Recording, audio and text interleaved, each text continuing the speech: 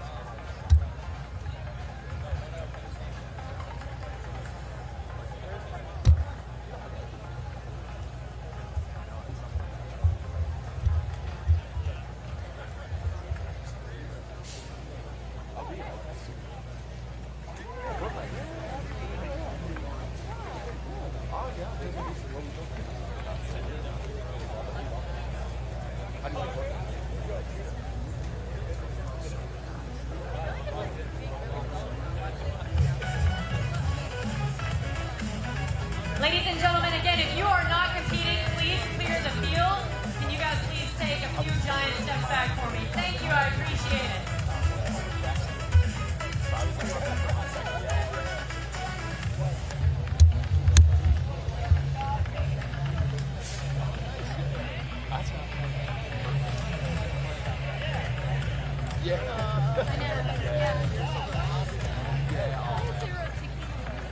and gentlemen, we will begin in 1 minute.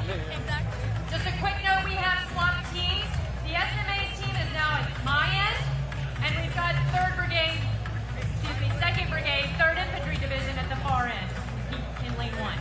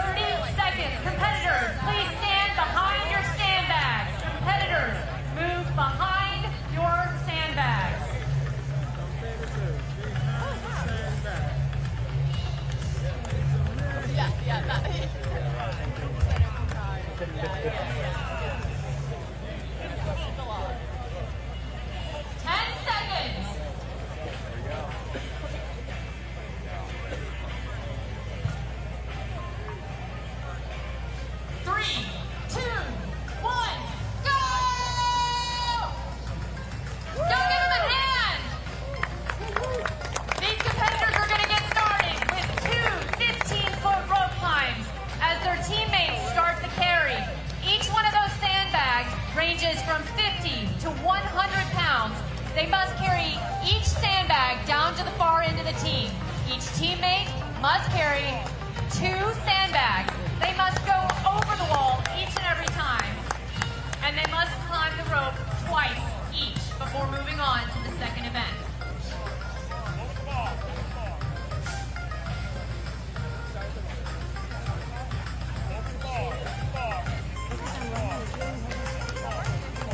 A reminder that these teams are our demonstration teams, and they've not been training like our regular Army teams have.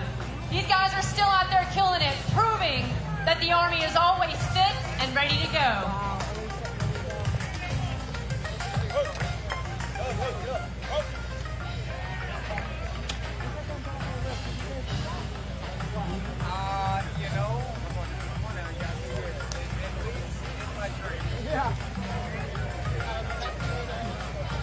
Bravo. One Bravo over there.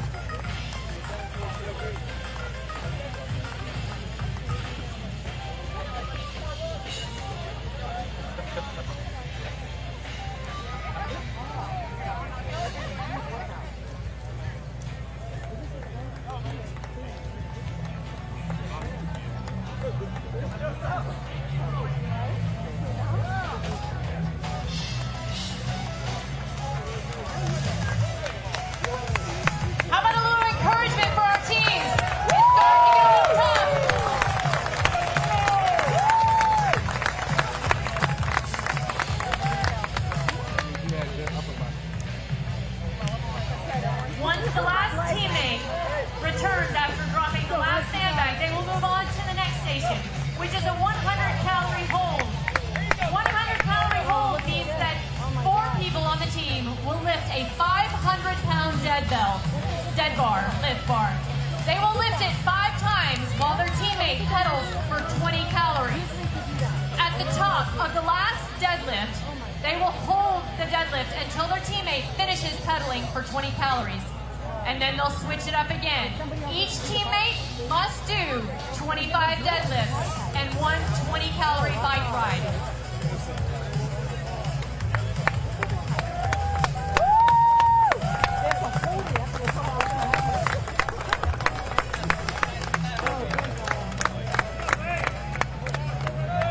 Our first 2 teams are in their hold as they wait for their teammates to finish pedaling.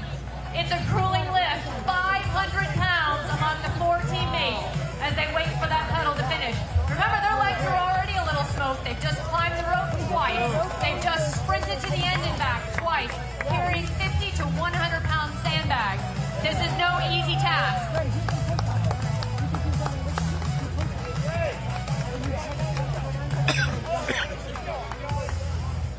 Make some noise, guys. They've just got 5 calories to go on this end.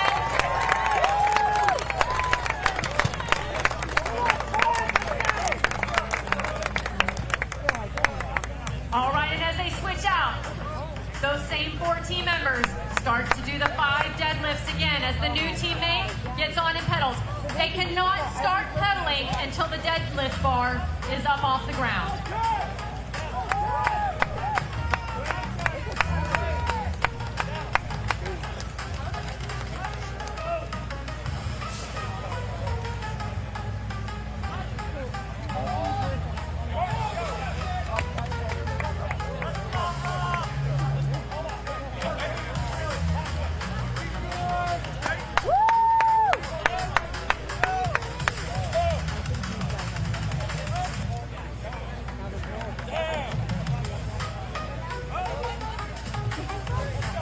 The last 5 calories are the most grueling, and then they have to get off and they have to start the deadlifts.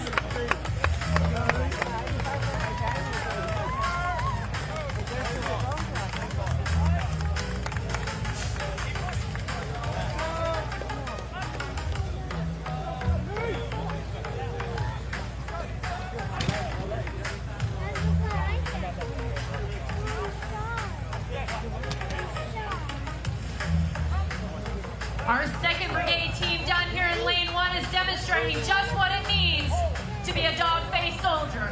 Not fancy, just tough. How many dog-faced soldiers do I have in the crowd? Let me hear it for third ID.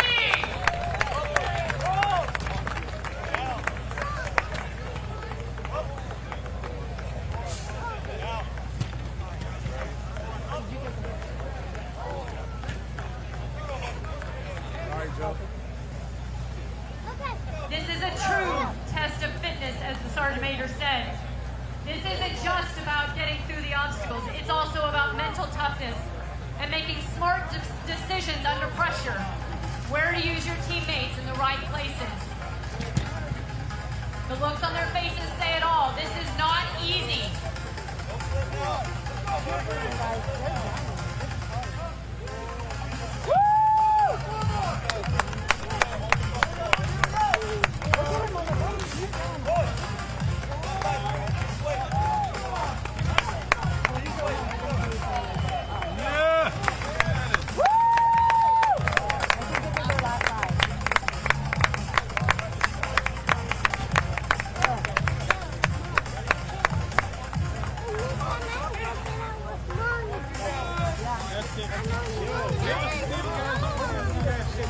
The placement of team members makes all the difference on that bar.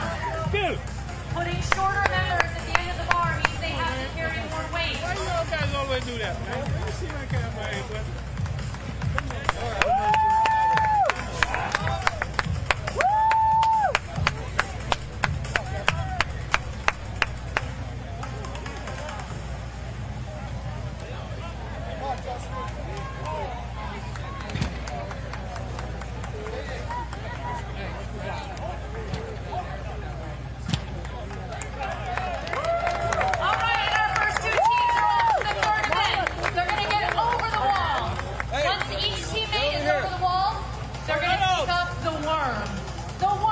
is made up of 340 pounds. 340 pounds made up of 100-pound sandbags and 70-pound sandbags. Those sandbags aren't leaked, which makes it a worm. It makes it difficult to pick up and maneuver as a team. But they must pick it up and put it over the other side as a unified team 10 times.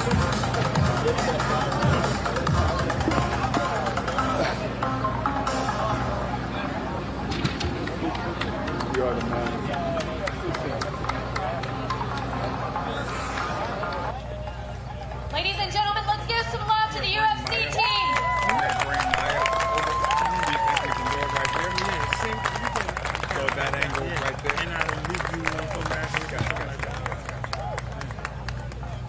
All right, and here they come. Onto the worm, as if those deadlifts weren't enough. As if the assault bike wasn't enough. They now have to get over the wall and start lifting the worm. All right, we've got 5 on this side. The Sergeant Major's team has 5 lifts, 5 more to go.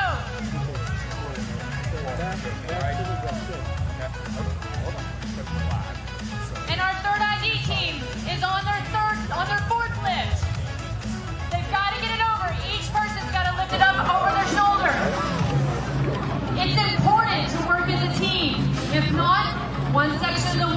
stop and they won't get it over.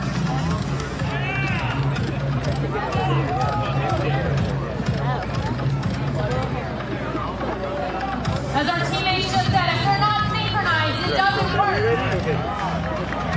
All right, we are checking out our fitness challenge as we celebrate 250 years of the U.S. Army. Joining me now to talk a little bit more about today's events and some of the future events, we've got Maya Johnson. Maya, take a step up. I'll be so much taller than you. There we go. Okay. Thank you. Maya, let's begin here with this event here today. Again, celebrating 250 years. What does this event mean to you personally? It is absolutely incredible. I'm an Army wife, an Army mom, and I'm from Bosnia. This Army meant the world to me, saved my life in so many ways. So to serve this Army my entire career and to be privileged to be here today is an honor that I can't describe. So this is an outstanding day for everyone.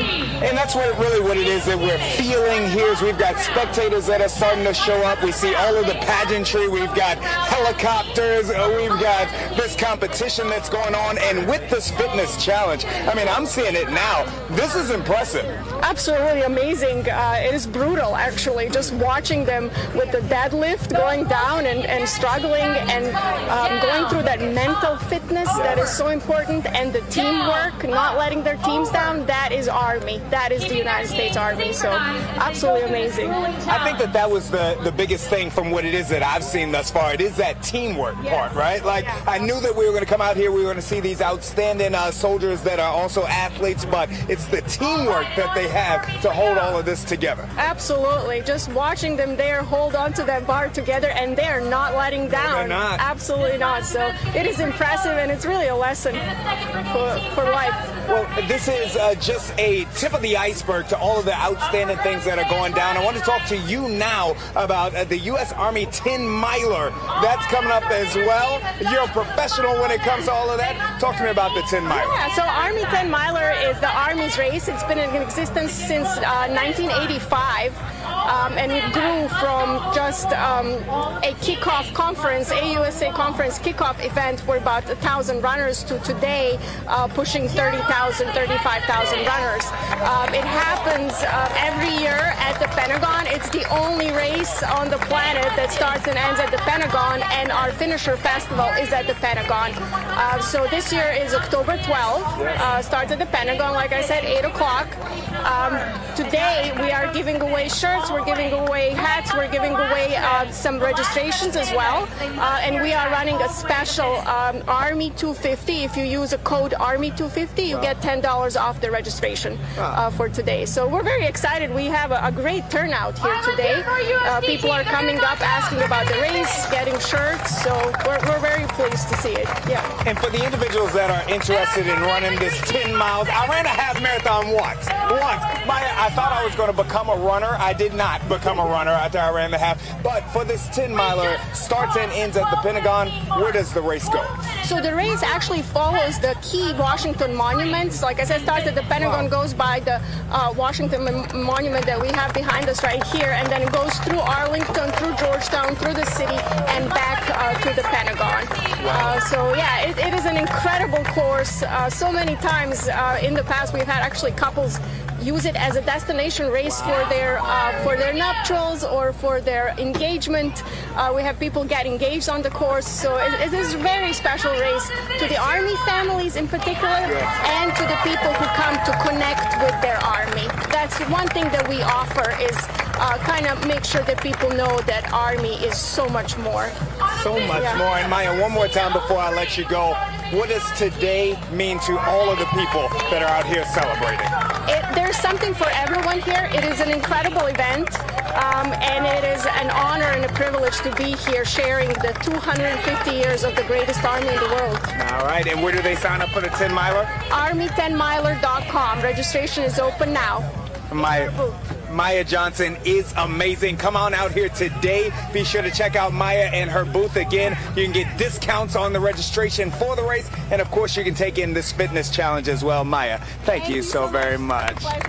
So much going down for everybody here today. This day celebrates so much more than just the parade. And right now, for the next 2 hours, we'll be on this fitness challenge, which is absolutely phenomenal.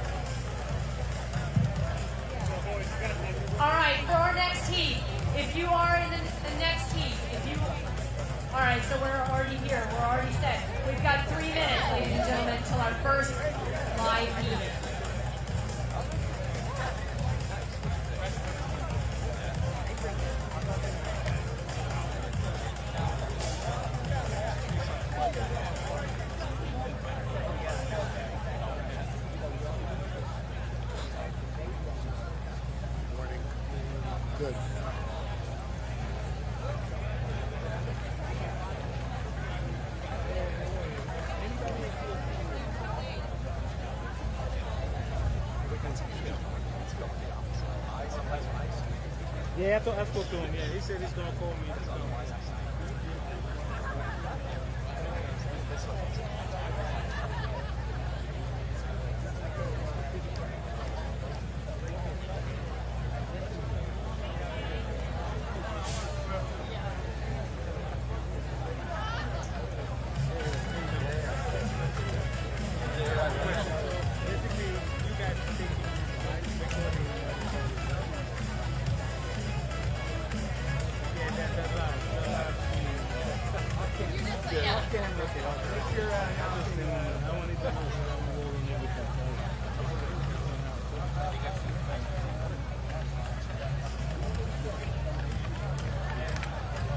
As we're getting close to the 2-minute mark, I'll go ahead and go over our next heat.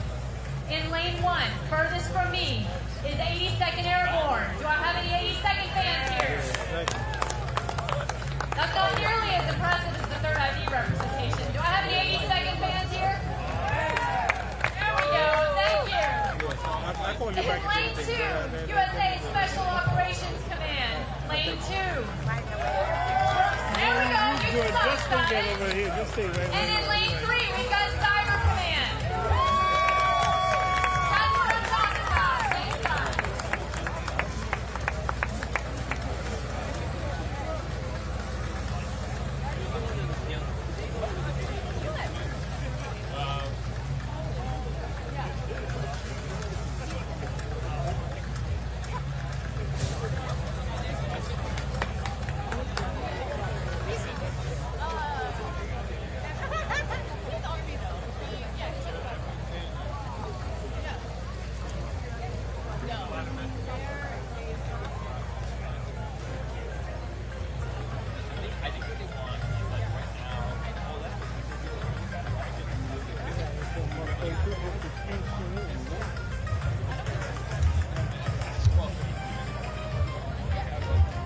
All right, ladies and gentlemen, this is your 1-minute warning. 1 minute until our first real heat.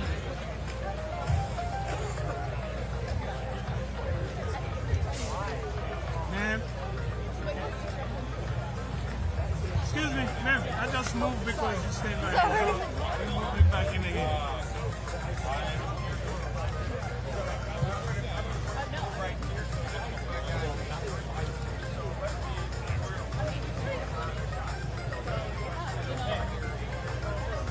And 30 seconds. Competitors, make sure you're behind your sandbags. We will start in 30 seconds.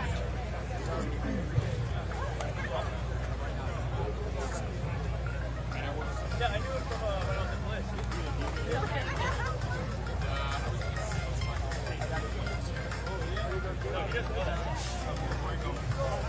10 seconds. 10 seconds until we start.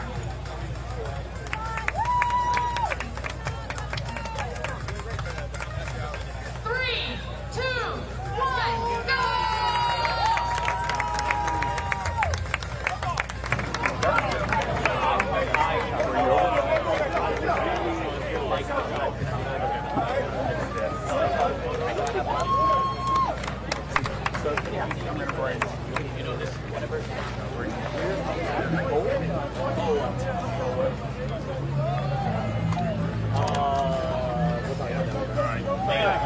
You ready? Step back a little. Yeah, right. Here we are at the Fitness Challenge again. We are celebrating 250 years of the U.S. Army today. You see the action, some of the best teamwork, some of the best individual strength that you are going to see anywhere right here on the National Mall. And now, bringing in our first winners. Come on over here, fellas. Come on over here. John, come on. Justin, Tyler, right on in here. Now, fellas, we just saw you all streaming nationally. Everybody just saw these feats of strength and teamwork that you all use. Talk to me about this competition. This is an awesome event. I know, thank you to everyone who put this in. It was definitely a workout. We got our workout in for the day, but it was a great team event, and I'm proud of our guys. To that point, Justin, this is what it was that I was telling the individuals that are watching us right now. I see the fitness that all of you all are in. I see the shape that you're in, but it's really the teamwork that was most impressive to me. Absolutely. Any big accomplishment has to rely on a team to support it, right? And so fortunately enough, we've got a bunch of good guys around us. Yeah. And regardless of this team was put together last minute, no matter who we really pick and pull from, we're confident they can do the job in a great fashion. So fortunate to have these guys left and right, and proud of the effort they put forward today.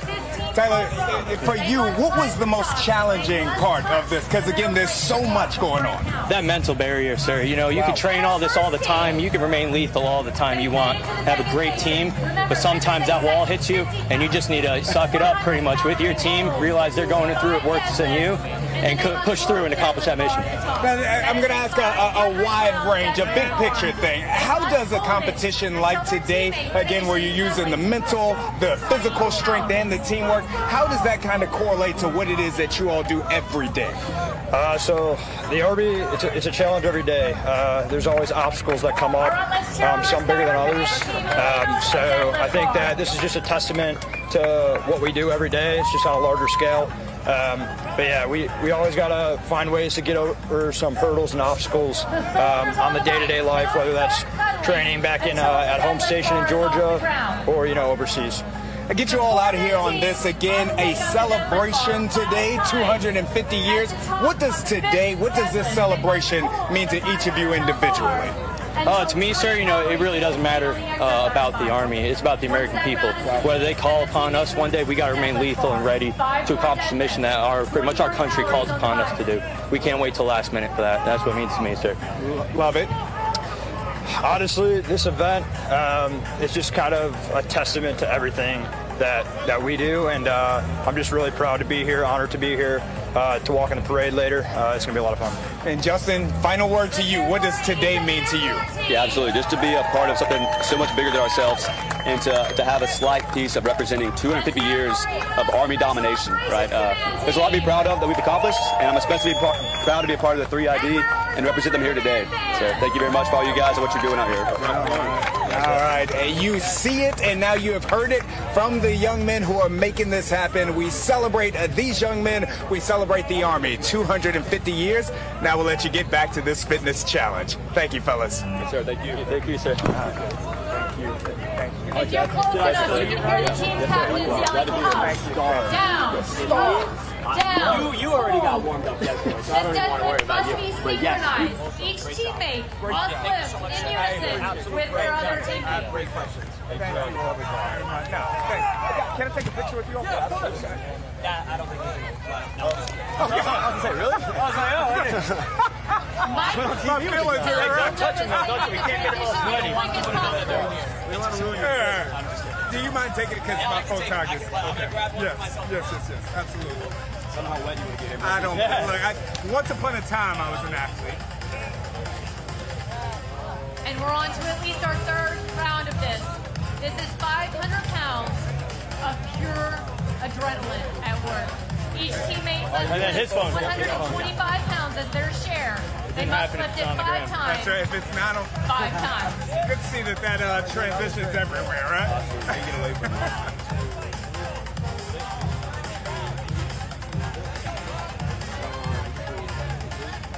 Make sure I didn't look like Casper in any of these Ladies photos. and gentlemen, this is only the second event. You're just joining us. Thank you all. They've already done 2 rope climbs each. They've already carried 50 to 100 pound sandbags to the finish line and back twice each. This is only the second event. This 500 pound deadlift and a 20 calorie exercise bike ride before they move on to the third event. As you can imagine, they're all sweaty and their grip is getting sweaty and slick. It's hard to hold that bar.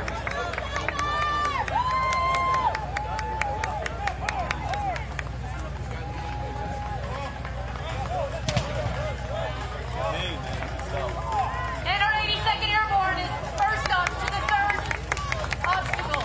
They're over the wall and they're headed to the worm.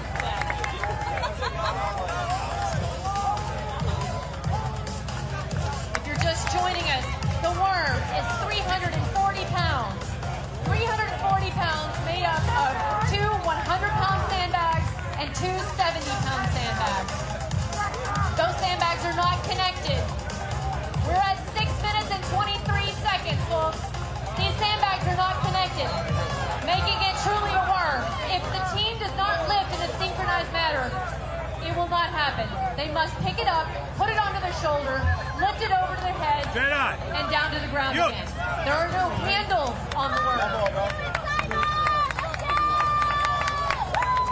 You can hear team captains yelling up, over, down, up, over, down to synchronize their team to ensure they lift as one continuous fluid motion.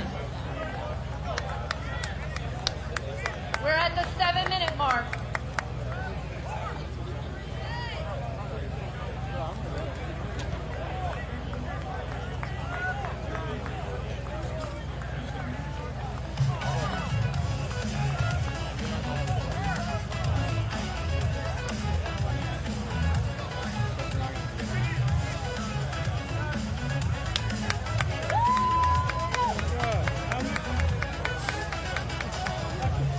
All right, 82nd Airborne just has 3 more lifts to go. Let's hear it. 3 more lifts to go. Come on, this is grueling. Make sure we give a shout out to our Cyber Command team. Let them know they've got it. They've got it. You can do it. This is a true testament, not just of physical fitness, but also of mental toughness. You've got to grit it out.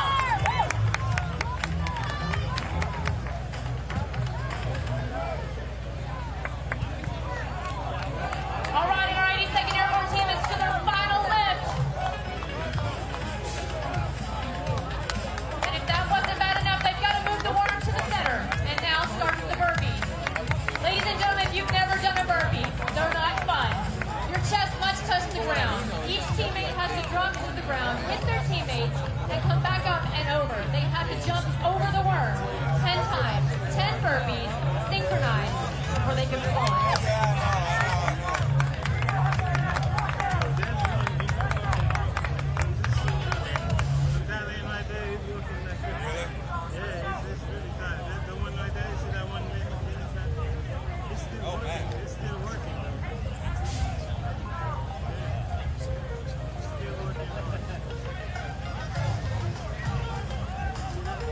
We are just past the 9-minute mark.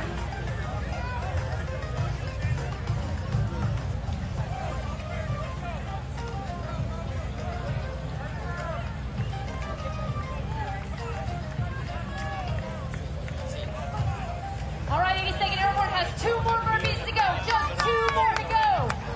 They've got to go up together, over together, and again, down together, all the way to the ground. They can't come up until the last teammate is down. They can't go over. And here we go. They're on to the final finish. They must get all of their objects back. Oh, and then a surprise. Here comes the USASOC team. This is going to be neck and neck, folks. Make sure you're cheering for your team. Who do you want to win? Do you want USASOC? Do you want 82nd Airborne? Let me hear you.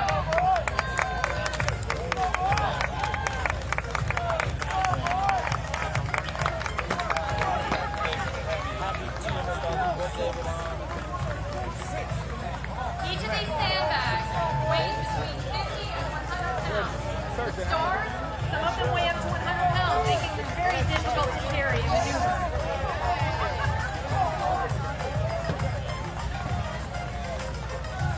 And just when you get one sandbag to the finish, that's not enough. You got to go back for the second one. And you have to go over the wall 2 more times. Let's hear it. You got to cheer it. You got to go over the deadlift bar.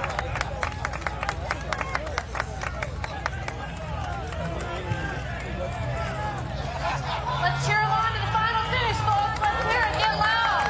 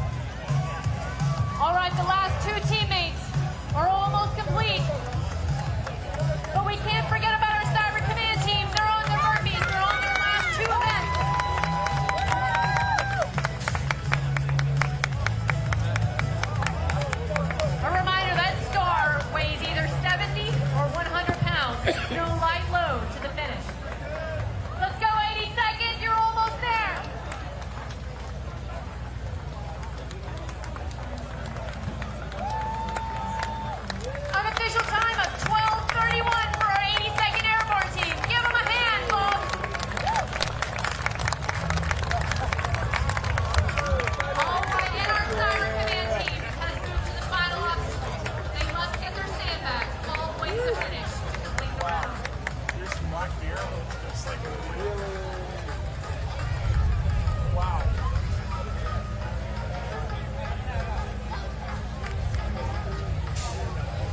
There's the first sandbag to the finish line, and he returns back to get one more back.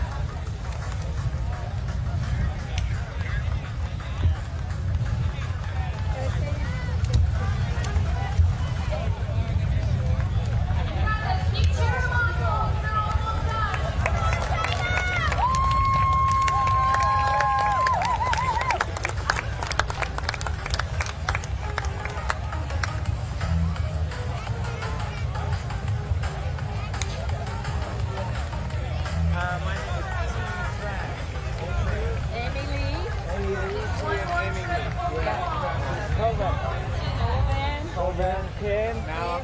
Now I'm going to have you all introduce yourselves on camera. Yeah. I cannot remember 5 names.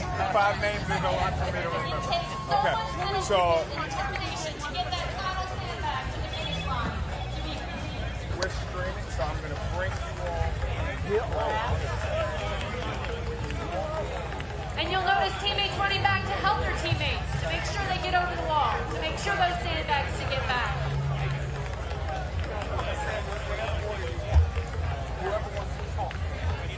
I have a feeling. Well, because depends on how you act.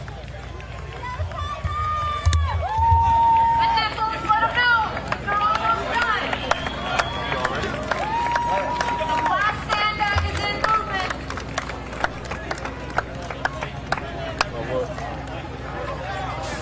We're coming up on 15 minutes. All the way to the end, gentlemen. All the way to the end. You've got this. Pain is temporary. Glory is forever. That's right.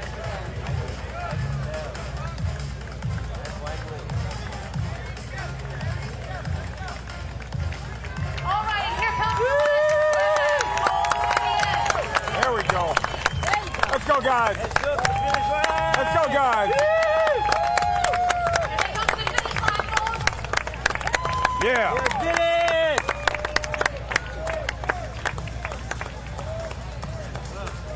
With an unofficial time of 15:22.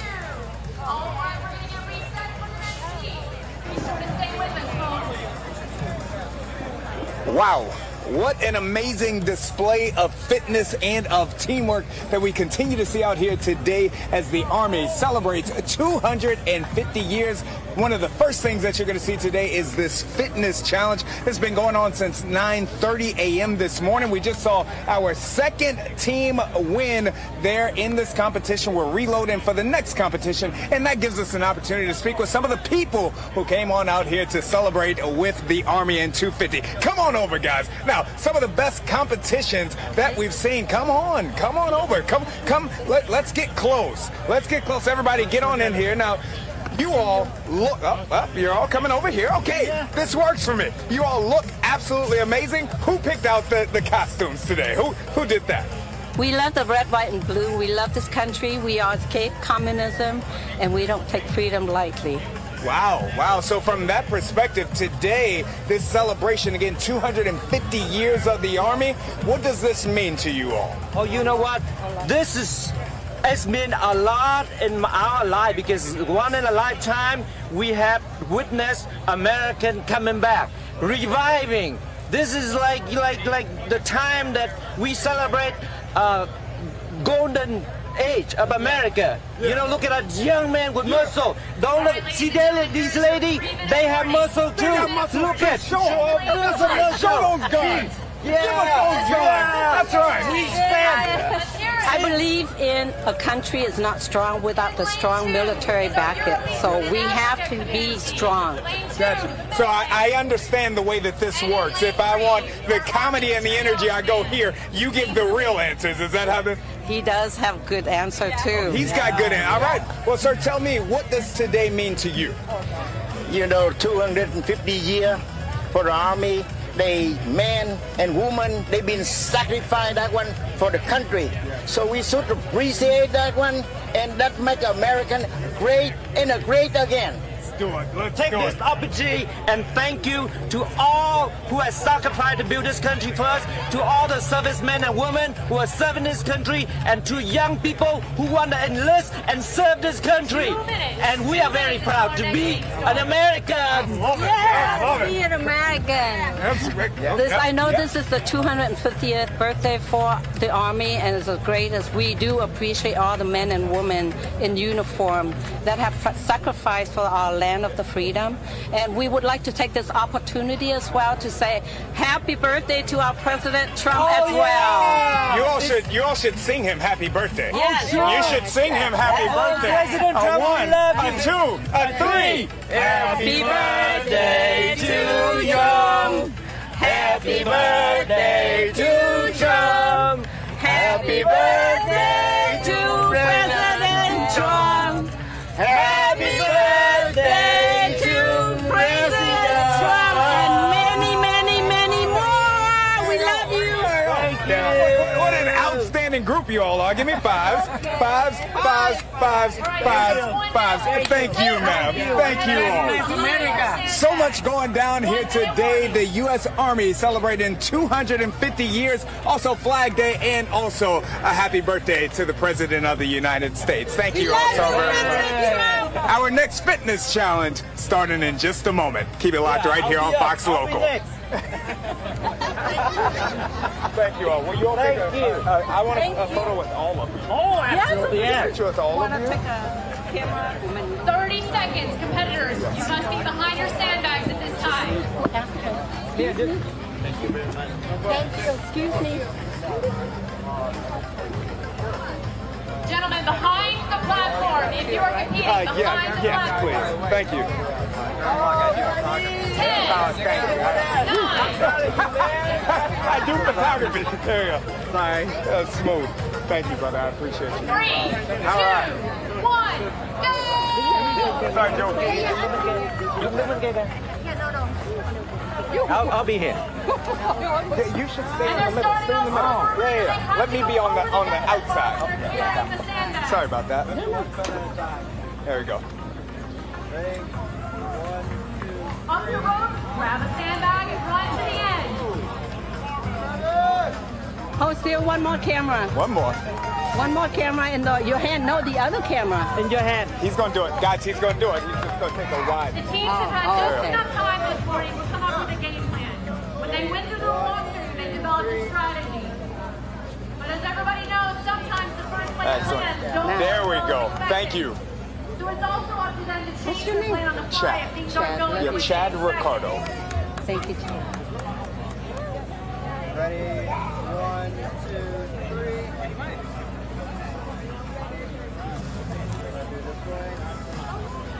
You are professional. Yes. Ready? 1, 2, 3. All right, most of the sandbags are down at the finish line. Are you Gotta go for Thank you all so much. Yes, you awesome. Thank you so much. Thank you all. And Thank you all. cameraman, say Joseph. Yeah. Joseph, you're awesome, Joseph. Thank you all so very You much. know, so far we Second station. have no problem with the No, we do pretty good. Thank you so very much. I appreciate you. Thank you. And thank you all. You all were great. Thank you. Thank you so much. Thank you. I love you. When you walked in before you introduced us, hey, you are so amazing.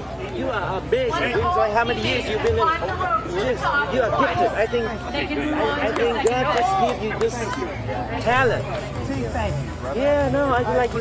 You just naturally just keep talking and No, you all were great. and you interact with strangers so smoothly. I love strangers. I actually love strangers more than I love people that I know every day. So, yeah. Because you're delivering the real, actual news.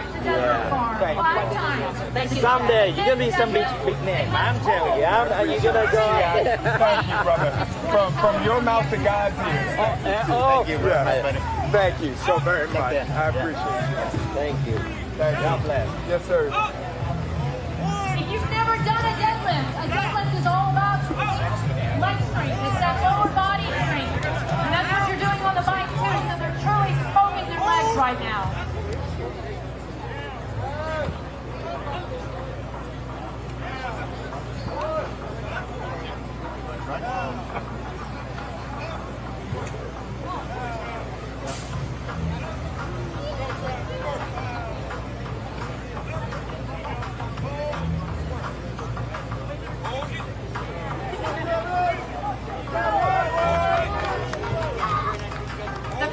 5 deadlifts are not so bad. You get the 5th one done, you hold it, and you think this isn't so bad.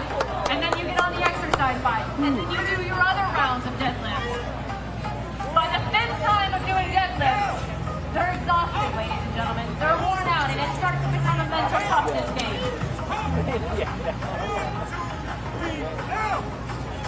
We need a strong man in the military. We need no wimpies.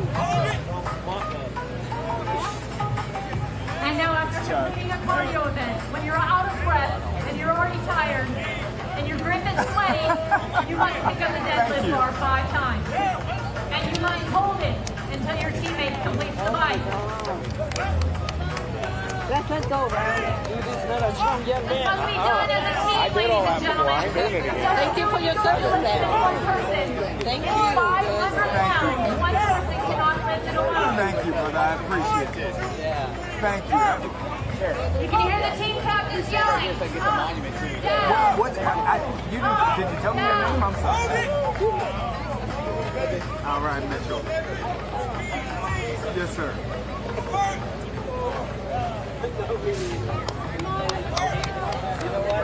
Yes, sir. Yes, Mitchell. Thank you for calling. Stand right there so you can see the man there. There's talk at the deadlift station as they frantically try to keep their grip straight so that they don't flip on the bar. Yes, sir. Down as a team. 5 times.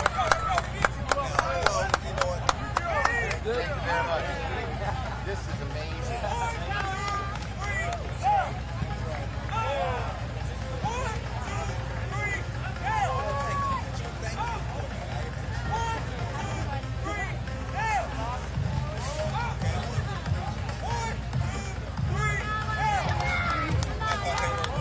We are just over 5 minutes, ladies and gentlemen. Just over 5 minutes, and they're on the second event.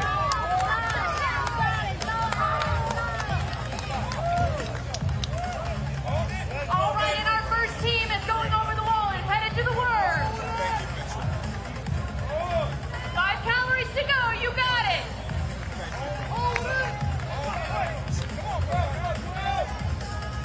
All right, our first team is at the worm, and a reminder, this worm weighs 340 pounds and is made up of sandbags that are not linked together. If you do not lift this as a synchronized team, it will not go well. There are no handles on the bag. They must grip it, pick it up onto their shoulders, lift it over their head as a unified team before it goes down to the ground again. They must do this 10 times. 10 times, 340 pounds. If they've already done 25 sets of 500-pound deadlifts, And my wife, this is not an easy video all the time. or simple task.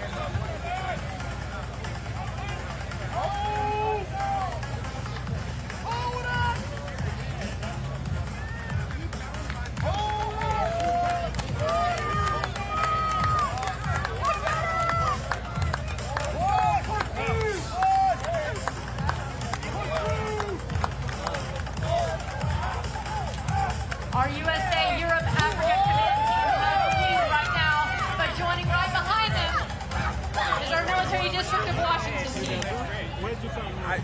And we are just over 7 minutes. A lot can change here. That's yours? All right, and our USAREF team is starting their burpees. Their chests have to all touch the ground. They have to go down as a team.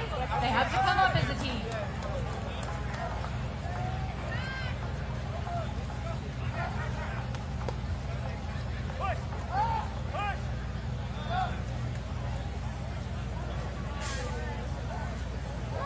We hear teammates yelling commands of 3, 2, 1, up.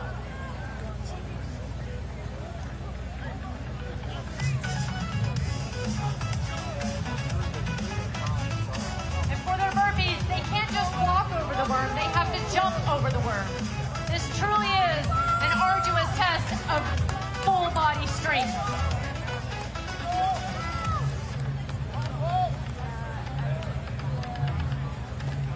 We are just over the 8-minute mark. All right, our USA Europe Africa Command team is headed back to the finish line with their sandbags. Oh, really? Wow.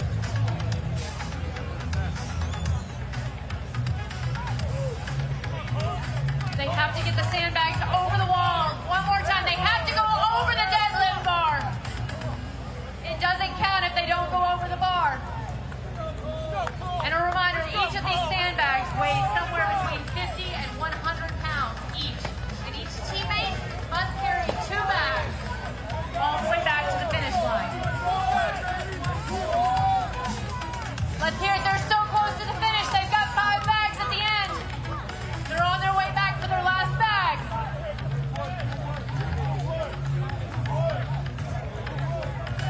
All right, we are just over the 9-minute mark. It's like the army in the mouth, man. Yo.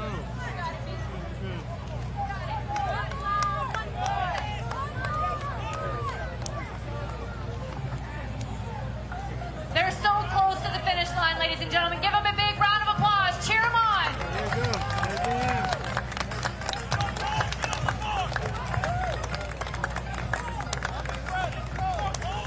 Done.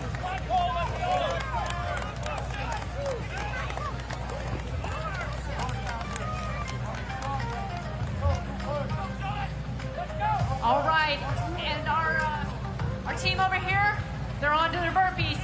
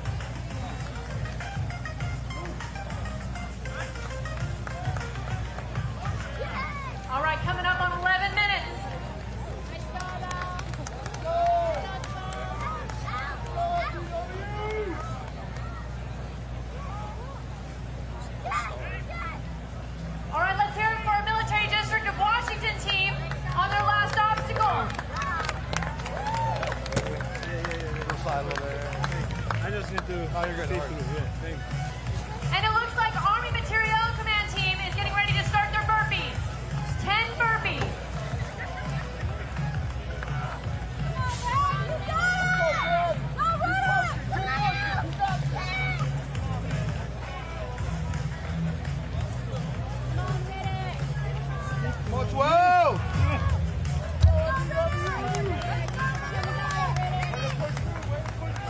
Let's go, come on, 12. Looks like our Military District of Washington team is on their last set of bags. Cheer them on as they head to the finish.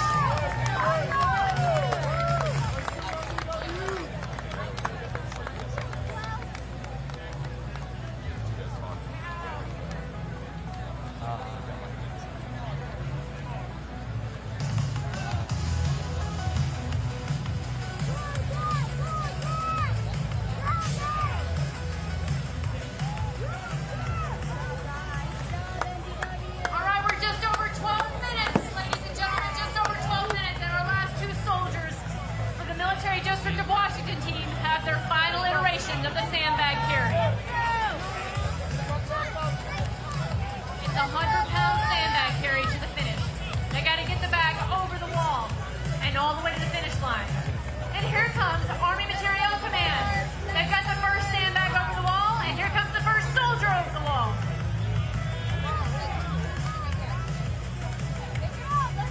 Come on, 12, let's go! This is a true test of physical and mental endurance, ladies and gentlemen. Come on, Travis!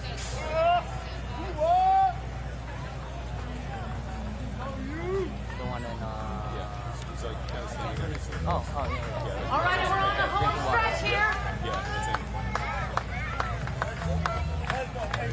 All the way to the finish. And round complete. Just one. An unofficial time of 13 minutes and 14 seconds.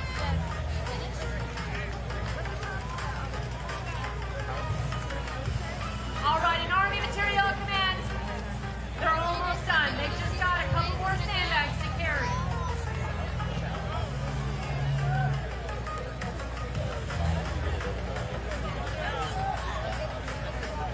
The coaches are calling out. Last trip. They've just got to get these last sandbags up and over the wall and to the finish line to be complete.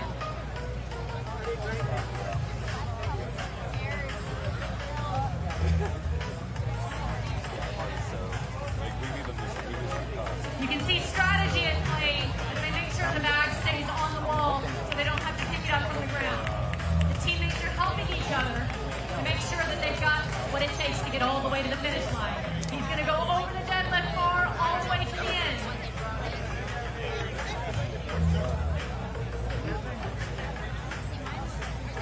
A reminder that he's carrying a 100-pound sandbag all the way to the finish line.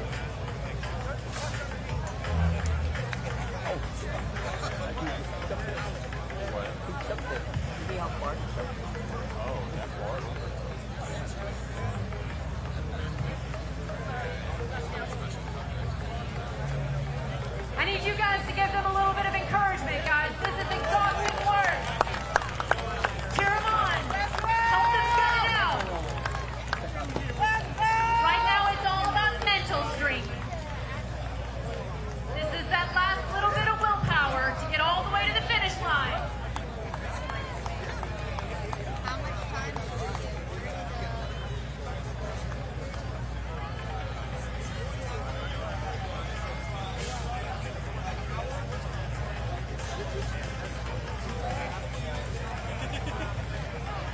And there's just one sandbag left to go. That star does not make it easy to carry. There are no handles. You have to lift it up and over the wall. And then you yourself have to get up and over the wall. One last time, all the way to the finish line. Ladies and gentlemen, here we go. All the way to the finish line, cheering home over the dead bar.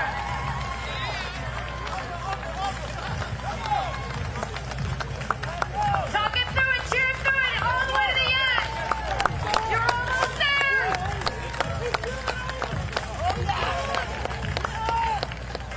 And they're complete. With an unofficial time of 16 minutes and 6 seconds.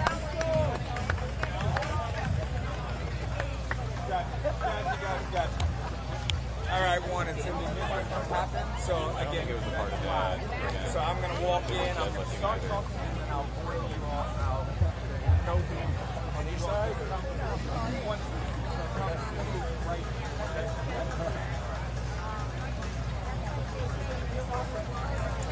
You can just stop talking. I'm gonna grab you here and go away. Okay. Watch out, Joe. Joe, I'm about to turn this way. Take it. There you go. And then 3, 2. Favorite page, sorry, social media expert.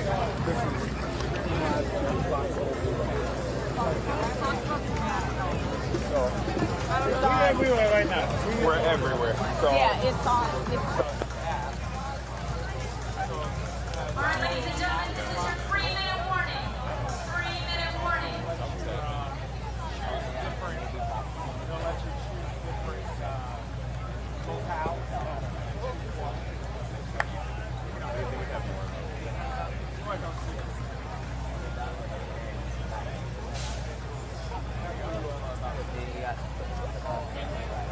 But don't let that just us. One and Cindy. Like 100 calories. All right, as we get ready for our next heat, In lane 1, furthest from me. And all of the excitement continues. 250 years of the U.S. Army. I'm Chad Ricardo. I got to tell you what, just from my own personal opinion, this has truly been a treat thus far to, number one, see all of these service members, our U.S. Army doing these fitness challenges here today. Just absolutely phenomenal what they do, whether it's the rope climb there or whether it is the teamwork that they use here or giving over that bar, the carrying, just all of the physicality, all of the teamwork. It is special. We're seeing a ton of individuals who have traveled here into Washington, D.C. to be able to partake in what today means so much more than just a parade. Today is a celebration of 250 years of the U.S. Army. And now joining me here, we're going to bring in a couple of more individuals who have come out to take in the festivities. We've got Juan and Cindy here. Juan, do that again. Right here, Army birthday. This will defend. That's what I'm talking about. This will. Amazing. Did you see that, Cindy? He just went right into it right there. Hey, it's what he does. That's what I'm talking about. Now, for you all, we'll begin just with today. What does today mean to you all? So the Army's been my life. I was born into it. I work for the Army. I've been an Army civilian for 39 years. So for me, this is me. This is what it is. So this is where I need to be today. And Juan, you were telling me how special today is to you as well. Today is a very great special day. Army birthday, 250 years old. Like Cindy, the Army is my life. Army brat. 20 years in the Army as an armored crewman, 5 combat deployments, now 18 years as an Army civilian. This is the greatest day of my life. Well, to that point, right? Is that why you all said, I can't just watch this on TV, I have to come out here, Yes. I have to be here in person? Yes, absolutely. Absolutely. It's not about just, seeing it. You have to be a part of it. I mean, it's history. And so you can't just ignore history. That's right. We're watching this fitness challenge, and one of the things that I've taken in is not only is it great, not only are these, as we kick up our next round right now, not only are these outstanding showings of individual strength, but it's the teamwork that they're showing out there, the teamwork, and those are things that they show all the time. Absolutely. They are helping each other. They're getting it through. That's what the Army's about. It's one team, no matter whether you're, active or guard or a reserve or a civilian. We are part of the same team and it's one Army.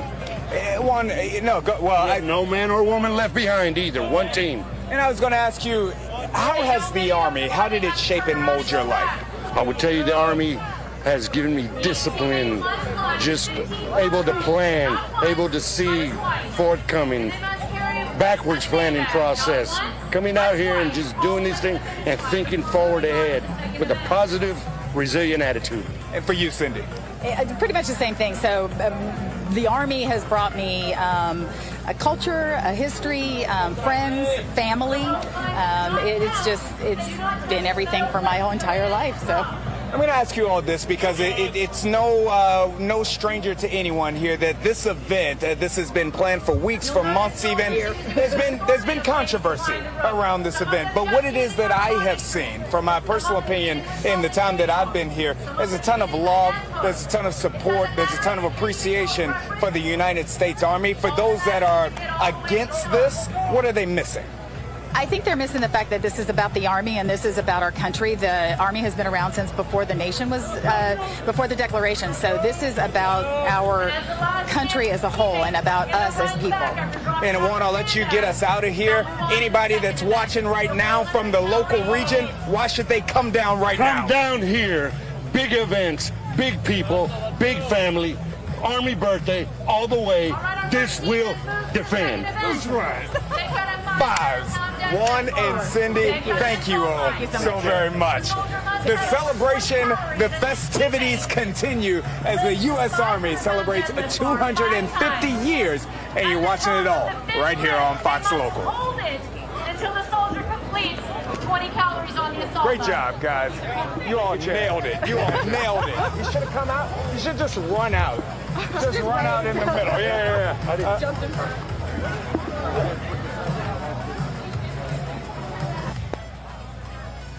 I know that this wall is so much easier for our taller soldiers, but getting over it when you're a little bit shorter is more difficult.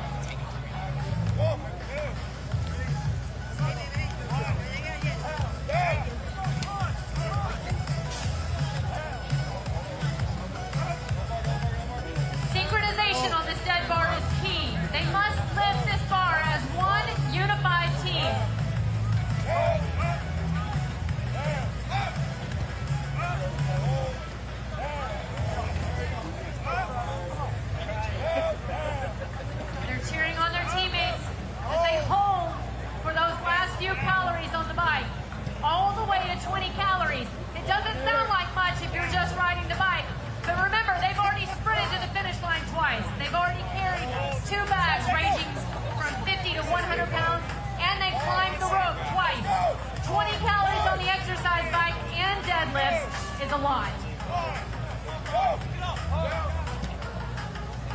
Keep pushing. Go. Your quads are smoking. Your core is smoking. Your upper body is worn out. This is a grueling test of the ultimate physical fitness.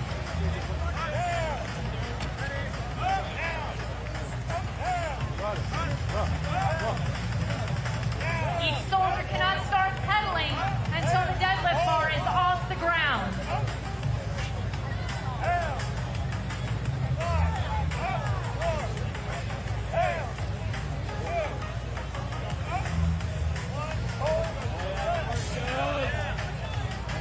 We're just over 4 minutes here on the second event. Ladies and gentlemen, make some noise.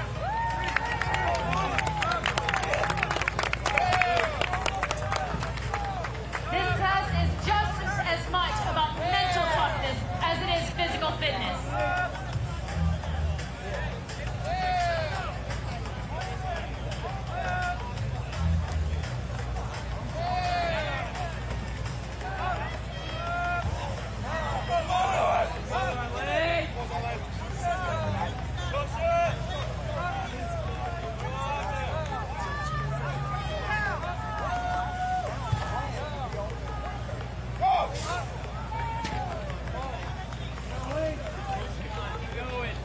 You can see them grab chalk to tighten their grip on the bar as it's slippery from lots of sweat. It's hot out here, folks.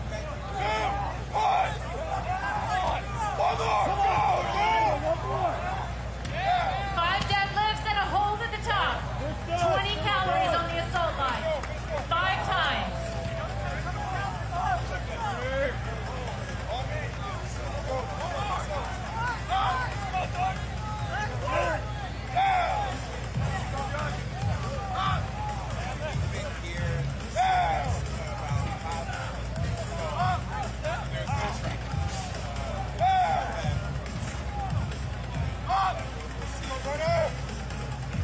There's strategy to the deadlift bar.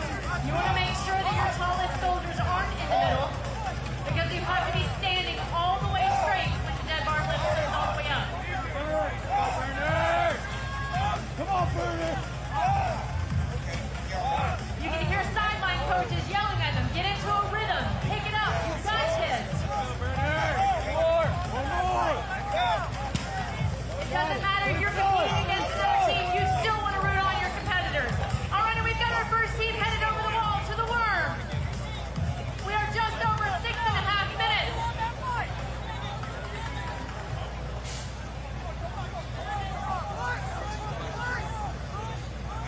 All right, they're on to the worm. A reminder, this worm weighs 340 pounds, made up of 2 100-pound sandbags, 2 70-pound sandbags, and they're not linked, making it a very flimsy obstacle. You must lift as a team. You must synchronize, and you must lift it 10 times. 10 times from the ground, over your head, and down to the ground again.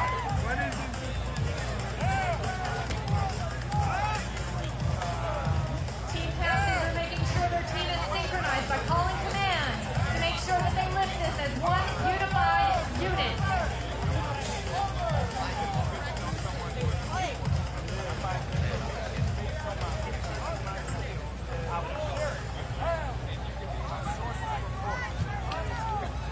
This grueling event demonstrates that our Army soldiers truly are among the most fit individuals on this planet, ready to defend and do our nation's cause.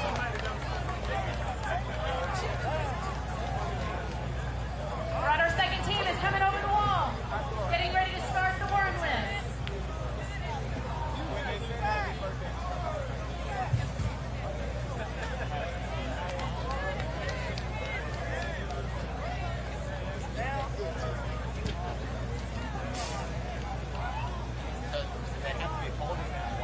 All right, and they're getting their strategy ready as they prepare to lift the worm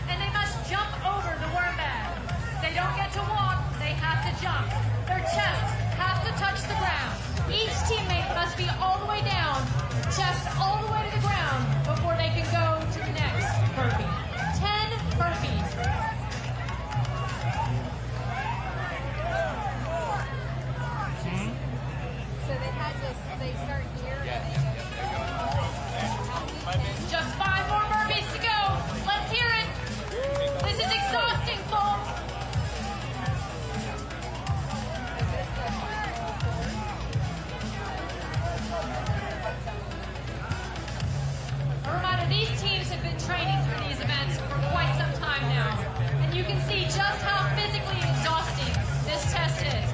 It truly is the ultimate test of Army physical fitness. We're coming up on 10 minutes, folks, and our first team is on to the final event. They've got 2 sandbags to carry back to the start. They must carry only 1 sandbag at a time. Each sandbag ranges between 50 and 100 pounds. Okay, let me get one of them things, They man. have to get the sandbag up over the wall. They have to get over the wall, and they have to get it all the way to the finish line. That should be the main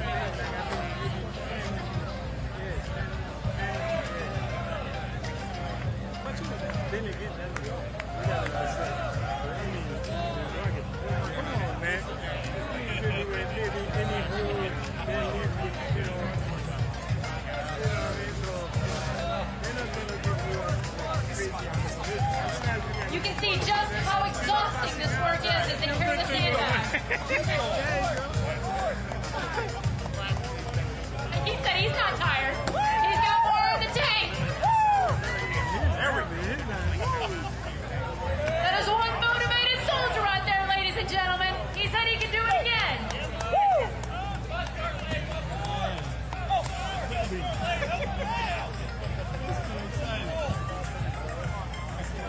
All right, and our middle team has just 2 lifts to go before they start their burpees.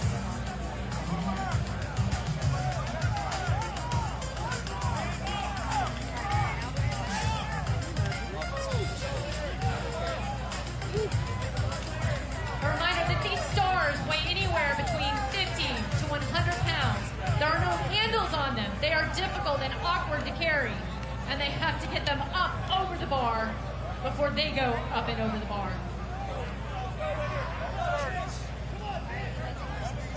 All the way to the finish line. Cheer them home, ladies and gentlemen.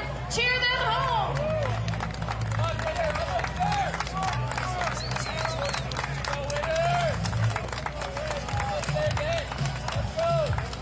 No teammate left behind. We're on our final sandbag carry. You got it. Cheer them on. Over the deadlift bar to the house. All the way to the end.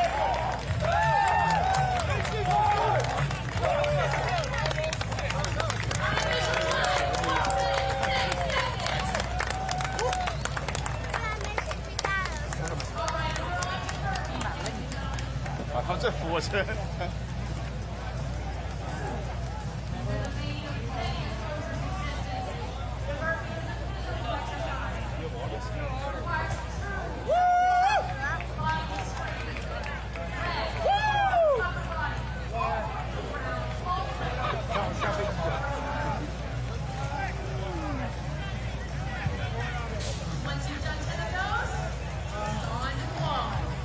That first sandbag, maybe that one's not so bad. All the way to the finish line, but then you got to come back for another. At this time, it is a very active scene still, as you've seen. The Brooklyn Park Police Department, along with other members, the Hennepin County Sheriff's Office, State Patrol, FBI, BC, and many others are actively engaged in a manhunt for the individual that we believe is responsible for this.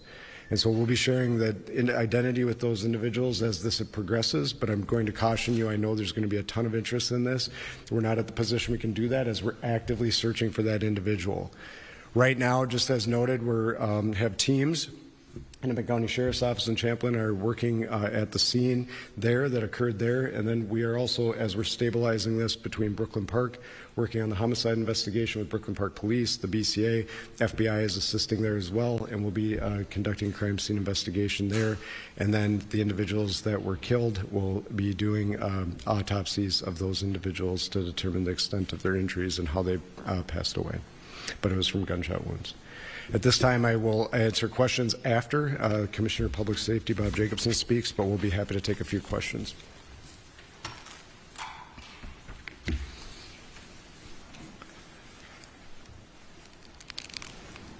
Thank you, Superintendent Evans. My name is Bob Jacobson. It's my honor to serve as the Commissioner of Public Safety for the state of Minnesota. This is a dark day today for Minnesota and for democracy. But we will not allow fear or violence to define who we are or how we move forward. We will stand together, and we will stand strong. Our hearts, of course, go out to the victims, their families, their colleagues at the Capitol, and to the communities that they serve with dedication and with integrity. These are public servants, leaders who committed their lives to improving the lives of others, and they were targeted in a violent and cowardly way. The suspect exploited the trust of our uniforms, that our uniforms are meant to represent. That betrayal is deeply disturbing to those of us who wear the badge with honor and responsibility. We want to reassure the public that there is increased security in place for elected officials and others who may be at risk.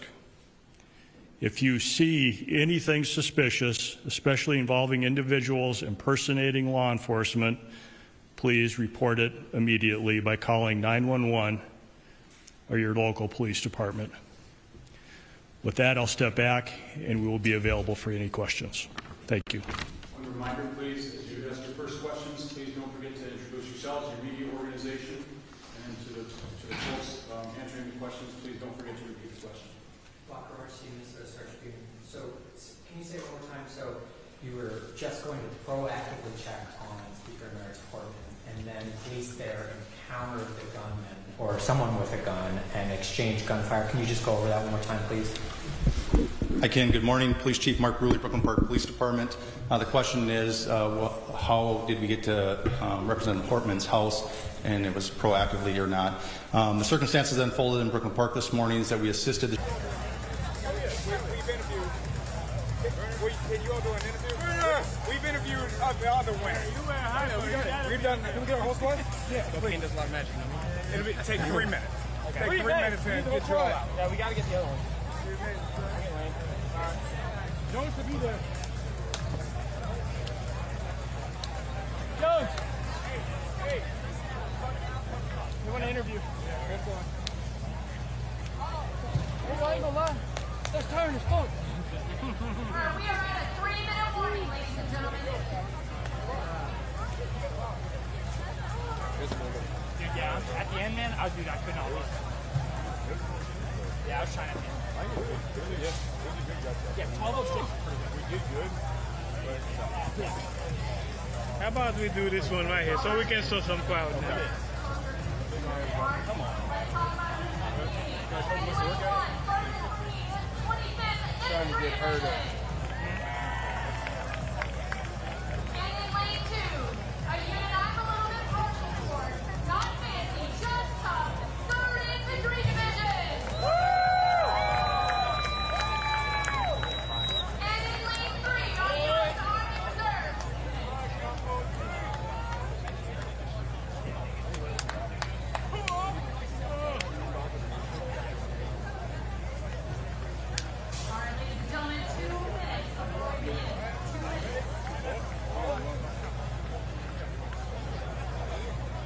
Trying to get her, the streaming producer. Oh yeah, dude, actually the wall is what made it dead. Right?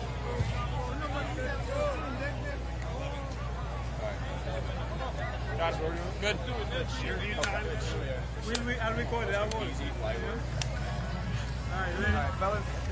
Ready? Box Thank you. Box five. Let's do it. Let's do it. Take a couple steps back for me so he can come in here. Right there. You all kind of huddle together and I'll come closer. So huddle there. There you go. All right. There you go. There you go. Here we go. Now, I'm here. We're talking about the U.S. Army celebrating 250 years. One of the most impressive feats is what these young men right here just did out there in the fitness challenge right here. Now, look, you all are quiet now. You all were yelling the whole time there. What was that like? It was exhausting, I'll be honest. I mean, but I wouldn't want to go through it with anyone else. I've been with these guys for over a year now. We train hard. We know each other's strengths and weaknesses. Yeah. And we proved that out here today that we are the strongest competitors in this competition. Wow, wow. And what I love the most about this, and I've said it time and time again already, I mean, you look at you all obviously in tremendous individual shape, but it's the teamwork that you all display out there that really makes it different. Absolutely. Yeah, this was a fantastic gut check. It was challenging, which is always necessary, but we did well. That's the best you can hope for. It's pushing your limits, but still doing well, still achieving. It's primary goal of this team, obviously. We don't want to win any individual competition. We want to continue to improve and be better. Look forward to the next thing, 50-meter targets at a time. Amen. When we take a look at today, and again, all of the teamwork, all the individual strength, I've also heard from competitors that it's the mental toughness to be able to do this as well. I mean, it's 90 degrees out here. How does this kind of correspond and correlate to what it is that you all do daily? Yeah, so right here, what we're really doing is the gut check. It's a test of grit more than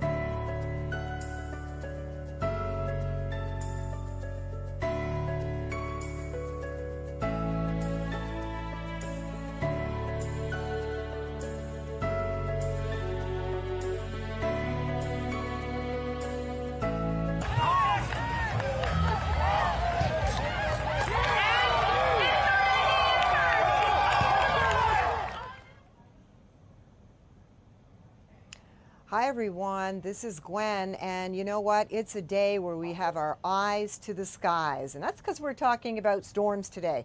I know there's lots happening. You're just watching our live stream down on the National Mall with Chad Ricardo and with the Army competition and that, but boy, today we've got storms in the forecast, and it looks like the timing is going to be just around when the parade starts. So let's get to the graphics and let me show you what's going on. We're going to time it out for you, show you our models, the whole kit and caboodle, as I say. So humidity, oh yeah, that unwanted house guest, not going anywhere today. It's going to be humid, it's going to be sticky, it's going to be uncomfortable, rain showers and storms. All right, that is what you need to know. So as we progress through all of this and we put it all together, we're going to have a look at just what you can anticipate. My iPad doesn't want to switch my maps for some reason. The one thing that I want you to know is the fact that we are going to end up seeing these storms just continue all day and all evening. And as a result of that, we're going to, could you just grab to weather and see if you grab it? There's another one of these down there, please. My iPad's just kind of stuck. We're going to get to it, don't worry. But let me tell you in the meantime, we have storms and thunderstorms today. So definitely you want to be vigilant and have your eyes to the skies. Now, the other thing I want to tell you while we're waiting for me to be able to get to our maps here is the fact that, you know, there are certain rules and regulations in place down at the National Mall as to the type of umbrella you can bring. And you want to go to fox5dc.com and take a look at that and find out what that is. Pretty sure it's the ones without the metal edges. You need the ones with the plastic or whatever, but make sure you look and check, because we don't want you to get down there and then next thing you know, you're not able to even, you know, bring your umbrella with you. So that's the last thing in the world that you want happening, because down there it is going to be really, you know, quite stormy and not good. And you don't want to be down there without an umbrella, right? So we're talking about the storms and we're talking about the thunderstorms that are going to be there today. And some of those storms have the potential to be strong. The good thing is, however, is that, you know, we don't have anything severe, but still storms, all right? So humid with rain, storms, and we have some flood concerns today. So we do have a flash flood watch in effect. Cooler and still unsettled for Father's Day. Yeah, unfortunately not the greatest for dads outside. You're going to have to keep your eyes to the skies then too, because we have some periods of rain and storms. Maybe not as bad as today, but still it's going to be there. And the heat returns late week. We're going to head to the 90s for daytime highs. And then guess what? By Friday, first official day of summer. Yeah. Oh, so here we are this hour. Look at the clouds outside, 78 degrees. The other thing is there's been a couple of little peaks of sunshine here and there. I don't want to see the peaks of sunshine, even though you might, only because it's going to heat up the atmosphere and help with the instability when the storms come through, and that's what we don't want. So here's a look at the system. It's a stalled frontal system. It just doesn't want to move enough for us. And it is the trigger for these storms. And so it's been hanging around the last couple of days when we've had thunderstorms and plenty of rainfall. And so that's the story right now. And here's a look at satellite radar. You can see we've got some rain showers moving across West Virginia Panhandle, heading toward Mason-Dixon, Hagerstown, kind of in the line of all of that. But at least we don't have anything in here right now that looks like it's going to be acting up, except for the showers. And I have to tell you, the timing for the storms is only this afternoon. So here's Storm Tracker radar. No lightning popping up, no storms as yet. And we are anticipating, though, for that activity to only be in the afternoon hours. So we're just seeing some rain now. But it's a good time to prepare yourself accordingly. Here's the area under the flood watch. It starts at 2 o'clock this afternoon, and it's through this evening, all right? And that's when we're going to see the most action. So the potential is there for 1 to 3 inches of rainfall in a very short period of time.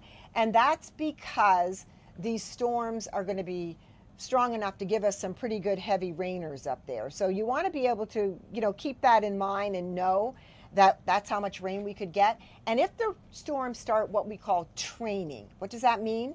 It means staying over one area for a prolonged period of time. Then we could see even up to 5 inches within a few hours. So take this seriously. You know, we always say, turn around, don't drown. You can never really estimate the depth of water when it's raining like that. So don't try to go into any flooded streets or areas, because we don't want to have to be doing a story about you being rescued, right? So here's Futurecast. I'm going to show you a couple of the models. Fox model is a lot more aggressive than Futurecast, but this is Futurecast. So as we progress this, here we are by about 3 this afternoon.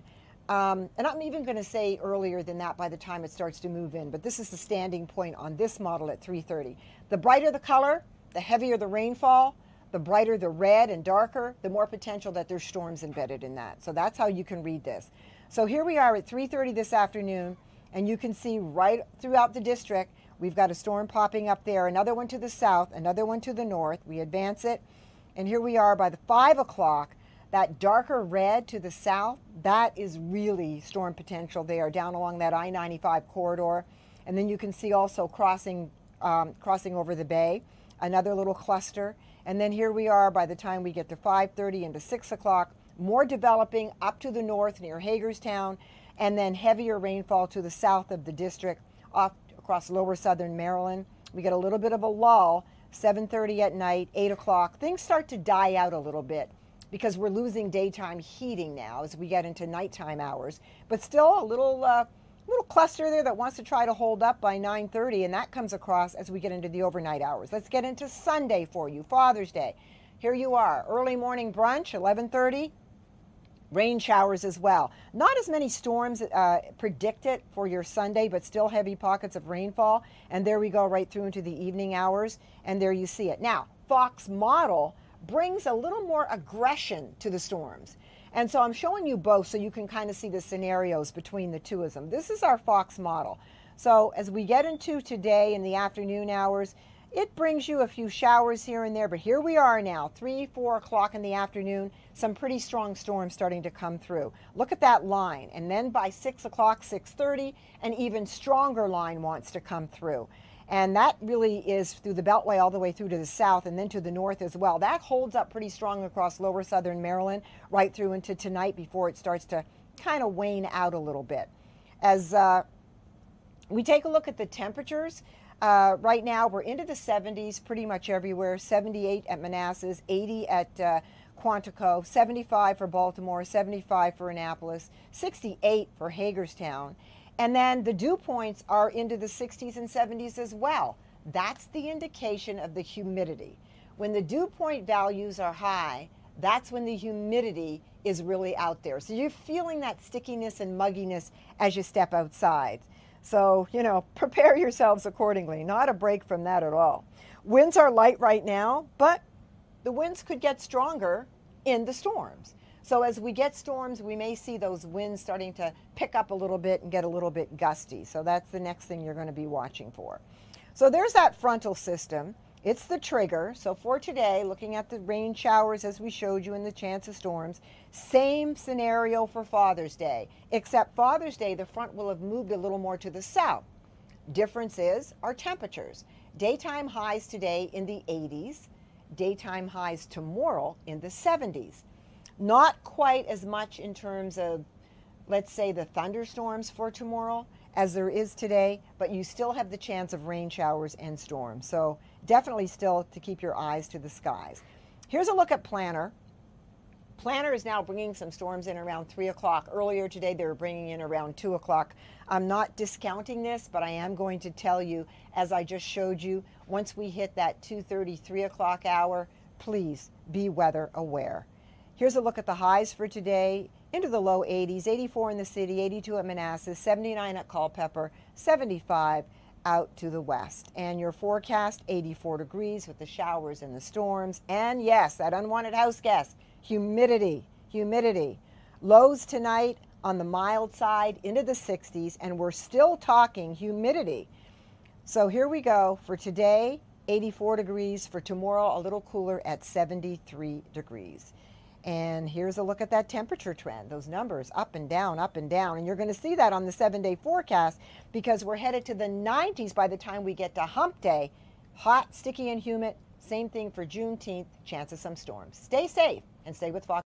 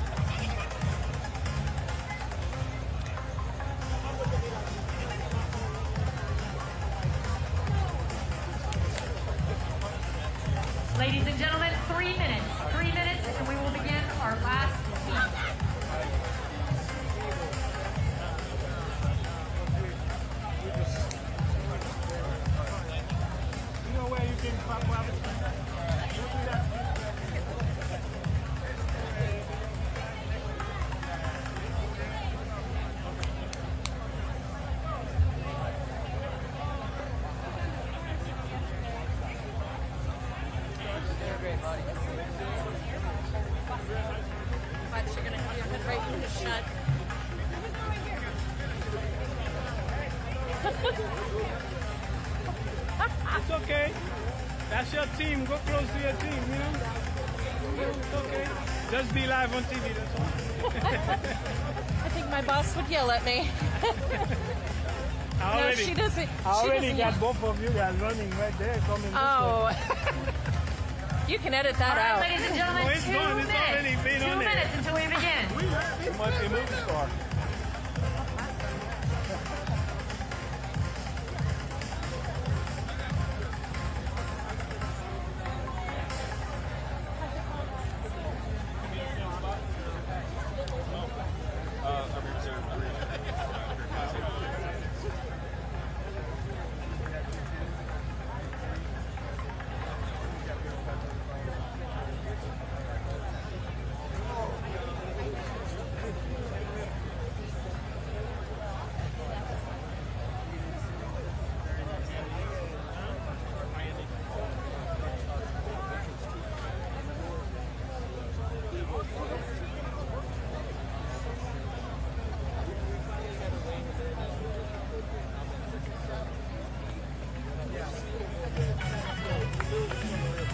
All right, 1 minute. 1 minute until our final heat of the day.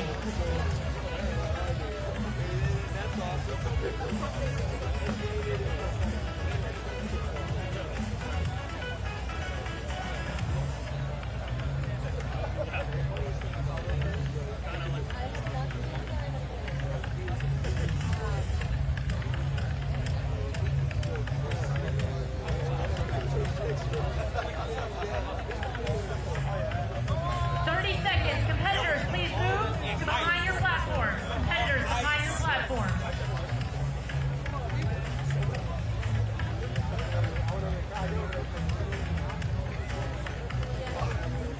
She was over there on 10 seconds.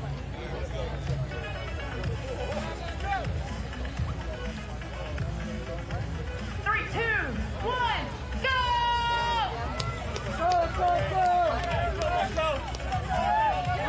They must run over the barbells, ladies and gentlemen. This first round of sandbags is relatively easy. They're sprinting to the finish line, they're vaulting over the wall, and they're barreling up the rope. They're starting off strong, but this is only the first event in what is the ultimate physical fitness test for the Army to determine who in the Army is the fittest soldier. To my far, in the first lane, is the Medical Center of Excellence. I've got some Medical Center of Excellence fans. In the middle lane, 101st Airborne Division. All right, I got some Airborne fans. Get closest to me. It's the Army National Guard Endurance Team.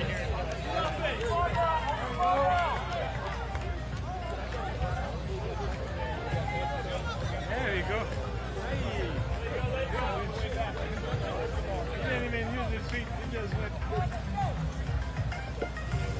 All right, and it looks like our first two teams are on their last rounds of getting the sandbags to the finish line.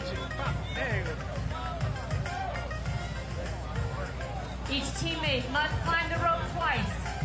Each teammate must carry 2 sandbags. Those sandbags range in weights between 50 and 100 pounds. Once all teammates have climbed the rope twice, once all teammates have gotten their sandbags to the finish line, then they can move on to the second event. All right, it looks like it's going to be 101st on to the second round first. And right behind them is the Army National Guard.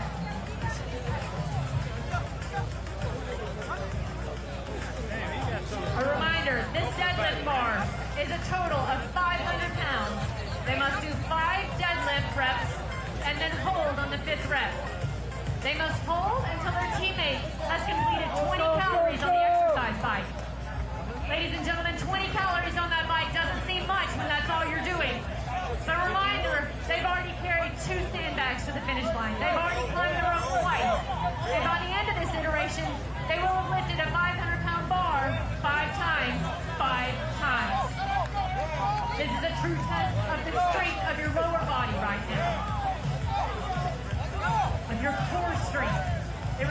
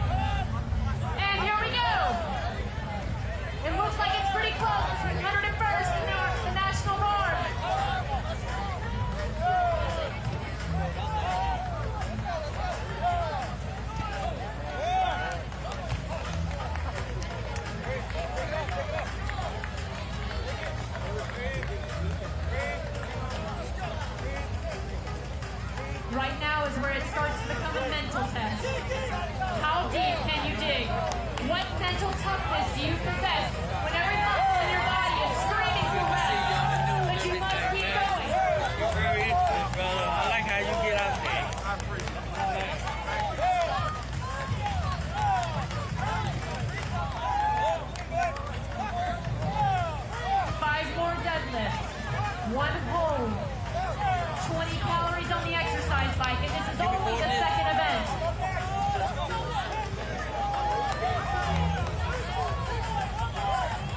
And it looks like it's pretty neck and neck. 101st and the National Guard. Who's going to come out on top?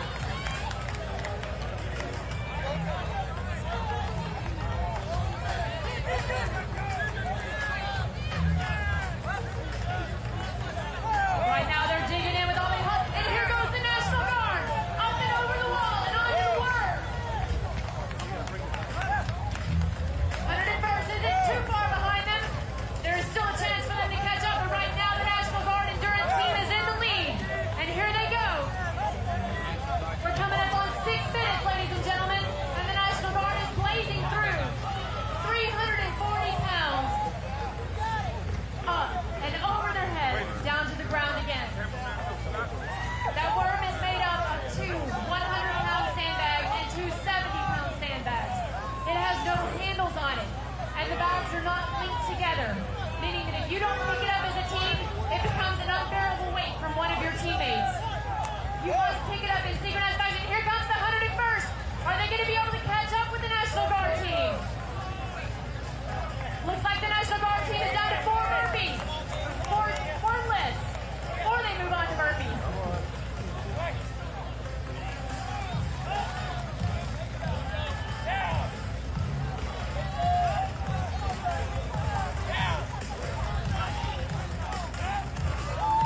One worm clean left for the National Guard. Here they go, on to the burpees. They must complete 10 burpees in unison. Chest all down to the ground, up together, over the worm, back down again, 10 times. 10 repetitions of burpees.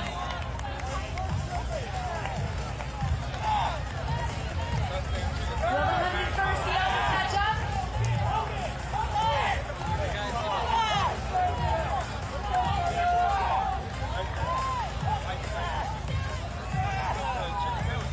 Once again, every muscle in their body is screaming for rest.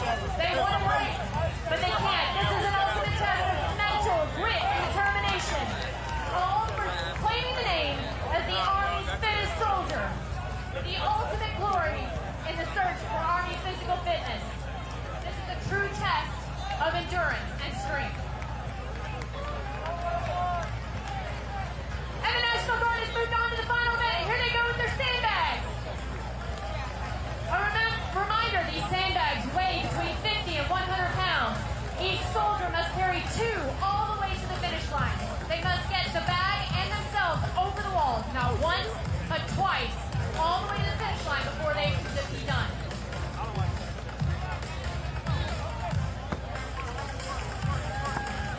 And here we go, the 101st has moved on to the burpees. One last strength event before they carry the bag to the finish line.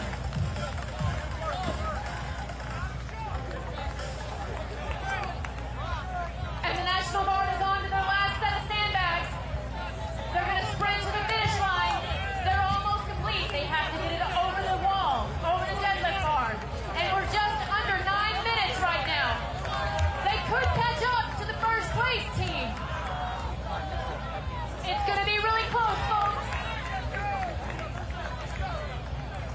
2 more bags to go. We just went over 9 minutes, ladies and gentlemen. It's going to be so close. Sprint it out, gut it out, all the way to the finish. Man. Excuse me, man.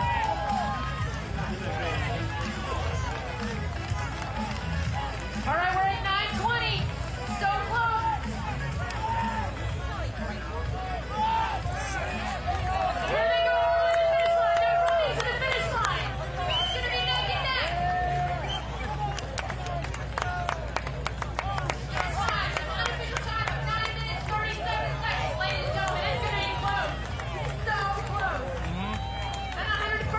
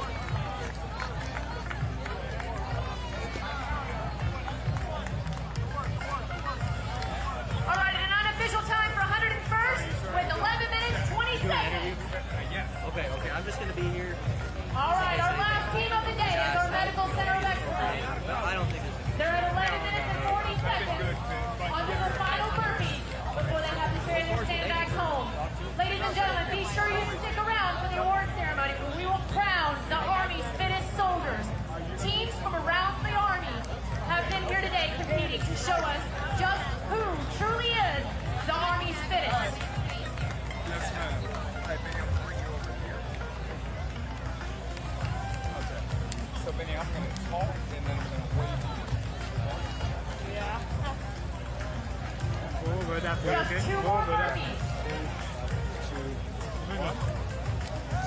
Celebrating 250 years, the U.S. Army's 250th birthday. That's a celebration that's going down all day long here on the National Mall in Washington, D.C. You've heard a ton about this. Of course, we've got the military parade coming up a little bit later on in the day, but that's not the only thing going down. We've got the fitness challenge that we're seeing right now, of what it a little after 12 takes to be not just the Army's fittest, but to be in the Army, to defend our nation, to be there mentally, physically, it's been a test of your mentality as well as your physical strength. But we're going to speak now to a young man who is watching his father compete. Vinny, come on in here. Get all the way to the finish line. And ladies and gentlemen, Vinny, that's what first of all, you traveled here. Where did you travel from? The Army's 250th birthday today. All the way from Georgia to Washington, D.C. What do you think of the city? How about that first? We are just over 13 minutes, and they're on the final home stretch. Wow. And now today, you're here not only in Washington, D.C. The monuments are always beautiful, but the National Mall has been transformed. We've got helicopters. We've got this challenge. We're celebrating the Army. What is your thoughts on today's event? You got it. I'm excited. I'm happy to be here. Excited to see all the soldiers involved here together. This is when every muscle in your body starts screaming at you to stop, to take a break, that I need some rest, give me a break. And you can't. You can hear the screams of determination. They are gritting it out. They are fighting all the way to the end. A true fitness test, a true mental People are not only watching, but they're loving it. They're celebrating. They're cheering for our soldiers that are out there. You've got a special interest in this. Your father competed as well. Yes, he did. They're exhausted. They're worn out. What is that like? Because you see your dad out there doing all of this, the teamwork. I can't imagine the pride that you had to do. Oh, yeah. Get out there. Up and over the wall. Pick up your sandbag. Carry it home. One more sandbag to go. Hanging out there with yourself. Swing. Man. Yeah, this is a crowd. You got it, man. Grit it out. You got this. This is temporary. The glory will last Push through, you can do it all. The teamwork that's being displayed as well. I'll get you out of here on this minute. Again, today we're celebrating 250 years of the U.S. Army. What does today mean to you? One last carry all the way to the finish line. Ladies and gentlemen, make some noise. This is the last carry of the day. The last demonstration of strength and mental toughness for today. A 100-pound sandbag, our lucky star, all the way to the end. Couldn't have said that better myself. Vinny, thank you for taking a moment with me here today. It's the last few moments of the fitness challenge. Again, we'll be streaming here with you on Fox Local, though, on through 2:30. Keep it locked right here. Enjoy the rest of the challenge.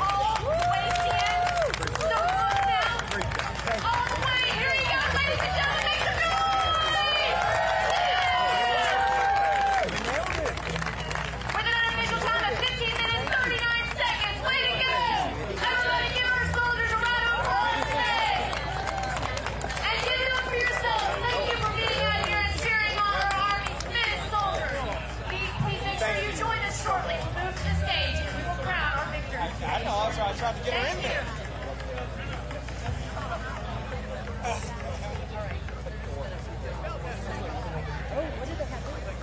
Hurry up. Austin.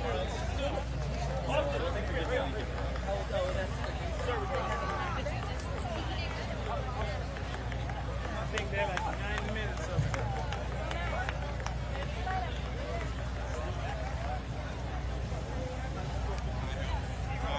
We're still live. Yeah, because you're used to a hit. You're gone.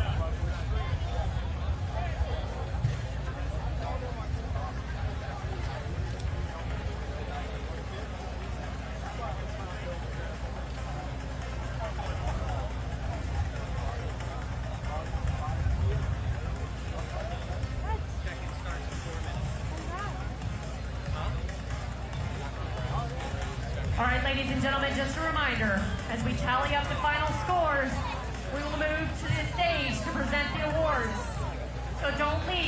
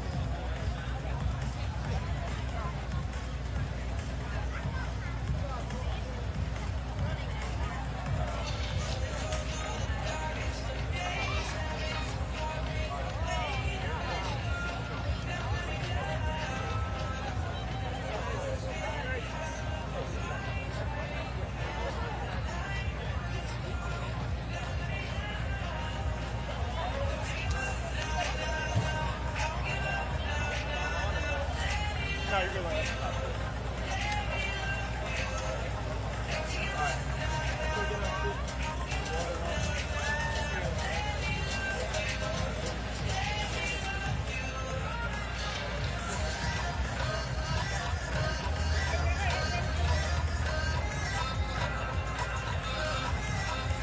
and gentlemen, just a quick reminder, please stay off the equipment. Only competitors may use the equipment.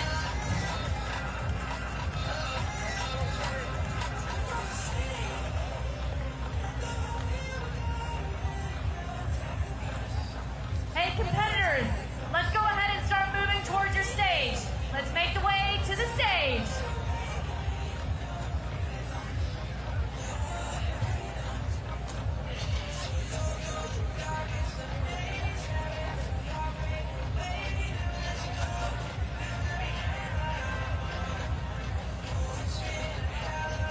Ladies and gentlemen, if you want to make your way toward the stage, we will crown a victor soon.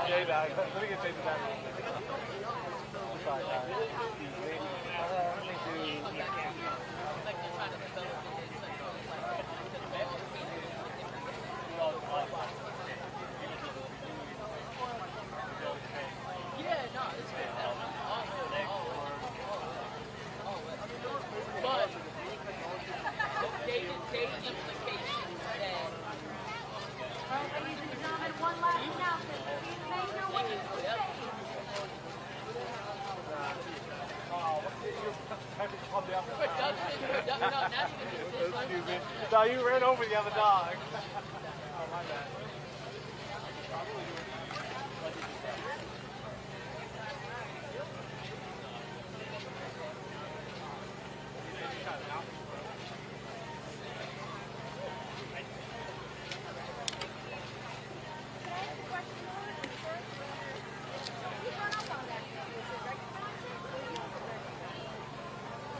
I'm driving it right back, so I'm not paying attention. Yeah, but I mean, like, it doesn't have like cameras, like you're watching it on screen. Yeah, it does. Like the enemy ran up on it.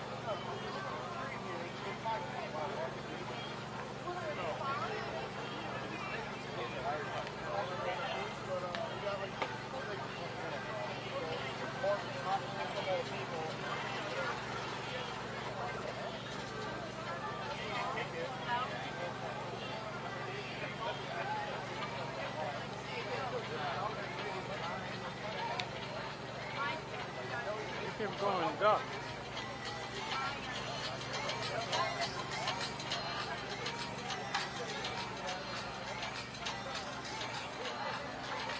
Just keep going, duck.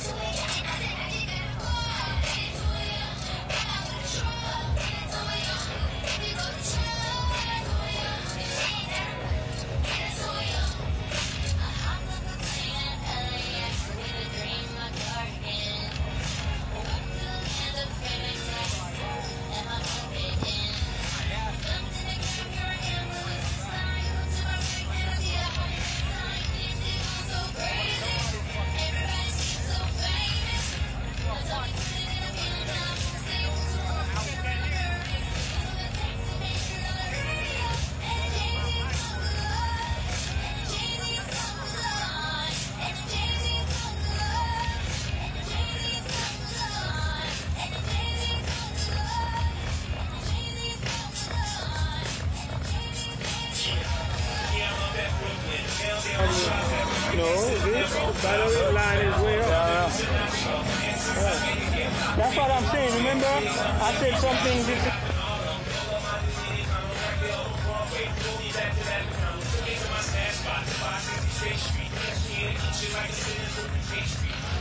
In 10 minutes, we'll be doing the ceremony for the physical competition. That'll be starting in 10 minutes.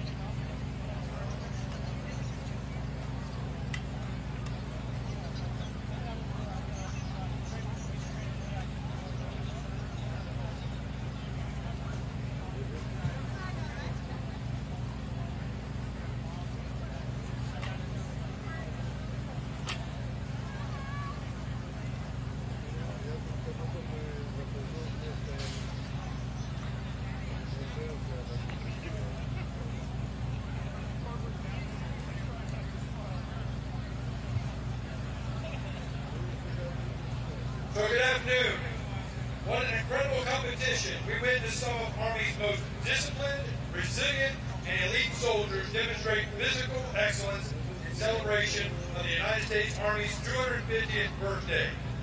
Please welcome to the stage Sergeant Major of the Army, Michael Weimer.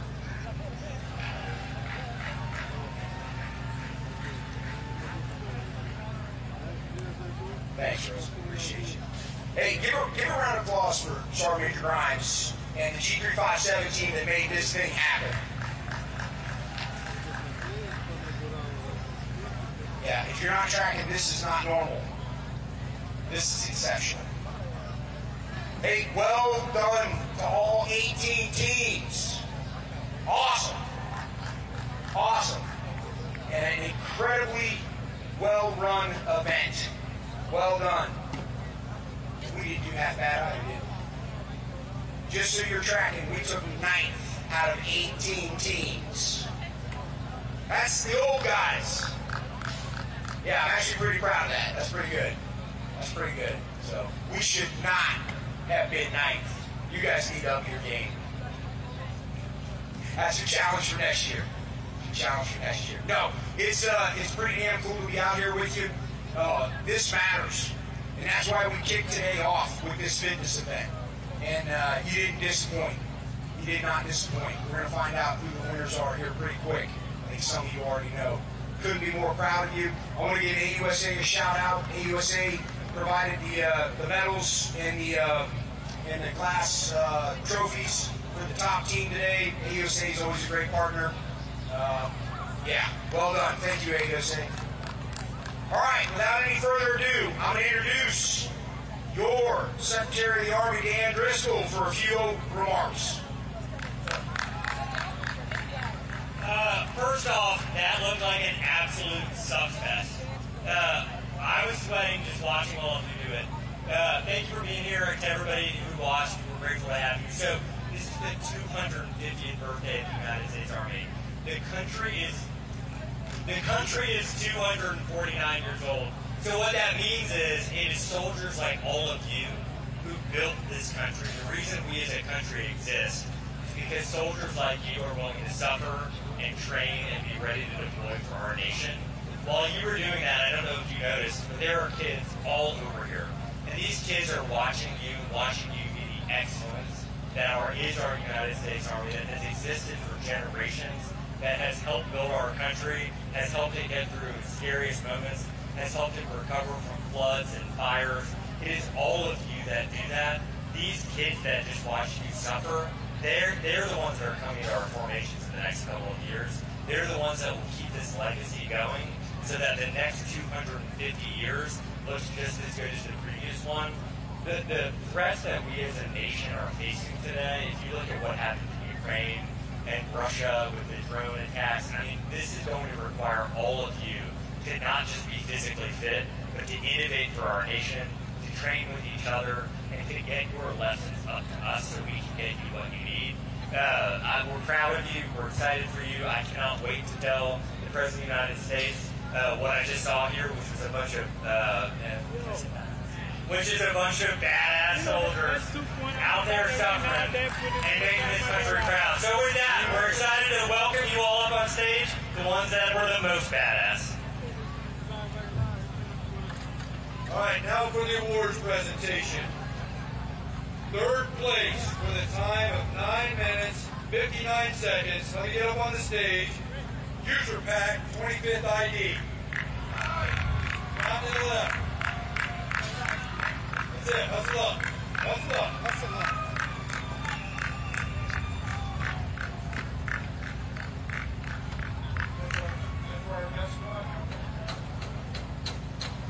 That's right. And just so you know, last year's best squad, United States Army's best squad, came from User Pack last year. They've been representing all year this year.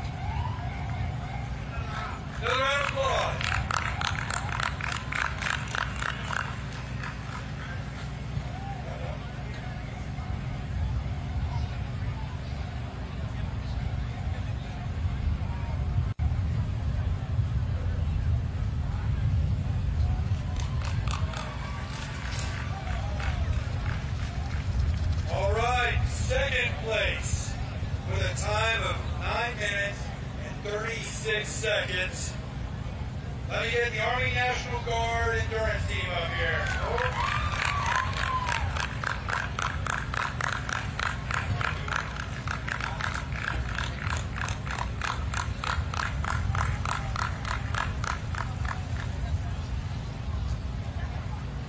National Guard.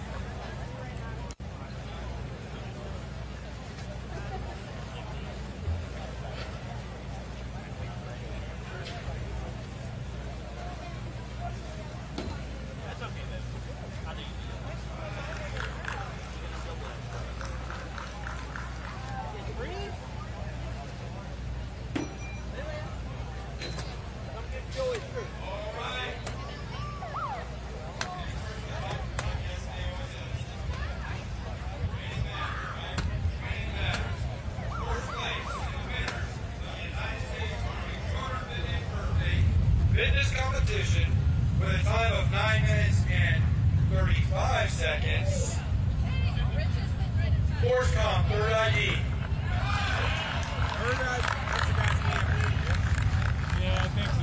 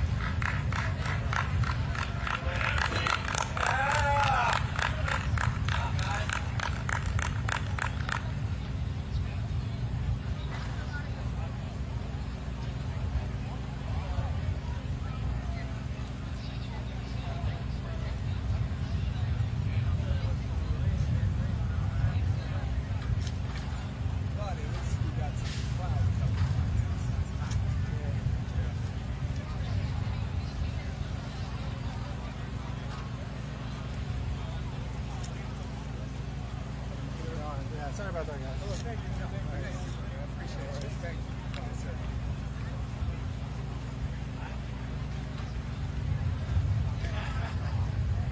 All right, another round of applause for first place.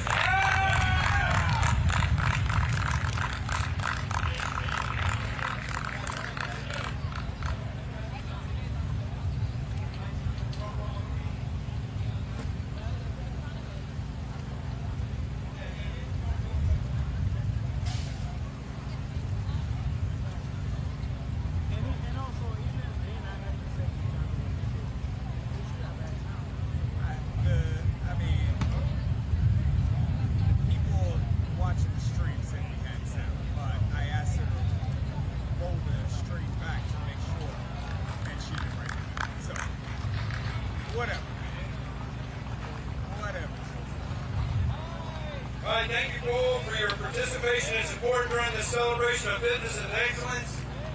Enjoy the rest of the afternoon at the Army Birthday Festival. Thank you.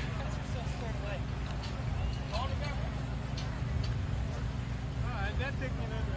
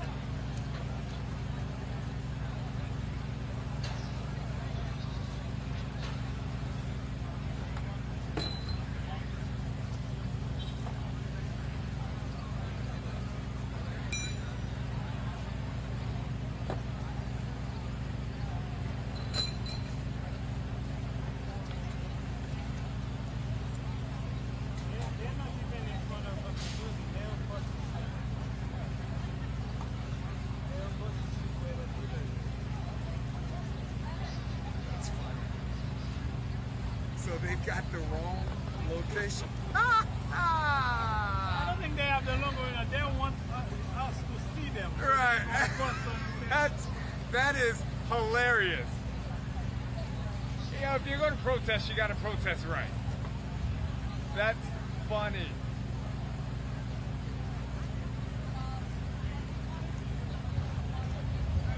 That's great.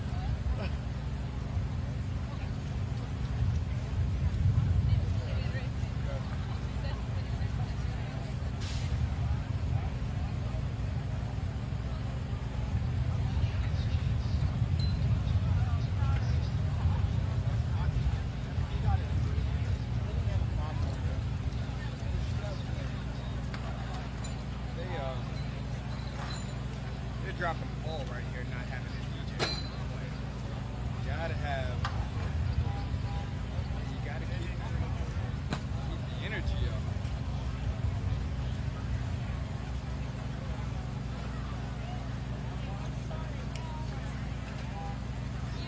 If that's the biggest mistake you have, I'm not going to have to like it. All right.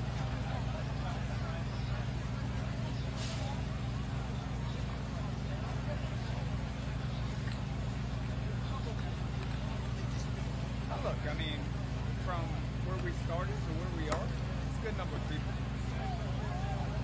They're walking around. This is a big space. Yeah.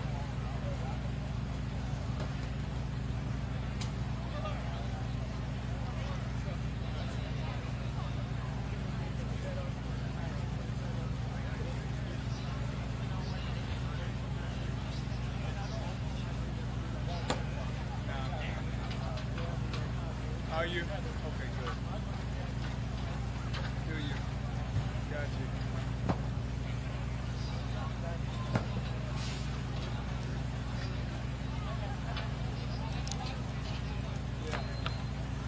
Yeah. On Sundays during the football season, I do a 2-hour walk and talk, 2 hours around Northwest Stadium, and it kills my bow tie. Kills them. So with the DC Defenders, it's been Joe Pope, but with the Commanders, it's Brian Gray. Thank you. Thank you so very much, man. I appreciate you. Thank you for taking time with us. Yes, sir. Saturday, I looked back at that interview. Yeah. You can't hear me scream at all.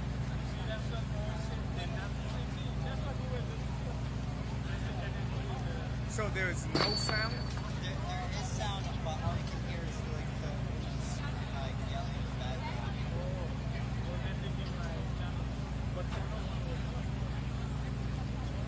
Like they can, like all they can hear is like the announcer.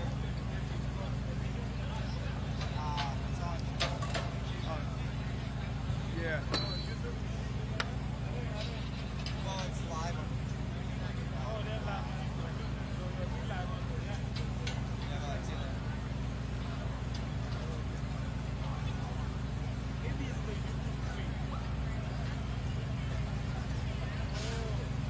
Are you able to go back?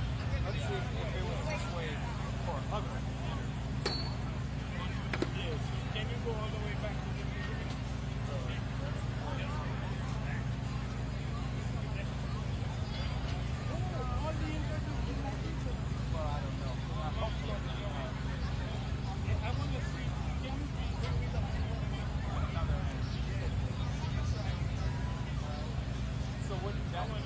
Maybe, yeah, that's, I don't know. I want to figure out something. I want to see if that's not taking Saturday. No, but the guy said you got to do it there. So that guy was watching So I wonder if when they crossed over the plane, yeah, that's when they came back, yeah, the mic. because you were our first interview. Here's our first interview at West. Where can I go back?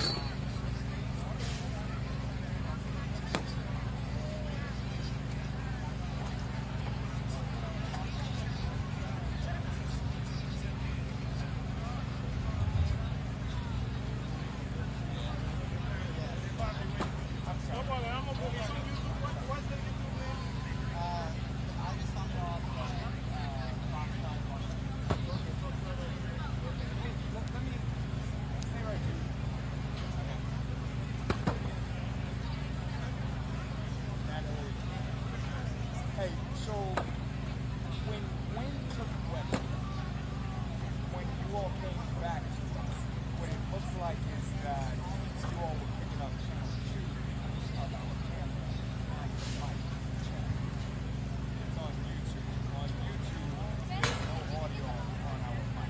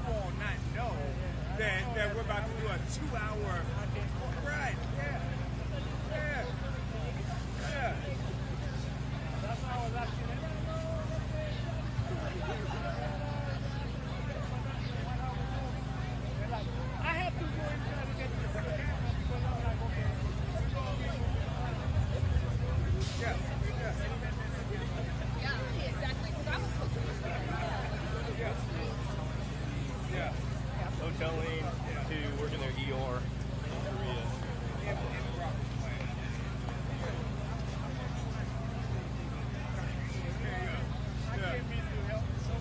That's right.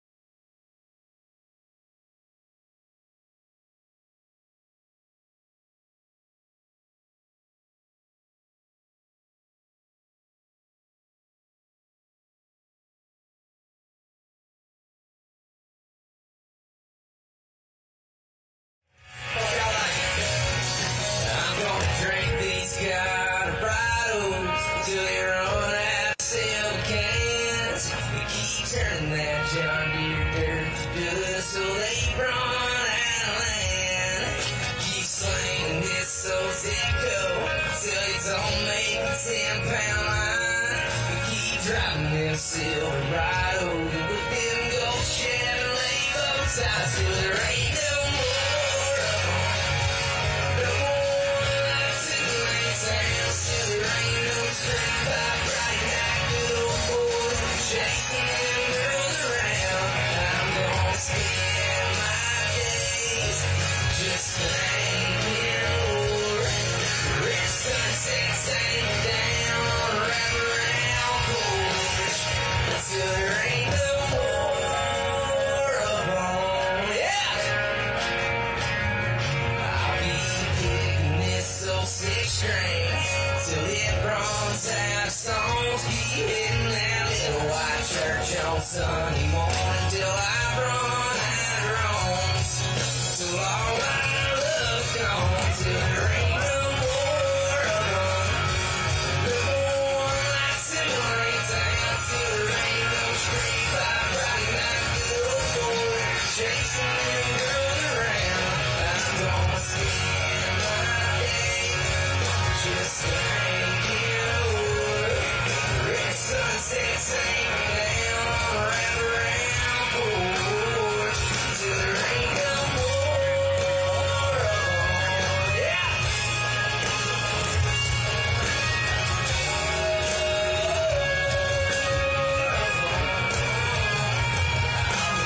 Riding these back roads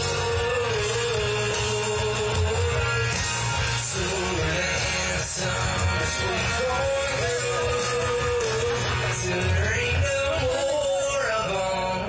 And no more lights in the lane town till there ain't no straight by Friday night. Good old boys chasing them girls around. I'm gonna spend my days just thanking Lord. Red sunset sinking down on a wraparound porch till there ain't no more of them. Yeah! There ain't no more of them till there ain't no more of them. Y'all feeling good out there? Good Lord's blessed us with some good weather. Feels good, not too hot. Since I got a little quiet time, I just want to say thank y'all for everybody who has served and is putting on this thing today. Y'all have no idea who you're walking around. Somebody that might be as casual as anybody could be an American war hero. So just say it's really cool to be in the room being around here. So thank y'all. Oh, they arms on side. Look at that. Look at that. This song's called Tripping Over My Boots. I saw you over there standing out the crowd. Shout up a prayer, had it all planned out. I was gonna walk it by you, took heed, say what's your name, girl. Nice to meet you, took the band and ask you to dance. But I'm tripping over my boots, just trying to play it cool. Some would think they pick up my excuse or so smooth. Well, I don't need to call town and heaven her when we fell down. Right now I can tell the best of Tennessee's getting me, really drive me crazy, baby blues. But I'm tripping over my boots, yeah. Sorry to be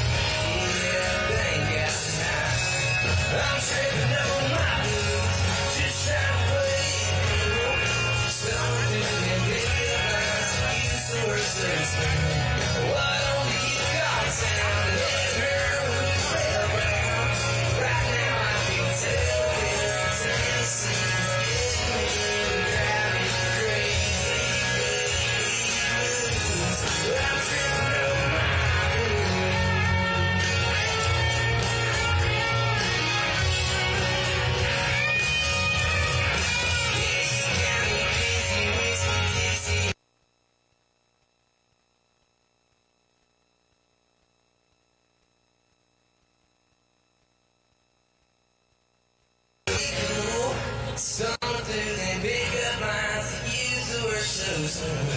Why don't we call town and girl when you settle down?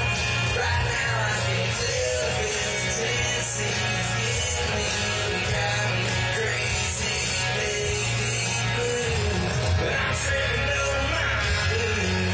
Yeah.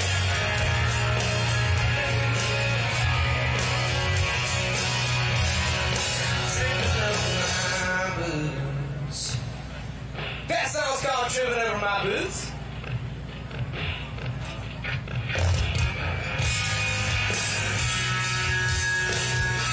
This next song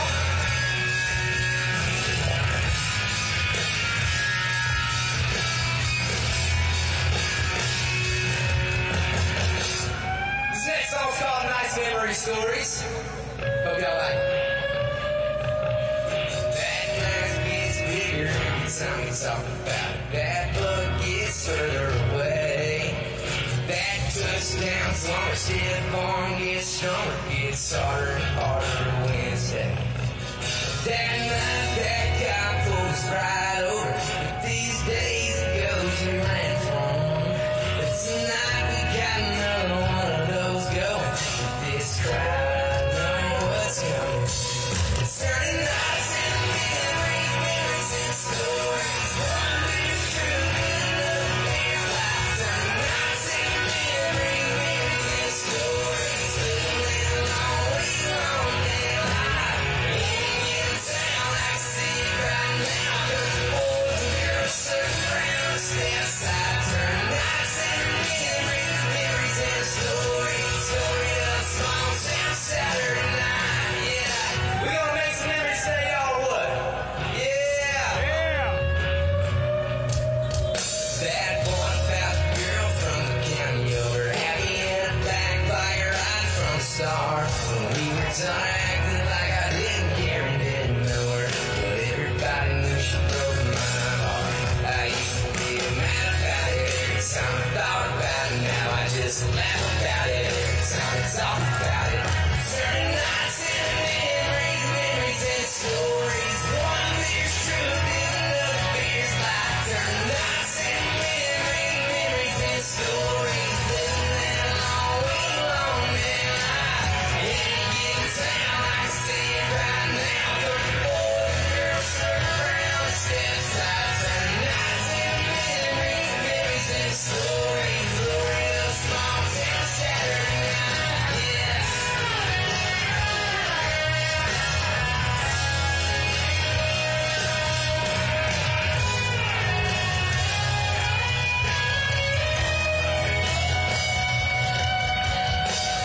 Raise 'em up, yeah, we raise 'em up. Bring it up the good times. We raise 'em up, yeah, we raise 'em up.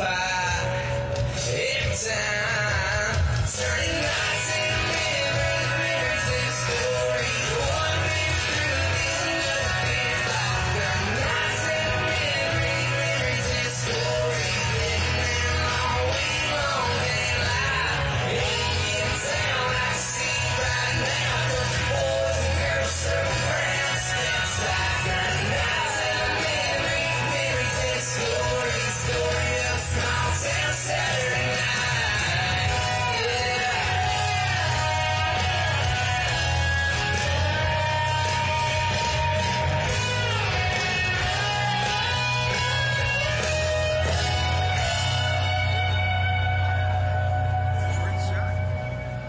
That song's called Nice Memory Stories.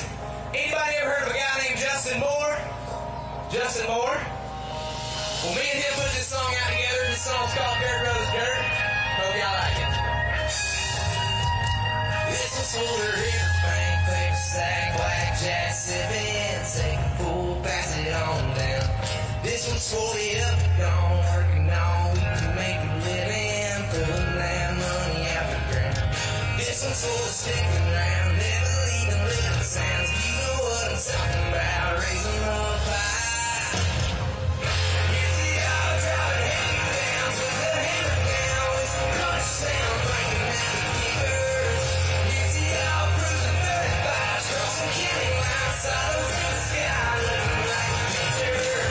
Talking walk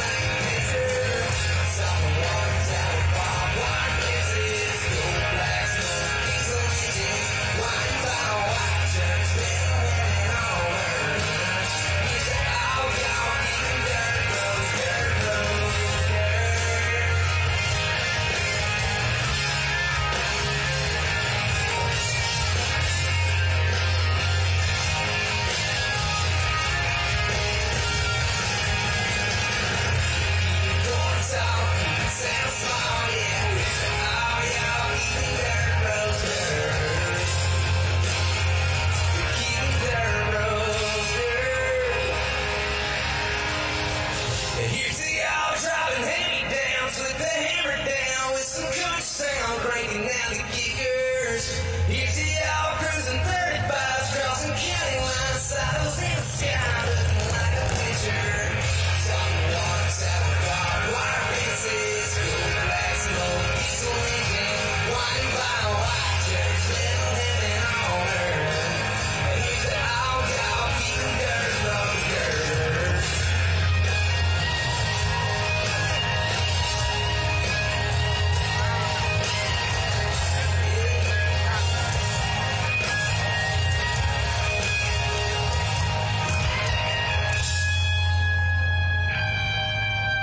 That song's called Girl of the Dirt, featuring Mr. Justin Moore. Y'all still feeling good out there?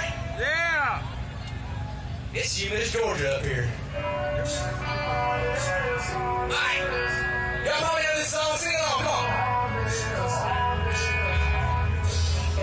Say you're going out late, the countdown decalming.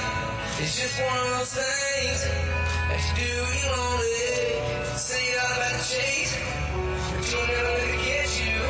Said I wish I wouldn't change, but I know I'm gonna let you in it. And when I do, it's going, girl, I can, but you don't need to. That's what I tell myself, but why you gotta be so heartless? I know you think it's harmless, it's tearing me apart, and you're the hardest part.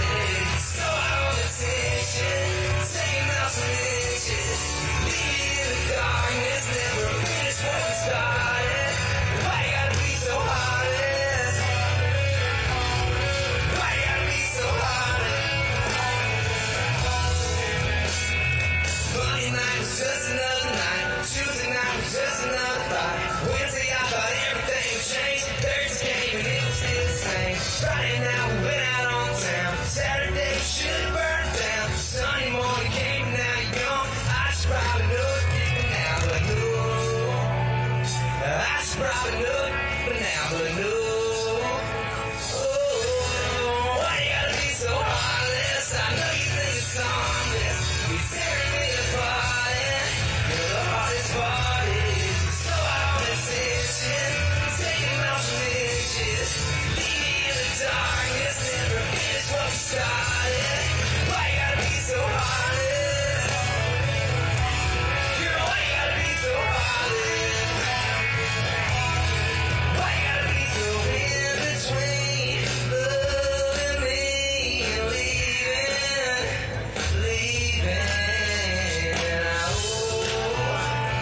I should probably know shit by now, but no. Saying why you gotta be so heartless? I know you think it's harmless. You're tearing me apart, and you're the hardest part.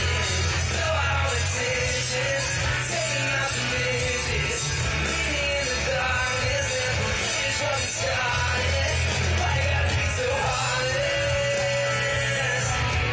Why you gotta be so heartless? Girl, why you gotta be so heartless? Girl, why you gotta be so heartless?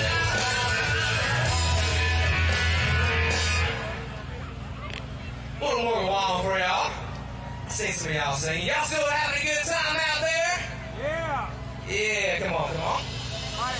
This next song is a duet featuring a girl named Shaylin. This song's called Second Time Around. What do I like? I was here drinking, hell raising. Friday night I was out chasing the moon. Said I came with you. I had short fingers, jealous. Looking back now, I was selfish like. But when I said that I never loved you. Oh, that moment slipped right through our hands. Oh, but we got another chance. 'Cause the first time we were young, the first time we were drunk, the first time, baby, we burned real high, but we faded like the sun. The first time it was crazy, we got real close, but maybe tonight we're gonna find a record that we never found. The second time around.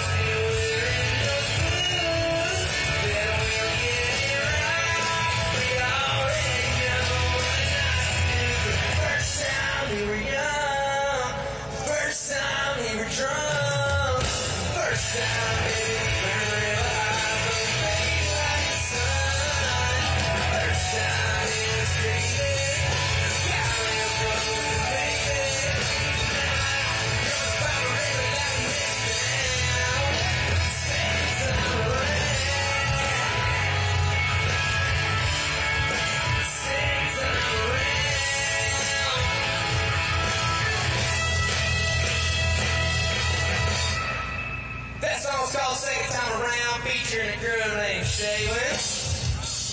Alright, we're sitting right about here. We're going to take it up a notch. Y'all okay with that? Yeah! Come on, boy!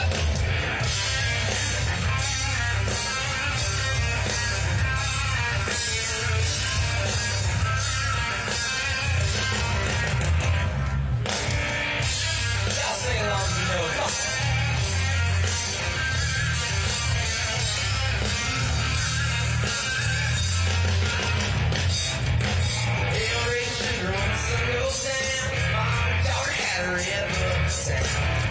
Dripping honey from the hotter in Kentucky. Get your good county tripping like a Mississippi.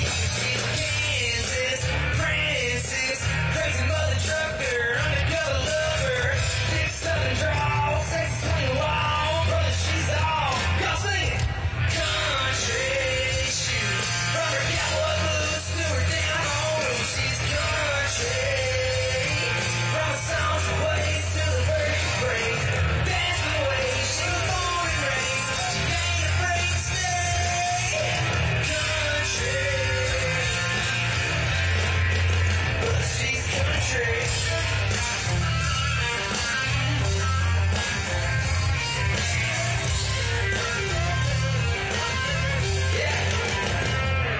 She's a hell-raised sugar when the sun goes down. Mama taught her how to rip up the sound. Honey tripping honey from the hotter in Kentucky. Get your business got it dripping like a Mississippi. She's Kansas, Francis, crazy mother trucker, undercover lover, six southern drawl, sexy swingy wall, brother she's all. Pour some sugar on me in the name of love. Pour some sugar on me. Come on, man. Pour some sugar on me. No better. I'm hot, sticky sweet from my head to my feet. Y'all make some noise out there. Let's go. Thank you.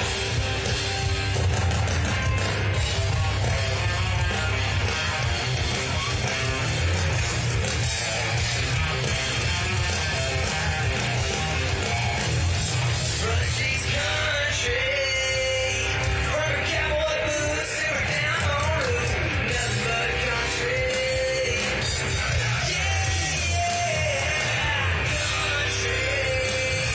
From her cowboy boots to her down home roots. She's country. From the song she plays to the birds she prays. That's the way she was born and raised. She ain't afraid to stay country, but she's country. Y'all make some noise for this band up here, yeah, come on.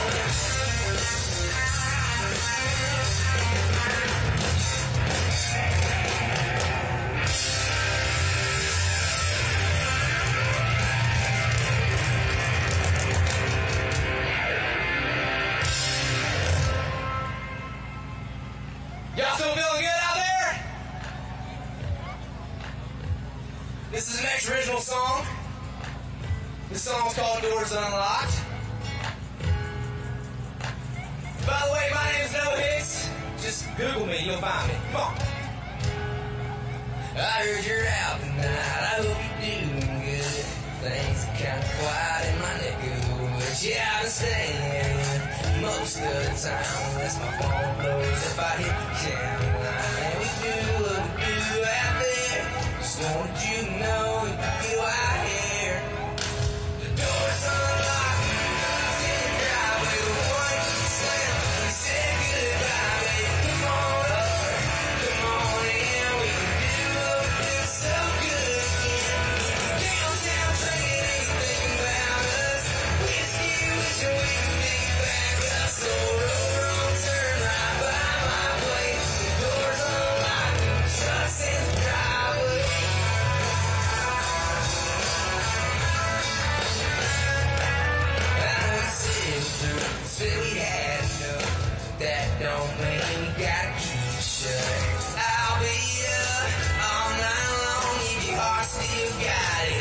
first light on. The doors unlocked and the truck's in the driveway. The one you slam, we say goodbye, baby. Come on over, come on in. We can do what we do so good again. Downtown drinking everything about us. Whiskey and wishing we could pick it back up. So roll wrong turn right by my place. The doors unlocked and the truck's in the driveway.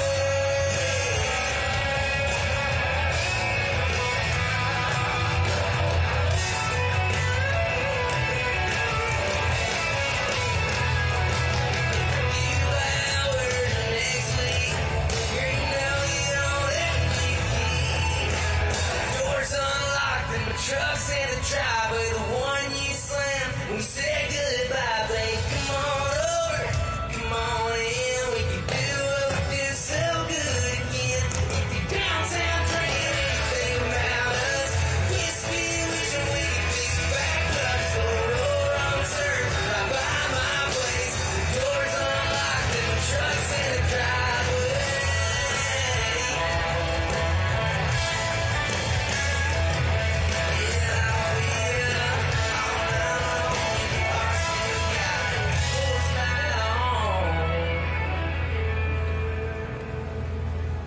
That song's called Doors Unlocked. Again, you can get all my music on Spotify, Apple Music, Amazon Music, YouTube. Got some cool music videos. But this next song is unreleased. It actually comes out next Friday. Dropping some new music this year. Excited about it. This song's called Small Town Does. Anybody here from a small town? Yeah, come on. You get a hand-me-down, throw a lift on it. Ride it around till the wheels fall off. You drink your first beer in a back 40 with your buddies at your buddy's brother ball. Learn to drive on a tractor, learn to pray in a pew, and how to stick to your roots. That's what growing up in small towns does. You ain't talk with a drawing, who's face up, county line, stop sign, bird shot, making the most of a little map dot.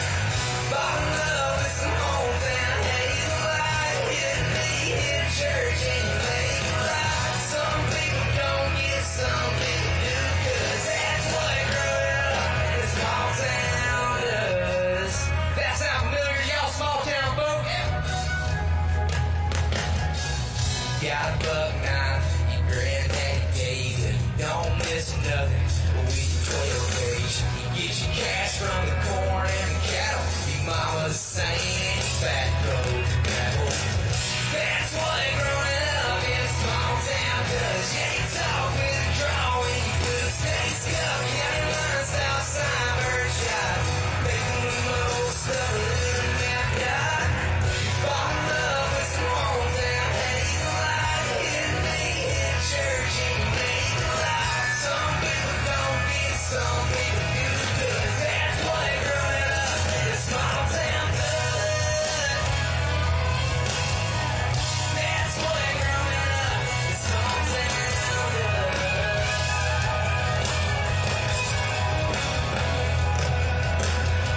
Yeah, that's what growing up in a small town does. You ain't talk with a drawing, you boost, stay scuff, county line, south side, bird shot.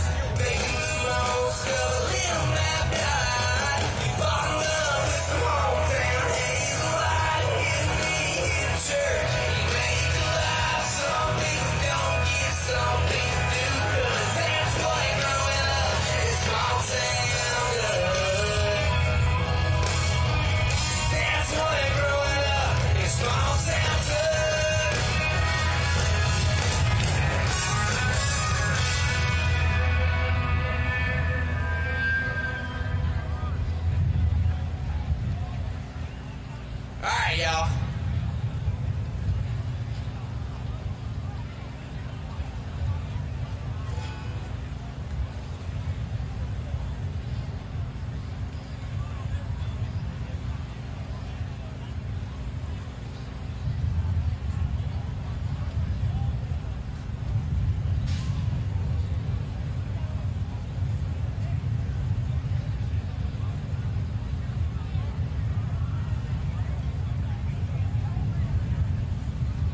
There was something funny in my ears at the video that y'all are going to see later on. Anyways, this song's called Might As Well Be Gone. This is a brand new song. It's like my third time ever playing it live, so hope y'all like it. Crash and burn, being done, listen, learn, and then some. I can't take another could have been, just know that leaning in. If this is going where I think it's headed to, girl, it's something I can't undo. I'm caught somewhere in between me, letting go of memories are hanging on, baby, falling all in. The way you make it hard to breathe is gonna be the death of me. That keeps us telling me you want it, want it. I'm headed for a straight black line, or forever this time, yeah. You got me going crazy, baby, ain't no way I'm moving on. Girl, my heart might as well be gone. Girl, my heart might as well be gone.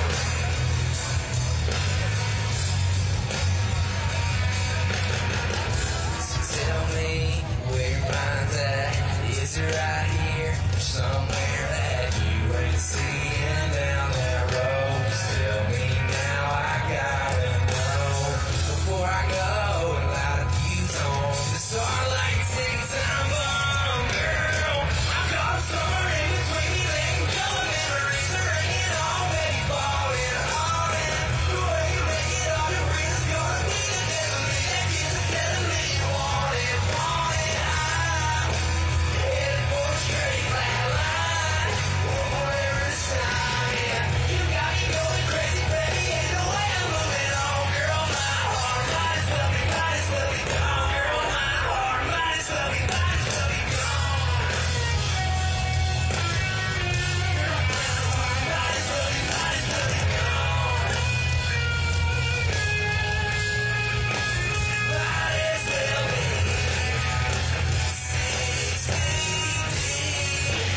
Just about to drown. I want you and I hate how I'm caught somewhere in between me, letting go of memories are hanging on, baby, falling all in. The way you make it hard to breathe is gonna be the death of me. That keeps us telling me you want it, want it. I'm headed for a straight black line, or forever this time, yeah. You got me going crazy, baby, ain't no way I'm moving on. Girl, my heart might as well be gone. Girl, my heart might as well be gone. Girl, my heart might as well be gone. That song's called Might As Well Be Gone.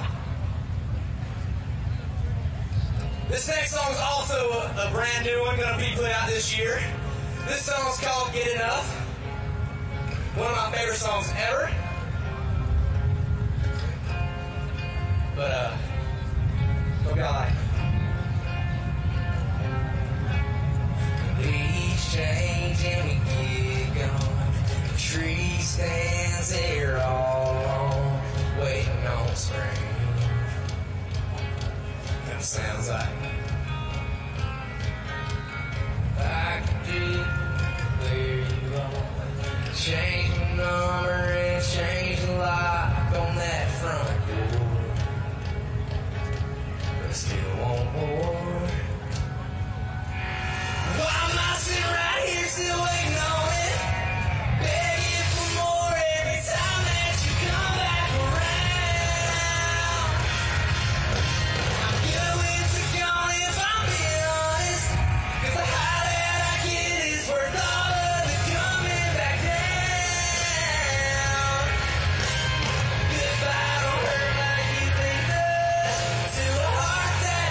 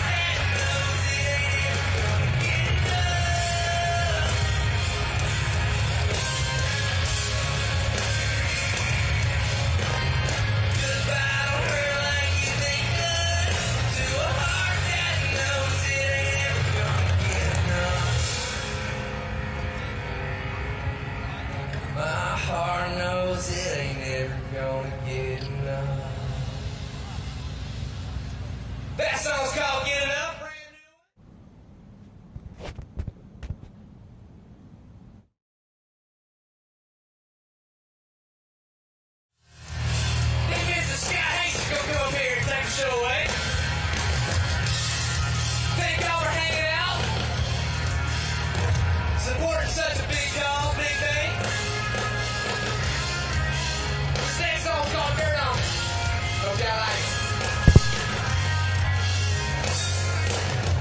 Looks like I'm right back to square one. How I was for a minute. I ain't trying to make it work, hell no, I'm done. I'm just trying to forget you. Turn 1 to 2, turn it 2 into 3 a.m. Every night's gone. Broken heart, nothing gets the job done. Gotta go on and turn on it. City bad, let the jack go to work on it. Do it right, let the night go and do what it does. Fall right out of love. Got nothing left to lose, can't make it worse. Gotta go on and turn on it. Yeah. Gonna play every one of them country songs. Still I don't feel nothing. But I drank full of blonde sitting at the bar until it turned into something. Turn 1 to 2, turn 2 into 3 a.m. Every night's gone. Got a broken heart, nothing gets the job done. Gotta go a little turn on it. It's in the valley, the jack go to work on it. Do it right, let the night go do what it does. Fall right out of love. Got nothing left to lose, can't make it worse. Gotta go a little turn on it. Yeah, gotta go a little turn on it. Baby phone, gotta put a new name in it. New kiss on your lips for the pain in it. Gotta go a little turn on it. It's in the bad, let the jack go to work on it. Do it right, let the night do what it does. Fall right out of love. Got nothing left to lose, can't make it worse. Gotta go a little turn on it. Gotta go a little turn on it.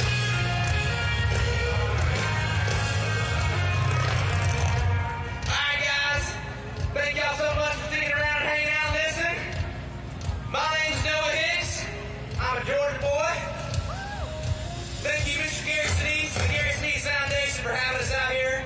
It's an honor to be here to support such a huge thing.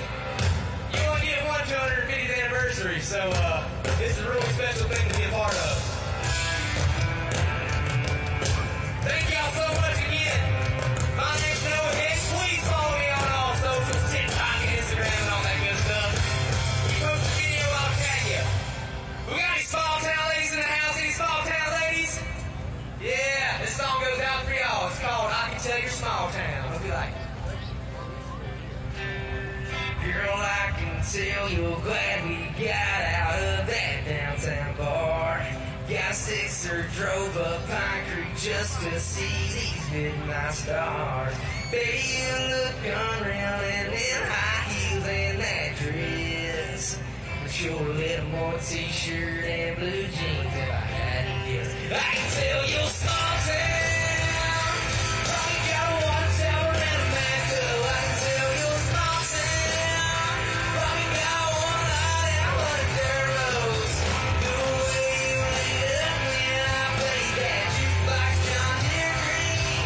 And the way you walked up singing across that old Chevy BC. I can tell you're small town. Like me. Small town ladies make some noise.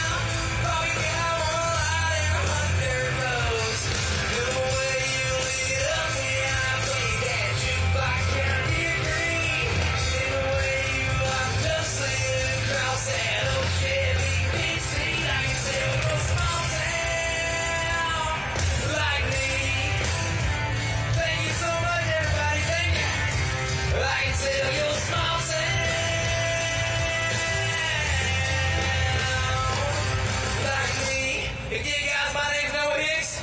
Y'all stick around and shake some hands. Thank you, Gary Sneeze Foundation. Go Army! Thank y'all.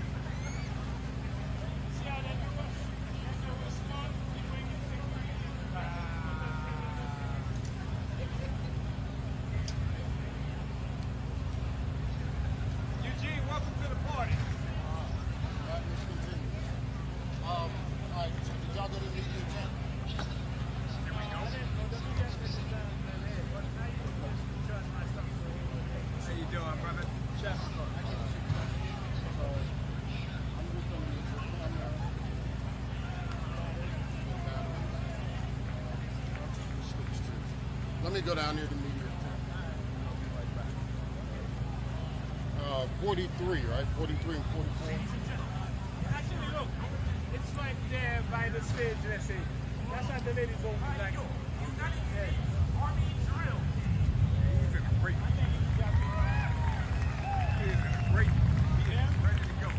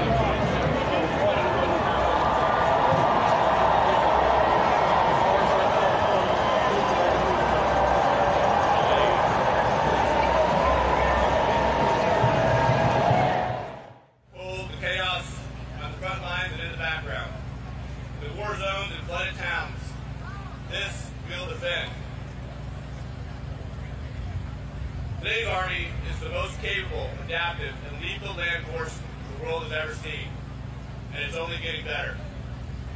Over 1 million strong, our soldiers and civilians serve in over 140 countries. They're medics, cyber warriors, mechanics, logisticians, and special operators. They're parents, they're patriots, and they're the glue that hold together peace and readiness in this complex world. But our mission has never changed. Fight and win our nation's wars, that's what sets us apart. It defines a 19-year-old kid at Fort Benning to the veterans who stormed the beaches of Normandy. It's what connects me to every young soldier that's had the honor and privilege to lead and serve beside. We do not seek war, but when the call comes, we must be ready. Readiness means more than weapons and tactics. It means standards. It means discipline, values, and leadership. But above all, it means trust in each other and in the American people that we serve. Today, as we celebrate, we also extend a call to the next generation of Americans. Those who may be watching from the crowd or from home, wondering what they can do to serve their country, we have a place for you in our Army. Whether you wear a uniform, support from the home front, or serve as a civilian specialist, the Army has a pathway to purpose. It offers more than 200 career fields, builds leaders, transforms lives, and gives meaning to the idea that you're part of something greater than yourselves.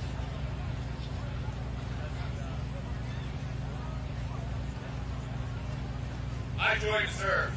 I like to say I enlisted in the Army for 5 years, and that was 20 years ago. I've stayed because of the men and women that I've got to serve with, that I've met, that I've got to meet and become friends with, and more importantly, brothers in arms. I've stayed because of the flag stitched on my shoulder and a nation worth fighting for. And I stayed because this Army gave me the chance to become the best version of myself. That opportunity still exists for anyone willing to raise their right hand. Let me say this clearly. The strength of our Army comes from the strength of our nation. It's your support, your belief in what we do that sustains us. Our families, our veterans, our communities, these are the quiet warriors that stand with us. To every American family who has sent a loved one into harm's way, thank you. To every veteran, thank you. Earl, thank you. To the communities that welcome us, work with us, pray for us, you're essential to our readiness and resilience. For 250 years, the United States Army has kept its promise. This we will defend. We will carry that legacy forward with humility, with pride, and with resolve to meet whatever challenges the next 250 years may bring.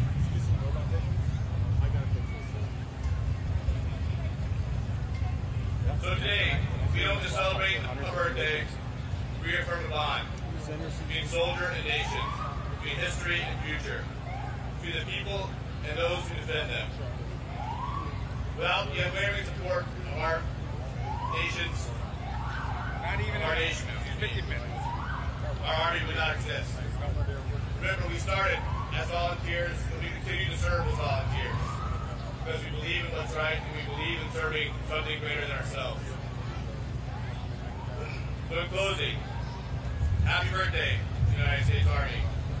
It's been a pleasure of my life to serve amongst some of the greatest human beings I've had the privilege to ever meet. May we always be ready. May we always stand together. This will defend and Deo Pescatly there. Thank you.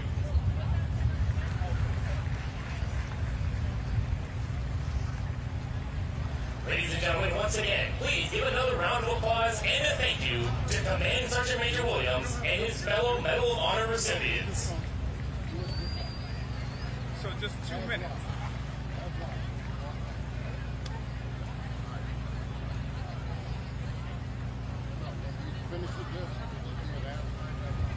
Okay. All right, cool.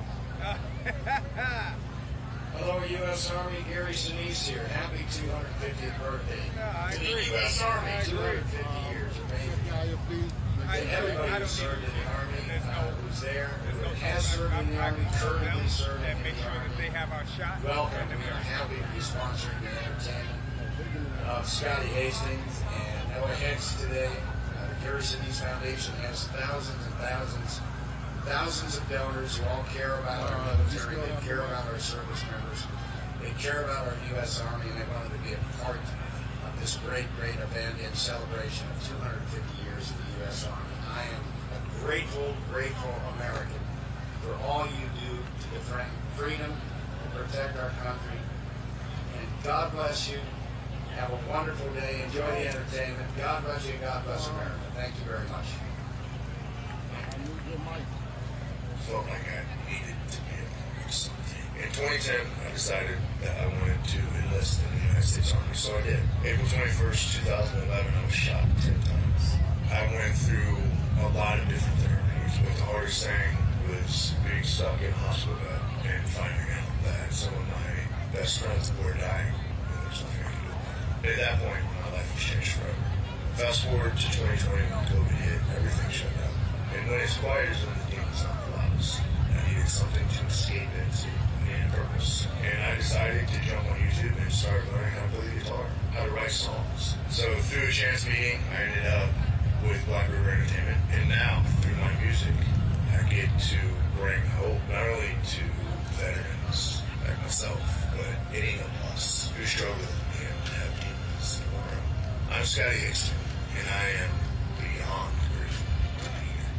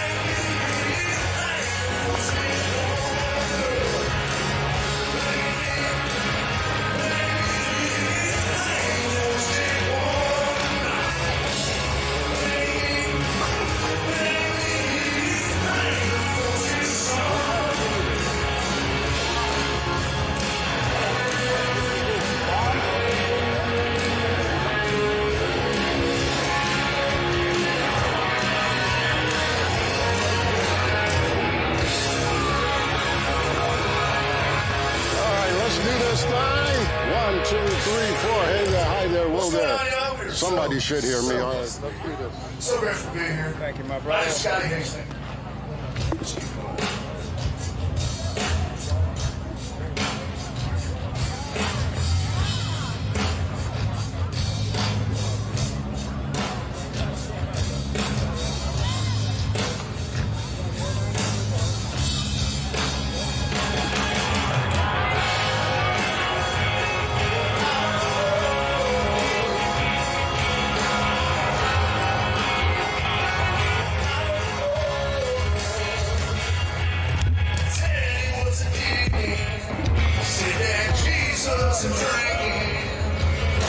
Hey, man, we are about to do a walk. So,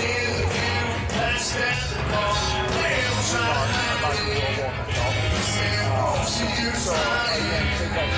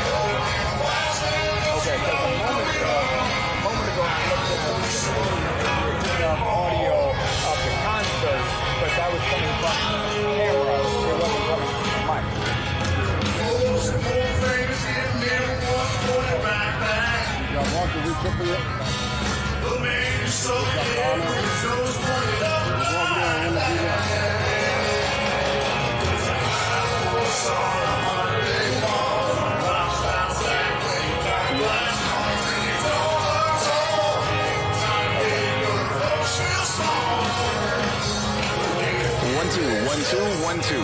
1, 2, 1, 2, 1, 2.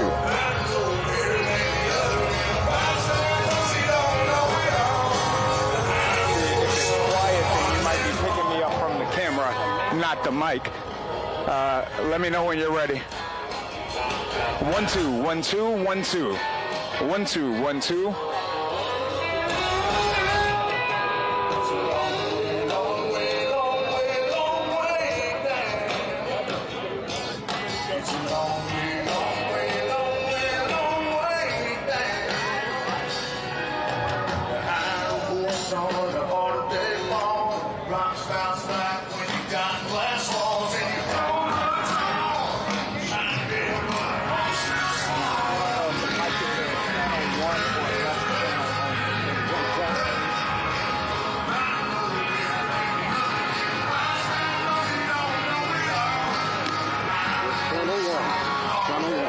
Channel 1.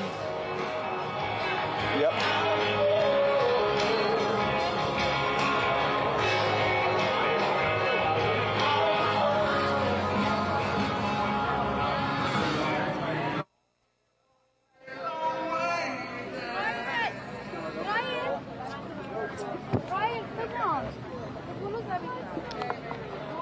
Thank you so much. Yes, ma'am. Thank y'all for bringing me. Good to go? Good to go. Good to go. Good to go. All right. Let's do it. Thank you. 1, 2, 1, 2, 1, 2. 1, 2, 3, 4, 5, 6, 7, 8. 1, 2, 3, 4, 5, 6, 7, 8. 1, 2.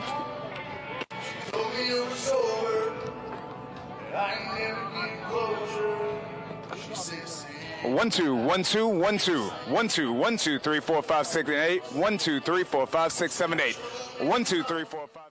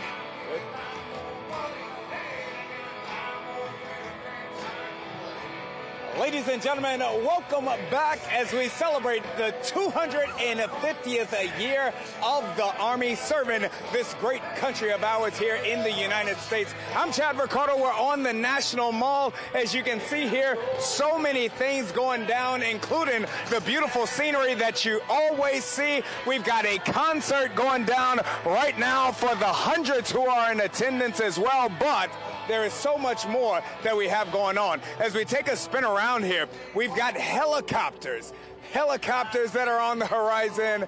Again, the concert, we saw the fitness challenge that went on throughout the start of the morning, and now hundreds of fans that are in attendance preparing for the parade, but ready to enjoy right now as well. We're going to walk around a little bit. We'll talk to some individuals and see what everyone is here to celebrate and how it is that they're feeling about today. Let's take a walk out here. How are you, ma'am? Hi. Hi, so we're live right now, and you just happen to be the first person that we had an opportunity to talk to. We're here celebrating the Army 250 years. Why are you here today? The same reason, to celebrate the Army's 250th birthday and President Trump's birthday. There we go. Yes. There we go. And Flag Day as well. And Flag Day, yes. The greatest flag in the world. In the world. In the world. All right, so I've been here since 6:30 this morning. Are you staying hydrated? I'm drinking water. I'm drinking my water. Okay. You have yours. What do you think thus far of what you've seen? It's amazing. Like, every person that I spoke to in the Army is very knowledgeable on what they're presenting. They're very respectful. The people are respectful, and the families. They're all having a great time, and I love it. No, so I do as well, and you know, obviously this has come with a lot of talk, a lot of chatter. But in my time in being here since 6:30, again, the same thing that you speak to. There have been families. There has been celebration of the troops. It's been really good feels here. We're celebrating America. Yes, we are. 250. 250. I mean, what else is there to be sad about? You're here, you're having a great time, everyone's happy. It's the U.S. Army. U.S. Army. One of, the government's Department of Defense agencies that go out and win our nation's wars. That's right. So it's amazing. And, be able to be out here to celebrate with your families, America, it's great. I absolutely love it. Final question for you. What is your message to the troops, those that are currently in service and those that have served before? We absolutely love you. I love you. Thank you for what you do. Someone needs to do it, and it takes someone that has a lot of grit, a lot of heart, a lot of soul to lace up those boots and get out there and do what so many people are afraid to do, and it's fight our nation's wars, protect our freedom, protect our freedoms of speech, all the liberties that we have.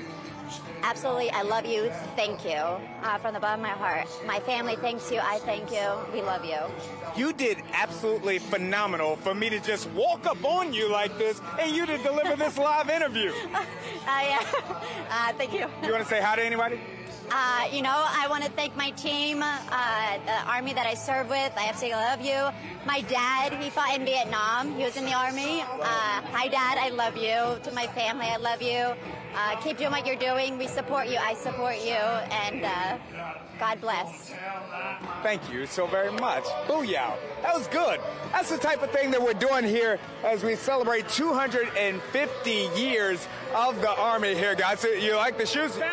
Come on. Somebody that has tighter pants than me. Oh, yes. Yes. They were making fun of me. It's a tight pant competition. Nah, you won. I win? You're right. I can hardly breathe right now a little bit. No, they look good, though. At least you're fit. Yeah. Thank you. To the people out there, men can wear fitted pants as well. Yeah, absolutely. It's very fat. In fact, I just went to Texas. They're very fashionable down there. They got the nice tight pants and the belt buckles, the boots. It's good. Yeah. Up here in the Northeast, we get attacked. But no, it's fashionable. Should we get belt buckles? I think the good belt buckles look nice. Yeah. I like it. Absolutely. And all my ex-girlfriends used to make fun of my fashion choices, but this became a bestseller on Amazon thanks to me. So yeah, #1 in the fashion category. I love it. Yeah. I love it. Yeah. I love it. So we're here. We're celebrating 250 years of the Army. Yep. What brought you out today? I left D.C. March 1st. I'm only 3 hours away, but, I'm a big supporter of our country, big supporter of the military. Not every military action, but big supporter of the military. Sure. And, just wanted to come out here. It's historic. It's nearly half of, what the Roman Empire was, and Will we last? I don't know. But hey, I'm here for 250. I like it. Yeah. I like it. So, and as a point of clarification, you are not an ICE agent. No. Okay. This is totally. Lots of people get confused about the law. This is perfectly legal. You see, there's officers everywhere. I'm not getting arrested. It's perfectly legal. I just can't go up to someone and say, "Show me your papers." You know, I was thinking, I was like, man, that ICE officer there, he is a really down to earth guy. He's going to come and talk to me about my pants. I felt comfortable. No, a lot of them are down to earth. I've talked to them. Yeah. But what's crazy, I was at Dallas real quick. Sure. I was at Dallas airport, 3 weeks ago? A guy asked me in line if I was with ICE. And we end up talking. He's an ICE agent, and he's got this guy that he's deporting back to Ireland, not in cuffs. I was like, what's up with that? He's like, oh, well, he did his time. Now I'm just deporting him. But I said, then you must have known that this isn't a real jacket. He's like, well, I saw you're heading up to Newark, so I thought maybe they have different jackets up there. So even some ICE agents were confused about this. It's crazy. They're cool as well. Yeah. This is a really good get-up that you got on here. No, I know. I like it. It's rain. I thought it was supposed to rain. Yeah. Maybe. We'll see. But yeah. Maybe later on. It's good, though.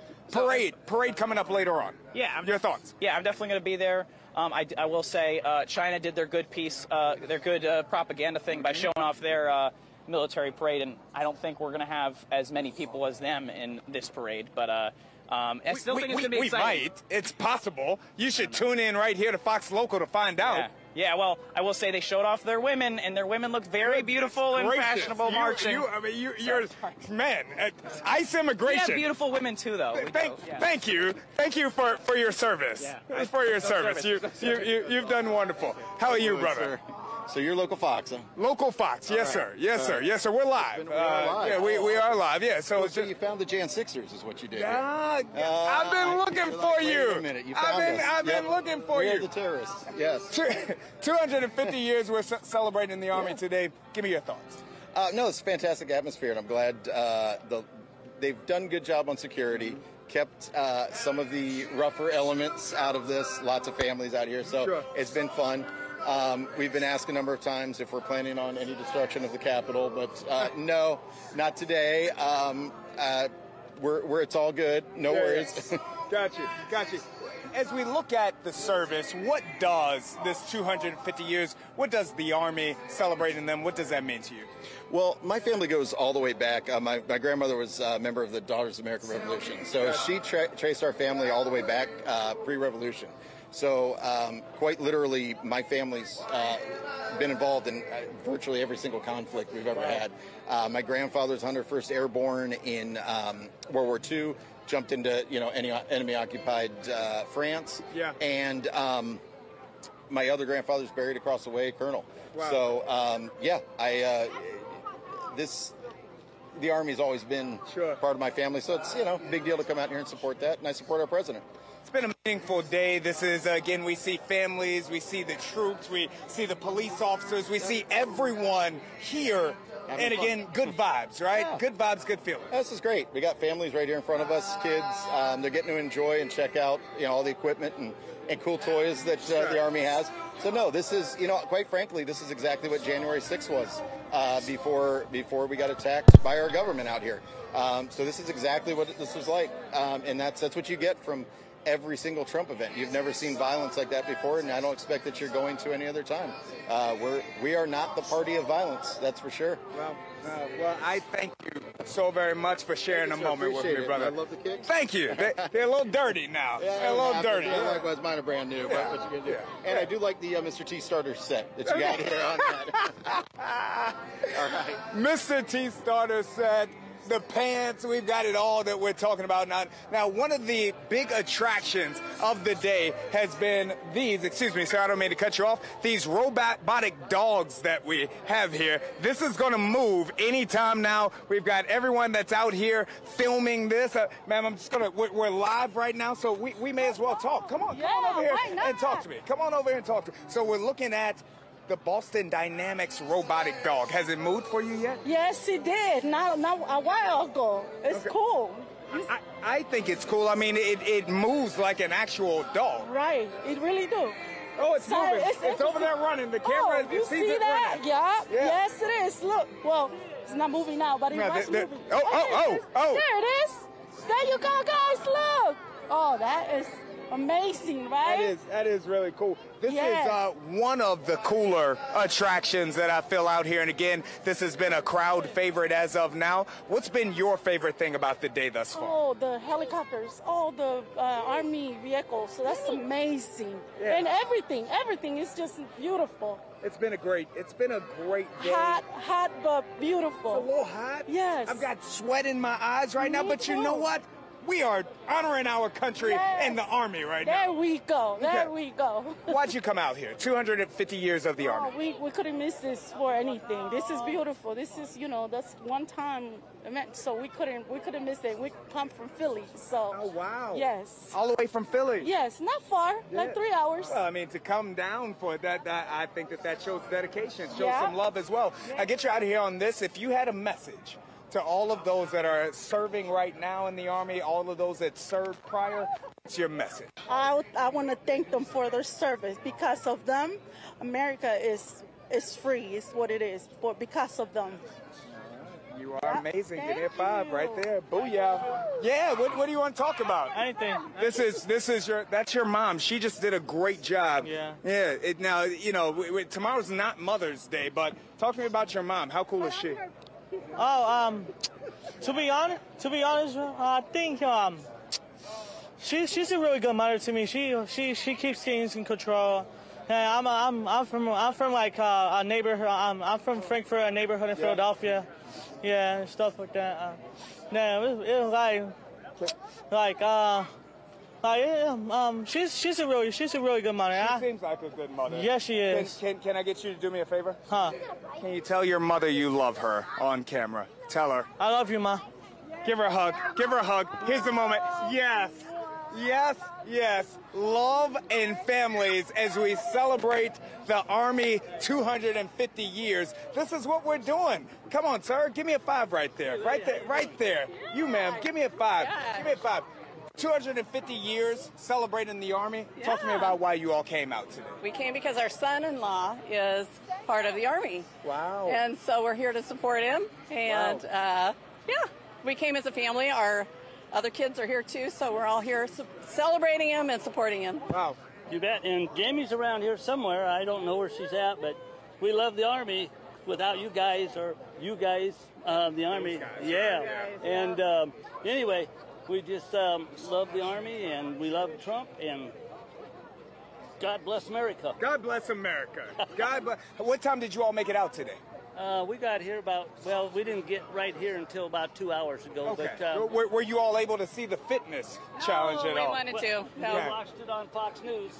And Fox Local, we're streaming it as well. I love that. I love that. So you all were able to see it. I was going to say because it was an outstanding display of teamwork, individual strength, mental strength as well. Many of the things that allow for our armed forces to be who and what they are. Yep. And we've seen, I was eating my eggs and breakfast and everything. And one of the guys from Fox News climbed right up there like he was in the military. So Did he? Pretty amazing. Look at that. Yeah. Look at that. Yeah. Us Fox Corporation guys, we stay in pretty good shape. You betcha. There you go. God bless you. Thank you all. Thank you all so very much. All right. Here we go. As we're going to wrap around here and show you all a little bit more of what it is that's going down here today as we celebrate 250 years of the Army. Of course, we know that the parade is going down a little bit later on, but again, today has been about so much more than just the parade, celebrating our service members. We had the fitness challenge going on a little bit earlier. Actually, Eugene, photojournalist Eugene, one second. I promised you that when we were streaming, I would come back to talk to you. Yes, sir. Can you walk me through? Can we start at the beginning? How much time do we gotta? Can you show me what we got in a couple of minutes here? I want for the world to see, and the world is watching this on Fox Local. Hey, good afternoon. Thank you for coming. So today we're showing the people where the military currently stands on night vision capabilities and thermal as well. Okay. And how we are moving forward in the future. Yeah. And so we're giving people an experience through the trailer to get all three of those encompassed at one time. Wow. We have the subject matter experts in there doing what they do. and showing everybody the word. And if you wanted to go through by yourself, you can as well. I mean, can we go? It's myself and my cameraman here, or is that not right now? Yeah, sir, you can do it. Oh, the camera. The camera won't be able to. It's night vision. Yes, yeah, you won't be able Man, that was me not thinking about the fact that that camera doesn't have the night vision that's displayed in there. And you can go through, though. Okay. I'll go through later on. I'll go through later on, but we're taking a look right now, the science of night vision. Since we can't go in right now, is there anything more that you can tell us? It's more of an experience, sir. More of an experience. More of an experience. I appreciate you. Thank you so very much. That is the science of night vision. Again, there are so many things that the camera can't see, sir. I'm sorry. Hi, guys. There we go. There we go. So many things as we see here. There are myriad different tents that are lining here, different things that individuals who come out today have an opportunity to take in. That was night vision. This is operationalizing science. That's a big word. I don't know that I've ever said operationalizing science before. Here it is. We've got the dog. Wow. How are you, sir? Can I speak with you? I didn't mean to get, you can come in here as well. Now, are you in charge of this here?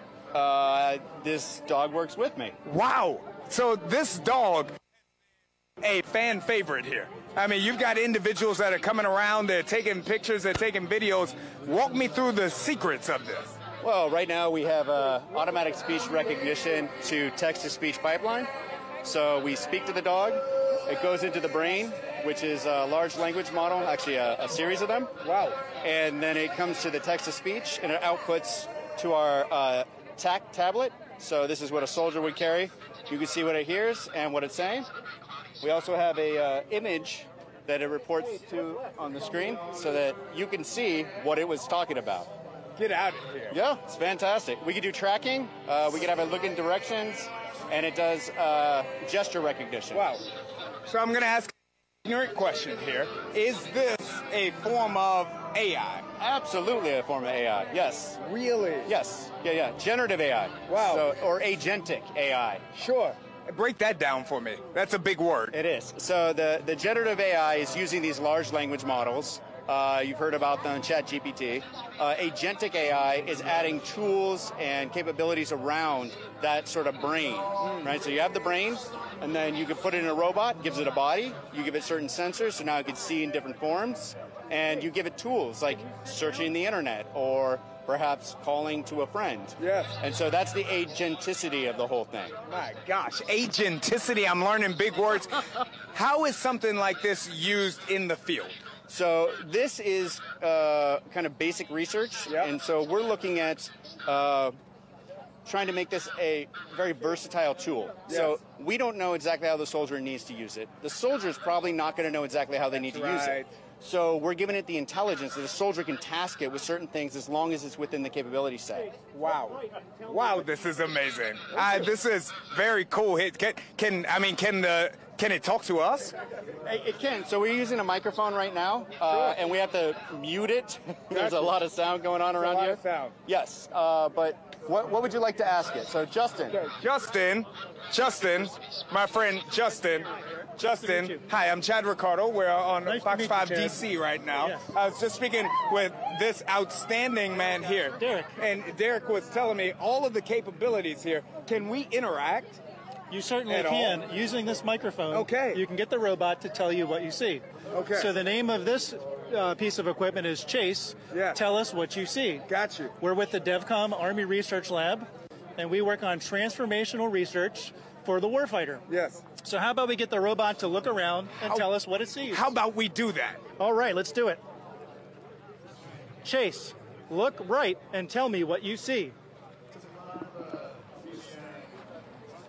Roger. Looking right now. Just tell me if I'm supposed to be spotting something specific because I see a person taking a selfie with a person in a building in the background. Over. Wow. So this is what it sees. Look at, oh my gosh.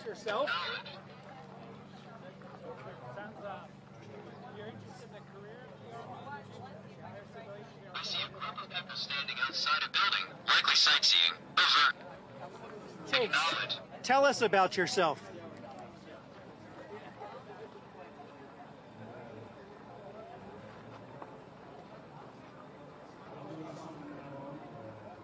Chase.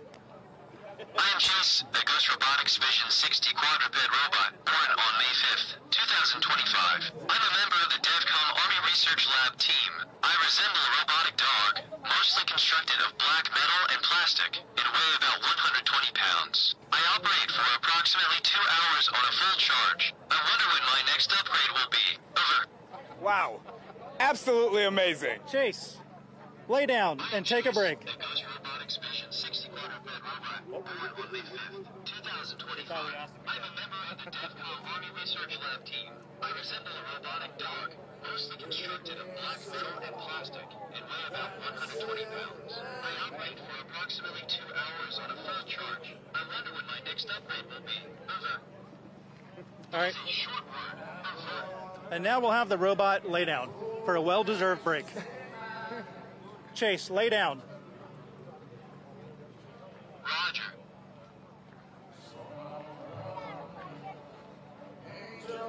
Who says robots can't relax and stuff? There we go. There we go, Chase. There we go. Thank you so very much. Thank you. It's absolutely phenomenal. Have a wonderful day. Absolutely phenomenal. Thank you all so very much. Chase the robot. How cool was that? That was awesome. There we go. There we go. There we go. How's it going, fellas? All right. All right. You all were just watching Chase with us there. What'd you think of that? It was a good. To me, it was amazing. Yeah. Fascinated, man. How's that being done? Okay. Jeff. Jeff, Fascinating, brother. I think this is cool. Again, Army Birthday Festival, 250 years of the Army. What brought you all out today? You're here. We came here to celebrate the Army, man. We love America. That's it. We're here to celebrate with Trump. That's right. Yeah. We're a Trump team, man. All right. You got the parade coming up later on. Yeah. What do you all think? I think it's amazing, man. We're going to party. See, we're looking forward to it. There you go. Same thing. I had a feeling you're gonna fall over the people here. Had a feeling you were gonna say the same thing. You kind of repeated the same thing every question. We're gonna be so wonderful. There we go. There we go. There we go. There we go. There we go. Thank you all. Can you say happy birthday to the Army? Happy birthday, 250th birthday to the Army. Yeah. USA! There we go. All right, we're getting the energy up here. How are you, sir? Hi, guys. How are you all? So we get the energy up here. Again, we've got a concert going down right now as well. We've got observations. We've got it. Hi, guys. Guys, can I talk to you? No? They didn't want to talk. That's okay. Every now and again that happens.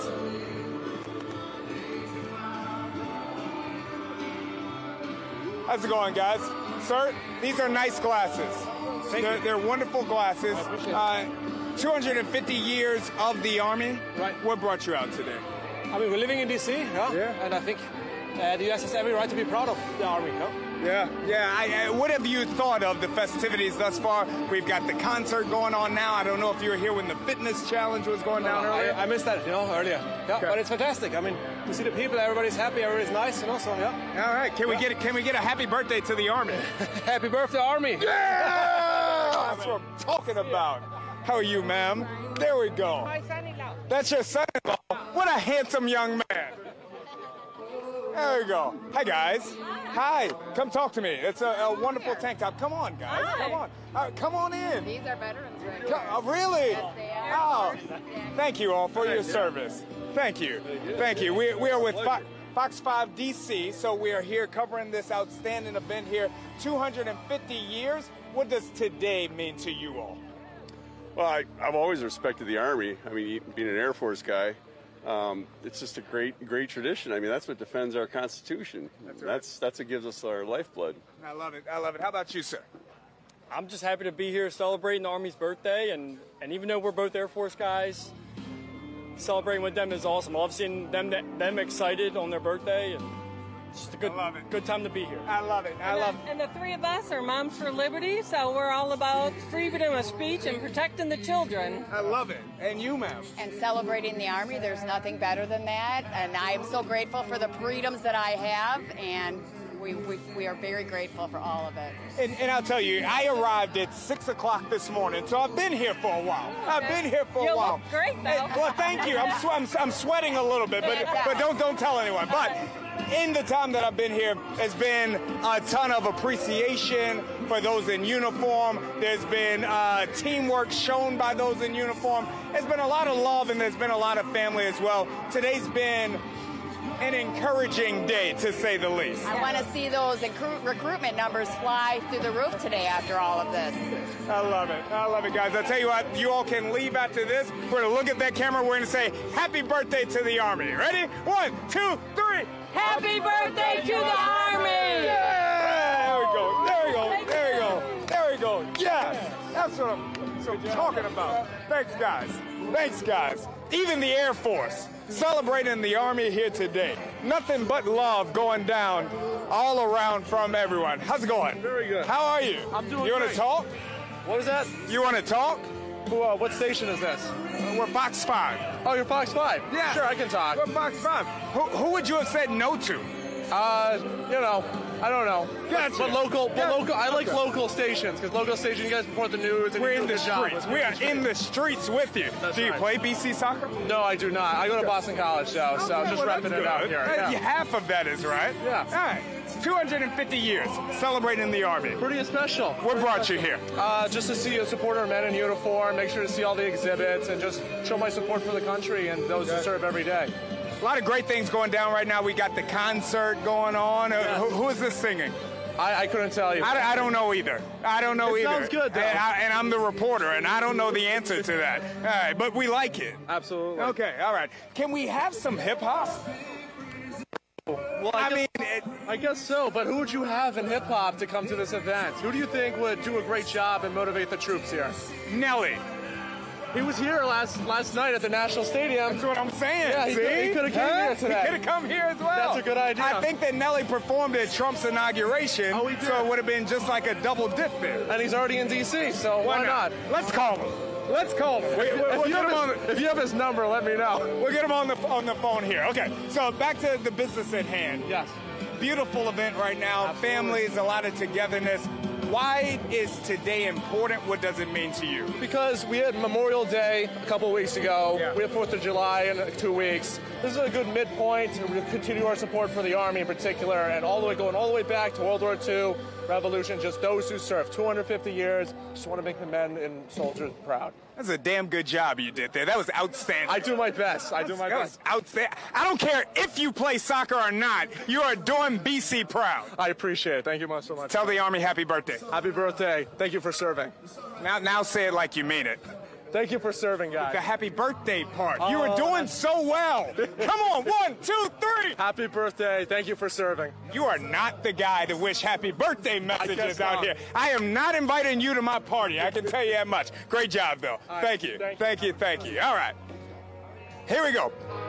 250 years of the Army. That is what it is that we're celebrating. That Make America Great Again hat. Can I talk to you? Come here. We're with Fox 5 DC. All right, Fox 5 DC, sir. We got the red hat on, 250 years. What does today mean to you? Celebration of America and the men who have fought and died for this country. Wow. And what brought you out today? Because you could have been at home watching this from home. Why come out? Well, I drove all the way from California to celebrate the flag. Wow. And the 250 years of the men that have fought and died. All the way from California? Yes, sir. Talk to me about the passion that it takes, the dedication to this country to care that much. I got family, friends, relatives, some not with us. And we're going to make America great again because they gave us the opportunity to do it. It's powerful. So I think we need to celebrate them. For all of the men that are in uniform today, all of those who have worn this uniform in the past, what's your message to them? Thank you for your service. Reach out when you need help. Thank you. Yeah. Thank you. I appreciate you, brother. You have a great day. God bless. Thank you, brother. All right. Ton of passion. That gentleman said that he drove here from California, just to be here today. Truly, truly special. Now, we're actually down to our last 6 minutes here. 6 minutes. Again, really cool observations. We'll see what we can see here. I'm just seeing what you're... Okay. There you go. I was just telling him, so we're a PO soldier. I was telling him about the loader munition. The Switchblade 600. The ultimate purpose of this is to get after destroying tanks. So in the front is a Javelin warhead Stage 1. It can fly roughly 40 kilometers in 20 minutes and then loiter for 20 minutes. The short version of this is it's destroying tanks. So outside of that, we'll switch over to armor and gear. You come over here, armor and gear. So the new eye-hips is part of the helmet protective system. The older helmets would stop 9mm rounds. The new helmets can stop up to 7.62 rounds. So it's lighter, it's 2.5 pounds lighter. Can you say that again? This can stop rounds? It can stop a 7.62 point blank. Really? Yes. So it's nice. So ultimately what this is getting after is being lighter, more protective. So it makes soldiers more survivable and protected. So I introduced Morgan. Come on over. Morgan, this can stop a round. That's pretty remarkable. Yeah, it can. It's not my program, so don't ask me too many questions about it. Well, I'm not. I'm going to pivot right now, Morgan. Let's pivot. Because you, sir, did a tremendous job. We'll pivot here. 250 years. All of these families who have come out to support you all, to support this 250 years. What does that mean to you all? It's really awesome being able to see the amount of support of people that come out here and like showing off the equipment, because people want to understand where their taxpaying dollars go to, and being able to show them like, hey, this thing here is actually saving soldiers' lives, or this is doing X, Y, and Z, and like showing them to in person. It's so important to us. That's right. So. That's right. Well, we appreciate you all's service, and we thank you all for everything that you absolutely outstanding event. Yeah, thank you so very much. Appreciate it. Thank you, Morgan. There's a storm. All right. Initial invasions. Who you guys with? Pretty good. That's the PV7, PV14. We're with Fox 5 DC. Fox 5 DC. Yes, sir. Yes, sir. That's mid-90s. And then now you transfer into the last 2 years, 21st century. All right. Here we go.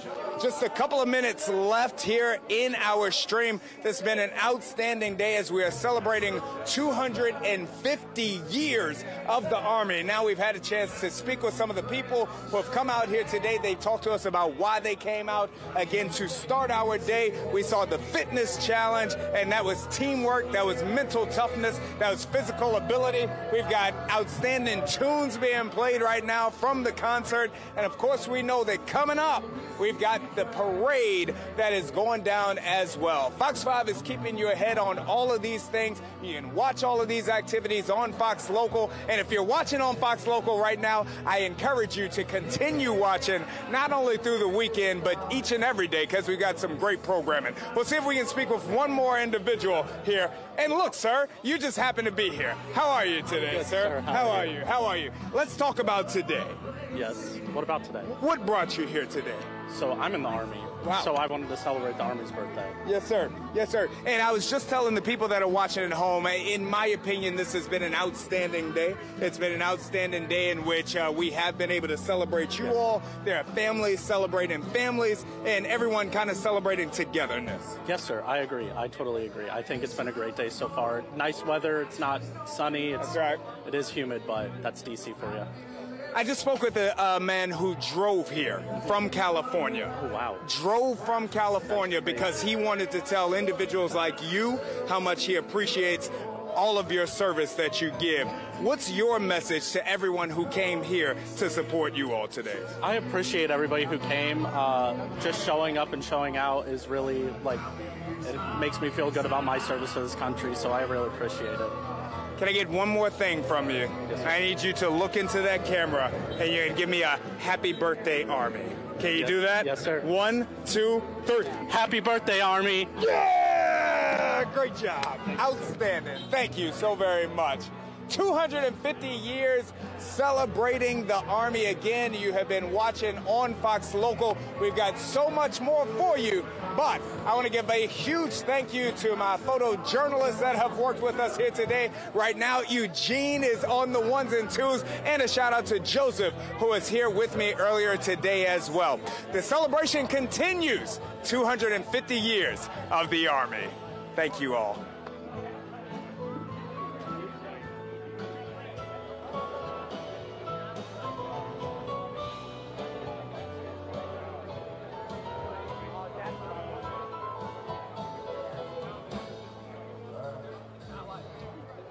There's another verse of this song that we might get in trouble for doing a little bit better. But before we do that, is there any y'all if I introduce you to my friends and local places up here with the stage? How are you, sir? Over here. There we go. Eugene, you should do this with me on Sundays. Huh? I'm too old for this.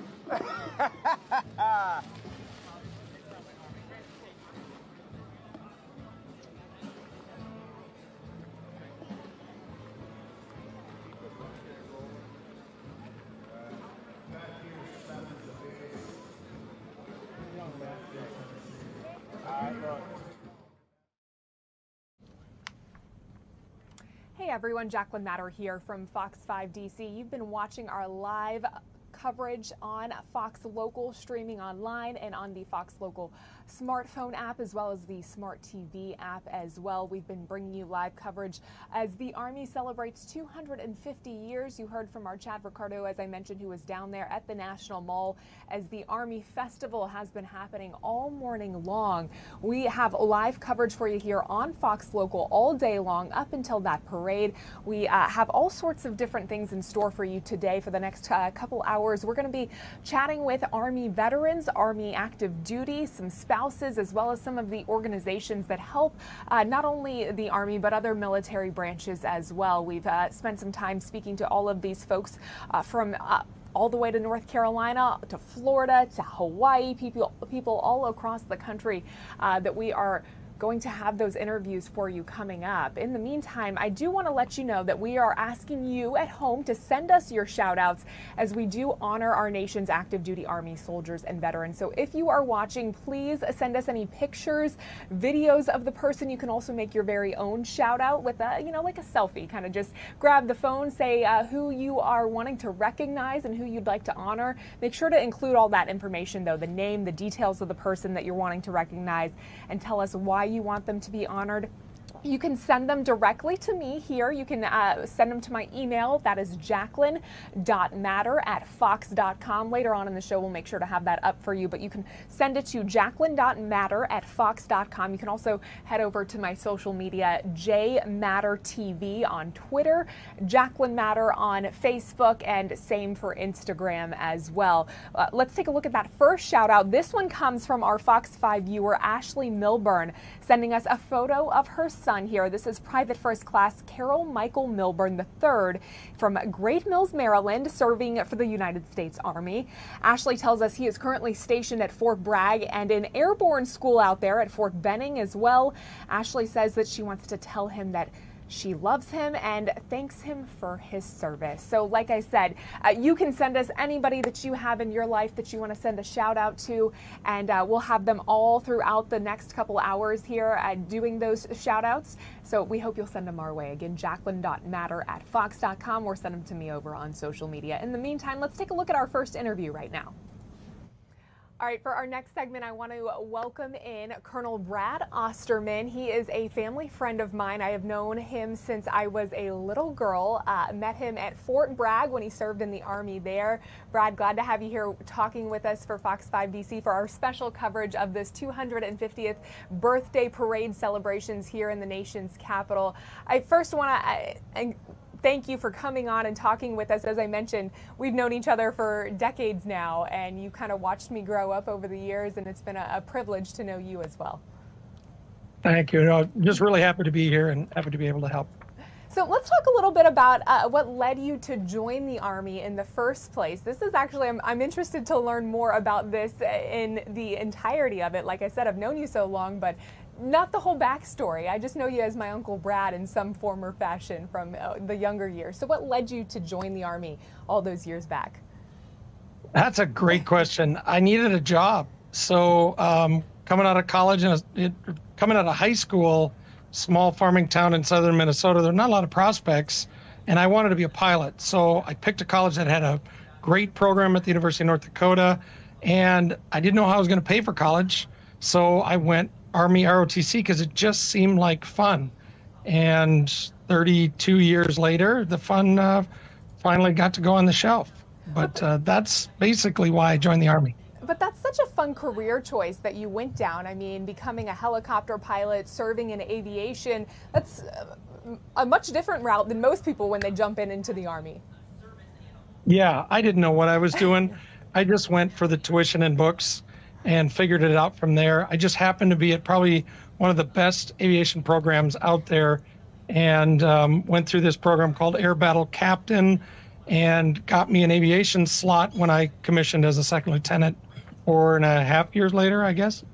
Wow. Okay. So I'm just looking at, a little bit about your bio from back in the day, entering the Army at Fort Rucker, like you said, in Alabama, going to the Army Flight School, and then just kind of moving through the, 82nd Aviation Brigade. Why don't you bring me up to speed on everything that you did and where you've served, where you've deployed to, the units you've worked with? Kind of give us a better understanding of your time in the Army. Yeah, I was blessed. Right out of flight school, I got an airborne slot and got assigned to the 82nd Aviation Brigade at Fort Bragg. Couldn't have been a better first assignment. Still have dear friends to this day from that. I did a tour there, met Adrian, as you know, thankfully because of the introduction your wife made to my wife of 27 years now, and spent a year in Korea, came back to Fort Bragg, and that's when I got the calling to go to the 160th Special Operations Aviation Regiment at Fort Campbell, Kentucky, and I spent the rest of my adult life to this point in Special Operations units with U.S. SOCOM. So just blessed. I did 1 year in Korea, like I said. That's the only time I was ever living outside of the United States. And then, of course, deployed everywhere as needed for both Iraqi freedom and enduring freedom and all the other things that were going on through that time period. Yeah. Something, as you know, from my experience, I lived through all of that and remember those times, when my mom and your wife would kind of lean on each other during some of those deployments or whatever it may have been. I wanted to ask you if there was anything during your time serving that really kind of stood out for you, any particular moments that you remember that time and where you were and just the career you've created for yourself. That's a difficult question at best, because I was deployed so much, so often.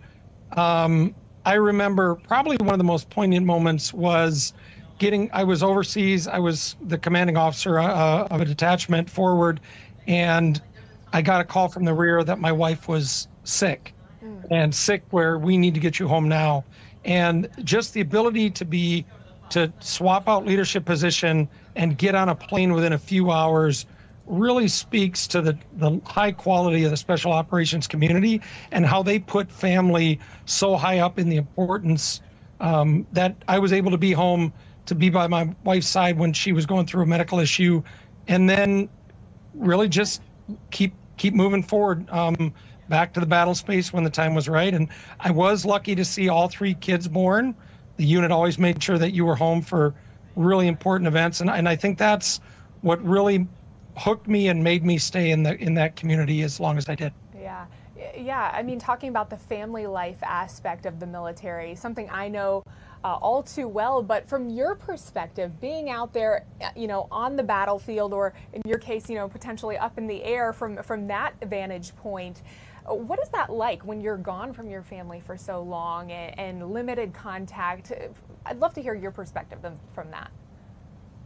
Well, the units I was with were always really good about making sure we had, connection.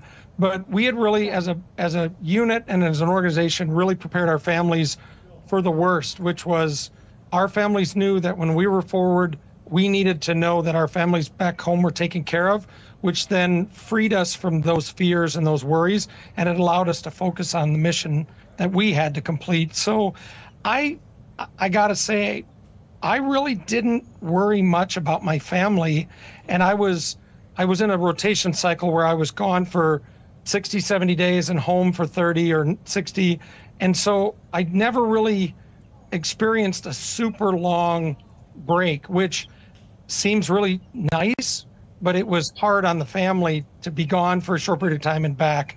You know, they never really got into any sort of routine because dad was home, dad was away, dad was home, dad was away. So it was just a different experience, I think, than a lot of other Army people got to experience during the height of all of the combat that we saw for the last 24 years. Yeah. You know, this got me thinking, because I was just thinking of all the different places you've deployed to or you've been stationed at. Do you have a favorite home base that you had for serving in the Army? I know for me, albeit it is Fort Bragg, you know, I just have so many good memories from growing up there that look, Fort Bragg, it does have its love-hate relationship with a lot of folks, but I do love Fort Bragg. Part of me does. Yeah, I will say between Fort Bragg and Fort Campbell were probably our favorite postings. Okay. We didn't live on post until I was a senior officer. So for my kids, they just absolutely loved living on Fort Campbell and really had a great time living on Fort Bragg. So from an Army family perspective, I think those were our favorites. You know, moving to MacDill Air Force Base and a joint assignment here in Tampa, my family was so far removed from the military aspect of it that it's like we weren't even in the Army at that point. But I would say Fort Bragg and Fort Campbell hold the highest esteem. Yeah, I think I still have some my wife's favorite. I'm sorry, go ahead. My wife's favorite, Hunter Army Airfield, Savannah, Georgia. She would move back there in a heartbeat if she could. Okay, I was going to say I have some very vivid memories of your wife, me, my mom at Fort Bragg and at the Officers' Wives Club, the pool over there. So I remember that from back in the day.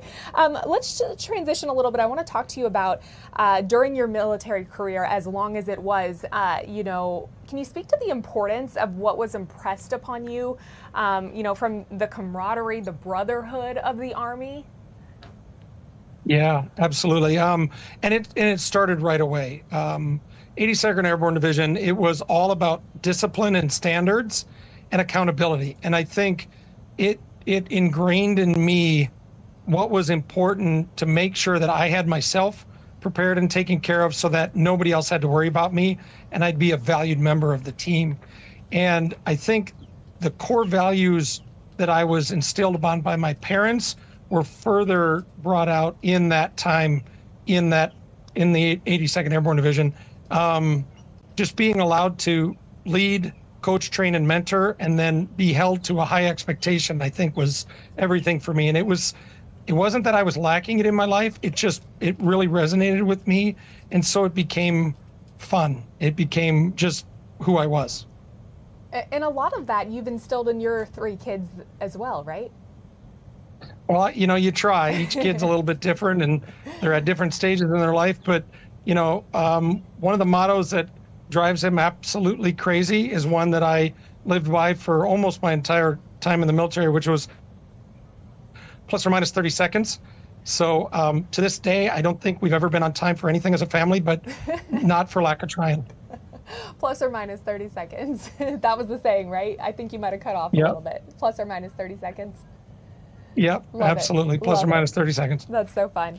Yeah, so look, you oversaw a lot in your recent time at MacDill Air Force Base. Like you said, you kind of are there in that Tampa area, kind of distanced from the main military base because it's not as much of a community, I guess you would say, based on my experience in that area as well as in the Fort Bragg area and other communities in the military. So I guess what was that like for you, kind of not being in the midst of what is your traditional Army base? Great question. There's a lot of family at MacDill Air Force Base. The refueling wing is a tremendous organization. You just have 2 big 4-star component command headquarters there. And so, you know, it's a lot of staff officers, you know, churning day in and day out. So there isn't a lot of like on-post family camaraderie for those of us that were in those positions. So we missed that a little bit, but we found it in our community where we had eventually, bought a house and are living in, because, about a third of the neighborhood is active duty or retired military. So the camaraderie is there.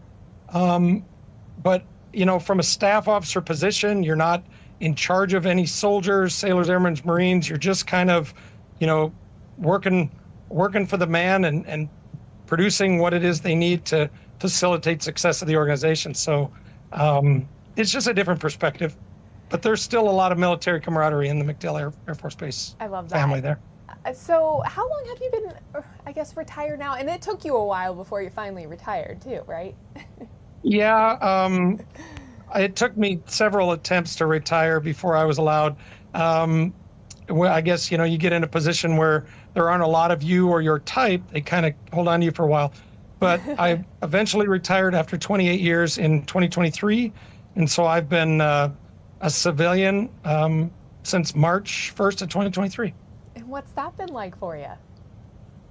It's different. I will be blatantly honest with you. Knowing that your military family has your back at all times is something you kind of forget, because it's there all the time. You're not competing against each other. It's not cutthroat and dog eat dog. The minute you step out in the civilian community and in sales, it is, you lose a good portion of that. Now, if you're blessed and lucky, you will find an organization to work for that shares that value, and that's what I was lucky to find. And then in my job, I get to give back to veterans, which is spectacular. So my job is part-time sales, mostly full-time support to veterans, which is awesome. Yeah, and a lot of the, I guess, unique traits that you learned in the Army can be transitioned and used in civilian life. I've heard that from countless veterans that have made that transition. What would you have to say about that? Yeah, I agree. Discipline, standards, reliability, honesty, commitment, trustworthiness, all of those things that were instilled upon us in order to succeed in the Army are front and center in my engagements on a daily basis. And sadly, I find that that's not always the case in the career field that I chose. So to be able to stand out as somebody that people can trust, can go to, whether there's a sale there or not, they know that they can trust you to give you honest feedback and to support them. That's really been the basis of who I've wanted to be post-military. Yeah, I love all of that, and I love to see this new transition of life for you and Adrian and your family and all the kids. Now that we've talked a little bit about you, I want to talk to you about, I guess, the Army on a bigger scheme here in regards to what you think attracts people to the Army. We learned about your story and what, you said, I was just a kid out of college just trying to find something to do. But, what is it about the Army that you think is attractive? Is that what it is? It's a good place for people that are looking for some sort of stability, some sort of oversight, and a good place for them to kind of get their foot in the door and really see where the possibilities take them. Yeah, I think you nailed part of it. There's 1,000 reasons why someone wants to join or would join. Family history is a big thing, grandfather, father, son, daughter. I know a lot of people who follow in their parents' footsteps because they realize that the military community is going to take care of them, and there's great opportunities to learn. But then there's also those that are maybe looking for structure, looking for purpose, looking for opportunity, or just flat out don't know what they want to do and just need someone to help guide them. The Army's a great place to do that. I don't know how many military occupational specialties there are today, but there is cutting edge in what's going on in our world today than ever before. Being a helicopter pilot was just thrilling for me. It's what I'd wanted to do since my parents used to park off the runway of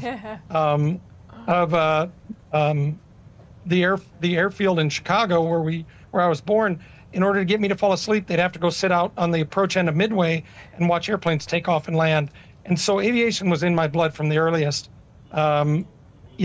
not everybody has the luxury of knowing what they want to do, and picking an Army option gives them so many different outlets, so it's a mixed bag, but it's a great opportunity for everybody, to find themselves, whether it's in the Army to stay in the Army or just one tour, become that veteran, benefit from being a veteran and knowing that you served your community, served your nation. That's something no one can take away from you. Yeah, something to be immensely proud of. We've seen reports recently about the recruiting shortages, not only for the Army, but really across the board when it comes to all military branches. Any thoughts on why that may be? Are there challenges facing the Army that you see they could improve on? Maybe you can weigh in on what they've done right over the years.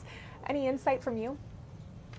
Well, I mean, what they've been doing right is they're doing the same thing, right? Mm-hmm. Discipline, standards, commitment, camaraderie, honesty, trustworthiness, all of the things we want our future leaders to be, our future adults to be. They continue to do that, and they will do that for the next 250 years. Why is a recruiting challenge? I mean, there's a lot has gone on over the last 4, 5, 6 years. I'm clearly out of the Army now, so I don't know what those challenges are, but I think our nation took a step back and maybe lost themselves a little bit. And I think they're starting to find themselves a little bit. Budgetary constraints are always present, and there may have been budgetary constraints that, reducing budgets may have spooked people from joining the service. But in the end, we need a strong military. We need the defense of our nation, both foreign and domestic, and we need to be able to staff those ranks to make sure that we're capable of meeting the nation's needs. I don't think there's been a time in history that is any better or any worse to join the service. I think now is a great opportunity.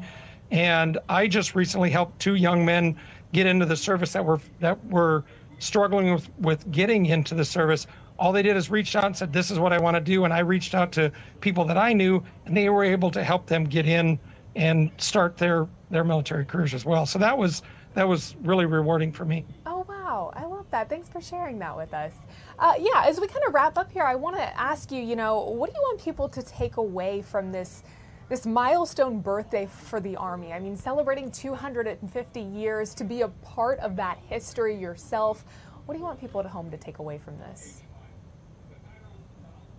Wow, that's a great question. I think to take away that 250 years of strength, of courage, of commitment, of trustworthiness, honor, discipline, standards is probably, we are the core values for the nation.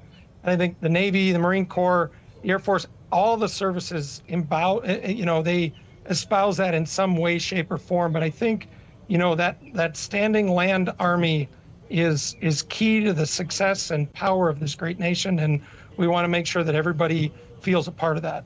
Yeah, anything you want to add in regards to, the legacy, the contributions of your fellow past and present and future soldiers as well, including those 2 young men you mentioned you helped?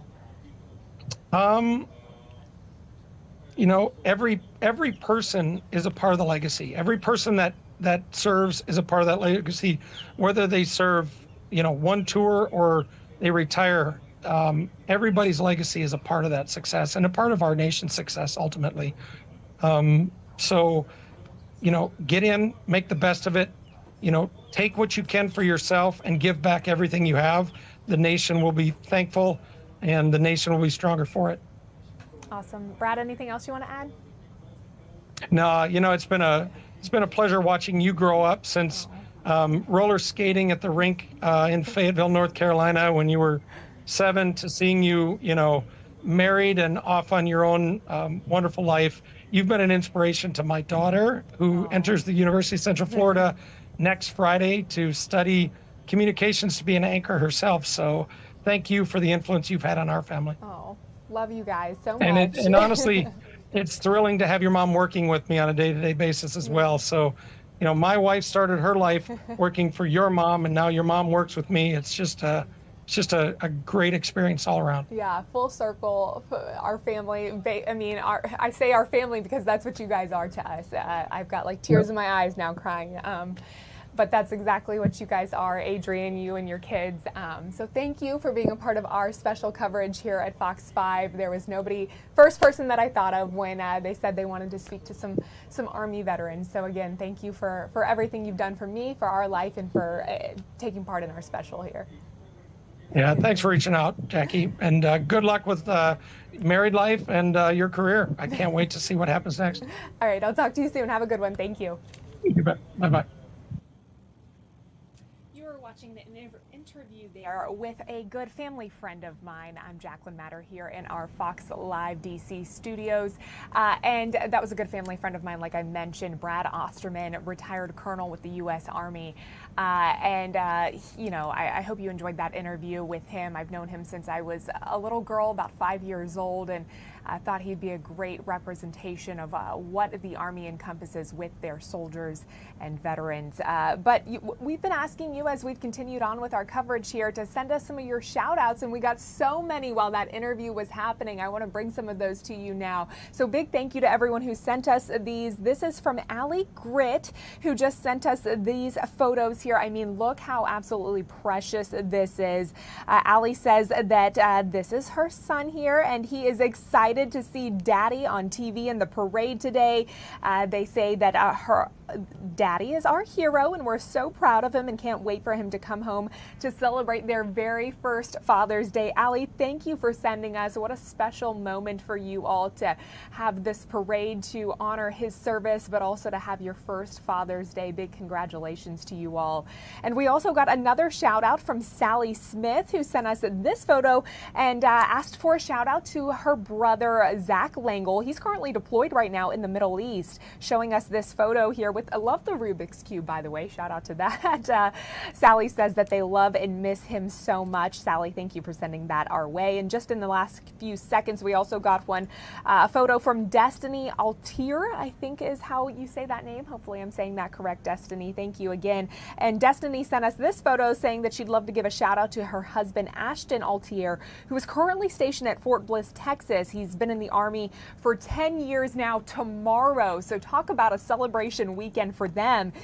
She said she would love for him to know that she and her 3 girls, his parents, siblings, and all our family and friends all love him and are so proud of him. Again, thank you to all of our service members there. And again, we are asking for those shout outs for the next couple of hours. You can send them our way as we honor our nation's active duty Army soldiers and veterans.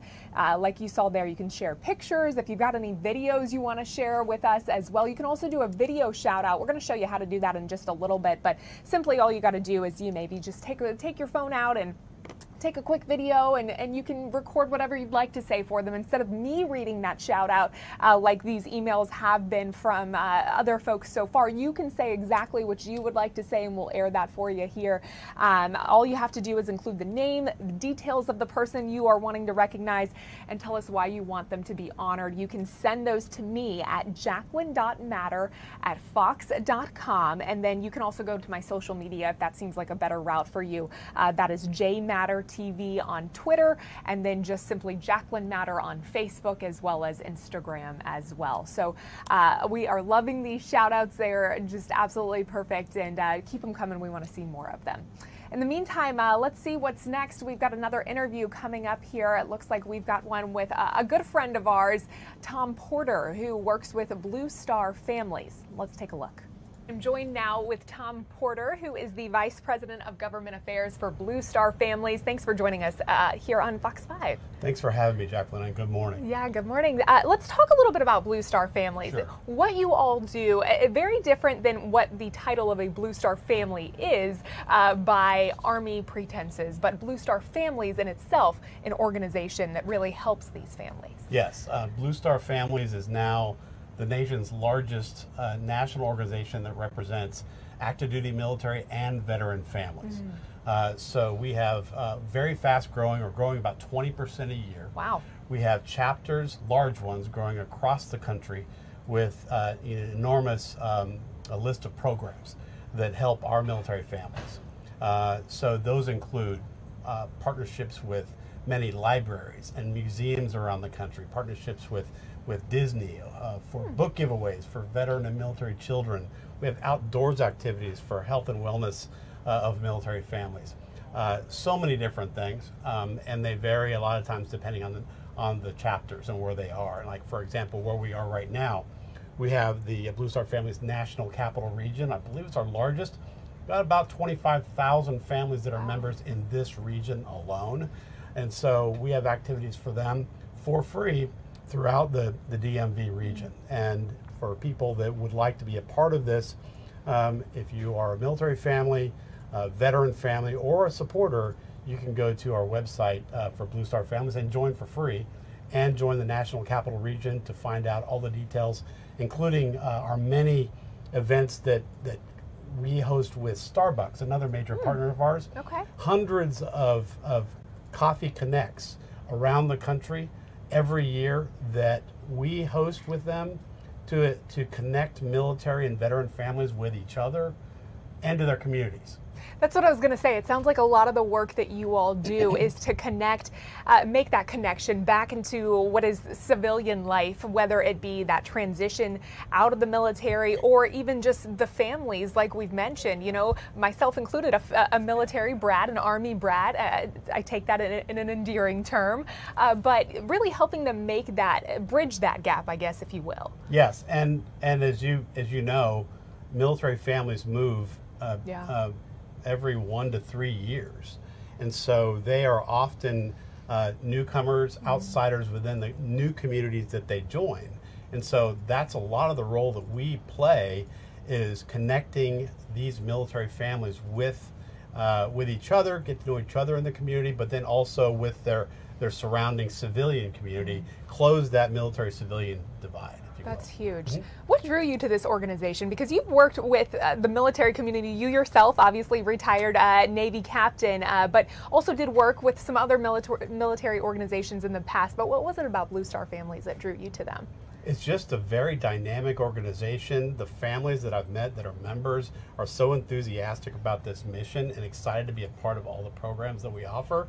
I've known the leadership, Kathy Roth-Duquet, our CEO. I've known her for a long time. She's got a lot of passion for this organization as a founder, and so many of the leaders and participants in all of our programs and on staff. It's just incredible, and it's a great organization to be a part of. Yeah, you know, as somebody who comes from a military background, the family aspect is huge, because I don't think there's a lot of support out there for the veterans and the active duty service members, but limited resources for the families that also sacrifice so much. So I appreciate the work that you all do there with Blue Star Families. Right, and there's only 2 or 3 national organizations that truly represent the families, and we work with them all on some of our top initiatives that we work on. Yeah, fantastic work. Well, look, as I mentioned, you're a Navy guy, but you've worked hand in hand with plenty of soldiers in the Army. Talk to me a little bit about your experience with that. Yes, and I'm glad you have me here today celebrating the Army's birthday. So happy birthday, U.S. Army. Glad to have been a part of so much of what you've done around the world over my years in uniform. So a big hooah out to my Army friends and family today. Throughout the years, especially post 9/11, the U.S. military has done a lot in terms of joint operations, meaning the services working together. And so that's been a part of my service up until I retired a couple of years ago.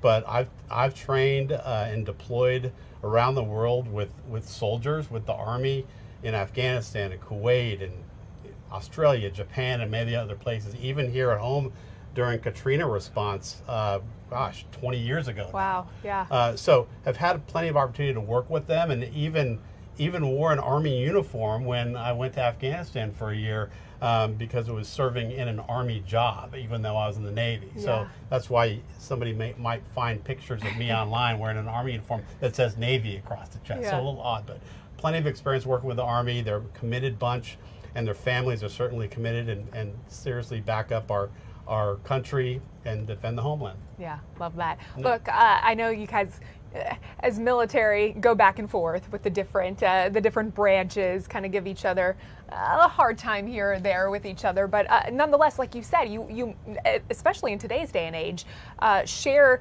different responsibilities, work hand in hand with each other through a lot of what you do each and every day. We do. Yeah. We do. We work a lot together. I ended my career at the Joint Staff in the Pentagon, which is truly joined. That's why it's called that. So you do the same jobs and you work together hand in hand. Yeah. But of course, you always have your rivalries. You see the annual Army-Navy game that has everybody going against each other. But in the end, all these players and everybody in uniform in the Army and the Navy, they're willing to die for each other any day around the world, and they have, and they've made huge sacrifices.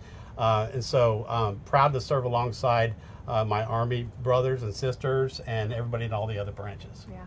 Let's get into a little bit about the history of the Army and, just some of the different topics when it comes to the background of the Army. The challenges is what I wanted to ask you about. What you think challenges the Army has faced over the years in today's day and age and compared to years past?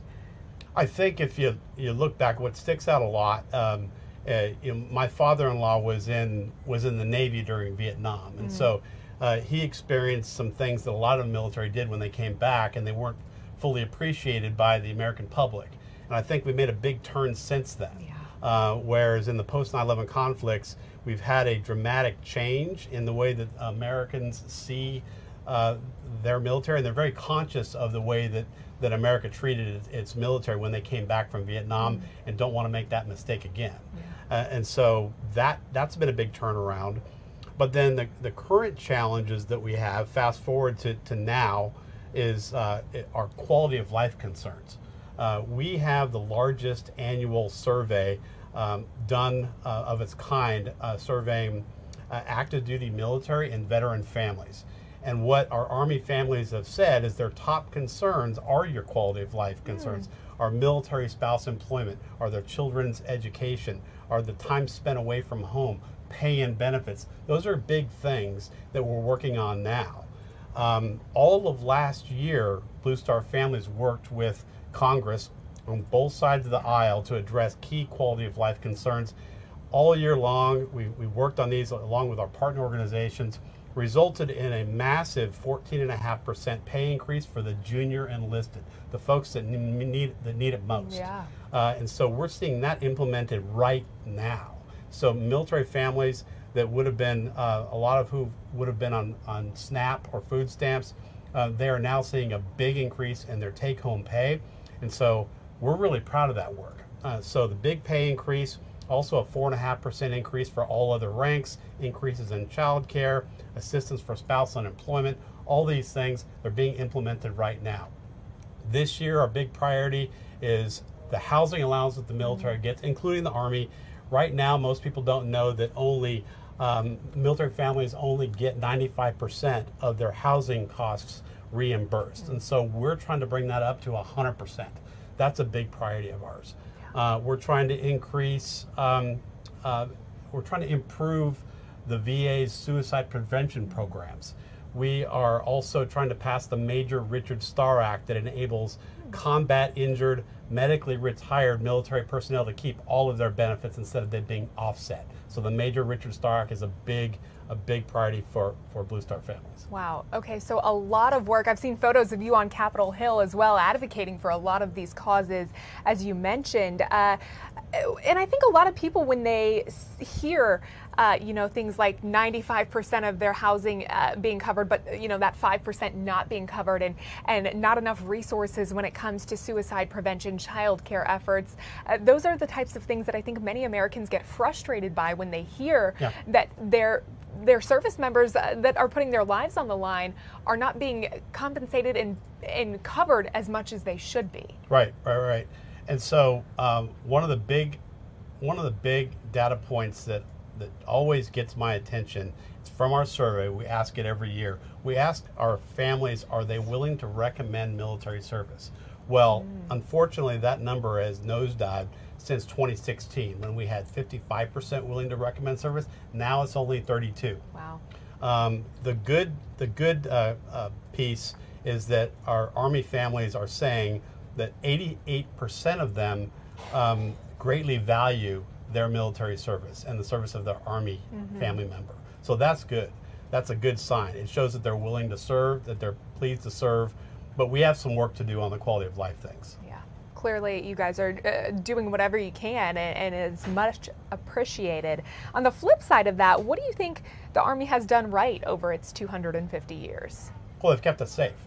And so their motto for this event, their birthday, is "This will defend," which really represents their 250 years of keeping the homeland safe. So they've done that right, and so as all the other service branches as well. So I'd point to that. They're doing a great job. They'll continue to do a great job into the future. Yeah. Let's talk a little bit about recruiting, the crisis that has not only been facing the Army, but also really across all branches here. Do you think, events like this on such a wide scale where you're seeing so much pomp and circumstance, is that beneficial? Do you think that would, raise some of those numbers you see when people say, the numbers that you said, would they recommend service?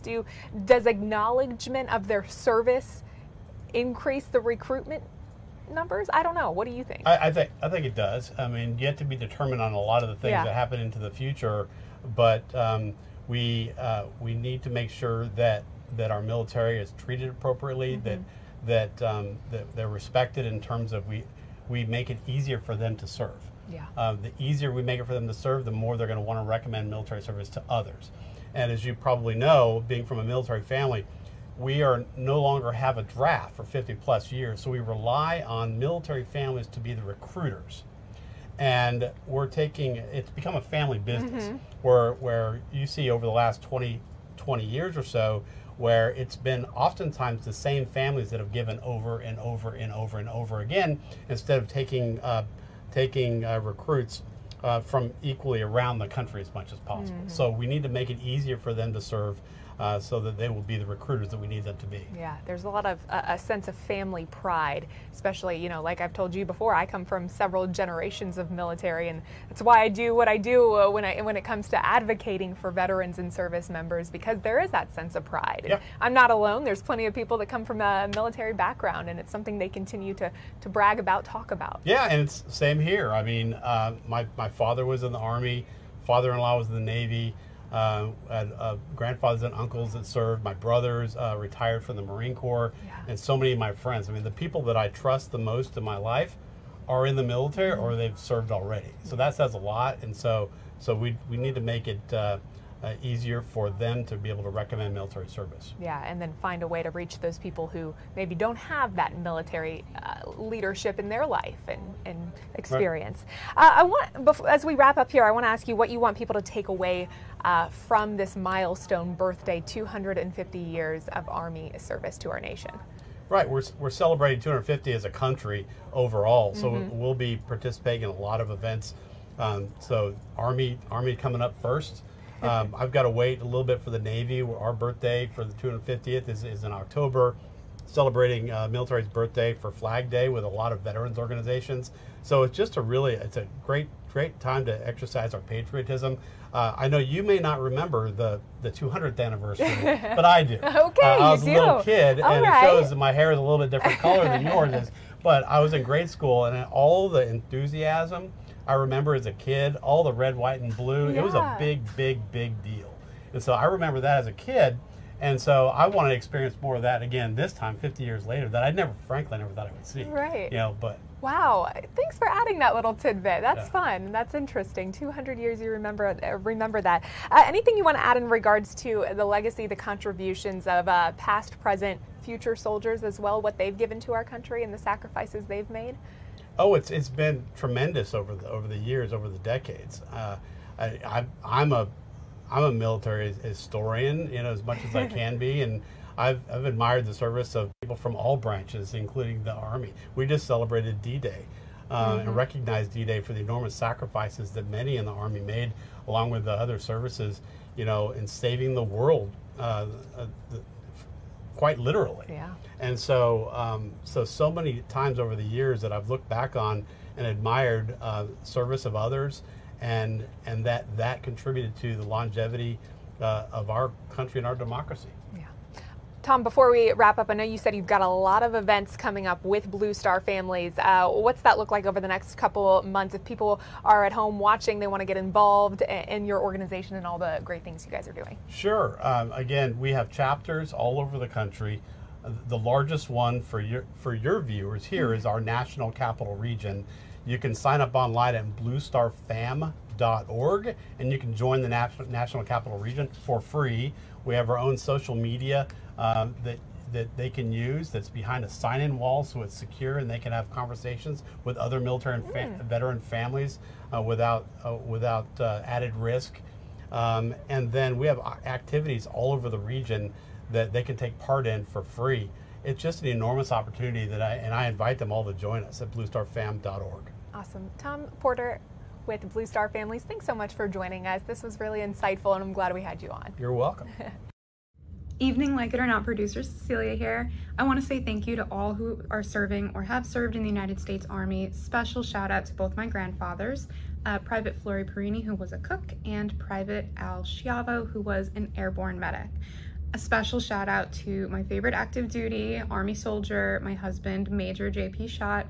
He's a physician, has been deployed before, and I just want to say thank you so much to all those who are serving our country, and shout out to all the Army spouses. Go Army!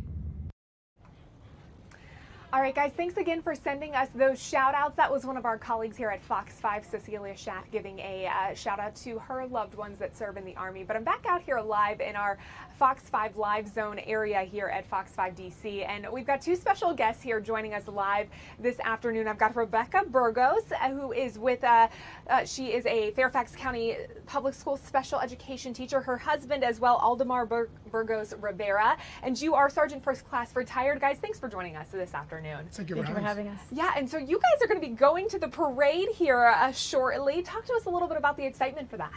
Well, the time is great. It's 150 years of the Army. I spent 25 years service to the Army. Okay. So for me, it's a great thing. Last big parade I saw was in Hawaii, the 5th anniversary of D-Day. So it's been almost 20 years since I see the big parade. Wow. This magnitude. Oh my goodness. So talk to me a little bit about your service. You're retired. How recently are you retired? 7 years ago. Okay. I joined when I was 17, served from Puerto Rico. Wow. I came by myself, then I stayed. I went to another year, and 25 years later, I'm still in the Army. Wow. So talk to me a little bit about your career span over the your time in the Army. What you did, what units you may have served with, whatever you feel comfortable sharing. I'm a logistic guy, working with the infantry combat arms. I did Fort Bragg, then I moved down to Hawaii. From Hawaii, I went to Texas. That's when I met my wife. Okay. We got married back in 1997. From Texas, we went to Alaska. From Alaska, we went down to Florida. From Florida, moved down to South Carolina. South Carolina to upstate New York. Upstate New York, then we make it to D.C. Okay. And that's where I retired from here. A lot of different places. I feel like we've kind of been circulating around each other because many of those places were where my dad or stepdad were also stationed, with Hawaii, upstate New York, Fort Bragg, of course. But you said you guys met in Texas. What was that like for you when you first met him? Talk to me a little bit about that. Well, we met in Puerto Rico. He was actually on leave from the Army, and so we met through a mutual friend. And we spent 12 days together before he left, decided to start dating. So he went back to Hawaii. I stayed in Puerto Rico. He came 3 months later, and we got married. And actually, yesterday was our 28th anniversary. Oh, congratulations! So what a milestone. It was a very, very short courtship, but when you know, you know. So you guys have a lot to celebrate this weekend. We do. The Army brought us together, brought our family together. Every scene that we have because to the Army United States. So I mean, we got about 15 deployments I did to the Army. So I was always gone. For almost 20 years. I was gone out of our relationship. Wow. But no regrets. So every scene I went to the Army United States. So for me, it's a big celebration this year. That speaks volumes to that. Can you talk to me a little bit about what that was like from your perspective with so many deployments and being an Army spouse, what that takes? Well, I'm a military brat, so my father also served in the Army for 26 years. So I know a little bit of what you're getting into. So I was used to the constant moving and whatnot. But it's not for the faint of heart. Raising 2 children, mostly on your own, but we had such wonderful support systems throughout all the times that we were in the Army. We had the family support groups that were always there for us. And even though some of the duty stations were a little bit rougher than others, you make do with what you have. And my children are that much stronger for it and more resilient for it. And I have so many friends all over the country that I still keep in touch with, and so it makes for a wonderful melting pot of friendships and family that is away from family. So yeah, you put that into a great perspective. I'm an Army brat myself, but I also kind of see it as a superpower, because as a military child growing up and moving all over the place and having to pick up and start over new, you kind of learn to be able to be moldable and to be able to interact with people on the fly anywhere you are, right? I mean, there's so many unique characteristics you get as a family, obviously as a soldier, but as a family as well, right? Absolutely. Oh my goodness, that's amazing. So talk to me, I know you guys have got to get to the parade here shortly, but seeing all these people come out and celebrate the Army and what they've done for the past 250 years, what does that mean for you? It touched the heart a little bit, because you go and come all the time and you don't see what the Army means to people, because you just do your job. You don't join the Army to be famous, you don't join the Army to be rich, you join it because you're a patriot and you love your country. So you never see what you do, you never see what people say thank you to you, because you don't do it for that. You do it for love of country and family and God. So when you see people coming into this, it makes you realize, it was worth it. It was worth it 25 years doing this, day in and day out. It was worth to be away from home. It was worth it to be away from family. But when you come to parades like this, make you think, it was worth it. Yeah. No regrets, never one. Any last words you guys want to say about a military as a whole, the legacy of our nation's soldiers, and military family as well? Well, I just wish the best of luck to those that are deployed, that are here with us now, to stay safe, and to those military families. We've been there with you, we support you, and we just hope that everything will continue to march on in the best of ways. Home is where the Army sends you. Exactly. Home is where the Army sends you. Rebecca, Guy, Aldemar, thank you guys so much for joining us here on Fox 5. Thank you. All right, let's get back to some of those shout outs as well. Let me grab my phone real fast and look at some of these shout outs that have been coming in. You guys have been doing great. This one, I believe, is from Gemma Benavides, who sent us these photos saying that Gemma served post 9/11 in the Navy from 2001 to 2005. Grateful for her active duty service, because she not only helps protect citizens of the United States, but also used her GI Bill in order to study ultrasonography. Post-military service, used it to keep providing services to the community. She's also grateful, because of her military service, that this is what helped her become a U.S. naturalized citizen. So thank you for sending us that shout out. Another one from Sharon Day, who sent us this photo of her grandfather, George Scott Drew the fifth, I believe, or maybe the sixth, says that she served in the United States Marine Corps, World War I and World War II, and also a shout out to her father, Norman O'Day, who served in the Navy, saying that they appreciate their service as well, re-enlisted several times. So those are some great photos we are seeing as well. She said that her father was stationed at Pearl Harbor when it was attacked by the Japanese. Wow, that's incredible. Spent the entirety of World War II on a minesweeper in the South Pacific. And then we've got another shout out from Janiyah Ashley, sending a shout out to her husband, Specialist Ryan Ashley. She says, "We love you, appreciate your constant sacrifices and hard work." Some great photos there of Janiyah and her husband and their baby. Again, send us those shout outs. We want to keep them coming all afternoon. As I mentioned, you can send them to us with pictures, videos, make a little video shout out if you want. You can just send them to me. My email, jacqueline.matter@fox.com. You can also send them to us on social media. JMatterTV is my Twitter handle, and Jacqueline Matter on Facebook and on Instagram. So keep them coming. We'd love to see them, bringing us some joy on this Saturday. All right, let's get another interview now with a retired military veteran as well. Take a look. Welcome back. We continue our coverage today of the 250th birthday parade for the Army, the celebration happening in the streets of D.C. today, and we're honoring, of course, what we can here with our version of honoring the 250th birthday of the Army. We've got John Burns here, who is joining us. He is the Strategic Director of Concerned Veterans for America, also with the United States Marine Corps and Army National Guard veteran in both of those. John, thanks for joining us. Thanks for having me on, guys. So talk to me a little bit about what you're thinking about the parade right now. How you're feeling ahead of the big parade in a few hours.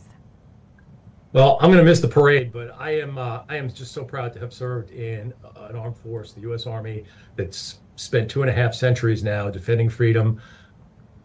June 14th, 1775, Continental Congress, just 2 months after the battles of Lexington and Concord, formed up the Continental Army. The next day they gave command to George Washington. And again, for 250 years, they've been securing freedom and securing the homeland. So I'm just so proud to have served in that armed force. The Army deserves a huge birthday celebration, especially as we look at, the Navy birthdays coming up, the Marine Corps birthdays coming up, same 250 years. Next year, we're going to celebrate 250 years of America itself. So this is just a great way to kick off a whole year of that. I love that. So I know you are a Marine Corps veteran and an Army National Guard veteran. Which came first, and how did you kind of get your start in the military?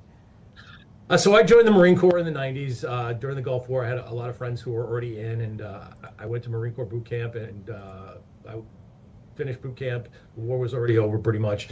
I got out, and there was just a huge opportunity going into the National Guard to reap some educational benefits, some extra educational benefits. Pretty much got a full ride all the way through my master's degree because of that. And I enlisted in the Army National Guard in New York City a year before September 11th. I responded there, and I spent 2 years overseas in Iraq and Afghanistan between the two of them. So I actually saw a lot more action in the Army National Guard as a soldier than I did as a Marine. Interesting. And also interesting that you, like you said, joined the National Guard a year before 9/11. Talk to me a little bit about your response there in New York City. Yeah, I had no expectation that I would, at the time it looked like just an easy way to go to college. Had just finished a long 2-week training in August that was very intense and very rugged down in Louisiana at Fort Polk. And about 2 weeks later, I was coming upstairs from a swim in the college pool at Hunter College, stepped outside, caught a breath of fresh air, went and sat down, and there were fire trucks rolling by within minutes. And a couple minutes later, I'd heard what happened and rushed down to the Armory downtown and spent most of the day getting ready. And we deployed down to the Ground Zero region later in the evening. Wow, so you were quite literally some of the first boots on the ground there at 9/11 when that happened. My dad was in the Pentagon on 9/11, so I probably the one day that I remember more than anything, like it was yesterday. That time after 9/11, I mean, do you even remember that time? I mean, I know there was probably so much going on. It was probably much of a blur for you. I do. I remember spending a lot of time doing nuclear biological chemical reaction training in October after the ricin or whatever the poison was scare. I spent time in New York City airports that year pulling security. 2 years later, when the Iraq War started, I ended up guarding New York City subways. So there's so many things that happened after that. It was such a huge life-changing event. And again, it made me really take being a soldier much more seriously. It made me feel a lot more connected to being in the Army than I did like the first day I joined the National Guard. Again, it was supposed to be two weeks in the summer and a weekend every month, and a couple of years it felt like that was reversed, and that was the amount of time I was spending at home. Talk to me, if you will, for people who don't know, a little bit more about the National Guard and how they kind of respond to some of these types of situations. Like we're seeing right now out in LA, we're seeing the protests that are happening there with the anti-ICE raids and the response the National Guard sometimes can be responsible for in some of these large-scale events here on American soil. Absolutely. The National Guard is actually, it celebrates its birth earlier than the U.S. Army because it really is the continuation of the old militia system. Mm-hmm. And the first militia units were formed in Massachusetts in the 1600s, and there's a couple of National Guard units in Massachusetts that are considered the descendants of those units still remaining. So they're kind of the oldest military units in the country. In the early 20th century, they came up with this system, the National Guard system, that was meant to formalize the militia system, and it's designed so that governors can use it for local emergencies, whether it's crowd control, riot control emergencies, whether it's weather-related emergencies, but it's part of the state plan, the state emergency management plan, and it gives the governor a military force to do that with, and then it's also a reserve component of the U.S. Army and the U.S. Air Force. Both have National Guard components. So it allows maximum flexibility for a force. It can be federalized and used to fight in war or to fight in international crises, to respond to international crises. And it also gives the governors back home a military force to manage emergencies and problems at home. Yeah, thanks for just kind of bringing people up to speed. Maybe they're not exactly, aware of what exactly the National Guard specifically does within the Army. I wanted to ask you, I know you briefly mentioned that you served overseas. Talk to me a little bit about your deployments, what units, brigades, battalions you may have worked with, what you were doing in that capacity. Sure. So when I first went to a conflict zone back in the 90s, Somalia, I was in the 1st Marine Division, 1st Combat Engineer Battalion. We went there securing facilities, building secure facilities, and searching for landmine and unexploded ordnance for a couple of weeks. After September 11th, my unit in New York City was the 27th Brigade, and we were part of a statewide brigade, light infantry combat brigade, and we put together a task force as the Iraq War moved into its second phase. We were sent overseas, attached to the 1st Infantry Division, Big Red 1 from World War II fame. We're attached to one of their brigades and spent about a year, a little less than a year, in the Sunni Triangle, kind of right in the center of it, in a Shiite community. And, we dealt with the Shiite-Sunni divide every day. We lost folks over there. It was unfortunate. And then I went to Afghanistan as part of the Fighting 69th, the famous 1st of the 69th Fighting Irish Regiment, which was really a moving experience. Working in Afghanistan was a strange place, but my great-grandfather had served in the same unit in the World War I era, so it was very strange. Oh, wow. Well, that's a bit of history there. Pretty neat. Yeah, so full circle. Circle. Army history is really inside me. I see that very much so. Can you, obviously you served during Operation Iraqi Freedom and Operation Enduring Freedom. Can you reflect on that wartime service of yours all these decades later? I'm really proud of some of the things I did, including, help build a case against Saddam Hussein. My company commander was a lawyer, and we just hit upon a gold mine of evidence, and that got sent to kind of the Justice Department's liaison team, and then eventually to the Iraqis. I did my best to help the Iraqi people. I did my best when I was in Afghanistan, but the losses sometimes are overwhelming, and I'm glad that that there are ongoing and recent reviews into how and why those wars happened. Yeah. With all of this, I guess, in your military career, as widespread and as long as it was, can you talk to the importance of what was impressed upon you with the camaraderie, the brotherhood within the Army? Sure. When you start out as a private, if you're enlisted like I am, it's, do this, do that, follow the rules absolutely every day. Somebody's going to tell you when to go to chow. Somebody's going to tell you, how to tie your tie. And as you mature into the military, you're expected to kind of step up and be ready every time, on your own initiative, to know what to do. The more you train, the more you get to work with guys on your team and your squad and your platoon. The tighter you become, the more brotherly you become. They become your brothers. What I found in the National Guard is you had to even be more self-reliant in terms of being prepared, because you're only there a couple of days a month. So you really have to come with your game on. And I'll say that the guys I served with in Iraq and Afghanistan are still some of the tightest friendships that I have on the planet. That's a great perspective. I really appreciate that. I'm interested, I've asked everybody this, a little bit about what they think the Army has done right over the years, some of the challenges that they've faced. Maybe you can weigh in on that as well over the past 250 years, the challenges then and in today's day and age, and then on the flip side of that, what the Army's done well. Yeah, sure. Well, the Continental Army had to face off against the greatest military power on the planet at the time, the British military. They were a naval power, so their army wasn't necessarily the most powerful army on the planet, but it certainly was more potent than America's. And America fought a defensive war for 5 years. Finally, with some help from the French Navy, some French army units, we were able to fight our way through and make the Declaration of Independence official. The Army waxed and waned. Obviously, the Constitution was designed that we didn't have a standing army or a large one. It was designed so that we had a militia force that would be able to be nationalized, federalized when it was necessary. But the Army grew into a force that was capable of moving westward, defending our progress westward. It wasn't always pretty. It wasn't always democratic as we moved westward. But eventually, we developed a continental-wide country, and the Army has defended it well. It secured freedom.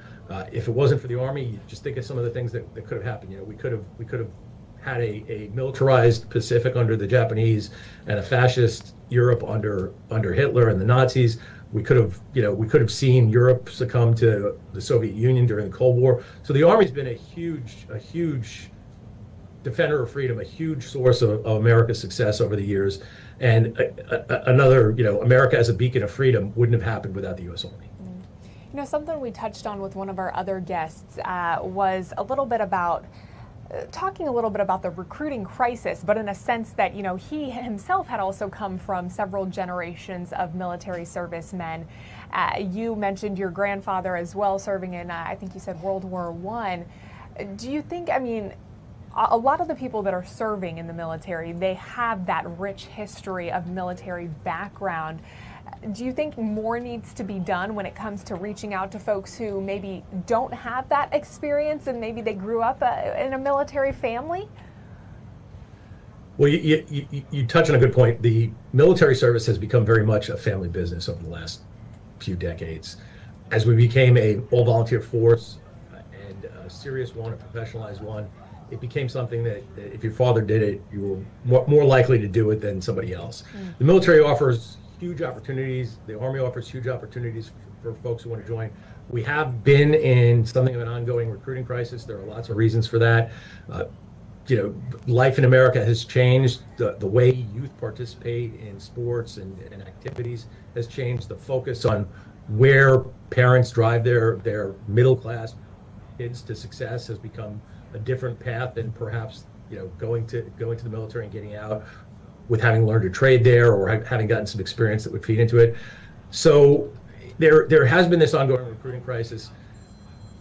A big part of that is also folks, watching the wars of the last 20 plus years who served, not wanting their children to go in either.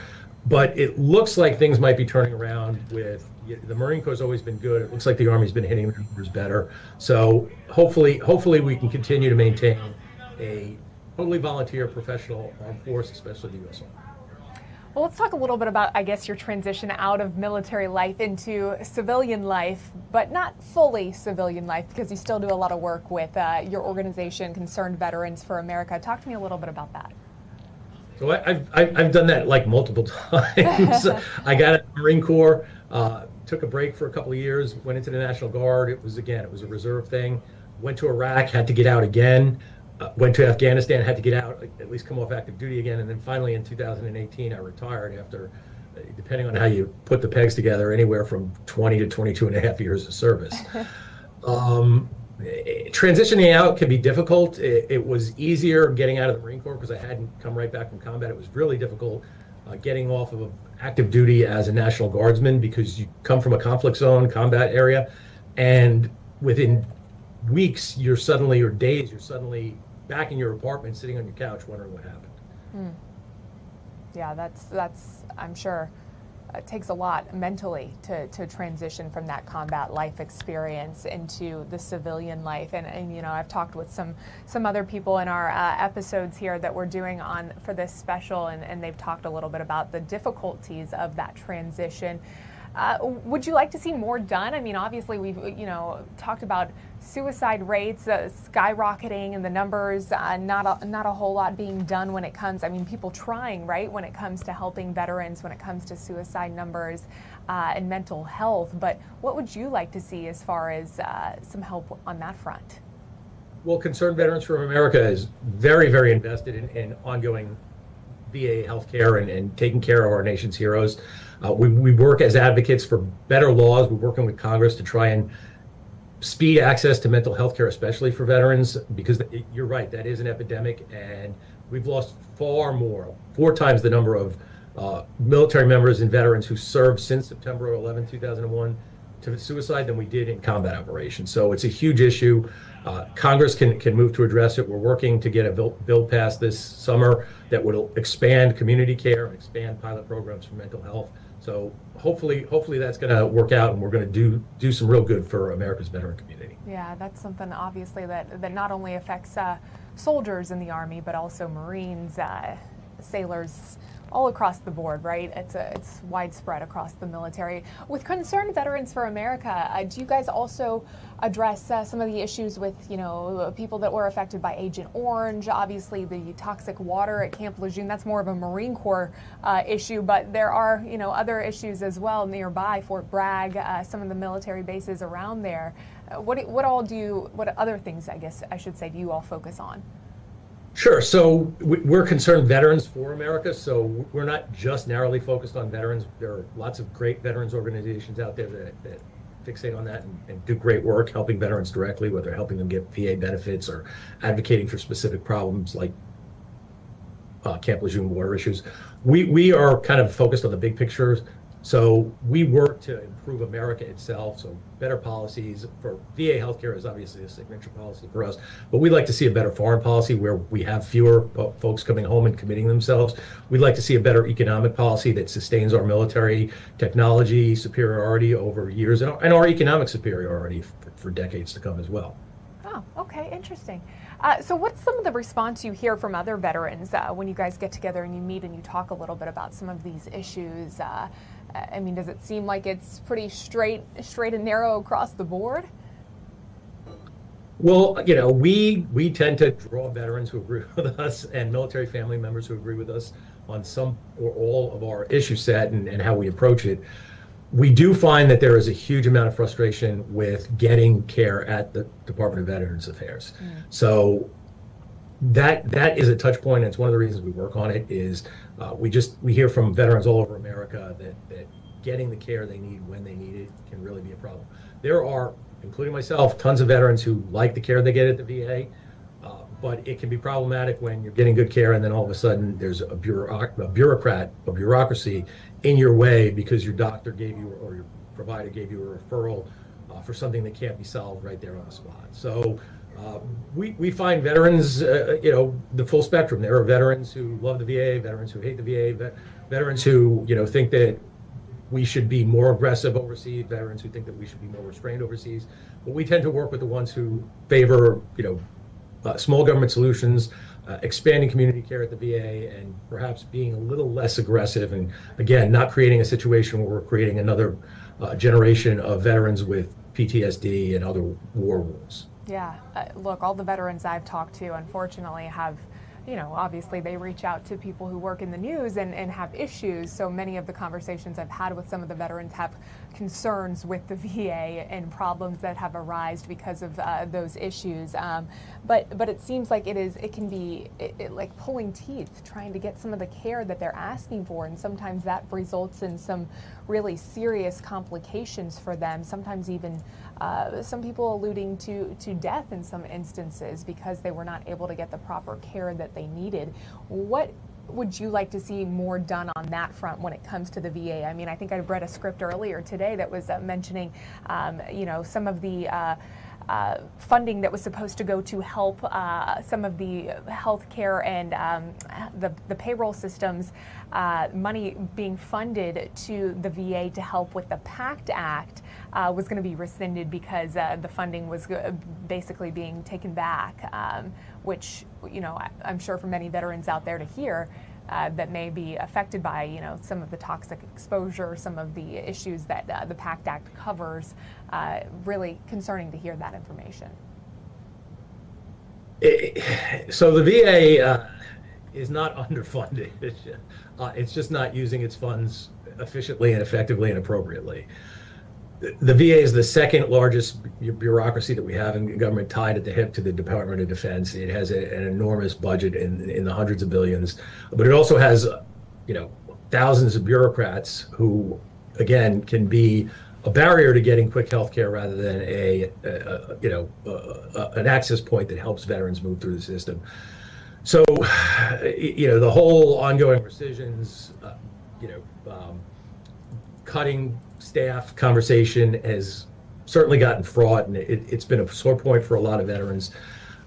At Concerned Veterans for America, we've always advocated for a more efficient VA, one that aligns care with veterans when and where they need it, that works best for them. So for us, that really looks like a combination of a system where veterans who want to go to a VA facility, a clinic, or a VA medical center that's appropriate for them, they can do that. But if they want to go get care in the community, the VA should enable that rather than to be a barrier for that. And that works great for folks who live in places like southwestern North Carolina, where there's no VA facilities, western Montana, where there's no VA facilities handy.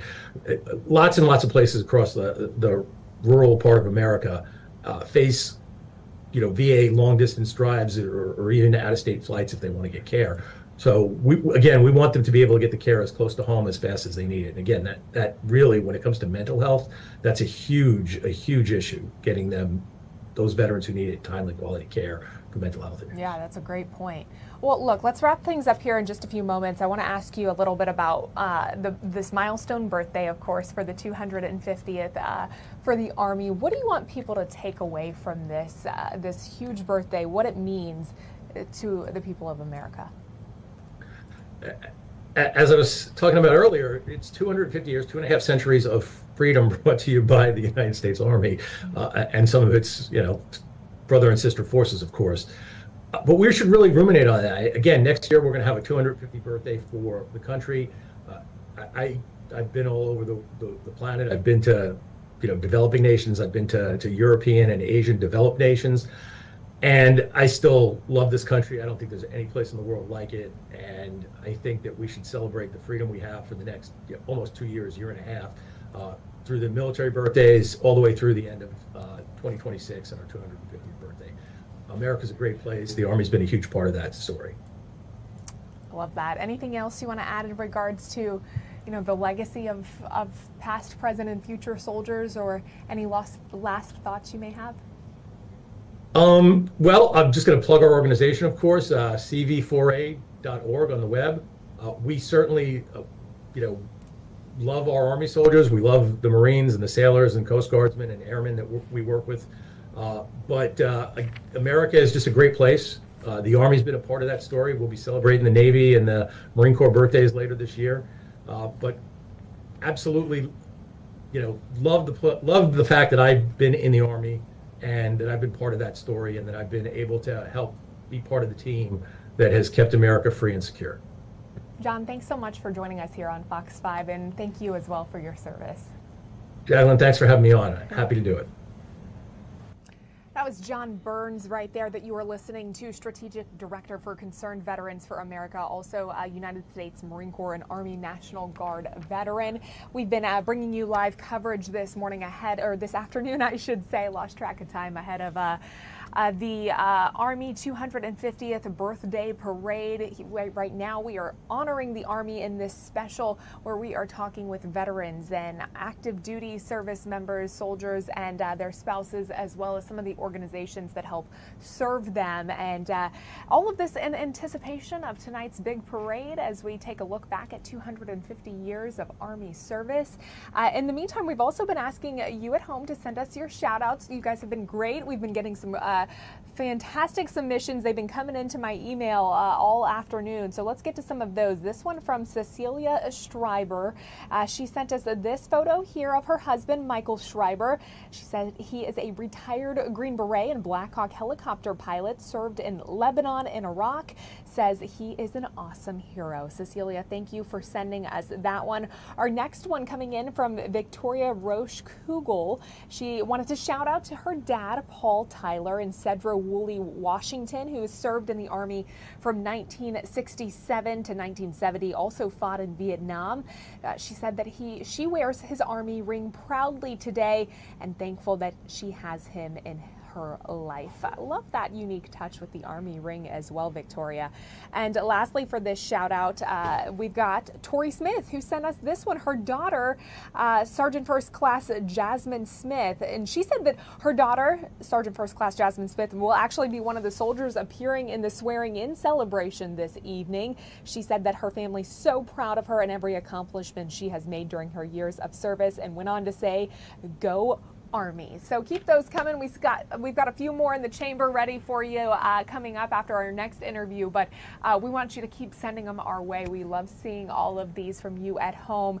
In the meantime, let's get to our next interview, this one with Tim Holbert, the president of American Veterans Center, and the work that they are doing to preserve the stories of the soldiers and military service members across all branches and what they've done in wartime service. Take a look. Continuing our coverage now with Tim Holbert. He is the president of the American Veterans Center. Glad to have you here with us, Tim. Thanks for having me today. So let's talk a little bit. I want to ask how you're feeling ahead of this parade getting underway in just a few hours, celebrating the Army's 250th birthday. What are your thoughts on the parade getting ready to get underway here? Absolutely. You know, it really sums up 250 years of service and sacrifice from the United States Army, going back to obviously George Washington and outside of Boston, all the way through the generation serving us today. So I think it's that summation of American spirit, American service that really is just great to celebrate today. Love that. So let's get into your organization, American Veterans Center. Who are you all? What do you do? Give us some background on your organization. Absolutely. We like to call ourselves preservers of America's heroic memory. We're an organization that's been around for about 30 years, bringing together veterans from across the generations to capture that history and bring it forward to new generations. You know, our genesis was really built out of World War II, which, of course, you know, victory in World War II was 80 years ago this summer, back in the 1990s, and working with World War II veterans to capture, record their stories, but also to connect them directly with the young Americans who would be counted on to sort of take up their mantle. Then about 20 years ago, we really expanded that mission to focus on all generations of American service members and veterans from the last 80 years of history. Just the people we've had a chance to work with has been extraordinary. From the last living veteran of World War I, Frank Buckles, Army veteran, all the way through, of course, those who have been part of the missions that we all know from recent years, the raid for bin Laden and a lot of the stories sent. So it's just been a true honor for us. Wow. I'd love to later on, maybe we can get into a little bit more about Frank Buckle. You mentioned the last living World War I veteran of that generation. And would love to get in specifically because you said he was an Army veteran. So I'll ask you about that a little bit later in our interview. But I wanted to ask you about, you know, this project that you started. I mean, this was kind of your idea, this baby that you started with several decades ago when you created American Veterans Center. What was that like for you when you really came to that idea that this is what I wanted to do? Absolutely. Well, you know, it was really in the lead up when I came on board. It was right in the lead up to the dedication of the National World War II Memorial back in 2004.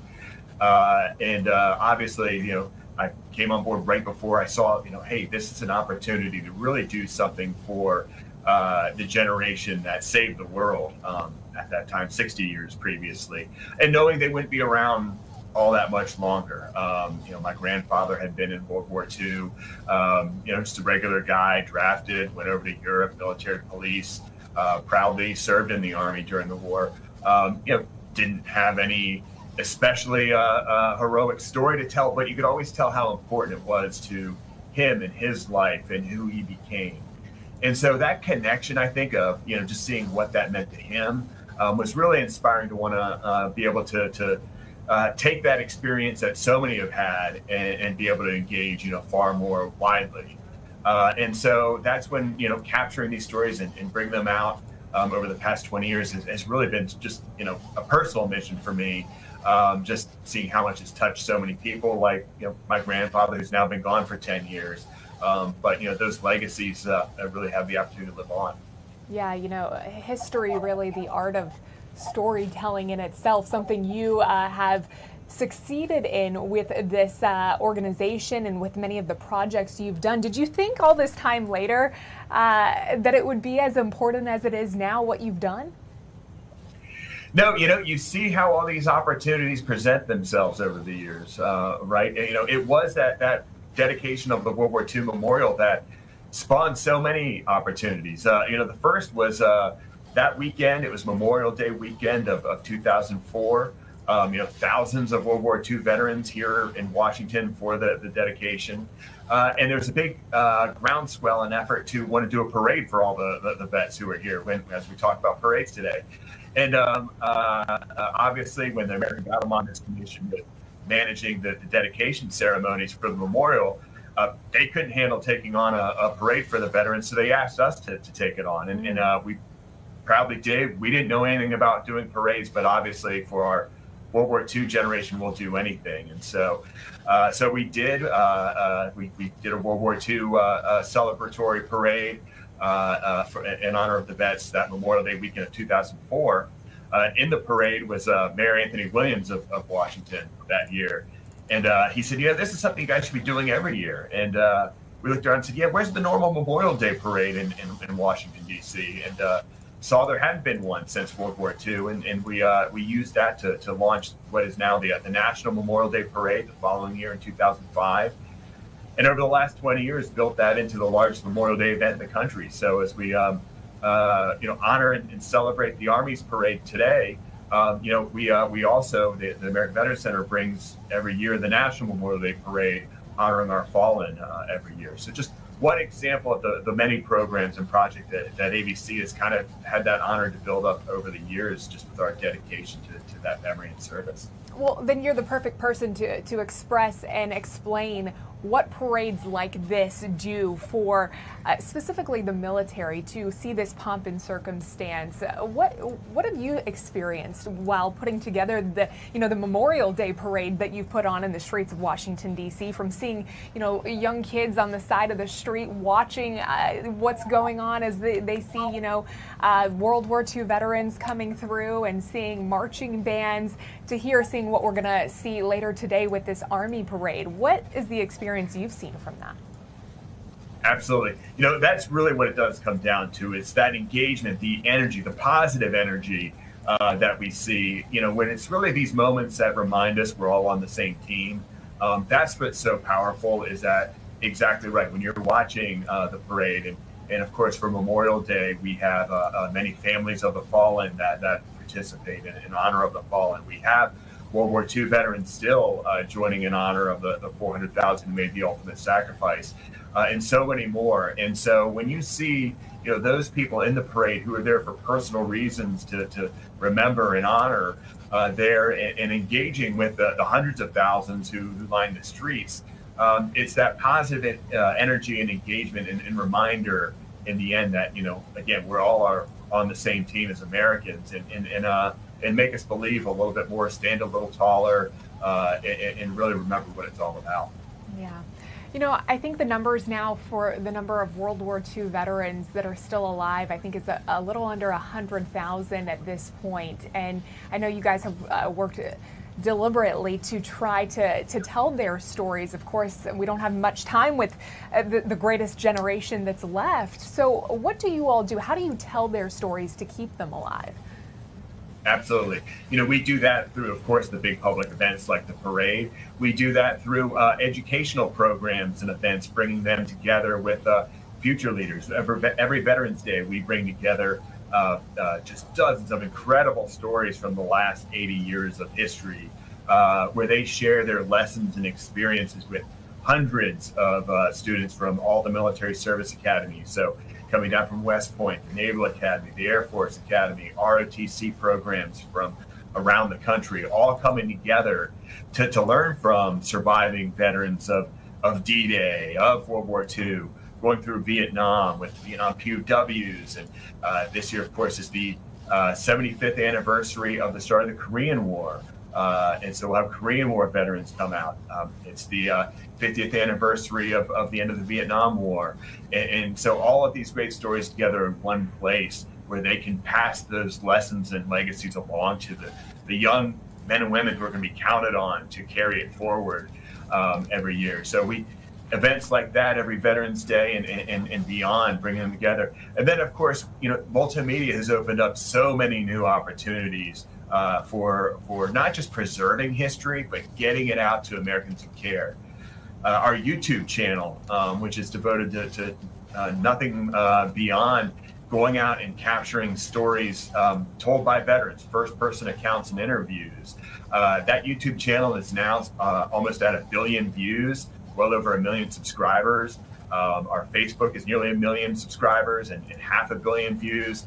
Across the digital cyberspace, there's just so many opportunities to take these lessons and stories directly from the heroes and a lot of these World War II veterans who, as you know, time is so short. We can capture it, preserve it, and they can continue to speak for years and generations to come. And that's been especially rewarding in recent years, just to be able to capture that history and bring it to really huge audiences now. Yeah, I love that, and I'm sure there are plenty of people out there who probably just go on your YouTube channel and will sit there and watch the story of a World War II veteran, maybe somebody from the Korean War, whatever it may be, and you could probably get lost in that for hours just sitting there, because that's one of my favorite things to do when I do interview veterans is really just letting them talk and listening to them and hearing what they have to say, because it's remarkable to hear the stories that they've gone through and what they've experienced, and just to sit there and be present with them in that moment. I wonder, how do you find these people? I mean, sometimes it can be a little bit difficult out there. Do people nominate them? Can people reach out to you all if they are interested? Maybe they have somebody at home and they think that, maybe their veteran would have a great story to share with you all. Absolutely. It really comes from years of experience. Of course, absolutely, you can reach out to the American Veteran Center. Just go to AmericanVeteranCenter.org, and you can find our contact there. That's how some stories do come to us. Many stories come to us. A lot of them obviously come from us having done this for so long and having tentacles kind of everywhere when it comes to military history, of knowing where to find these just great stories from the last 80 years, 85 years, really, when you're talking World War II at this point early on. And so, it's really kind of, again, we specialize in that, what I call it aspirational American history. It is the military history. A lot of times, and a lot of the stories that we'll focus on and capture will be almost military adjacent. We were very good friends with Army veteran Clint Hill. Clint served in the Army, but went on to become Secret Service agent after that for 5 presidents, most notably for President Kennedy and Mrs. Kennedy. You'll all remember, and when, of course, the terrible events in Dallas in 1963. Clinton was the Secret Service agent who ran the jump on the back of the president's car and shielded the president and Mrs. Kennedy from any further fire. One of those just great stories. We've all seen the images. Well, we really like to go out and specialize in capturing the stories and the accounts and the people behind the history that we all know. So it's just many years of really operating in that space. I love that. I know you've won several Emmy Awards. One of the specials that you produced, American Valor, A Salute to Our Heroes, one of those that won an Emmy because of what you all put together there. And in that, you introduced some huge names in Hollywood honoring these heroes, introducing the heroes, I should say. So tell me about how you've used star power to bring attention to these stories. Absolutely. That's our Veterans Day television special we're very proud of. It's called American Valor, A Salute to Our Heroes. Imagine an award show, but one that's really kind of focused on honoring these heroes of the last 80 years of history. And we've worked with all kinds of celebrities to introduce and narrate their stories and bring them out. It's hosted almost every year by Rob Riggle, who is a comedian we've all seen. He was actually a Marine Corps veteran prior to going to comedy. But everyone from Clint Eastwood, Tom Cruise, Harrison Ford, Morgan Freeman, Matthew McConaughey, Scarlett Johansson, all the way down to Chris Evans, Chris Pine, Chris Pratt. So many folks have been involved to help spotlight these stories. And what's really great is that so many of them and so many of these entertainers, they want to help bring these stories out to the audience. It's because they, like all of us, believe in who we are as Americans at our best. And so, I've noticed universally that interest and appreciation of wanting to take the time to help spotlight and use their platform to help bring it forward. It's really just a fantastic program and a project that honestly is among my favorite that we do. Yeah, that's incredible. I wanted to talk to you a little bit about an impactful story of a soldier, a brigade, a battalion, but you brought up Frank Buckle, as you mentioned, the last World War I veteran that you all were able to speak with. Talk to me a little bit about, I guess, one, the impact he had on you all and being able to tell that story, one that is of utmost importance to be able to capture such a historic moment. Absolutely.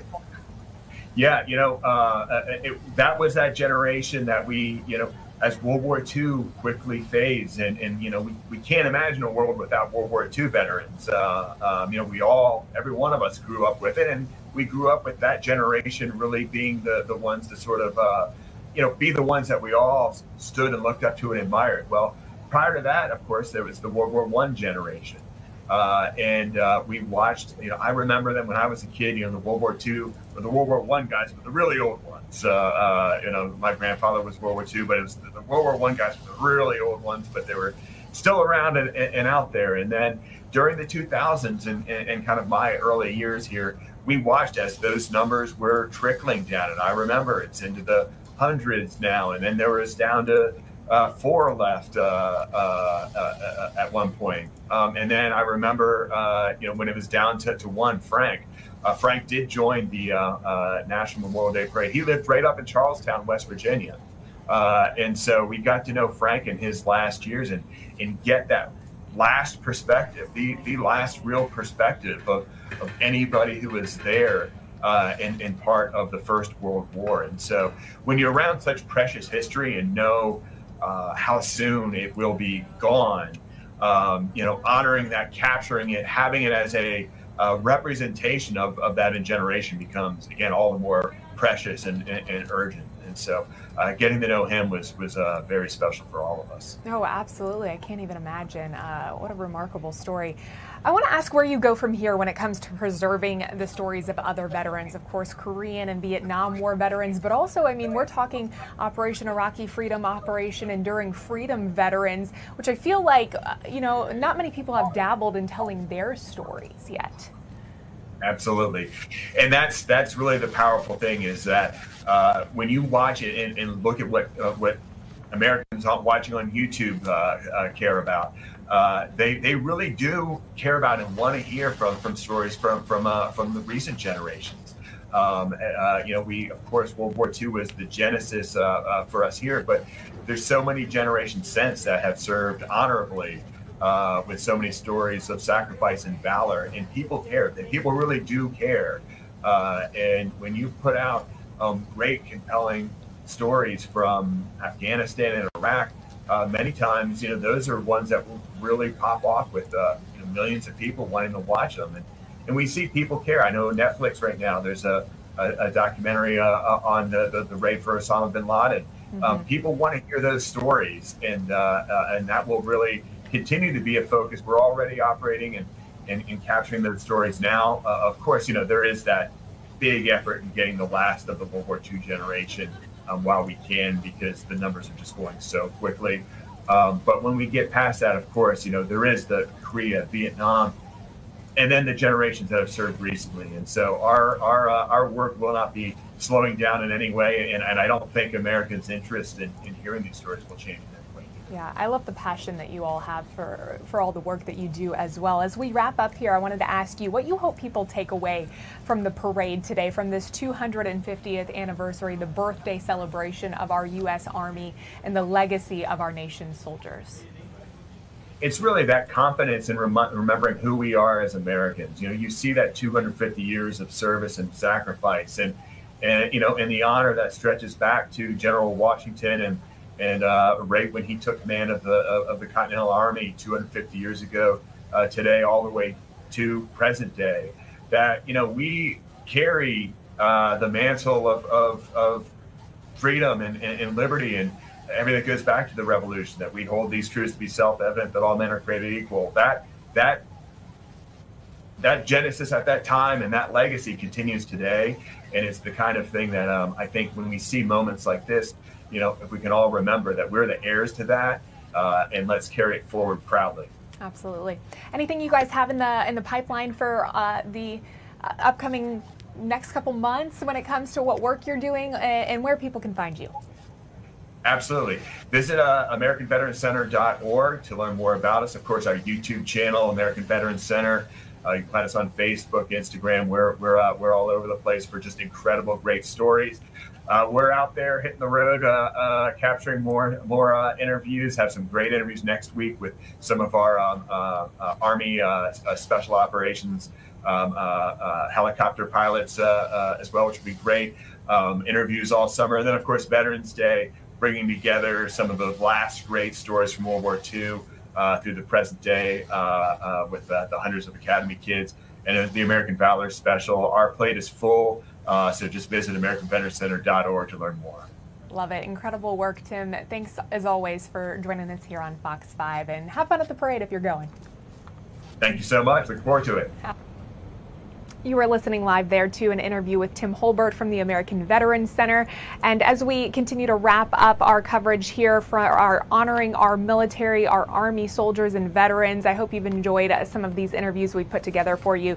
We've also been asking you at home to send us some of your shout outs. We got this one from a viewer just a few moments ago saying this is their late grandfather, Steve Dean, who was an MP during Vietnam. He was a great man who was a staple of his community, who loved his country, and it would be an honor to have him shouted out today. So thank you for sending us that one. We've got a few others we're going to wrap up with. We've got one from our colleague, our Fox 5 colleague here, sending us this photo of her dad. Erin Como sent us this photo here. She said her dad was in the Army from December of 1976 to December of 1982, a specialist in the fifth class in the 3rd Infantry Division, 2nd Battalion, 64th Armor, and was stationed in Germany, most of his time serving as the gunner of the M60A1 tank. Thanks, Aaron, for sending us that one. Love that photo. Then also another one of our colleagues, Mish, here, sending us this photo of her brother, Scott.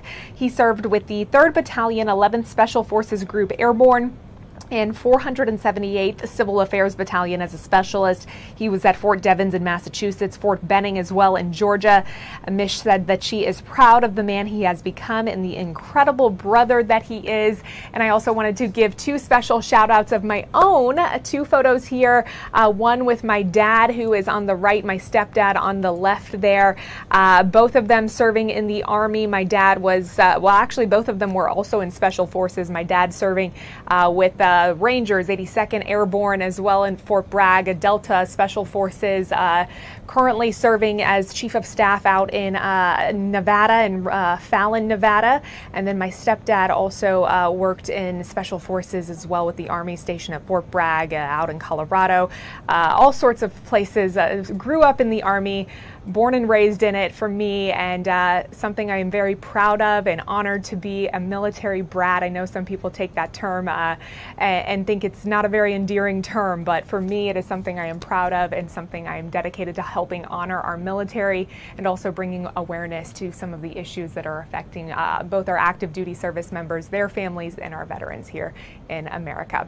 With that, I want to pass the baton now over to my good friend Guy Lambert here, who's going to be joining us. Good to have you. It's funny, I was just listening to you saying that your dad was Special Forces. I can only imagine in high school, every guy was like, don't talk to her. Her dad is Special Forces. Yeah, that is very true. My stepdad also liked to hunt too, so he was one of those types of people where it was like, we're not going over to her house because we know what Dad's going to do if we go over there. So yeah, but honored to be a part of military background. So well, good stuff. Thank you. Great job, by the way. I Thank truly you. enjoyed watching the show. Not only that, but getting a chance to see a lot of the pictures. That's just so I know, amazing. it was so nice having so many viewers send us some of their photos out. That was what we were hoping for. So glad everybody sent us those shout outs because I think it added a nice personal touch from everybody at home. So awesome. Well, you've got a great show lined up. You've got a lot of people waiting, ready, standing by. So I'll let you go ahead and take it over. With that, we'll get it All right, sounds good. Let me cross right in front of you real fast if you don't mind. All right, guys, just about 2 hours and counting. Yes, in 2 hours, D.C. will be bombarded with tanks, troops, and, shall I say, helicopters. Oh, my. This as the U.S. gets ready to celebrate 250 years of the Army. Boy, do we have a lot to cover. Speaking of covering, let's go immediately to our very own Julie Donaldson. She's out and about with regard to the latest as yet again D.C. is about to see a lot of unusual Abrams tanks making their way down Constitution Avenue. Hey, Julie. Hey, Guy. Look, this has been a lot of activities that we've been covering from early morning until when the parade starts at 6:30. So we're basically right here behind the main stage at about 4:15, which is in just a few minutes.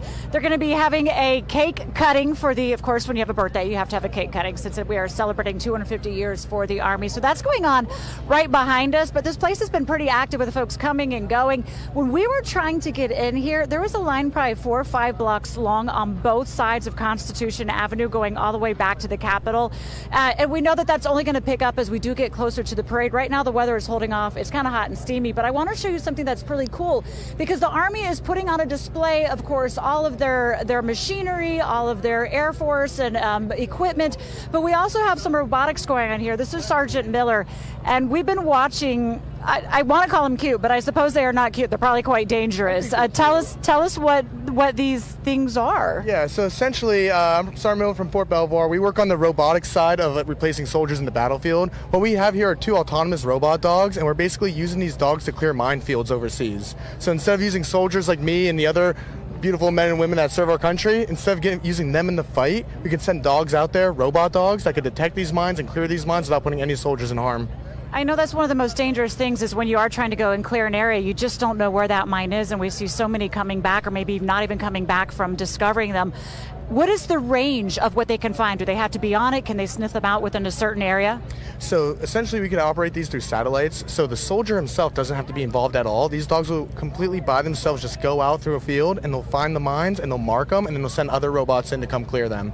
What is the level of success that you found with them? Right now, these dogs are being used in like humanitarian demining operations around the world. So they do have some fruitful impact in the world today, but they still have a little bit more testing and trials to go through. Can I ask, do we even know how much one of these runs? So we actually, Boston Dynamics builds the robot dog. We build the algorithm on top. So we could buy this commercial. You could buy this dog off the shelf if you want. If you got like 75 grand to spend, you could go ahead and buy yourself a dog just for around the house. They're good. They don't shed. They don't bite. So like... Hey, look, I mean, you can use them in the Army for mines, which we absolutely love because we want every soldier that goes overseas to come back healthy and be with their families. But you want someone to go fetch you a beverage in the kitchen, they can do this. Look, they don't make messes, don't shed. That's kind of a high price for a dog, but I know people, when they love their animals.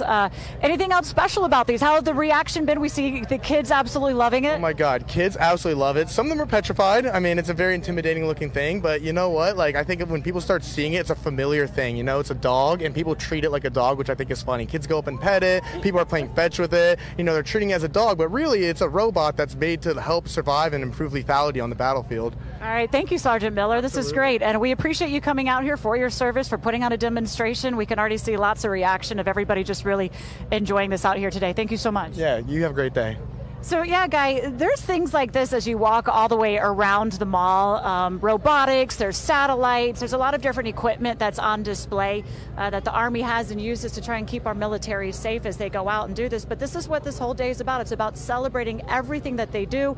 And when you do get to the parade, we're going to go all the way back to the Revolutionary War and see some of the equipment and how they kind of operated back then. But this is definitely considered modern day. You see also we have some of the helicopters behind us. There's lots of stuff, activities for the family to kind of go around and do, but it's all waiting until 6:30 when the parade starts, depending on the weather.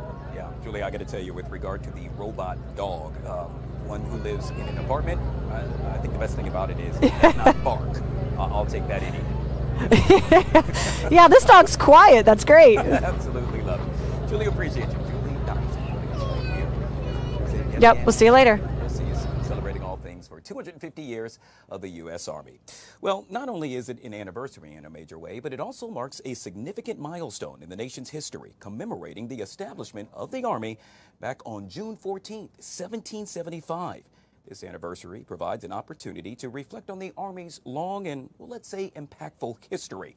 Joining us now to discuss that and so much more is Armin Kurdian, U.S. Navy captain, retired political strategist, and U.S. Senate state candidate, joining us this afternoon. Always good to see you, sir. Hey, happy Saturday, guys, is new. I tell you, I was walking through the newsroom and I told folks, wow, it feels like I'm in school on a Saturday. But it's a good thing. That means I'm doing good things. And, well, we are doing good things as a country. Armin, I got to tell you, it is a long time in the making, 250 years. And as one who served in the military, first of all, thank you for your service. But what does it mean today to reflect on what the U.S. Army has done? Well, happy Flag Day, Guy. I mean, 250 years. We have the longest running continuous government in the world today. And even as a Navy guy right here, I can tip my hat and salute the greatest fighting force, one of the greatest land armies the world has ever seen since the Continental Congress first authorized 10 rifle companies 250 years ago today, which was very soon followed by the establishment of the Continental Navy of 6 frigates. What we're going to see today is a lot more than simply the Army on display. It's a celebration of the men and women who have served, who are serving today, who have served in the past, and those that we've lost. It's a celebration of ourselves as a nation and our values, and those who go out there to defend liberty and fight and protect it with their lives. Armin, let's talk about how the U.S. Army has literally evolved, not only over the last 100 years, but the last 250. You know, it's interesting. You look in this day of technical weapons and aircraft and missiles and drones that we're seeing all over the world, and you can cause a lot of hate and destruction and discontent. But at the end of the day, you can't take over something. You can't conquer something. You can't control a territory without people and boots on the ground. And that's just a simple truism. It's a simple fact of life.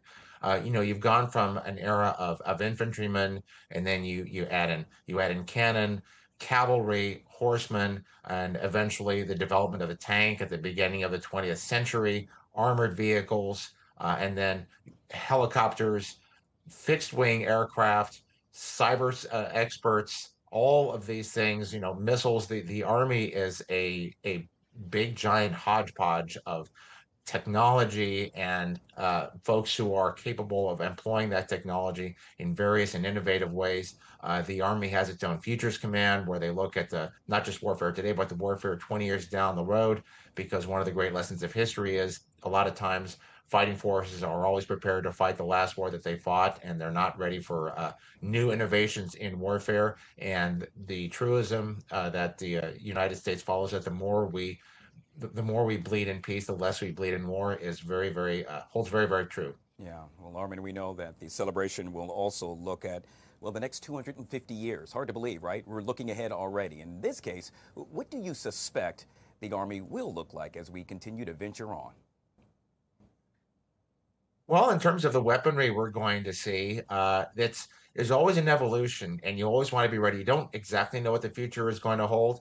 There's always going to be a place for heavy tanks, okay? There's always going to be a place for the riflemen.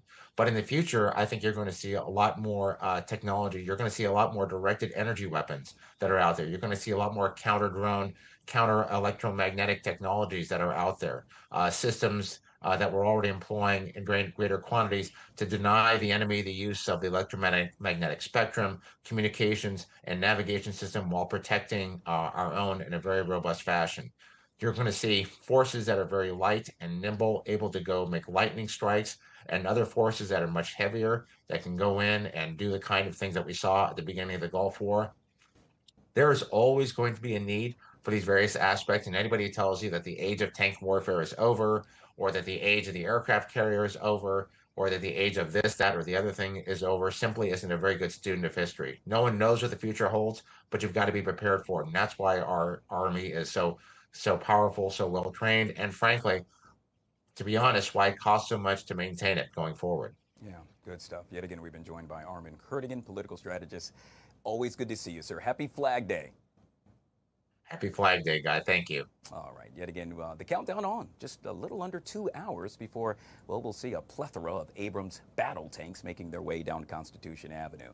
We're joined now by Madeline Somerville, political strategist as well. Good to see you. It's so funny. I get a chance to chit-chat with you day in and day out, but in this case, it's typically on Zoom. But you're live in studio. Welcome. Thank you so much for having me. I'm so happy to be here. I got to tell you, I'm happy for you to be here, and I'm happy that we're celebrating this today. I've lived here my entire life. Never in a million years did I think I would see a tank rolling down Constitution Avenue.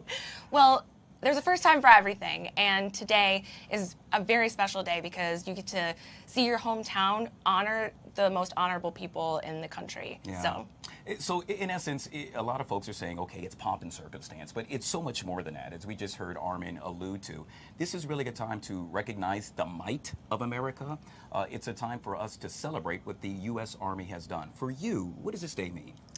That's a great question. So for me, it means that I have a chance right now, actually, to honor my family because on both my mom and my dad's side, uncles, and on my husband's side as well, uncles, aunts, cousins, we have so many in the military, and so I get the opportunity to say thank you and to thank them publicly for their service because I can't do what they do. I didn't do what they do, and it's an honor to be able to thank them. You think about the current climate, if you will, with regard to politics. What I love about this is no matter what side of the fence you happen to be on, whether it's to the left or to the right, we're all coming together today. That makes me feel so good. And as somebody who does politics for a living, one of the things that I work really hard at is trying to get people to see eye to eye.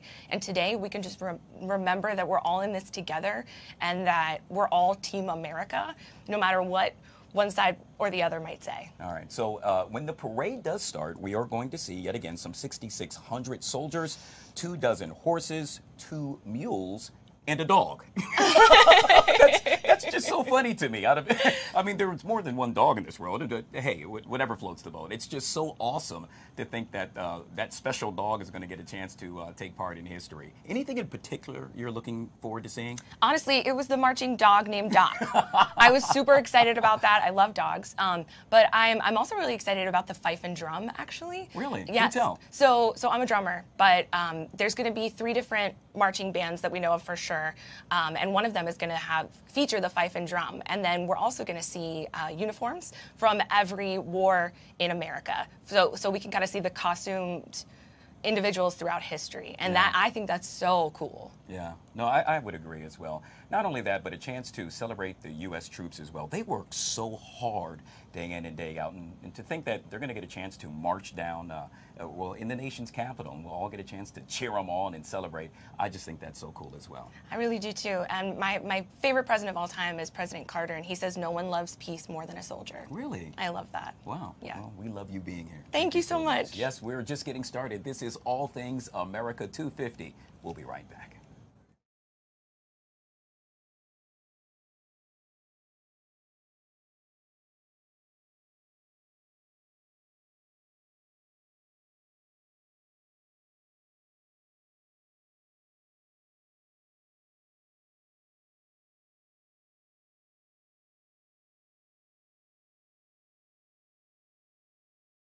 Twilight's last gleaming, whose broad stripes and bright stars through the perilous fight o'er the ramparts we watch were so gallantly streaming, and the rocket's red glare, the bombs bursting in air, it proved to the night that our flag was still there.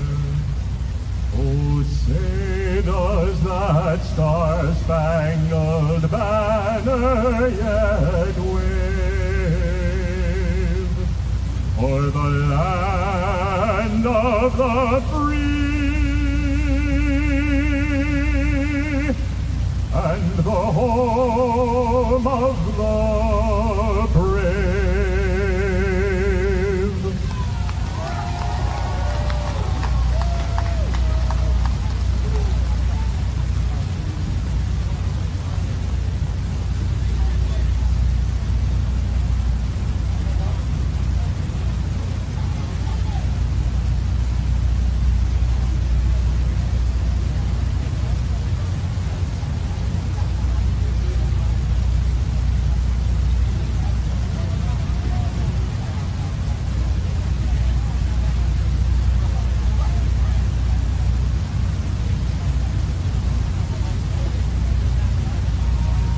Ladies and gentlemen, please bow with me as I ask God's blessings upon this 250th birthday celebration. Let us pray.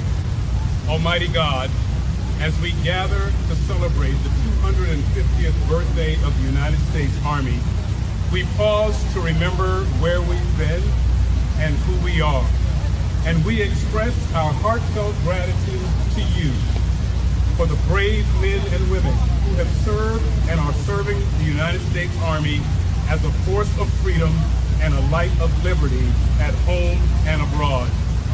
Heavenly Father, we remember their valor in the American Revolution and campaigns where your guiding hand established the foundation of our freedom. Continue to strengthen our soldiers' body, mind, and spirit as they train to fight and win our nation's wars. And Heavenly Father, bless our Army's leaders. All right, welcome back. Well, today's parade is expected to cost between $25 and $45 million.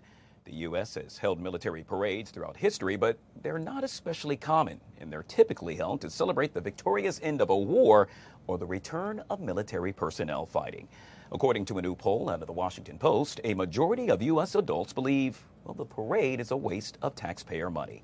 Joining me now to discuss this is Michael DeGron, former service member and Department of Defense official, and he's kind enough to join us this afternoon. Michael, good to see you, sir. Welcome. Thanks for having me. So I'd like to get your thoughts first and foremost on the parade itself. Yes. First of all, as you noted in your intro, I have previously served. I was in the United States Navy. I was at the Pentagon during the Obama administration. I've been in roles in public service throughout my career. And I think I'm no stranger to patriotic ceremonies and events. I think the Army's 250th birthday is absolutely worth celebrating. It is a wonderful fighting force, and it's filled with amazing people. The problem is that this is unprecedented. It's, as you alluded to, it's been 30 years since there has been a parade of active duty military personnel and equipment marching through Washington, D.C. This is just not something that is in the DNA of this country. We're very respectful of the civil-military divide. And it costs a lot of money. It is a $45 million expensive ceremony that may be more about the president's 79th birthday than it is about the Army's 250th birthday.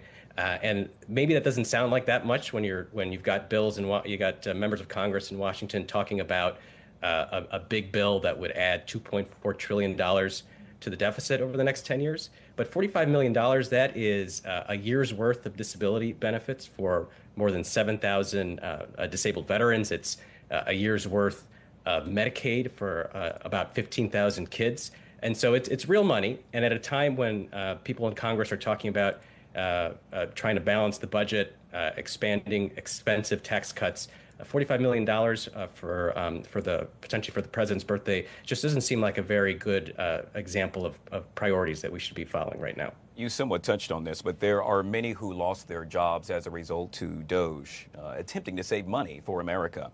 Now an enormous amount of money is being spent on this parade. Your thoughts on that? I think you hit it right on the head. We just went through months of a budget cutting exercise led by the richest man in America, Elon Musk, who has billions in contracts with the federal government. And he turned his focus to eliminating federal employees across agencies. A significant number of federal employees, by the way, are veterans. And so the cuts that hurt the federal employees, cuts that affect the quality of services. And again, just to bring it back to what's going on right now, it's at a time in Washington when the president is trying to move what he calls his big beautiful bill that would extend tax cuts that primarily benefit the wealthy and kick nearly 11 million people off of Medicaid, and the Affordable Care Act would cut or eliminate food assistance for more than 2 million kids. And then we're doing a $45 million military parade that came together in the last couple months. It doesn't look like the president's priorities are in the right place. They certainly don't seem to be on taking care of working families. is yet again a concern with an estimated $16 million in potential road damages, some $200,000 in cost to D.C. taxpayers surrounding perhaps what can happen with regard to underground water and/or utility systems. So many folks are saying, you know what, perhaps this could have been done a little bit differently. Would you agree with that? Yes, and in fact, the plan as of a few months ago, as was covered in the Washington Post earlier this week, was something that was smaller, a couple hundred military and civilian personnel, an army band, and some other types of a round of cannon fire, something much more within budget and something that would not be so disruptive to the life of the district. And what we instead have is about 7,000 troops. We have 150 military vehicles, including 28 M1 Abrams tanks, which are very heavy.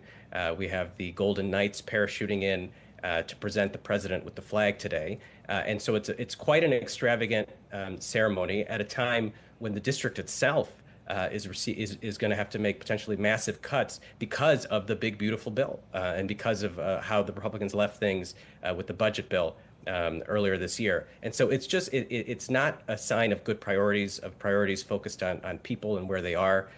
It's good that the federal government has agreed to pay for the repair of any damage done to the DC roads. That's a good thing. But if there is damage done, that's another traffic snarl that people have to look forward to on Constitution. If in fact there is damage, those repairs are not going to happen in a matter of minutes. And so it's a lot of disruption for something that looks like an exercise in vanity for the president. And at a time when we're talking about belt tightening that's going to hurt millions of Americans. Michael, Politico conducted a study asking various lawmakers whether or not they plan to attend the parade this afternoon, both on the left and on the right. For the most part, they said no. Somewhat surprising, is it not? I think members of Congress take every opportunity to go back home, to be around their constituents, to be with their families. So yes, it's certainly possible that many of them don't want to be affiliated with the ceremony or don't want to be in downtown DC when there's potentially hundreds of thousands of people. But in terms of that particular that roundup, you know, I want to be fair here, and I think members, whenever possible, will choose to go back home to be with their families, to meet with their constituents. And so that has to be one of the factors here. But, you know, the president has made this in such a priority that you would think at least more of his strongest supporters would be here. And so I think it's something to certainly think about when we think about this parade. Well, like it or not, the parade is definitely happening, and it's going to happen in just a matter of hours. We also know that, as you stated, the president is celebrating his 79th birthday. What should the overall message be? Should it really focus yet again on 250 years of the U.S. Army, or a big congratulations going out to the president? Well, I think the focus should really be on the Army. And the problem is that by doing this parade in the way that he's done it, he's put the focus on himself. And this parade is following a week where we've seen a lot of lines crossed. About a weekend ago, with the anti-ICE protests in Los Angeles, the president, over the requests of the governor there, meaning in the face of the request from the governor to not do this, the president ordered the National Guard to come into Los Angeles to be part to protect federal facilities and in his words, to restore order. He then ordered 700 Marines to go into Los Angeles. A few days later, a sitting U.S. senator from the state of California, Senator Padilla, was essentially brought to the ground because he decided to show up and to ask a question of a cabinet secretary that is within his oversight rights. His committee is part of the oversight of the Department of Homeland Security. And so he shows up to ask a question inside a federal building in his home state, and he's tackled to the ground. And so we've got a week where the president has really utilized the military in a way in which it just hasn't been used in the past to perform domestic security, in which we've seen a constitutional officer treated like a common criminal. And then now we have a parade that the likes of which we haven't seen in the district for 30 years. And the last time it happened, it was to celebrate a military victory. Here, because of the last week and the way the president has gone about this, people are talking about the president, and they're not talking about the Army's 250-year history, its status as the leading fighting force in the world, the fact that it is diverse and professional, and that military service is such a pathway into the middle class the way it was for me. The focus should be on our service members, and the president, in the way in which he's gone about this, given the week that he's had, is put the focus on himself. Michael, we'll end with this, and that is, in just yet again a matter of hours, America's might will be on full display. I'm thinking about the current conflict that's happening in Iran, in Israel. What does this say to other countries, yet again, when we put our full display of our power? Well, I think the way I would think about it is not that this parade is a full display of American power, because American power is displayed in many ways across the world. In the case of Iran and Israel, we have seen just over the last year the tremendous ability of the United States in partnership with Israel to defend Israel from hundreds of ballistic missiles that were launched by Iran at Israel during both last year and then more recently. And so that is a display of power. I think what I'm concerned about is that the message we're seeing here is a president who is trying to turn the military into an instrument of a political regime, of a political administration. He is politicizing the military, and that is something that is very familiar to the world. There are plenty of countries out there, authoritarian countries, where the military is regularly trotted out to bolster the leader's power. That's not something we've done in the United States. And so my worry is not about the display of American power. There's plenty of evidence of that. But in fact, evidence that the traditional line between the civilian and the military in the United States is starting to blur because of the president's willingness to push on that, and the fact that his advisors are not pushing back the way they were in his first term. We'll have to leave it there. Yet again, we've been speaking with Michael Negron, former service member and Department of Defense official. Thank you so much for joining us, sir. Thank you for having me.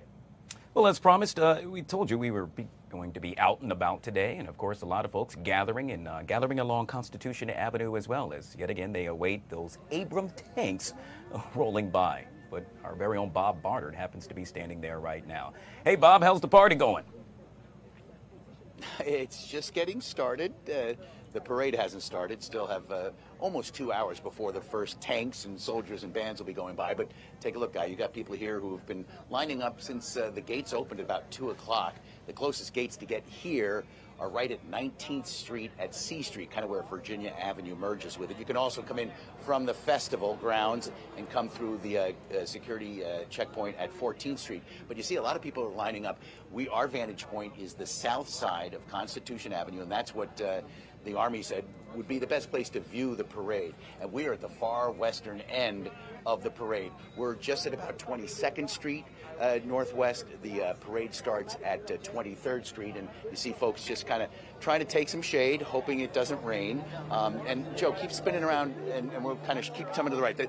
You can't see it, but the Lincoln Memorial is, just to give you a point of reference, Lincoln Memorial is just up the road here behind these trees. And as we look here, you'll see this is Constitution Avenue that is closed right now, obviously, and has been for a couple of days. But if we come off to the right, Joe, come here, just let people see down the street here. You got DC police here, U.S. Park Police. You've got Secret Service there manning the checkpoints. You've got also the U.S. Army has soldiers all over. And so anybody you see here on the roadway are credentialed security and first aid folks. But across the way, you see those folks across the way there. That is the north side of Constitution Avenue. And you can actually get all the way up to 23rd Street, right where the parade starts. But on the south side, which again the Army said is the best viewing, this is as far west as you can get. And the parade will start coming through here right around 6:30, 6:40, and it's going to be a parade of period pieces, basically, soldiers from the Revolutionary, Civil, World War I, II, Korea, Vietnam, and the war, the Persian Gulf War, the war on terrorism. So kind of in that order coming through here. And again,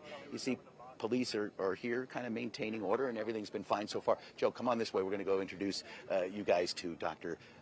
James Mann, who is one of the soldiers here. Dr. Mann, interesting. Tell our viewers what you do in your real world. Yeah, so I'm an Army entomologist, so I study bugs for the Army. So basically it's preventative medicine, so helping soldiers stay safe here and abroad. In my current role, I'm at Army Public Health Command, so I'm responsible for the facilities east of the Mississippi and pretty much any soldier that's assigned to an Army installation east of the Mississippi. And what are you doing today? I see you giving out a lot of information. Yeah, you got a map here. Tell me about it. I'm part of the volunteer task force we have out here, helping people figure out where they need to go and what to see and where to find various things like the restrooms, as well as water refill stations, and just information about the parade that they might need, like the start time, different things that are in the parade, and just things to see while they're here. you must be happy to be here, and people are ideally saluting you for your service as well, I'd imagine. I'm very happy to be out here. I'm proud to serve in the Army, and 250 years of history is no easy achievement. There's a lot of work and teamwork that goes into making it 250 years, and I'm happy to see our various soldiers reenacting all the way from the Revolutionary War up to the modern day, and we're going to have a lot of different things for you guys to see, including the former Army Air Corps. We're going to have P-51s. We're going to have different bomber aircraft out here, and then we're going to have all the way up to the future. We're going to have enlistees and future commissioned officers going to be walking through, kind of giving you the 250 years of history plus the future of the Army. Great. Thank you very much, Dr. Yeah, Mann. appreciate it. Nice to meet you. Thanks for talking to us. And I also want you guys to meet a veteran. This is Rod Joseph. He is a veteran, a Purple Heart recipient. Tell me, you say you live in Florida. Why did you want to be here today? I come here to support the president, the commander-in-chief. We got one. So he called for support for the parade. I'm coming to bring my support to the commander-in-chief. It is his birthday, and he's going to have some remarks afterward in the 8 o'clock hour. We gather, and then the Army Golden Knights are going to do a parachute jump to the ellipse, hand him a flag. There's going to be a concert, fireworks later. Are you looking forward to seeing what's going to be passing us here soon? I'm looking forward to see the 82nd Airborne Division. I'm looking forward to see my fellow paratroopers, my fellow and the future soldiers also, because we have a lot of future soldiers that are going to be marching. People, some cadets that's going in the future, that's going to take the world to secure this country. So I'm going to say thank you for their service, because that's the way for them. And you mentioned the Commander-in-Chief. It is his 79th birthday. A lot of people here think this is really a celebration of him. What is it in your mind, both or really for the Army and coincidentally his birthday, or what? It's just coincident, because the Army is older than the country. The country is 249 years old, and the Army is 250. So the last time we have a celebration like this is 1991, after the Gulf War. So today, if you look at this aspect, for people to marry that with his birthday, he wasn't choose to born on the day of the birthday of the Army, but coincidentally, and he's president. Prior him president, nobody remembers his birthday. But because of that, I think it's a good honor. We need to start personifying things, put that aside, because we're a country that needs to be united. This is not division, don't take us nowhere. Forget about he's a commander-in-chief. He's here for 4 years. We vote for him. The Constitution allows him to be here for 4 years. We're going to follow what he said, and for as long as he's not outside the Constitution. But the parade is for represent the whole Americans. He represents the U.S. force everywhere. There's no soldiers that don't appreciate that, because what a great Army we are, and everybody keeps celebrating the day, Army Day, World War II. We always training from the inside. It's good to showcase for the public. It's a good of also more boosters, because our country is facing a lot of challenges these days. It's one day for us to put everything aside. Let's appreciate the service members and then say thank you and happy birthday to the president. Whether you like it or not, he's still 79. Thank you, Mr. Joseph. Thank you for your service. I appreciate it. And I want you guys just to kind of take a look. Joe, get on up to the fence here and just kind of let people take a look here. This is Constitution. You're looking west. The parade route will start there and go about 8 blocks to the ellipse, the White House. We were thinking perhaps from here, Guy, we would see some of these soldiers assembling, maybe some of the heavy machinery, the tanks and what have you, but they're out of range, really. They're kind of beyond where the public, where we can, take you until we start seeing them in the next couple of hours as they start marching down here along Constitution Avenue. And so far, so good. I mean, getting down here, Guy, we passed a bunch of people, including right outside the TV station, doing their No King's Day protest. So Rod Joseph, the veteran we just spoke to, yeah, I mean, the people coming down here are proud and happy to salute our Army. Happens to be the president's birthday, but the sense you get is that this is not, a uniform frame of mind in this area today. A lot of people have been protesting on the streets, saying what this is a celebration of a quote-unquote king, and that the ICE raids of recent days have been troubling. But down here, the folks you see here are ready to salute our military and the president, and we have not seen any kind of discord or anything like that in the short time we've been here. Well, short time, a couple of hours, as we wait for this parade to begin. Guy? And boy, will it be a sight to see. Yet again, Bob Barnard reporting for Constitution Avenue. Truly appreciate you, Bob. Great work as always. All right. Thank you, Guy. We'll take a quick break. On the flip side of that break, Madeline Somerville joins us next, right here on America 250.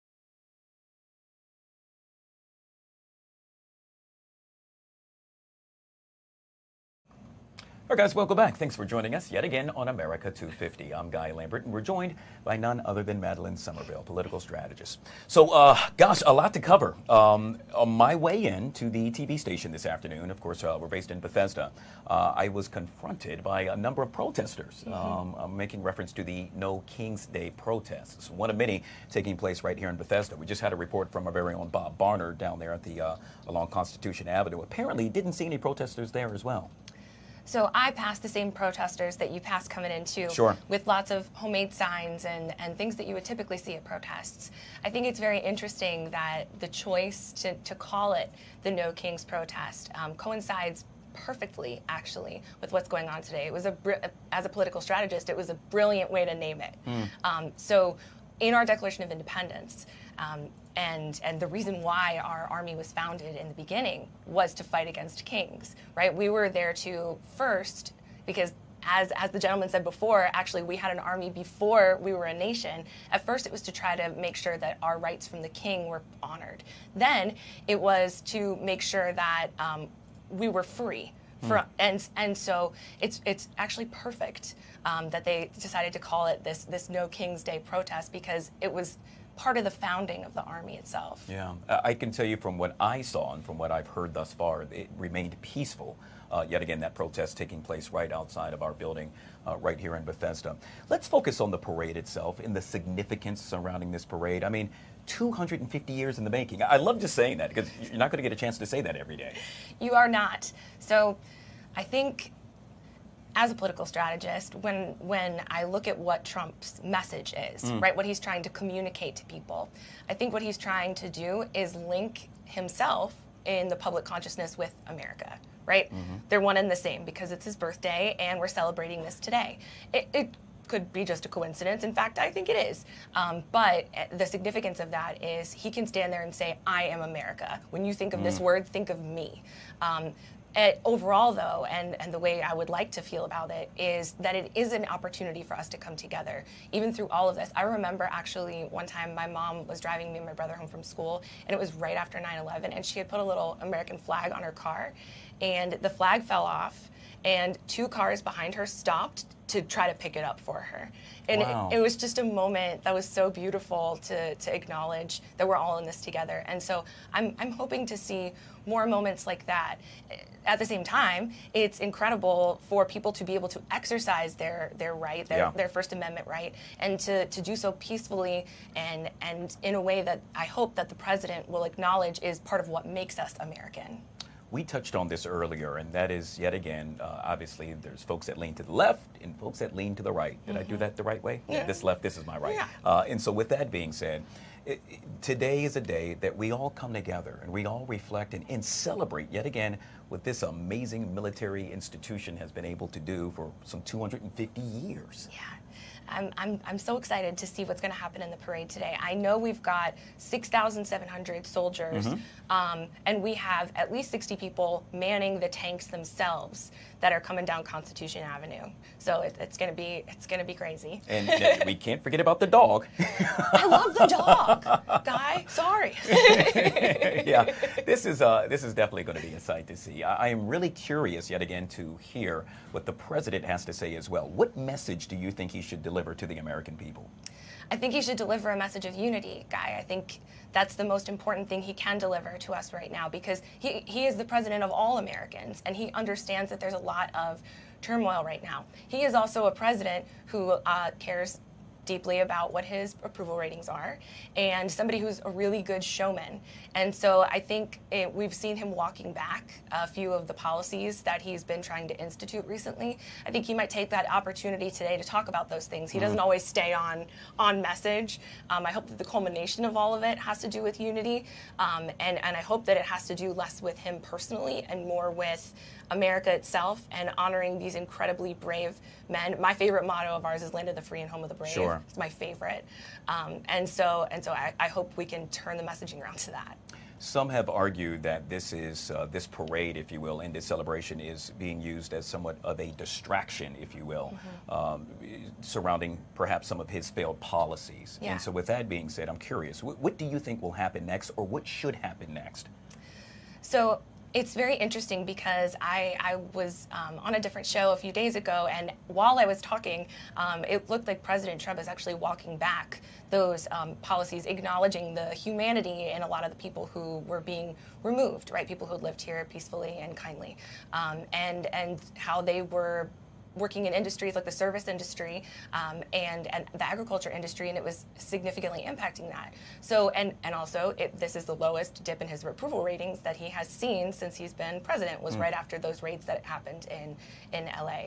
And so I think what he's probably going to do is start walking things back. That's sort of been a theme throughout this presidency so far is, here's a policy, maybe I went too far, I'm going to walk that back a little. Sure. And so I think that's what we're going to see. And I hope that we can start with the messaging of unity comes truth. I hope that what we can hear from him is actually things in LA aren't so bad. It's just violence within a few blocks, and we can put our trust in an American institution like the LAPD to tell us the truth about what's going on and to handle things. Yeah. You heard me pose the question to the last gentleman that I had on the show, and that is with regard to America's might. It's going to be on full display. Yes. Specifically with the Army. Yes. The way other countries will look at that, a good thing or a bad thing? So this is the only military parade the United States of America has ever had that's not linked to a victory in a war. So the one that happened in 1991 in Desert Storm, after Desert Storm was a victory parade. There was one when we entered World War II, and then afterwards. It's not linked to any war or any victory. And so it truly is a display. That's what this is. Now, do I think that Americans in general are suffering with an identity crisis to where we could seriously use a moment to unify behind something we can all get behind? Absolutely. But I think that because it is his birthday, I think it's going to look like he's sending the message that I am America now. That's and I know words like authoritarian get thrown around, and I'm trying to give as neutral of a commentary as possible. So perhaps it doesn't make that message, but it certainly optically, as somebody who studies persuasion, will cause that to be the message in people's minds. Yeah, and yet again, that will become a reality once we see those 28 Abrams battle tanks making their way down Constitution Avenue. Can't forget about the flyover. I'm really excited about that as well. I'm so excited too. Actually, so funny story. So I was flying in a helicopter for the very first time, and I was terrified, and I walked up to the guy who was flying it, and I said, "Hi, I'm Madeline. I've never flown in a helicopter before." And he was like, "Hi, I'm Brian. I fly Black Hawk helicopters." So I was like, I will call my mom and tell her that I will be just fine. and you are, because you're here. Yes, I was just fine. But it speaks to the amount of trust and confidence that we have in our military and in the people who operate these incredible machines. Yeah, one thing's for sure, it will be a celebration unlike any other, and you can watch it yet again right here on Fox Local. We'll take a quick break. This is America 250.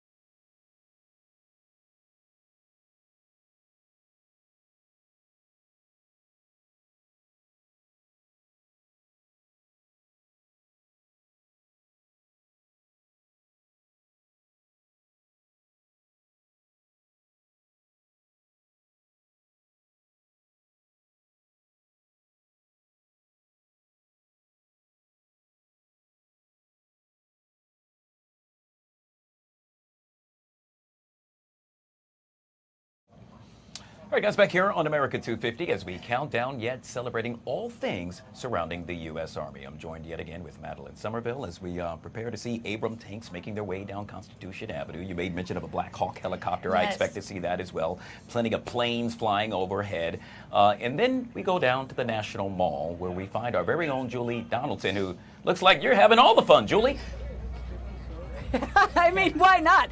Today is about having all the fun, right? I mean, that's what this is to show off everything that the Army has over the last 250 years. But right now, well, this is modern day Army. C.W. Sinclair is with us here. Tell us a little bit about what we're sitting in, because we know the Army is on display, but there's 50 aircraft, and this is just one of them. Oh, this is just one of them. This is a UH-60 Lima Black Hawk. This is what we use for a multi-role platform that does everything from medical evacuation to air assault operations to cargo movement and sling loads. We can actually carry cargo underneath the aircraft. So it's a very capable platform to do a lot of things on the battlefield and how we support the warfighters. So it's definitely a terrific asset for the United States Army. And, you know, this is the current workhorse of the Army, I like to say, but, you know, it's definitely a good platform. It's a ton of fun to fly, and it's a great opportunity to be here to support the Army birthday and be able to showcase this aircraft. Yeah, I mean, this is pretty amazing. I can now say I've been in a Black Hawk. I wish only we could take it up and go around, because this is also what we see going around D.C. all the time. And I'm always just amazed at being able to see, like, the military just on display. What does this celebration and everybody kind of coming out here mean to you?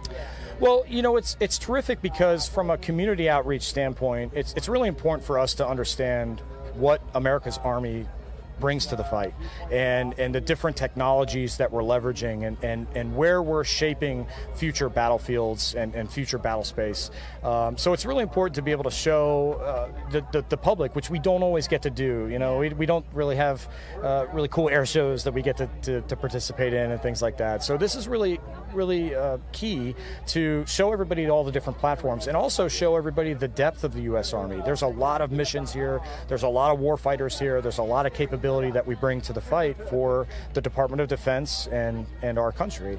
And it's a great opportunity to showcase this, certainly on our birthday, right? Certainly on our 250th birthday. But it's a wonderful event. They just had a cake cutting up over there. Do you get any of that?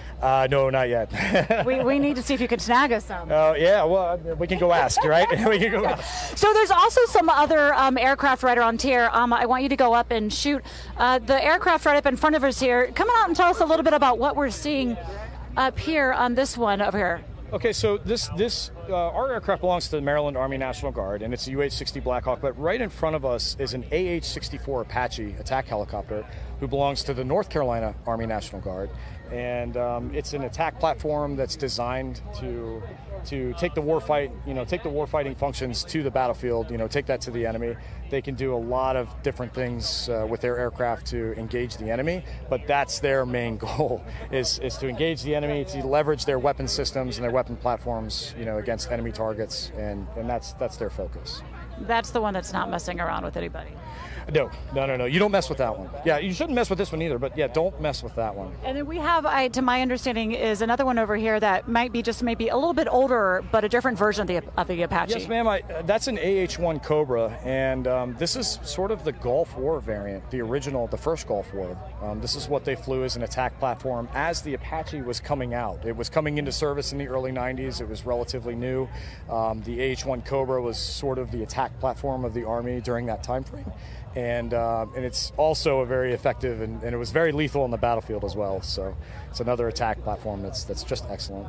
So we have the parade coming up very shortly, 6:30. Of course, we will be bringing you all the activities for that. What are you most looking forward to when this does take place? I'm looking forward to the chance, the opportunity for the public to see all of the different equipment on display. I think that's really key. If we're going to showcase the Army, to have all of the different military equipment on display and flyovers and things like that. So it's very important to have that. Okay, I want to get on up in here. I want to try and be the captain of it. We got like a kid going in. I don't know. What do you think, Guy? Do you think I could take over the controls for this? I think you can. Not only that, but I think you can also bring me back a piece of cake if you get one as well.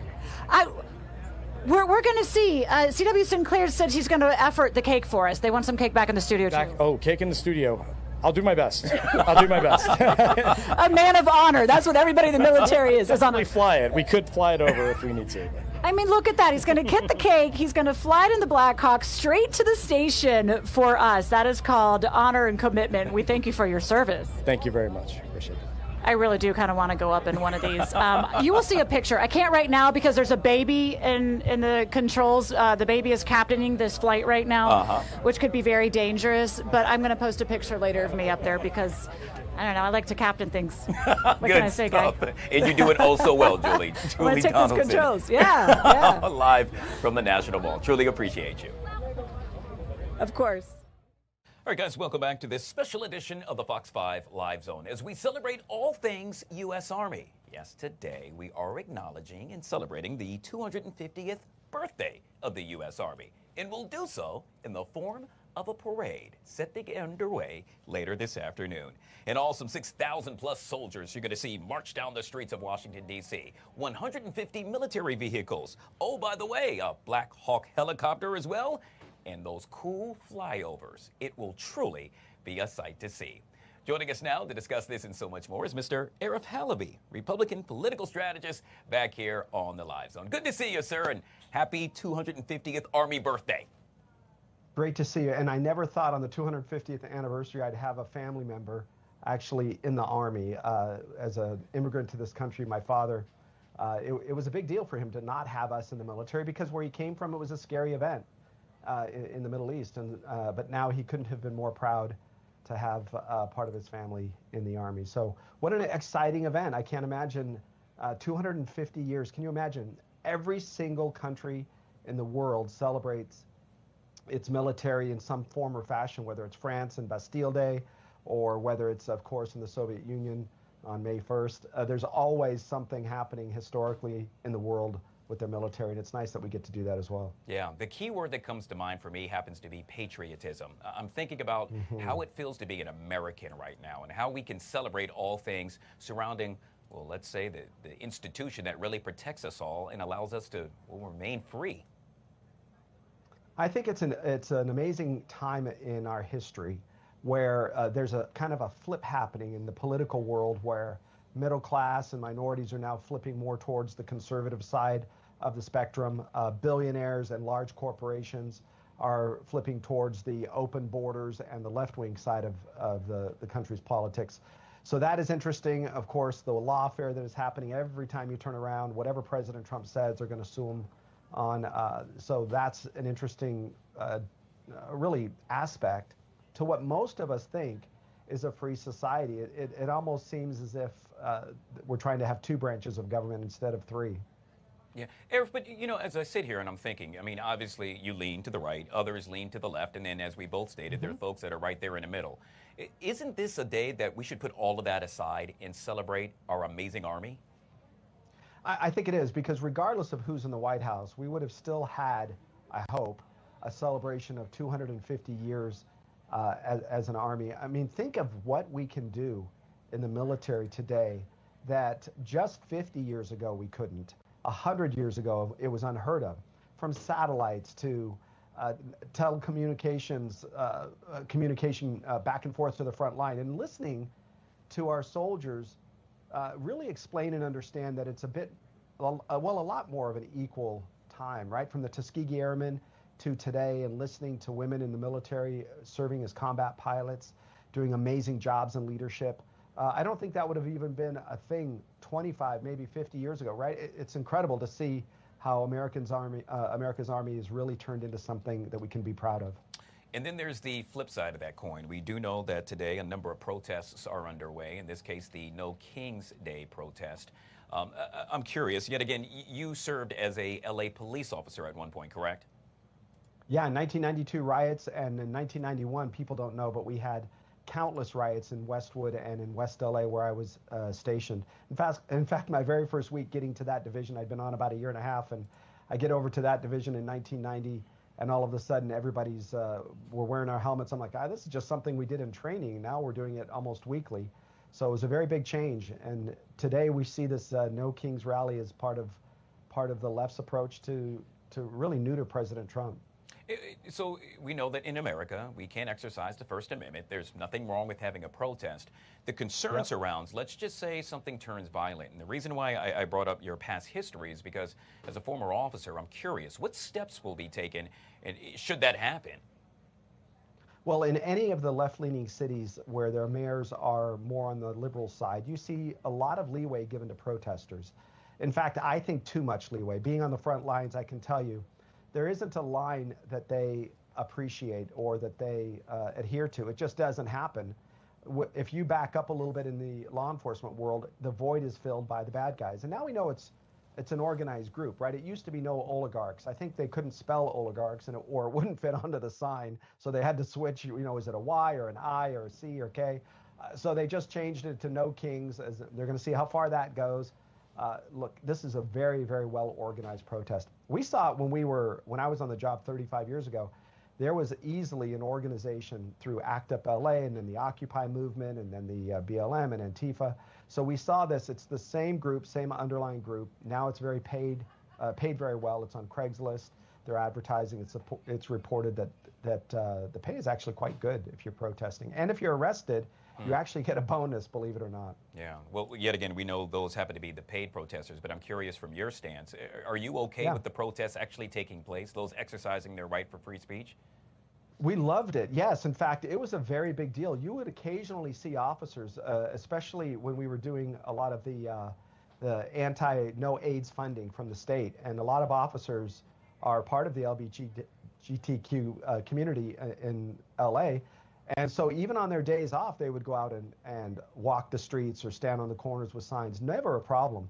It's the blocking of the roads that we had a problem with, because then you had accidents, you had people that had to get to doctor's appointments, people that were visiting elderly patients as home health, and you saw this really clogging up interstate commerce and keeping people from enjoying their day, their weekend, whatever it might be. And I think that's a problem. I don't mind, never do we ever mind standing on the corner, honking horns. That's part of it.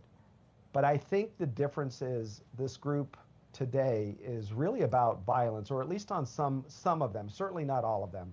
The bad guys get in the middle of it and make a big mess, just like we saw the handful on January 6th really turn that into a crazy melee. We saw the same thing happen a few nights ago. And the president didn't even bring in the National Guard until 2 days. So Karen Bass was like saying, oh, the president aggravated the situation. That wasn't until 2 days after things were burning. So it was well in time for it, for sure. Yeah, one of the things that strikes me, and then we can move on, is that when someone has an issue, and so let's say they have an issue with this administration, in this case, we've seen the anger taken out on law enforcement. And yet again, that's truly troubling. That several years ago would have been you, sir. Yeah, and I'll tell you, I have been in lines before at Century Plaza Hotel where they thought the governor was staying. It was a decoy. He was actually staying at another hotel in West LA, but they had put out, leaked, if you will, to the press, poor Century Plaza Hotel owners. But we had indicated somehow that the president or the governor was staying there. And so the protests got quite violent. Started with picking up plants and throwing flowers that out of the ground, with the roots attached, and hitting officers in the head and the face. And then it got very violent because they didn't allow us to push back. And we said, listen, this is getting worse. If you don't stop it now, it's going to get worse. And certainly it did. And a lady standing next to me, an officer, was quite injured, probably never recovered because she had major back surgery. And she was in her mid-20s. So I don't think she's ever been the same. And that was, 30 years ago. So it can be violent.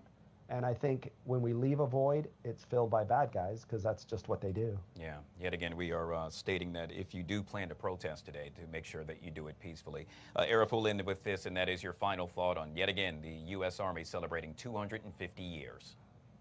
What a moment of pride and patriotism. All of us, the left, right, all of us can understand that the U.S. Army is there to protect us, and it's to protect us here and abroad.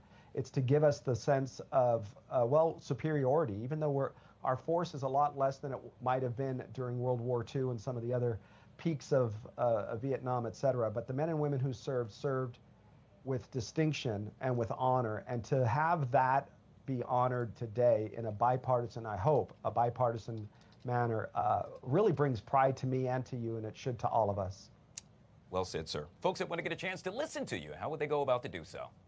Yeah, every Sunday, 11 to 1 West Coast time, AM 870 The Answer. It's AM 870 The Answer. It's the Total Financial Hour. Now 29 years, just hit 29 years last week in the financial business. Big story, great story. If you ever want to hear it, come on to the show and we'll tell you all about how I went from law enforcement to financial professional. Good stuff. Yet again, we've been speaking with Arif Halaby, Republican political strategist, joining us right here on the special edition of the Live Zone. Make it a great day, sir. Thank you, Guy. Appreciate you always. You got it. We'll be right back.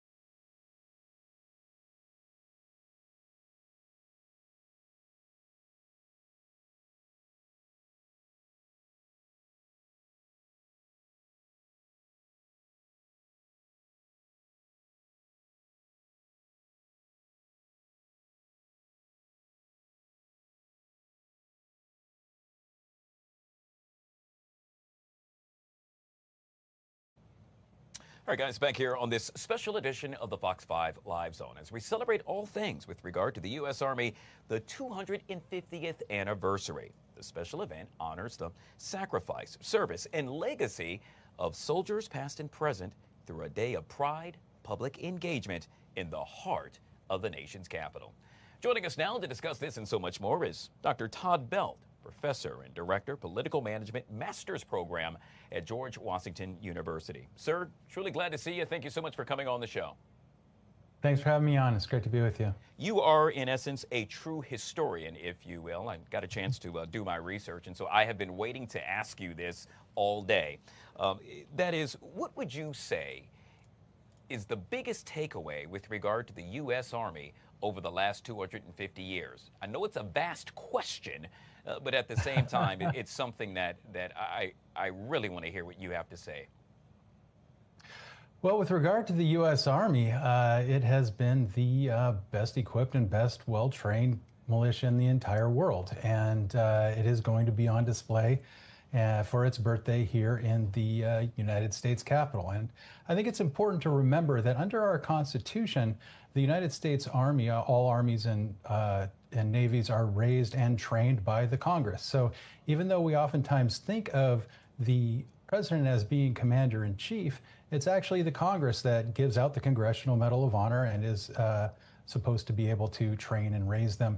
And so it's really a joint effort. So the Army really is supposed to reflect the best of all of our branches of government and our people. Wow. Gosh, I knew I was going to love this segment. History happens to be my favorite subject, and so I'm going to pick your brain unlike any other, sir. And with that being said, you know, it's no secret. Every president is patriotic, but is there one in particular that stands out for you with regard to saying, hey, you know what, we're waving the flag left to right and hoo-ah with regard to the U.S. Army?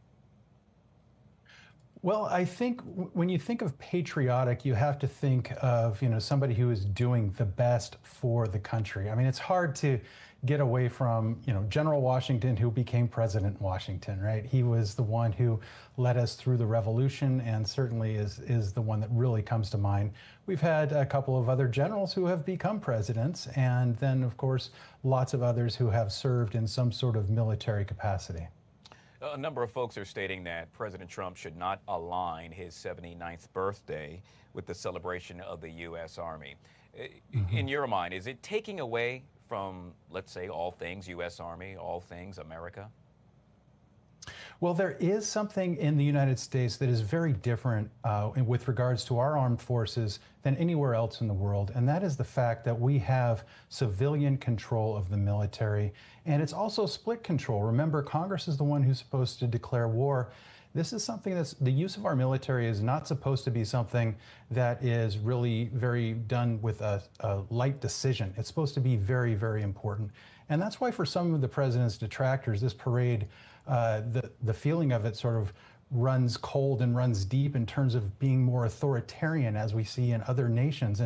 And even though Donald Trump got the idea when he was looking at the Bastille Day parade in France, it's still, for the United States, we only really do this when there's a victory and our military comes back from a war. What does this say to other countries that are yet again looking at us? Is it a display of all of our might? Well, I think that's what Donald Trump really wants it to be, is a display of our might. I mean, there's going to be a number of different vehicles. We'll have the Strykers and the Abrams tanks out there, and then some missiles will be coming through, as well as some horses and mules and even a dog. So there's going to be some military might on display. But at the same time, I think what Donald Trump really wants out of this is he wants to boost this idea of America first and making America great again. And I think that's really what this is more about. Throughout history, we have seen a number of celebrations, if you will, surrounding the military institution that perhaps is in place. Is there anything that you can associate this with that's happened previously? Just the last thing I can imagine would be in the 1990s with the troops coming home in the victory parade after the first Gulf War. There hasn't been one since then, and of course there wasn't one for Vietnam or for Korean War.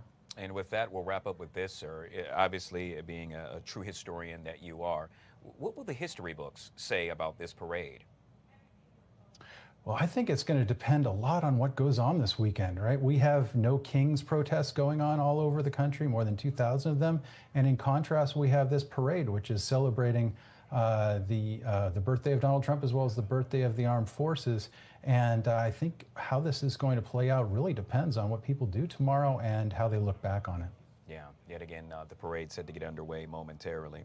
We have been speaking with Dr. Todd Belt. He is the professor and director of political management master's program at George Washington University. I truly appreciate your time, sir. Thank you so much for coming on the show. Great to be with you. Thanks for having me on. All right, guys, we'll take a quick break and be right back.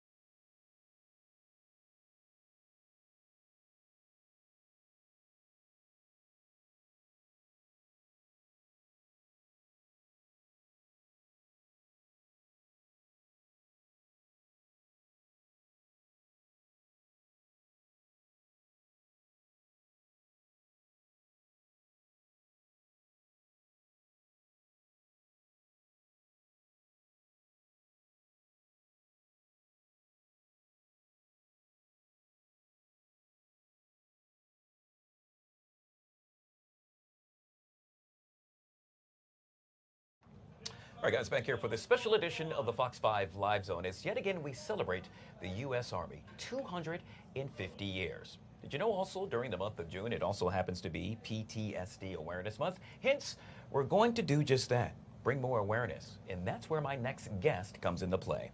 I'm referring to Mr. John Schmidt. He is the CEO of the biotech firm iExpress Genes. He's also a U.S. military veteran. I should also make mention he's experienced PTSD firsthand. And with that, sir, I say welcome to the show. Thank you so much for coming on. Thanks for having me. Let's start with the parade itself in the U.S. Army. It's truly a celebration today to think that, dear God, 250 years we are recognizing an institution that continues to allow us to be free. No, that's something to celebrate for sure. I think one thing just to remember, we don't ever get to choose what generation we serve in. And this generation's, bearing a pretty big burden with 20 years of sustained combat. So I think it's just an opportunity to also reflect on making sure that these folks that have given so much, live a life with longevity and dignity. Yeah. I got to be honest with you, sir. I didn't know how to approach this interview. And Okay. It's something that's foreign to me. When I saw yet again that you have experienced PTSD firsthand, I thought to myself, how do I discuss this? How do I bring up the topic? And so with that being said, I would argue probably a lot of my viewers have the same mindset. And so saying that, what's the approach I should take? Yeah, that's a great question. Yeah, I mean, I think first of all, it's not something. There's nothing wrong with you, right? It's something that's happened to you, and your body's did exactly what it was supposed to do, trying to protect you from that danger from that thing. But now you've gone over time and have that sustained stress. It creates physiological changes in your body, right? That now becomes something that manifests itself as something more dramatic. You know, I think I think veterans have like to speak about their experiences with compassion and dignity, and I think if you go with it with that intention, I don't think there's really a bad conversation to be had. Yeah, I'm truly glad that you've been able to express that and allow us to fully understand and bring more awareness to that. You've also created I Express Genes, which is truly one of a kind. Do tell. Yeah, so we, like I said, back up a little bit, you know, we want to reframe PTSD in general is that, you know, we develop an autoimmune disorder against our own stress. Wow. Yeah, and that autoimmune disorder creates inflammation and oxidative stress that over time builds up across the blood-brain barrier. And that's what creates that cognitive dysfunction that creates what we think of as anxiety and depression. Sure. So with that model in mind, we've developed a test, groundbreaking, using RNA transcriptome analysis, which is really just a fancy way of saying what your body's doing right now. We can take a snapshot of that and tell if that inflammation is present, whether or not you need to reduce your stress. And so, you know, now you've got an objective physiological marker to show not only maybe preventative, but also to track track treatments. Wow. Yeah. And out of curiosity, what's been the response thus far? You know, it is fascinating. Folks that are in the business of trauma, that understand trauma, they understand inflammation is very closely tied to it. And so, you know, folks are like, we should have been doing this all along, right? It's the folks that aren't necessarily aware of the physiology or the Sure. medical parts, because we separate the brain from the body in this country. Turns out they're attached, right? I heard that. And so obviously I just made mention of what's been the response, but I'm curious from the military institution overall, accepting of it? Yeah, I mean, I think you know we have a lot of proof to create, right? Okay. I mean, you know, before we roll anything out, you know, large scale, you have to put proof in the pudding. And the good news is we have a lot of really great preliminary data. And the beauty is that this huge body of academic knowledge is backing us up. So, and that's actually why I was here in DC this week, was to testify in support of a bill to see this technology be piloted in the VA. Yeah, I would assume lawmakers were all yay with regard to hoping that this would move forward. We would certainly like to think so.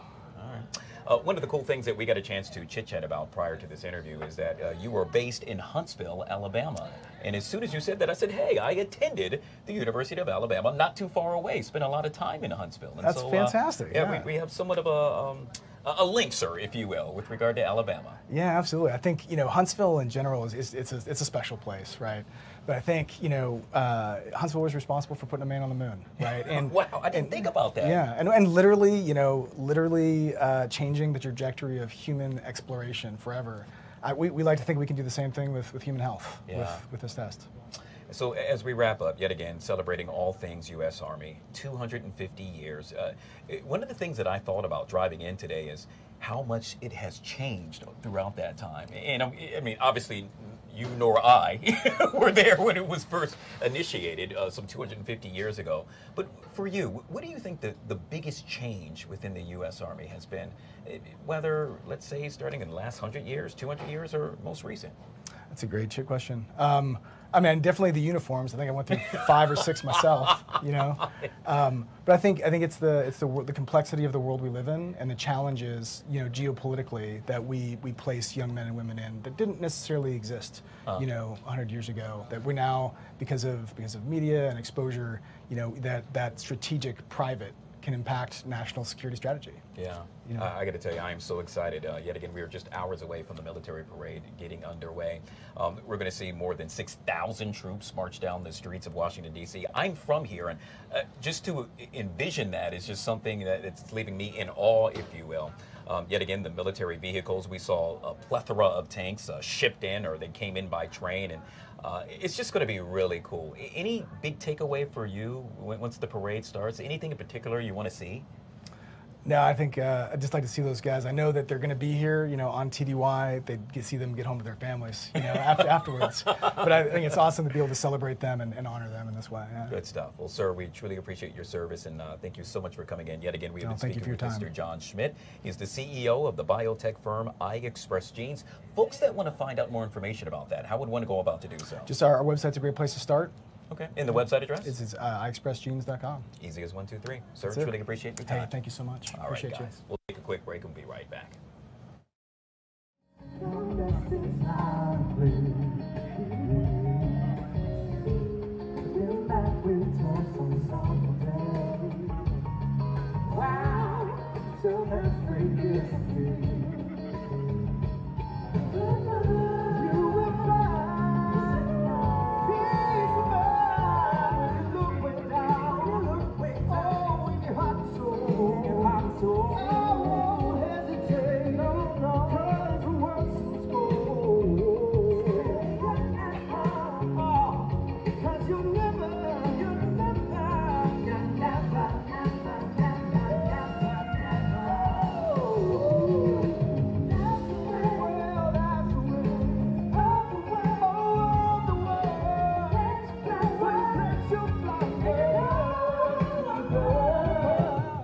All right, guys, welcome back to America 250. Well, in just about an hour, the world will look on as they see a show of American military might with a parade of tanks, missiles, and aircraft through the heart of the nation's capital. It's the celebration of the 250th anniversary of the United States Army. And despite it being all about the Army today, Americans who served in any branch of the military are cheering them on. Among them, my next guest. Mr. Kenyatta Creighton is retired as a major in the U.S. Air Force as a cyber communications officer, and he joins us right now on America 250. Good to see you, sir. Welcome to the show. Hey, sir. Thank you for having me. Just a little small point of clarification. I did not retire. I served about 14 years in, and then I decided to leave. But thank you for all those who served and did stay the full 20 and beyond. But it's a pleasure to be here. Thank you. Well, thank you for your service. I've been told that's one of the first things we have to say, Madeline, when we actually get a chance to speak with folks like yourself. Obviously, Kenyatta, you served in a completely different branch in the military, separate from the U.S. Army. But I would probably venture to say that today, as you heard me make mention, you're cheering them on unlike any other. Well, absolutely. We always cheer on our brothers and sisters in the armed forces, no matter which branch they are. And I did have the unique opportunity to serve in a couple of joint environments to work alongside our Army brethren and sisters, also our sailors, Coast Guardsmen as well. So, but it's all one team, one fight. When one celebrate, we all celebrate. We do have that inter-service rivalry, of course, but that's all just inner competition to make ourselves better. But I am extremely happy for them. They have really a good excuse to brag and party over us and everything. But the Air Force is rooting for the Army today, definitely. Digging in a little bit, you said that you worked in cybersecurity. I was wondering, what exactly do you find the most challenging aspect right now that folks would have working in cybersecurity, considering all of the data breaches that we've heard about and the fact that there's a lot of AI that's been introduced as well? Well, I'll say one of the challenges is, of course, like the nuances associated with cybersecurity, like keeping your passwords like complex, constantly changing them. In order to really be secure, you really have to do the things that you normally would not want to do to be able to gain access to your data. And it gets people annoyed and in trouble. So they really circumvent the process with like weak passwords or like weak security measures. The other challenge I would say is people are always looking at like the outside as far as like people trying to come in, but they get relaxed on the inside. And really the biggest threat is the insider threat.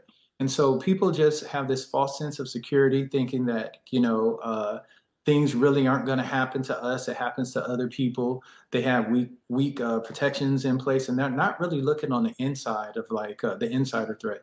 And so that's really where a lot of our security vulnerabilities and breaches be occurring. One of the cool things you had the opportunity to do, Kenyatta, is travel all over the world. I should make mention you also served at the White House, and correct me if I'm wrong, but while doing so, and yet again as we reflect on all things Army, celebrating 250 years, I'm curious, the take from other countries simply surrounding the U.S. military. Oh, we are definitely the dominant force. You always, when it comes to the military, you want the U.S. to be on your side, and you don't want to oppose us. So yes, being able to travel across the world, serving on both Republican and Democratic presidents, serving the office of the president was one of the highest honors in my life. But just being a part of the different cultures and seeing the respect, they know the amount of dedication that we have, how much we rehearse, practice, drill, train, and how much resources we put behind our efforts in order to make sure that we are the best. That makes you feel so good to hear, doesn't it? Yeah. We were smiling from ear to ear. You could see it in with regard to your response. The shoulders kind of perked up a little bit. Okay. Thank you. But of course, all the glory is to y'all. Yeah. Well, yet again, thank you so much for your service. Continued success to you. I want to end with this, and that is, yet again, what has it done for you? And when I say it, I'm referring to the U.S. military. It obviously prepared you to do so much, probably more than you thought you would ever do. I would say it has really prepared me to conquer challenges, and everything that you have is you get faced with challenges, and a lot of people would traditionally say, okay, this is hard or difficult. I'll say the military has really prepared me to say, no matter what the challenge is, I can solve the problem and I can overcome it. And so it has given me confidence to face problems and challenges, knowing that no matter what it is, I am an expert at finding solutions. And so, and that's what it takes to really be the best, in today's modern military. It's quite an endorsement. Yeah, I tell you. I don't know about you, but I think I'm going to do 10 push-ups now. You can do that. You go right ahead. Mr. Kenyatta Creighton joining us right here on America 250. Truly appreciate your time, sir. Thank you, sir. Thank you, and happy birthday to the Army. God bless y'all. Thank you. All right, guys, we'll take a quick break. Hey, on the flip side of that break, the latest with regard to the forecast. Jennifer Delgado joins us next on America 250.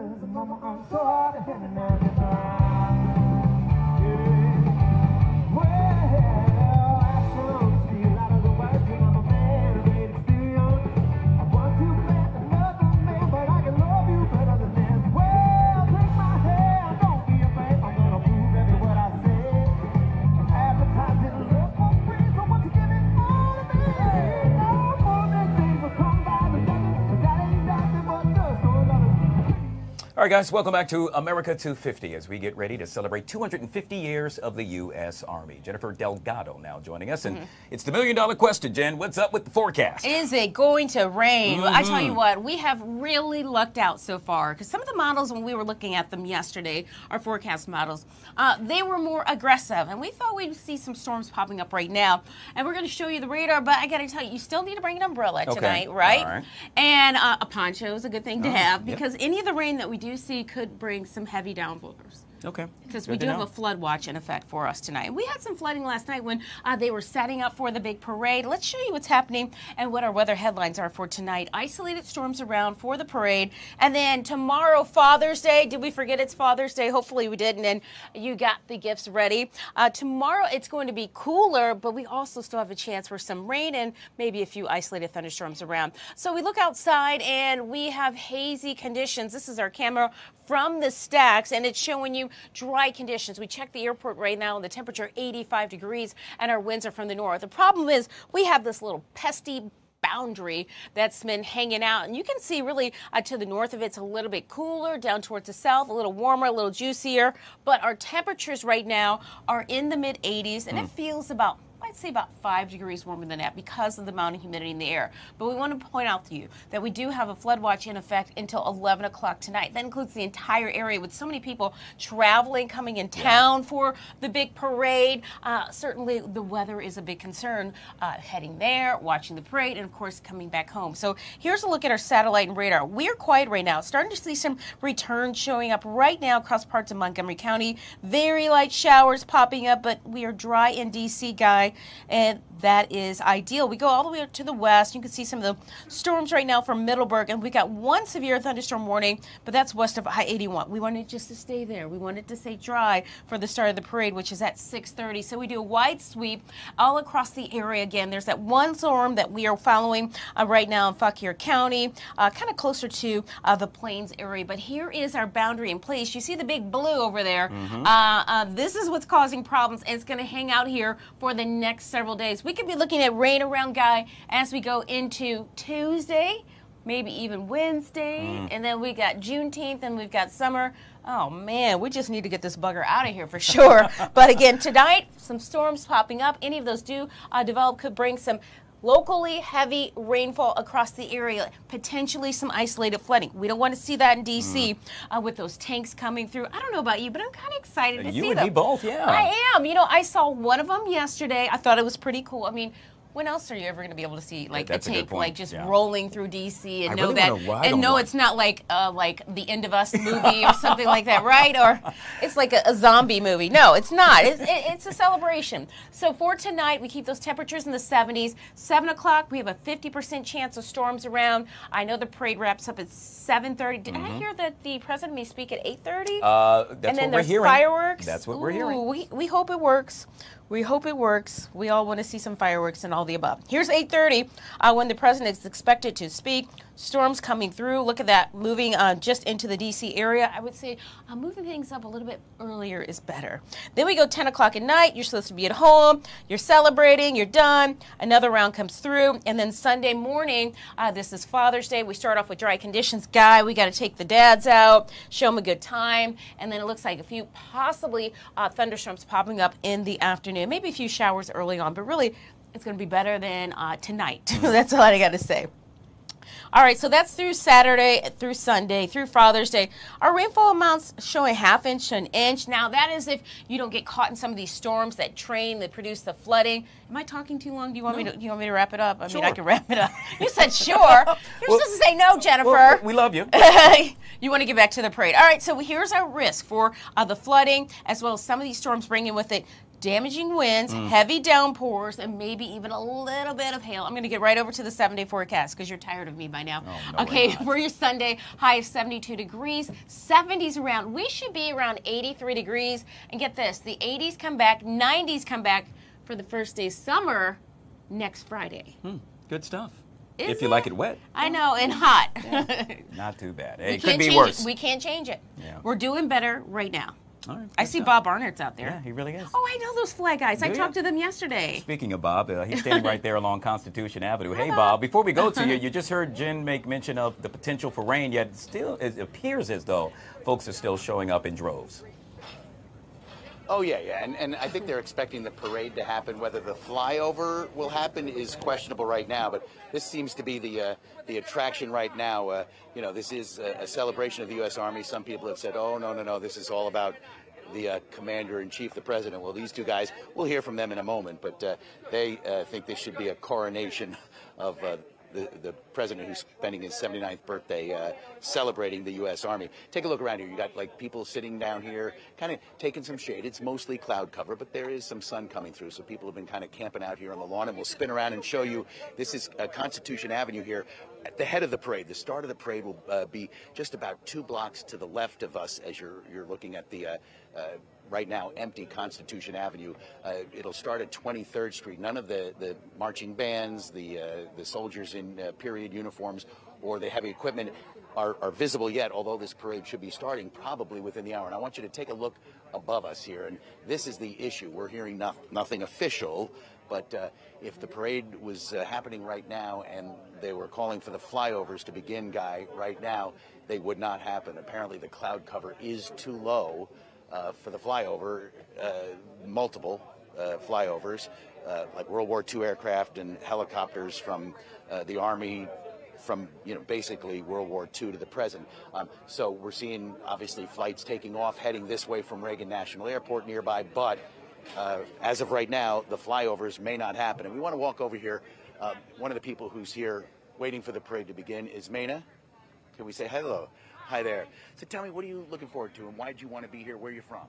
I'm from San Francisco, California, so there are Republicans in San Francisco, and I am an Army veteran. So I wanted to come here and celebrate the 250th birthday of the U.S. Army and President Trump's birthday. What do you make of the crowd? I mean, and there were some concerns. We've been reporting that, weather could be a factor here. It feels like it's going to do something, but it may hold off for a little while. What are your thoughts, and what do you make of what you're seeing here so far tonight? So far, all I've seen is a peaceful crowd. I haven't seen any problems. There are a couple of people in here with some signs, but they're not doing anything. So I think it's going to be great, and I'm really happy with the turnout. Yeah, and this is just one part of the parade route, the very beginning. Why did you want to be at this end of it? Well, we started off on the end of the far end. Right, on the 15th, and there was so many people over there. So they advised that we come over here and check this out and see how many people are over here. And that's why we came over here. And I'm glad I did. Yeah, much more doable. You got a good spot. Yes. Maina, thanks very much. Appreciate it. You're Thanks welcome. for talking to us. Thank you. Thanks for your service. Appreciate it. And all right, I promised we would talk to these guys. They're from like New York and Jersey, and they're kind of like the center of attention. But hey, guys. Here we go. Hit me with it. These gentlemen are veterans as well. Tell me, you're from the New York area. A lot of people are saying, this is just about Trump's birthday. He's going to go first, right? No, this is all about Trump's birthday, not really a celebration of the Army. What do you say to that people say, this is just the commander wanting to be king and vet himself? I agree. Enough is enough. The Democrats don't follow the Constitution. We're not going to follow the Constitution. So, whatever happens, happens. I just hope that, on the Marine Corps birthday, they did the same thing. The Navy birthday, the Air Force birthday, they probably won't. So, yeah, I actually do think this is more about future King Trump than an Army parade. But it just happens to coincide on the same day. All right. And your thoughts, was this? It's a trifecta. Trump won 3 times, and what do we got going on today? It's a trifecta. It's the Army birthday, 250 years. It's great. Also happens to be Donald Trump's 79th birthday, also on Flag Day. You don't get any more patriotic than that. That's what it's all about. This guy's the face and voice of real America, and thank you to the U.S. Army, 250 years. And then next year, America's 250th birthday, July 4th. You got to love it. Thank you, guys. Appreciate it. So let's just kind of show off. Let's kind of come through the grass here, and just as we send it back into you, Guy. This is Constitution Avenue. People are ready. This is the south side. They said this is the best place to view the parade, but there are some people on the north side.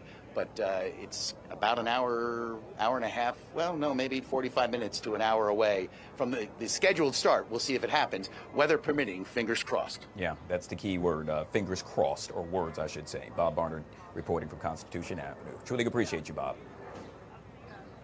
You bet, Guy. All right, guys, back here on a special edition of the Fox 5 Live Zone as we celebrate 250 years of the U.S. Army. Well, throughout the afternoon, you will see a plethora of tanks making their way down the streets of Washington, D.C. It's a sight to see.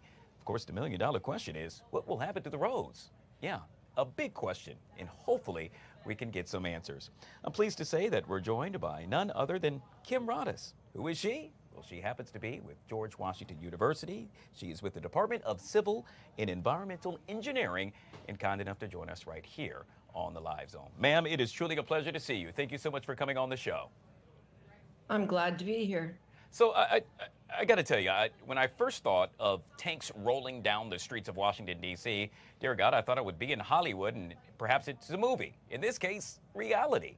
And so with that being said, a lot of folks are questioning whether or not this is a good thing with regard to D.C. streets. And so I'm hoping you could speak to the durability, if you will, yet again, of the streets being able to support the weight of those tanks. Well, let's think about the road surface that we're driving on, and it's not designed to take that kind of a load. The Abrams tanks, there's 29 Abrams tanks in the parade.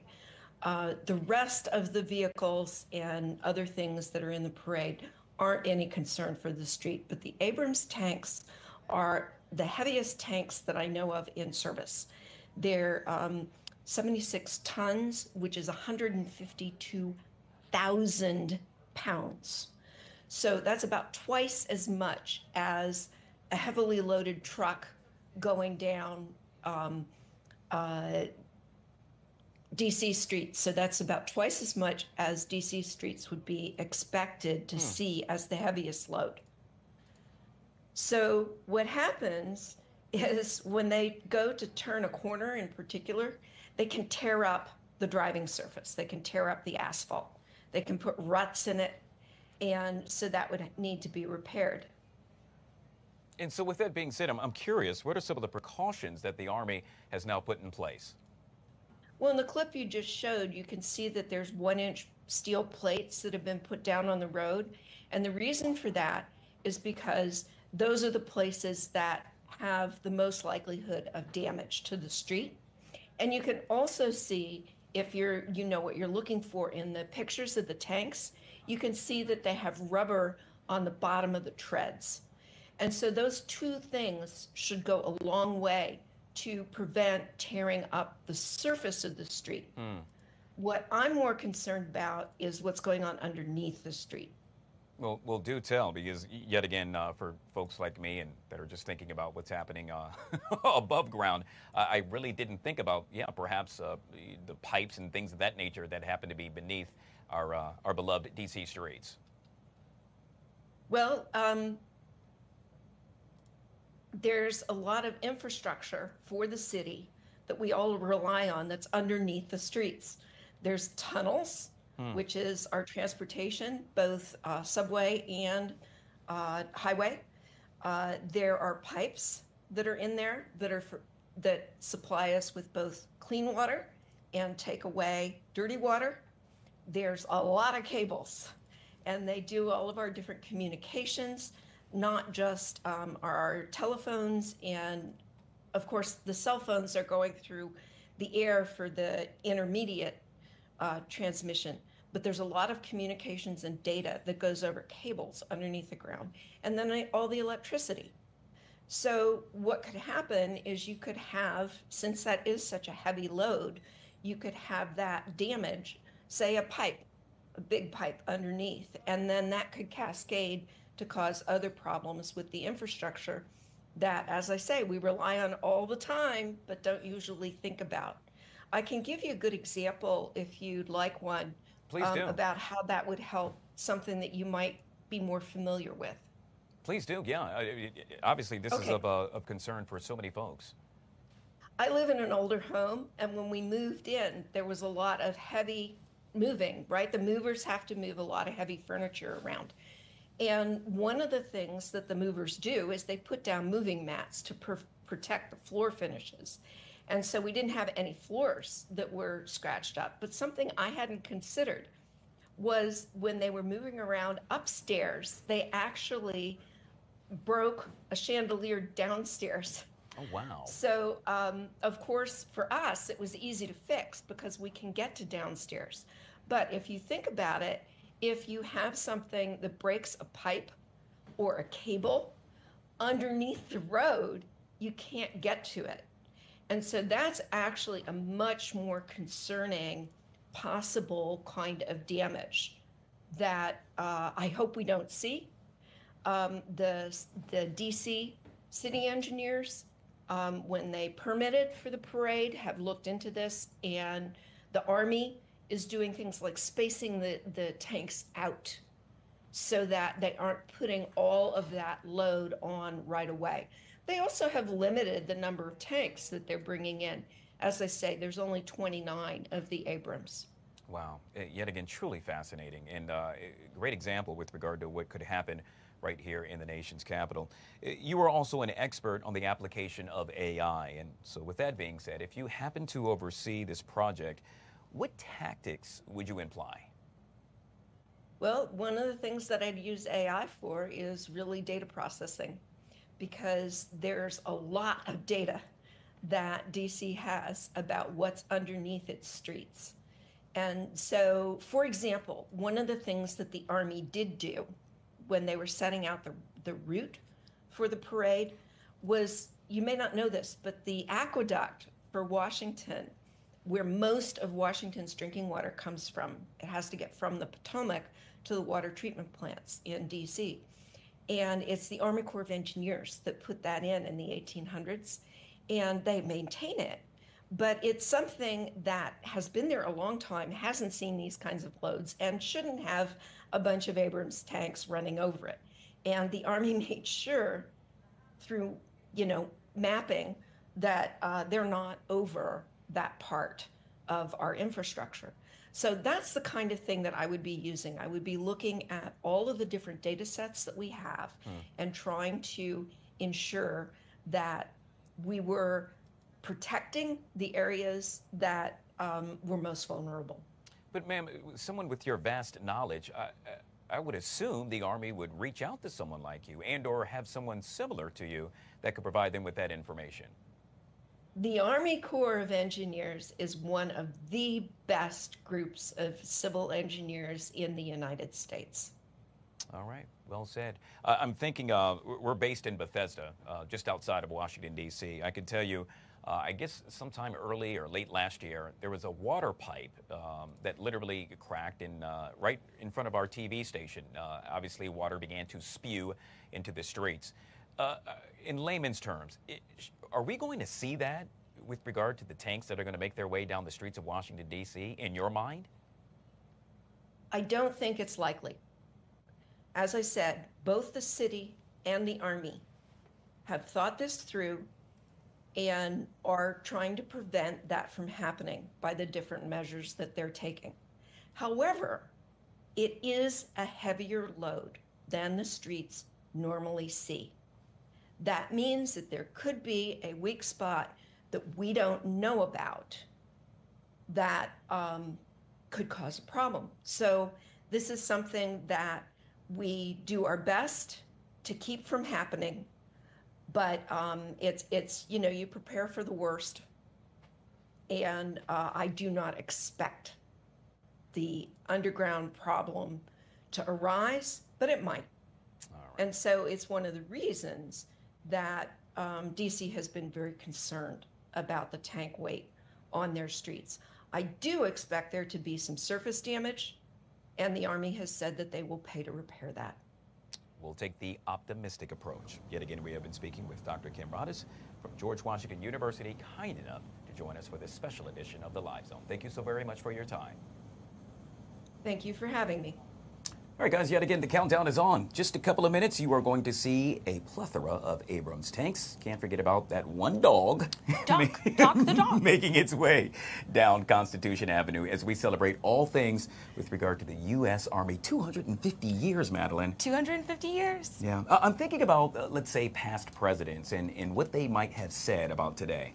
What a beautiful question and a moment that we can take to kind of put this into context. So I think that if we would be able to talk to President Jefferson, sure, let's say, for example, and any of our founding fathers, James Madison, I think what they would all say is, remember that the purpose of war is to achieve peace. And as we watch all of these tanks and artillery and all of this demonstration of American strength and pride, remembering that these are weapons of war that are being used to ultimately achieve peace is something that they would likely remind us of. Yeah. And I think also President Reagan, one of my favorite quotes from him, it goes something like, people struggle to find meaning in their lives and to find significance, and that's not a problem a soldier has. So, wow. Yeah, so I like to look at the past to try to make sense of what's going on now.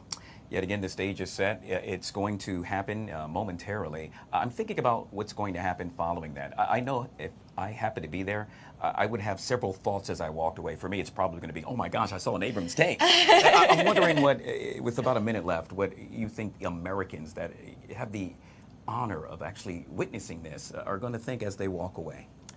I think that each person is likely going to take with them their memory of their feeling, right? You know, like Maya Angelou taught us, people don't necessarily remember what you say, but they remember how you made them feel. Sure. Right? They'll remember how they felt that day, and I'm hoping that they feel together and unified. And we talked so much during the election time about the lack of feeling like we have a cohesive identity. And this is kind of a demonstration of what at least this president and the people who are there today want America to be and to look like.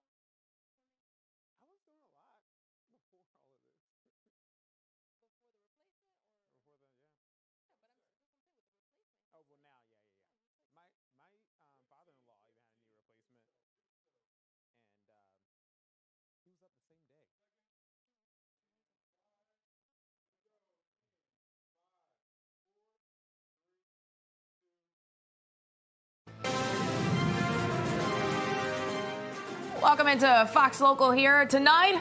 A day unlike any other in the district. In under an hour now, the military starting to march down Constitution Avenue for the 250th anniversary of the U.S. Army. Now, the parade also coincides with celebrations for President Trump's 79th birthday. A live look this hour. Army officials are estimating around 200,000 people will be in attendance. The military parade is being deemed a national security event with heightened security measures in place that the city has spent weeks preparing for. But let's start with breaking news out of Virginia at this hour. A driver plowing into a crowd of protesters at the No Kings rally in Culpeper. Police say Joseph Cheklik intentionally accelerating into that crowd. It happened this afternoon on James Madison Highway. One person was hit. The suspect is in the Culpeper County Jail tonight on no bond. He's charged with reckless driving. That incident still under investigation.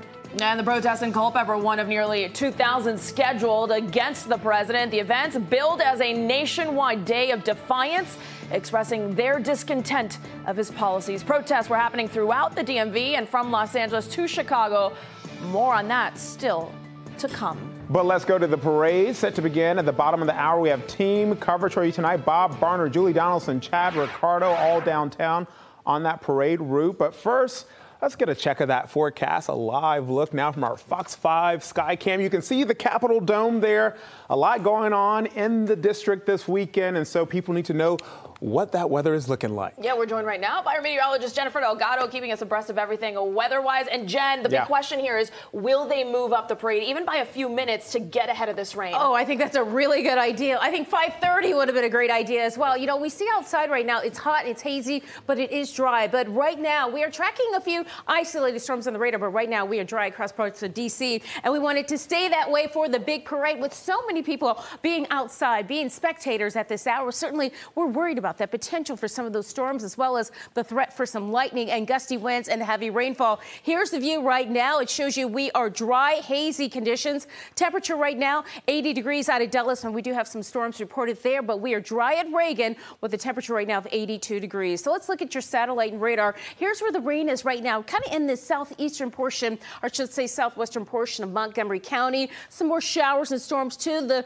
northwest, but we zoom into the D.C. region, and again, we are dry, but we're watching that little bit of rainfall. Could it hold together and slide over towards the east? There is that possibility, but it will start off as maybe a little bit of drizzle before the heavier stuff comes through. So we go out to the west. We do have a severe thunderstorm warning. This is all the way out in Frederick County, West Virginia. That's where we need it to stay, but as we go through your evening, we do have the better potential for more storms around. It's because of this boundary system that's hanging out. It's not going anywhere anytime soon. That, with the heat and humidity, is going to be enough to trigger some more storms around. So we know where we are with the numbers, but as we look at our plan ahead for tonight, storms around, 100% chance right now at 8 o'clock, 10 o'clock, and 12 o'clock. We're going to take a look at your futurecast and time that out for you and when those storms to the northwest could make it to the D.C. region in just a few minutes. So certainly a critical forecast with this big parade for tonight. Back over to you two. Very critical, Jennifer, and we are expecting that parade to kick off in just minutes now, and it will kick off possibly early because of that weather coming through our region.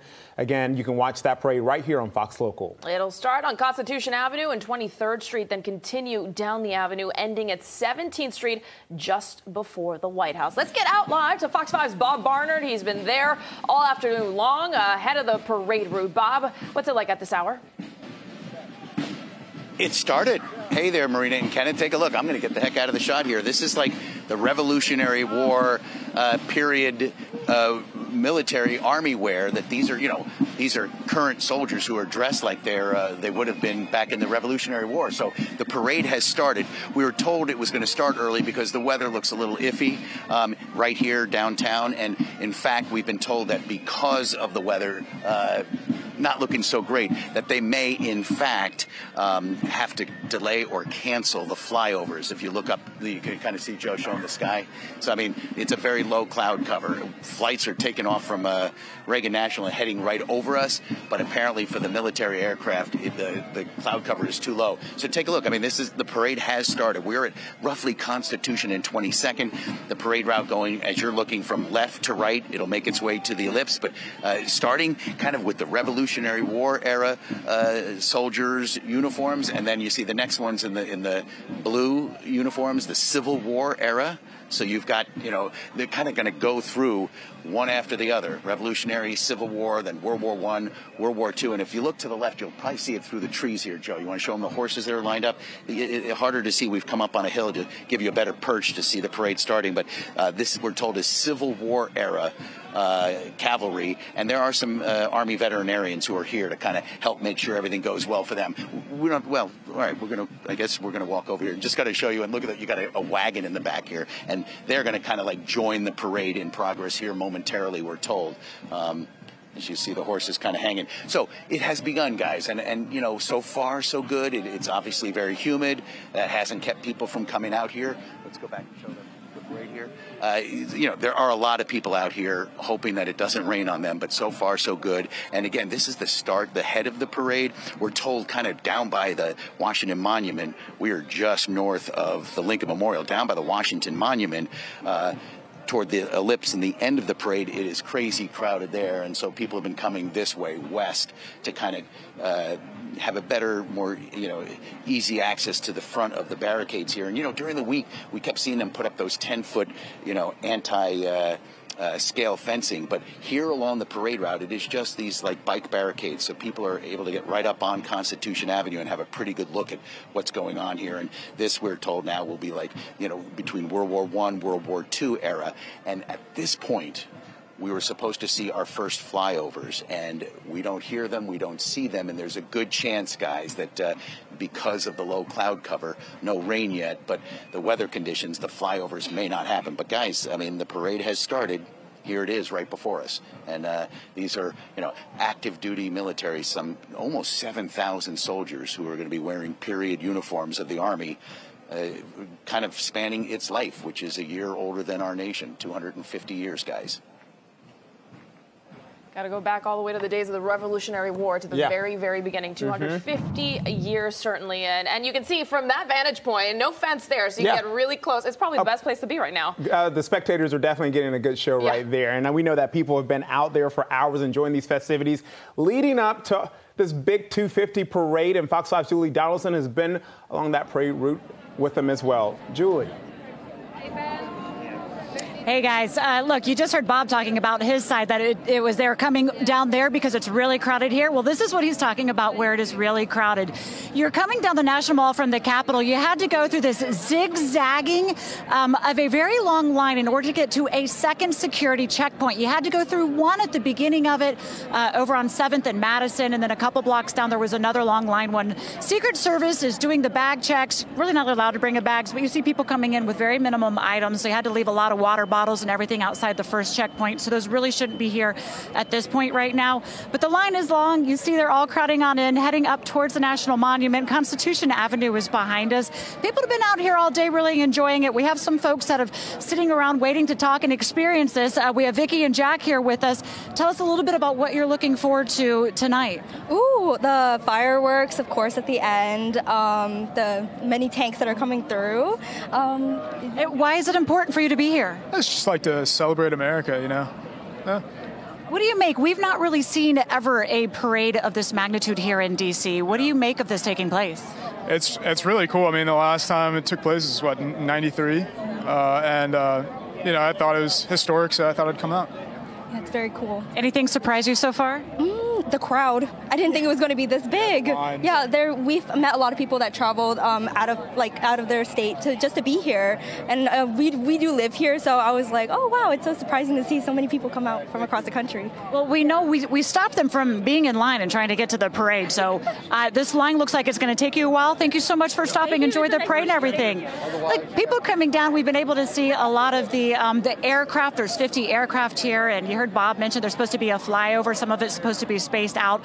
I heard that it might be condensed if it does go off, that the F-22 and the Thunderbirds have been canceled. At least that's the word that we have heard as of now. Things are kind of constantly fluid as we are managing the weather as well. But folks are excited to see this parade kick off when it does. Back to you. And it has kicked off, Julie. I think the word hasn't gotten down there to her. We're at the point where she's at the National Mall. And just a reminder, we're going to get a stream up of this parade. It started a little early, so things are supposed to start at 6:30. But as soon as we get that feed up, you'll catch it right there on Fox Local. Scan that QR code on your screen to download the free Fox Local app so you can see it.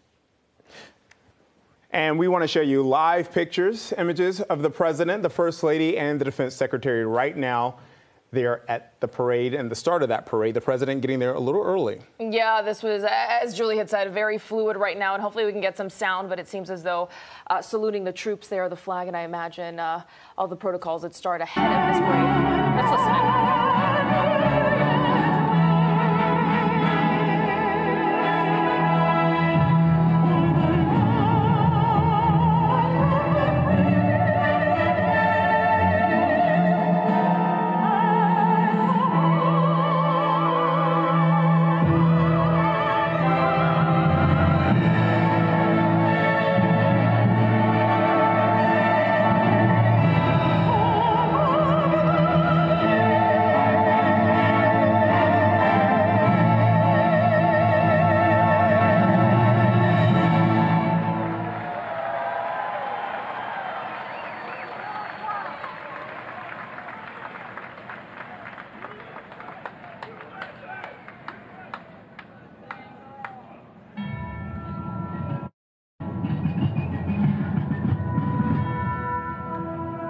Before we even had a country, we had an army. They started as a small, unorganized group of shop owners and farmers, but they fought the most powerful army in the entire world to a standstill in Concord, Lexington, and Bunker Hill. Then our Continental Congress chose George Washington as general of our Continental Army.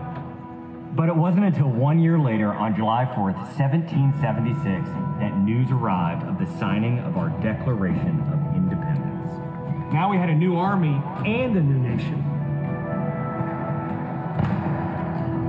With little gunpowder, no shoes, bloody feet, few cannons, little training, and even less food. Valley Forge started in December. They went into winter camp in December of 1777. Approximately 2,000 Americans died that winter of disease. They lived through hell, but they never ever gave up. Not this army, not this first American army.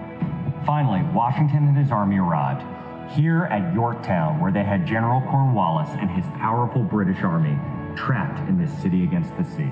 All of the preparation that Washington has learned through the course of those 6.5 years meets its full force here at Yorktown, and he employs it brilliantly. Sailing from the Caribbean, the French Navy arrived and took on the British fleet. Washington decided to make his move. Our men began digging to get closer and closer to the fort, finally getting within rifle and cannon range. Naturally, George Washington chose to set off our first cannon shot. The British had two small forts in front of the main fort. They were called redoubts 9 and 10. Then, on the moonless night of October 14th, the American and French forces attacked the redoubts.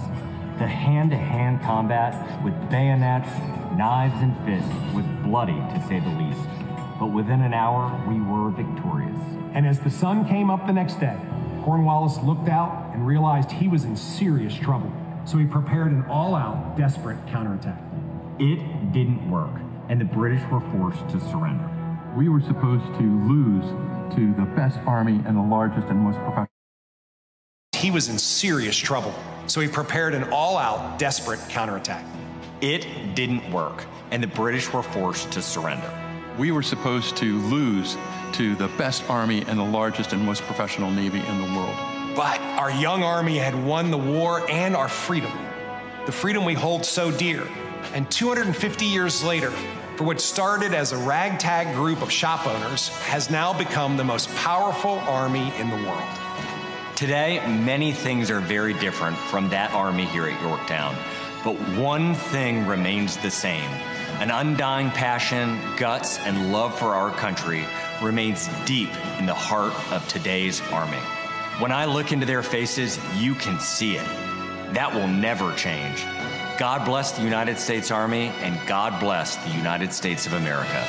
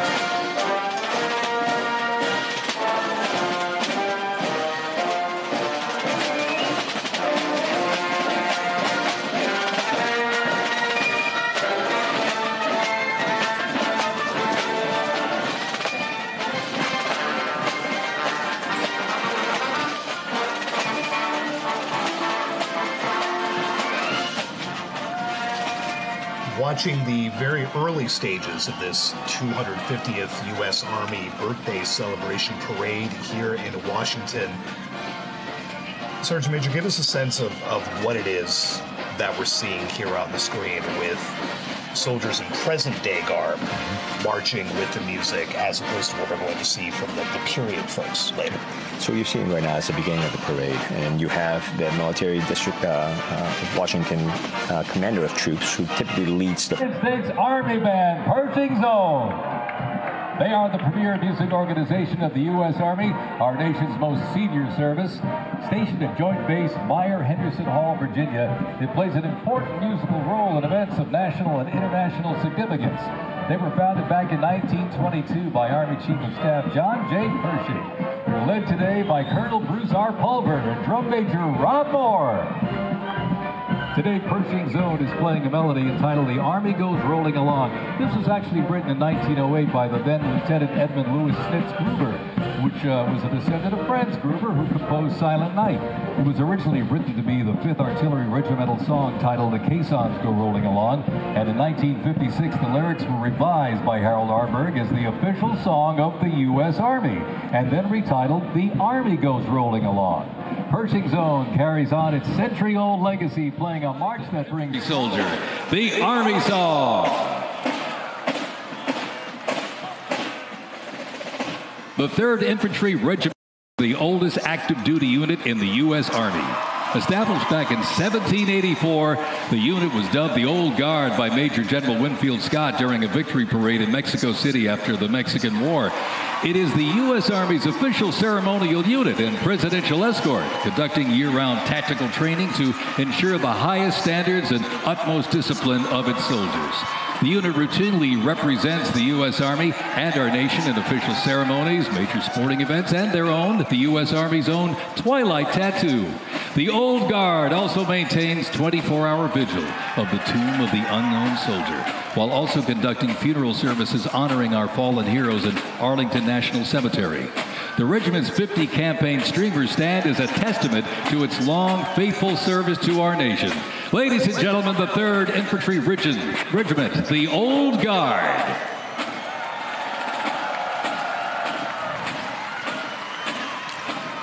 In 1775, the shot heard round the world at Lexington and Concord sparked a revolution, uniting 13 colonies and forging a continental army from farmers and frontiersmen. Against the odds, they turned the tide at Trenton and Saratoga, survived Valley Forge, and at Yorktown forced a British surrender, securing independence and giving birth to the United States of America.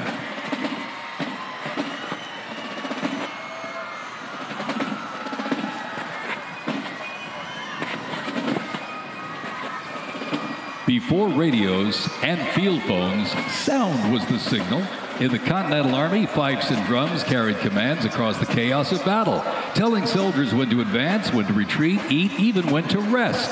That legacy actually lives on today with the U.S. Army Fife and Drum Corps, part of the 3rd Infantry Regiment known as the Old Guard.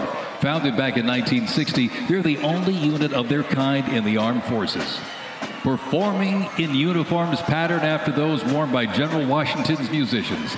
Playing period instruments with patriotic precision, they bring history to life, sharing the sound and spirit of the Revolution through more than 500 performances each year, both at home and around the world, too. The Old Guard, Fife and Drum Corps, everybody.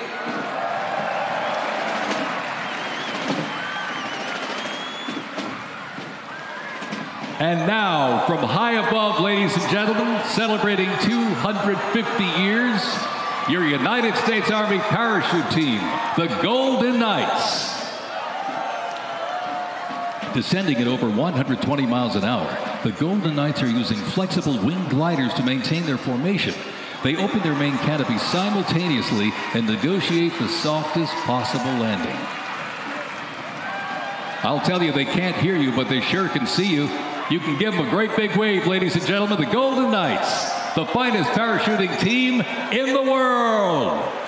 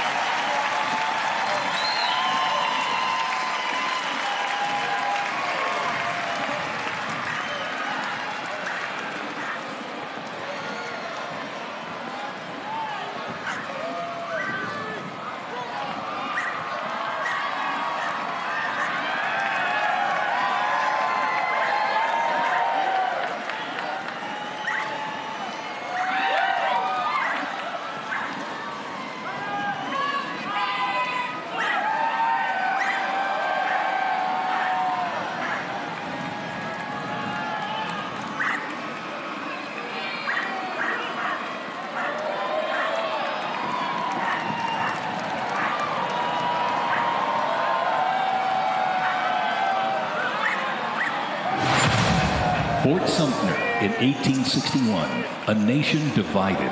Over 4 brutal years, nearly 2 million soldiers fought to preserve the Union. Among them, 5 future presidents and the first recipients of a brand new military decoration, the Medal of Honor. With independence won, our nation's westward expansion began. The Army moved in step, guarding settlers as native scouts lit the way. Immigrants joined the cause, and the Buffalo Soldiers etched a legacy of grit and honor across the American frontier.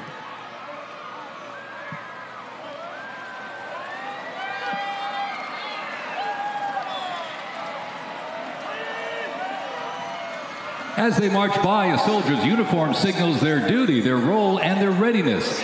And by the late 1850s, official regulations outlined distinct looks shaping the Army's identity and function across the force. Soldiers were issued 2 coats. One, a short sack coat for work and battle, with brass buttons and colored trim that marked their rank. Well, by war's end, that rugged sack coat became the soldier's uniform of choice. As the war escalated, volunteer enlistment surged. Congress authorized support for a force of up to 500,000 new troops, answering the call to preserve the Union. As they march by, representing the Civil War era of our nation's history, is the 4th Infantry Division based out of Fort Carson, Colorado.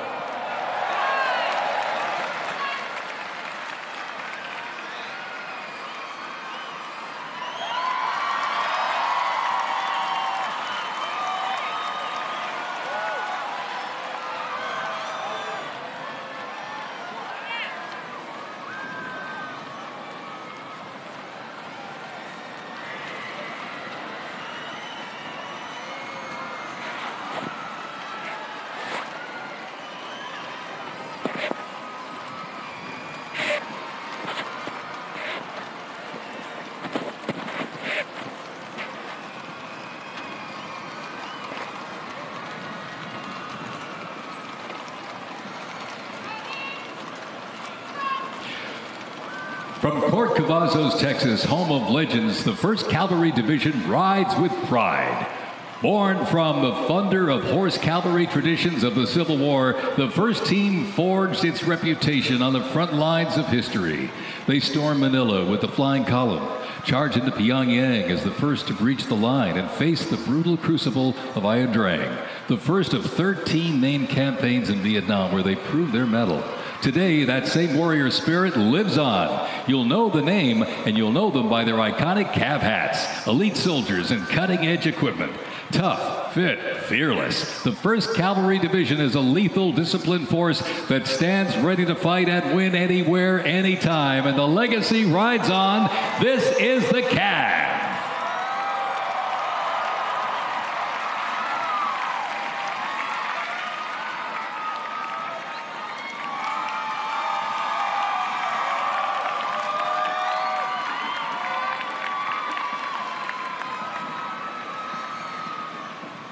Special thanks to our sponsor, Lockheed Martin.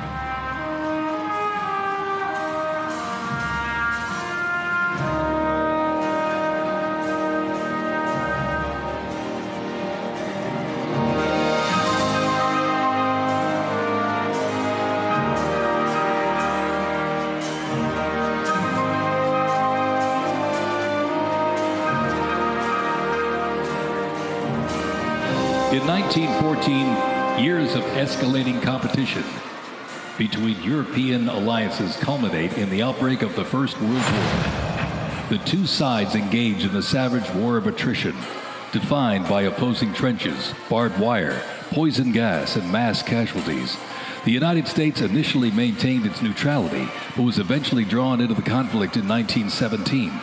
Despite having less than 130,000 soldiers at the beginning, the Army eventually grew to over 4 million, with nearly 2 million soldiers serving in Europe.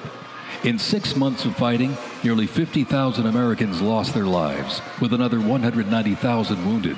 The guns fell silent with the armistice of November 11, 1918.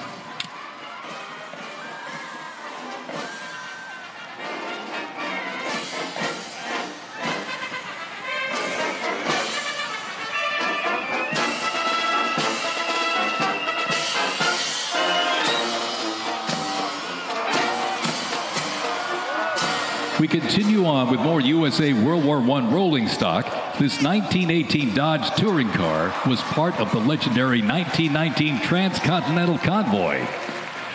3,251 miles and 62 grueling days across the Lincoln Highway. Remember, no pavement, no GPS, and no power steering. Just grit, determination, and the drive to push Army mobility into the future. This car literally helped pave the way for the roads we rely on today and reminds us when the Army moves, the nation follows. The 1918 Dodge Touring Car.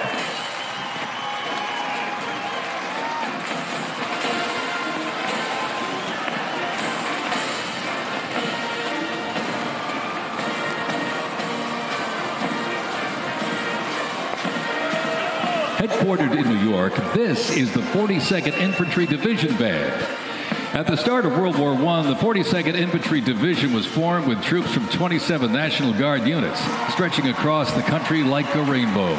Composed of skilled musicians from all walks of life and professional occupations, they perform a variety of musical genres. Though their mission is primarily a musical one, the members were ordered into active federal service back in 2004 in support of Operation Iraqi Freedom 3. The band has also served in support of numerous state active duty missions, including cleanup efforts following Hurricane Sandy, distribution support during COVID-19, and recently, support for New York State Corrections. Commanded by Chief Warrant Officer 2 Ethan Wagner and led by Drum Major Sergeant First Class Drew Gans, the band is performing Over There, written in 1917 by Broadway composer and recipient of the Congressional Gold Medal George M. Cohan. Representing the World War I era is the 82nd Airborne Division, based out of Fort Bragg, North Carolina. You'll notice the unit is wearing replica World War I uniforms signifying the soldiers who served our nation during this time. When the Americans entered the Great War, our soldiers under the command of General Blackjack Pershing hit the trenches in the new standard. It was the olive drab winter service uniform. Now on their heads you'll see a steel helmet with sand-textured paint built to deflect deadly shrapnel from above. Not bulletproof, but battle tough. Nicknamed the Pershing boot, on their feet was the M918 1918 French boot. It was designed to survive the brutal grind of trench warfare. And on their backs, the field pack, rations, ammo, first aid, and a gas mask. Everything a doughboy needed to fight and to win.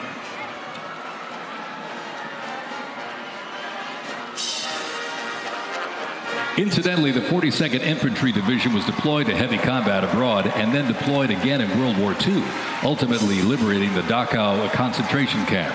The 42nd responded to the terrorist attacks on 9/11. Later, with the war on terrorism, the rainbow stretched across the world again, deploying in Iraq and Afghanistan.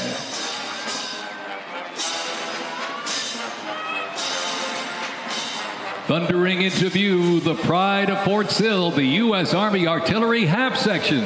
This is literally powered by horsepower and heritage. This elite ceremonial unit honors the legacy of the Army's horse-drawn artillery. With precision, discipline, and 6 majestic horses pulling a vintage 1918 caisson, the half section keeps tradition alive and rolling strong. Representing the power, pride, and precision of America's field artillery. This is Fort Sill's finest, ladies and gentlemen.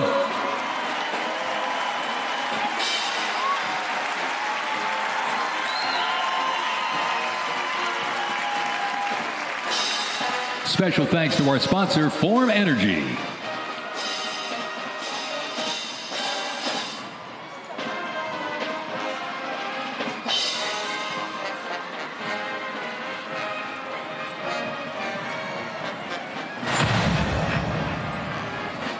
World War II, a global fight for freedom.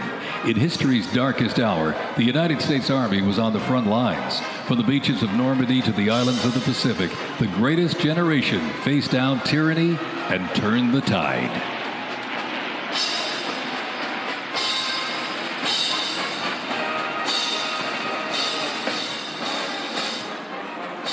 From bombers to fighters to transports, U.S. Army aircraft started to thunder across the skies in World War II. And take a look up there, ladies and gentlemen. Flying overhead right now. They are fast, they are fierce, and famously used in the Doolittle raid over Tokyo. Leading up front, the mighty B-25 Mitchell. Up next, the Cadillac of the sky, the P-51 Mustang. From the sky, we're back down on the ground. In World War II, one vehicle led the charge, the legendary quarter-ton 4x4 command recon vehicle, the Jeep. You might have a Jeep in your driveway, but not like this. The U.S. Army truck quarter-ton 4x4 command reconnaissance, better known as the Jeep, was an iconic vehicle of World War II and was the world's first mass-produced four-wheel drive vehicle. The Army used the Jeep for almost every military activity, including command vehicles, scout cars, and medical ambulances. Fast, rugged, the Jeep became a symbol of American ingenuity.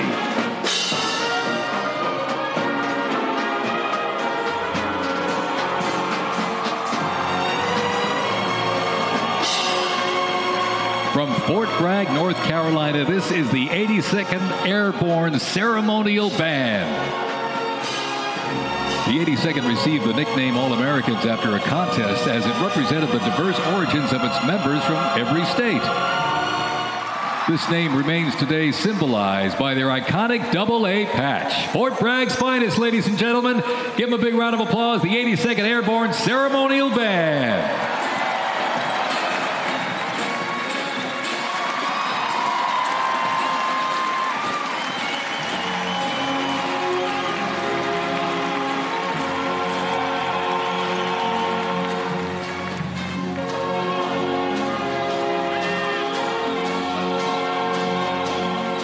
In a global fight like World War II, the U.S. Army knew our troops needed more than courage.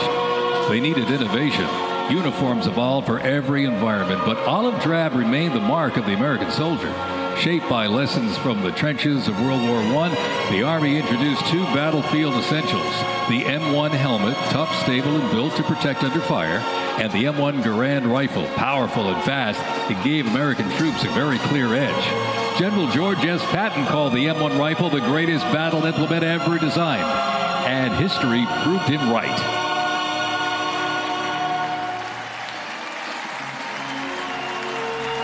The 82nd Airborne Division. The unit is best known for their bravery on D-Day, when 12,000 parachute and glider troops destroyed German supply lines after fighting for 33 days straight.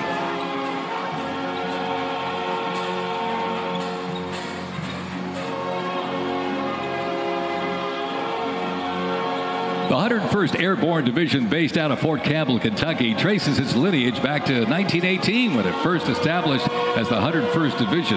Known for their ability to rapidly deploy across the world, the unit has held a crucial role in operations since its inception. From parachuting behind enemy lines on D-Day to leading helicopter assaults in Vietnam, the 101st redefined modern warfare. In the 50s, the Screaming Eagles stood tall at home, protecting the Little Rock Nine during the fight for civil rights. In recent decades, they've been sent across the world with stints as far as the Middle East, where they took part in Operation Desert Storm and participated extensively in the war on terrorism in Iraq and Afghanistan. The Screaming Eagles continue to lead the way as tomorrow's division in today's Army.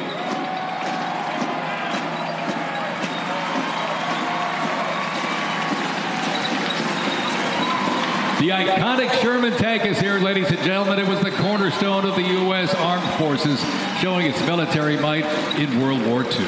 It became one of the most influential tank designs of the 20th century. The M4 tank was nicknamed the Sherman tank after Civil War General William Tecumseh Sherman. Actually, it was named by the British. With almost 50,000 produced during World War II, the Sherman tank was in active service until 1957. In World War II, the M16 half-track was a force to be reckoned with. It was a self-propelled anti-aircraft weapon with speed, firepower, and grit. Nicknamed the Meat Chopper, its quad 50 caliber mount could unleash 2,300 rounds a minute. Quite devastating. It served through Korea, Vietnam, and beyond, and remains in use in U.S. allies to this day. The M16 half-track brings the fight wherever it rolls.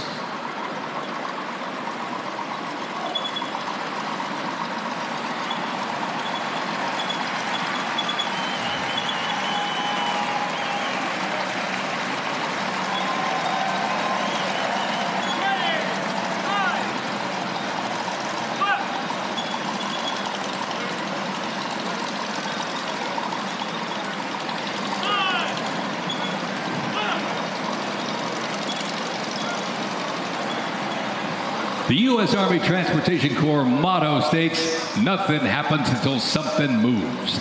That was never more true than with this. Look at this, the 2.5-ton Chevrolet Deuce and a Half. Move up to 10,000 pounds of cargo and was the backbone of the Red Ball Express that kept the Allies supplied after D-Day in World War II.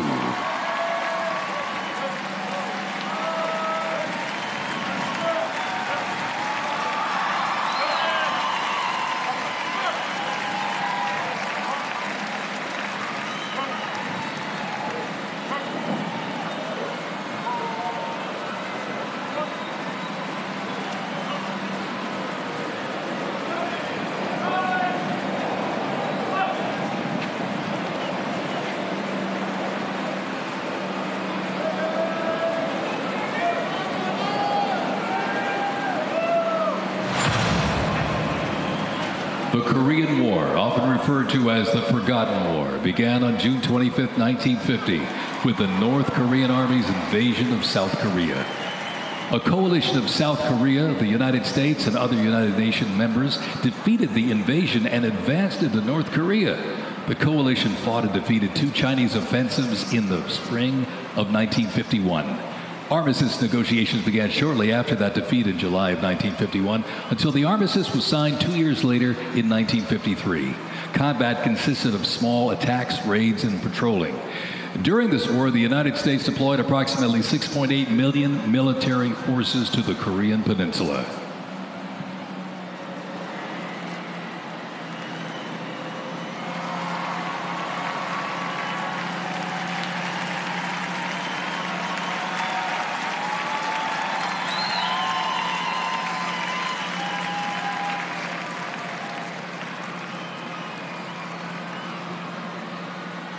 Special thanks to our sponsor, Coinbase.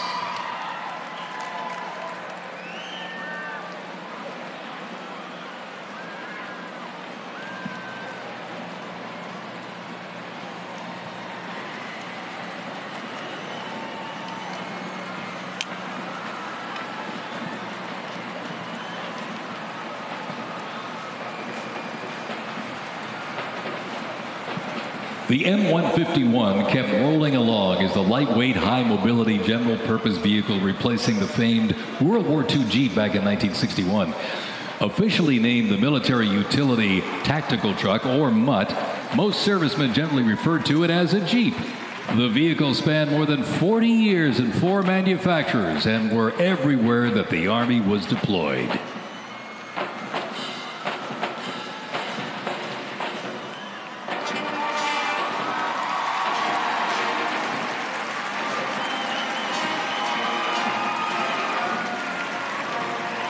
Another rolled by earlier, and at 2.5 tons, this Deuce and a Half, the M35A2 classic military transport truck, was a mainstay of the U.S. Army for decades, particularly during the Vietnam War and Operation Iraqi Freedom. The Deuce and a Half proved its value moving cargo, supplies, and soldiers. Its capabilities include up to 5,000 pounds off-road and 10,000 pounds on-road, making it ideal for moving just about anything.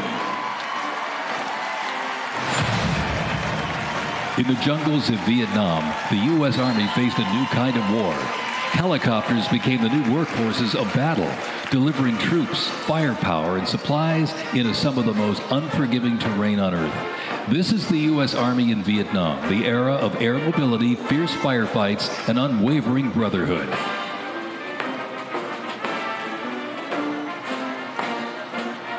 And over the music marching through, the roar of these legendary Army helicopters takes to the air. Flying overhead right now, they help define the Vietnam War. That staccato beat of the rotor blades was a welcome sound to many troops mired in combat. From transport and medevac to close air support and reconnaissance, they brought the fight to the front and pulled the wounded to safety. The OH-6 Cayuse scouted the terrain with unmatched agility.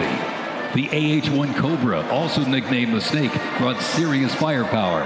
Its slim design, as you can see here, helped it survive and thrive in hostile environments to protect soldiers below.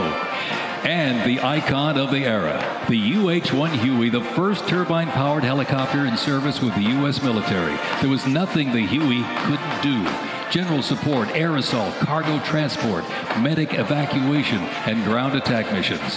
The Cayos, Cobra, and Huey, ladies and gentlemen, 3 iconic Army symbols in the sky.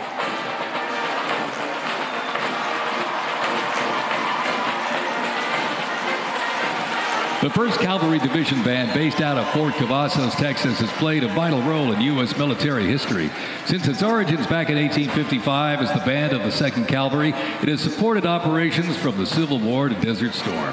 Over time, it's evolved into a powerful force using music to strengthen bonds between soldiers and engage with communities.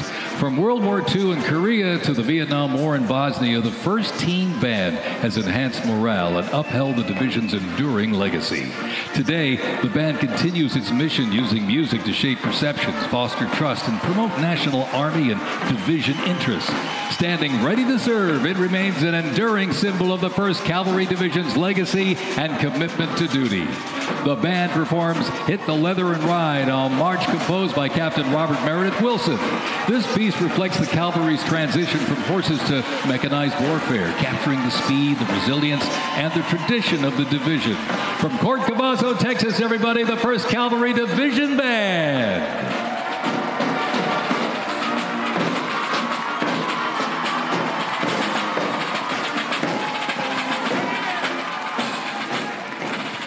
The U.S. Army deployed large numbers of troops in support of the Vietnam War. The first contingent of U.S. Army advisors arrived in Vietnam in the late 1950s, and that quickly grew to a small team of around 100 soldiers, which then expanded to more than 600 over the next decade. As the war intensified, troops' numbers quickly grew as the war between the South Vietnamese government and the communist insurgents supported by North Vietnam intensified. By January 1969, more than 364,200 soldiers organized around 7 divisions and 20 separate combat brigades. The United States began withdrawing its forces in July of 1969, and the last Army combat unit left South Vietnam in August of '71. The last U.S. combat soldier came home March 1973, while a small number of non-combat personnel remained until April 1975.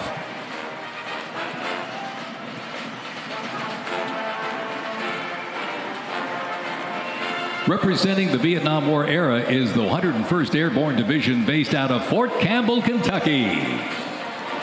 The unit is wearing replica Vietnam War uniforms signifying the soldiers who served our nation during this time. Blistering heat, thick humidity, and unforgiving terrain demanded uniform innovation. And the Army, they delivered. New lightweight uniforms were constructed to move with the soldier. The M16 replaced the M1 Garand, calling for redesigned ammo gear and faster reloads in combat. Body armor got smarter, jackets and trousers got lighter, and field equipment was reimagined to meet the mission head-on. Gone were the heavy Mickey Mouse boots, replaced by canvas tropical combat boots that offered better grip, faster drying, and all-day endurance.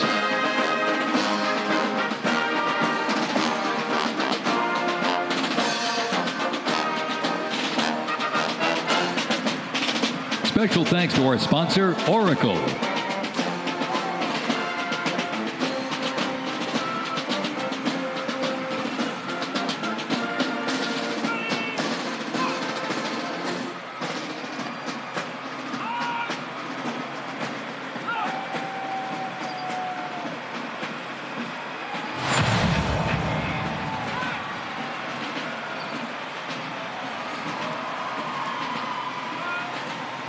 When Saddam Hussein's Iraq invaded Kuwait in August 1990, the U.S. Army deployed to Saudi Arabia to deter further Iraqi aggression in the region for what was known as Operation Desert Shield.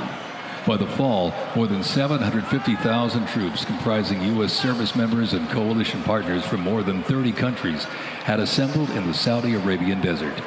In mid-January 1991, the U.S.-led coalition began Operation Desert Storm, which kicked off with an intensive air campaign designed to knock out key Iraqi infrastructure and weaken Iraqi forces. The ground offensive was launched in early 1991, where military forces overwhelmingly destroyed enemy tanks and vehicles. After only 100 hours of ground combat, coalition troops liberated Kuwait, and the Gulf War ended with Iraq's surrender.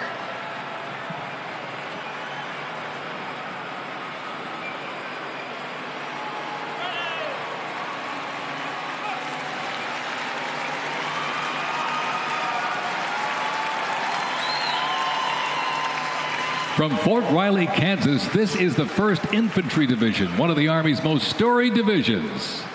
Nicknamed the Big Red One because of the distinctive red on their unit patch. As the oldest continuously serving division in the U.S. Army, the unit has participated in every major operation since World War I, living up to its motto, no mission too difficult, no sacrifice too great, duty first.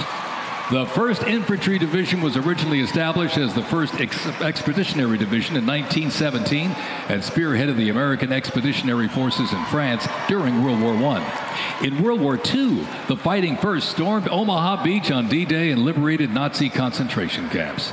The highly decorated unit has had 37 members of the Big Red One awarded the Medal of Honor. In Washington, D.C., the 1st Division Monument stands in President's Park, memorializing those who died while serving in the 1st Infantry Division. Ladies and gentlemen, they are the Big Red One, the 1st Infantry Division.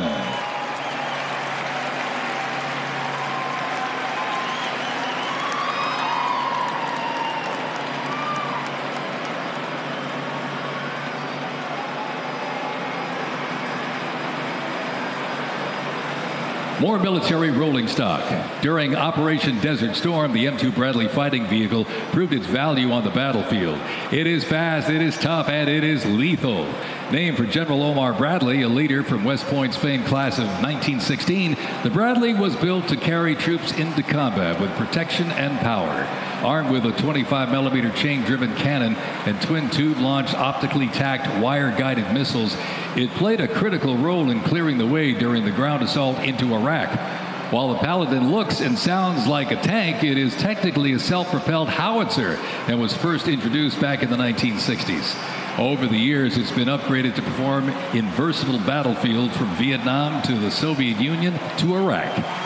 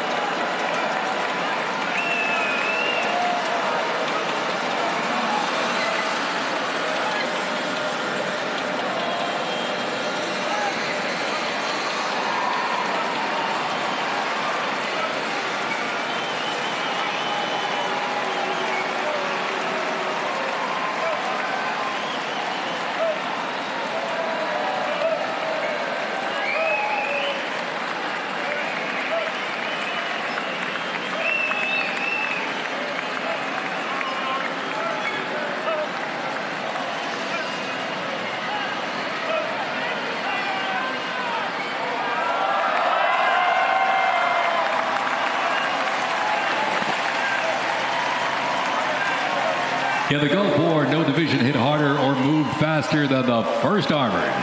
The 1st Armored Division, nicknamed Old Ironsides, is the oldest, most recognizable armored division in the United States Army. As part of the buildup for World War II, cavalry and reconnaissance units were brought together to form the 1st Armored Division in 1940. In the Gulf War, no division hit harder or moved faster than the 1st Armored. Old Ironsides really led the way. During Desert Storm, they engaged in some of the largest tank battles in Army history that were decisive victories, shattering enemy formations. Based in Fort Bliss, Texas, America's Tank Division is currently supporting missions in 20 countries across 5 continents. From World War II to today, Old Ironsides remains battle-proven and always ready.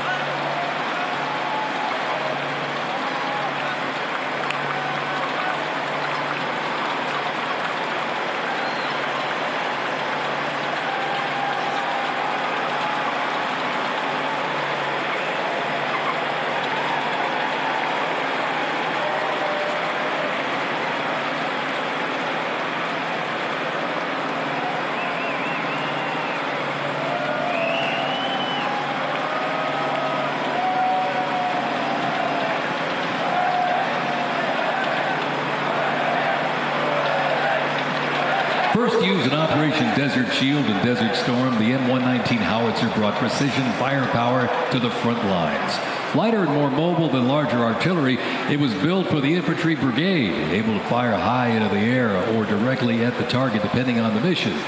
Whether used in battery formation or as a standalone support weapon, the M119 delivered reliable, responsible fire when it mattered most.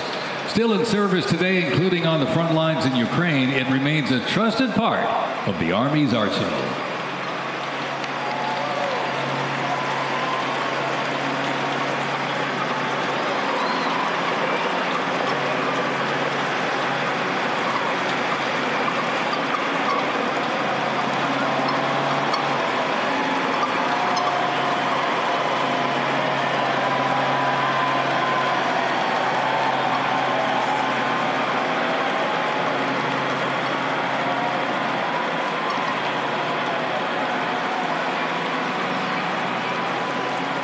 Special thanks to our sponsor, UFC.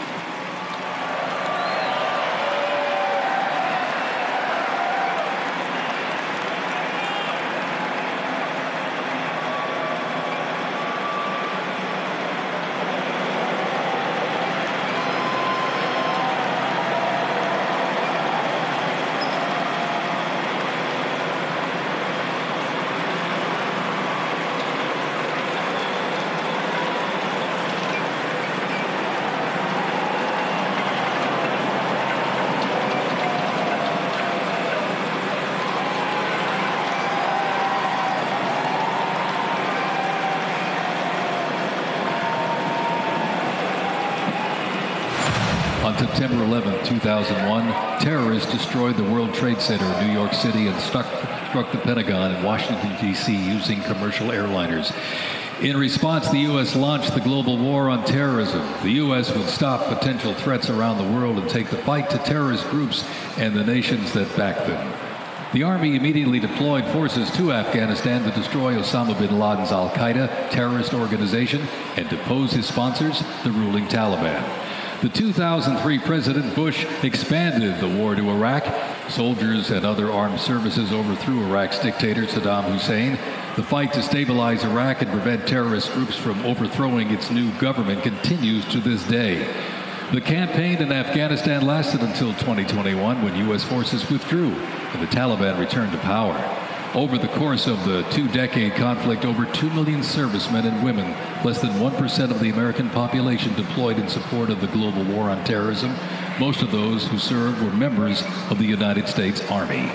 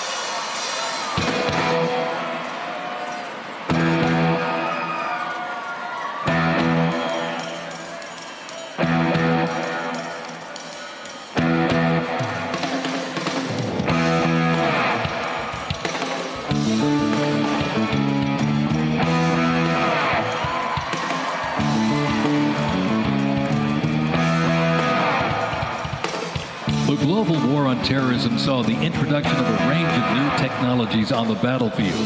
The 8-wheeled Stryker Armored Combat Vehicle is the first new military vehicle to enter service in the U.S. Army since the Abrams tank back in the 1980s. The vehicle was developed to fill a gap in the Army's inventory between a lighter infantry and heavy armored unit. The Stryker Armored Combat Vehicle enables the team to maneuver in close and urban terrain, plus provide protection in open terrain and transport infantry quickly to critical battlefield positions. The first Stryker vehicles were fielded back in 2002 with the first Stryker Brigade combat team deploying to Iraq in 2003.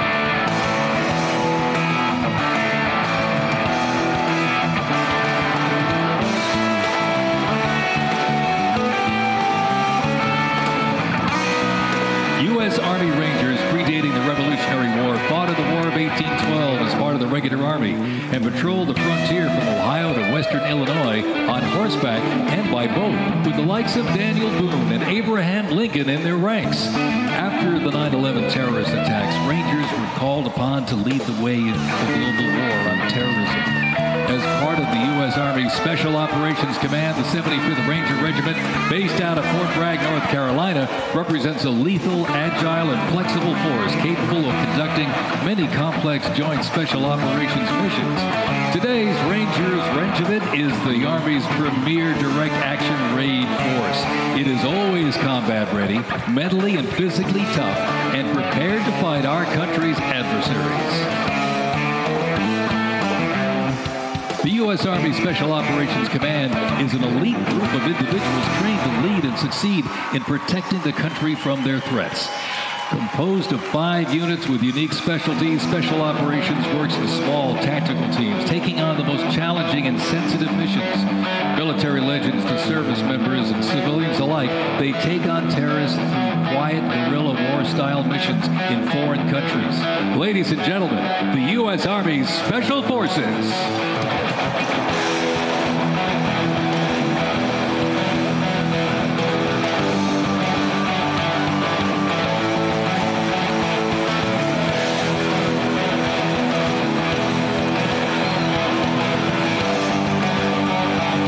Stryker Brigade Combat Team combines the capacity for rapid deployment with survivability and tactical mobility. Adaptability and continuous transformation to overcome our enemies is vital. Fighting an elusive enemy in distant places and at home requires new tools such as unmanned aerial vehicles for surveillance and the Blue Force tracker to see real-time details of troop movements. The United States does not face the challenging international environment alone. Our network of allies and partners is an advantage that our adversaries can never hope to match. Over 80 nations have fought alongside the United States or assisted in during the global war on terrorism.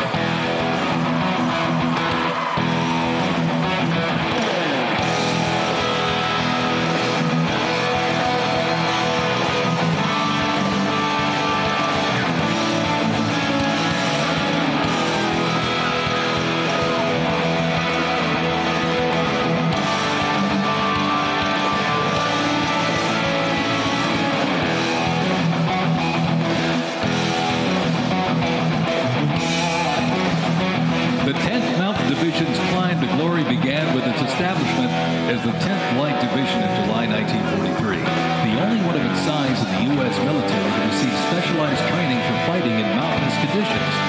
After After periods spent in active as a training division and as a standard infantry division, the unit returned to its roots in 1985 when it regained its Mountain Division designation.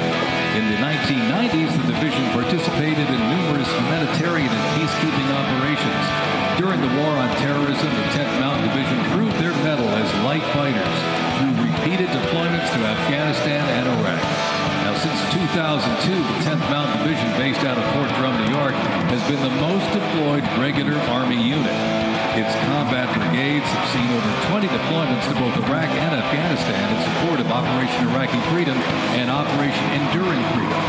To show America's military might, they have one purpose: to deter war and, if ordered, defeat the enemies of the United States of America. They are the 10th Mountain Division.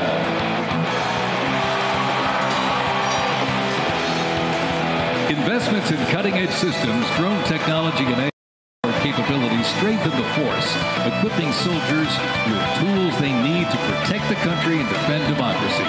The Army has 8 Stryker Brigade combat teams, 6 in the active component and 2 in the National Guard.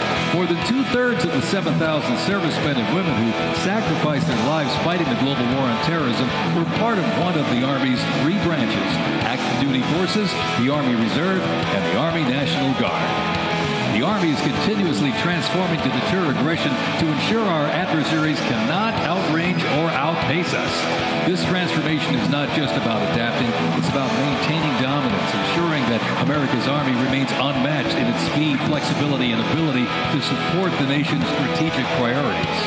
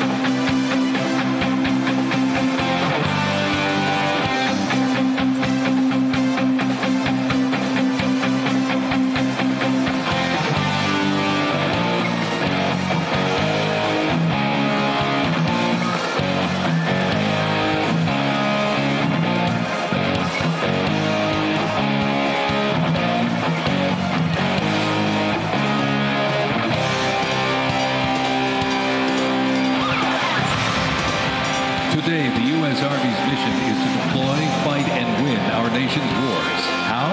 By securing ready, prompt, and sustained land dominance by Army forces across the full spectrum of the conflict as part of the Joint Force.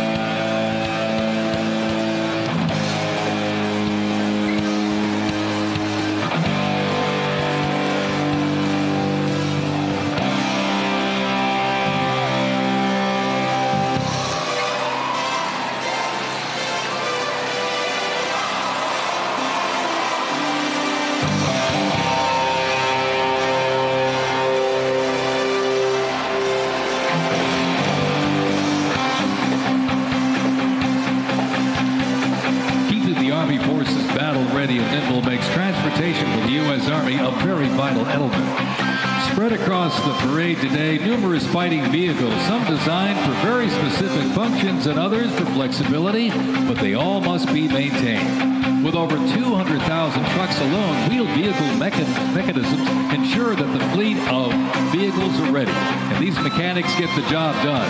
This convoy starts with the M777, a lightweight howitzer. These lightweight howitzers may not look particularly lightweight, but are made from titanium. They are 7,000 pounds lighter than their predecessor, the old M198. Used by the Army since 2005, the M777 is currently being used in Ukraine. Weighing only 4,700 pounds, the M119 howitzer is smaller and is used by infantry brigades, particularly for air assault missions. It was first used in Operation Desert Shield and Desert Storm in 1991 and is also seeing active use in Ukraine.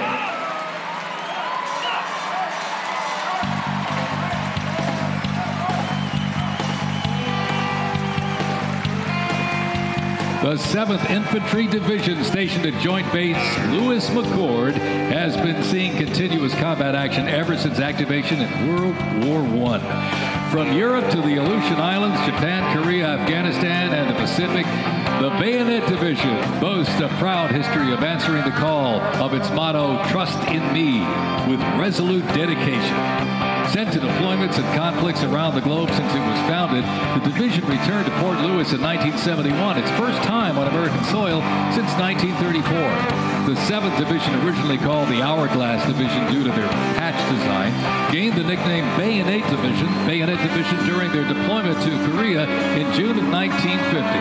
At Incheon Landing and during the liberation of Seoul, they were credited with plunging the bayonet into the heart of the enemy, with 13 members of the division receiving the Medal of Honor. The 7th enables and sustains the combat readiness of 2 Stryker Brigade combat teams and a Combat Aviation Brigade.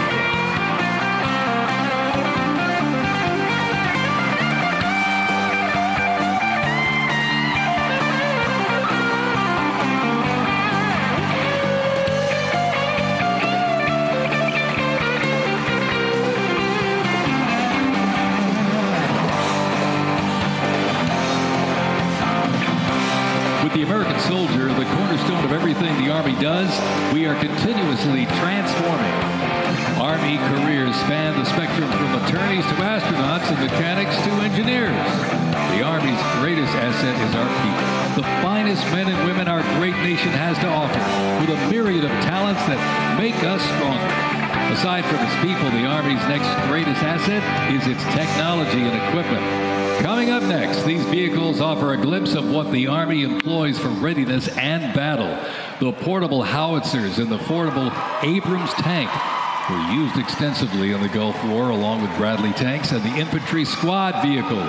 The ISB provides enhanced tactical mobility of an infantry brigade combat team. This allows commanders greater freedom of movement and action.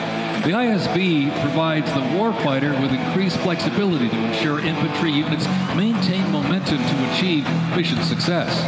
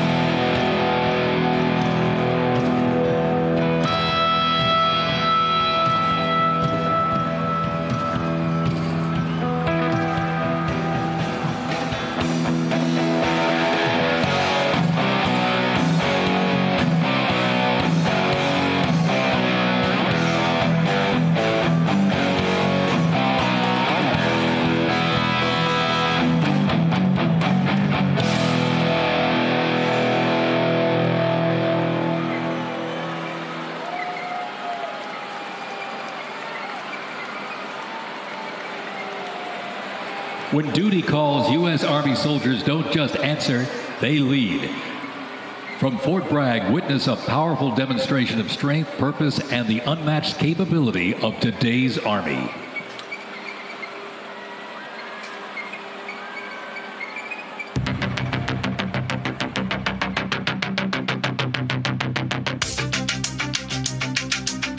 The Army has made me see my potential, and I feel like it's molded me into a better person.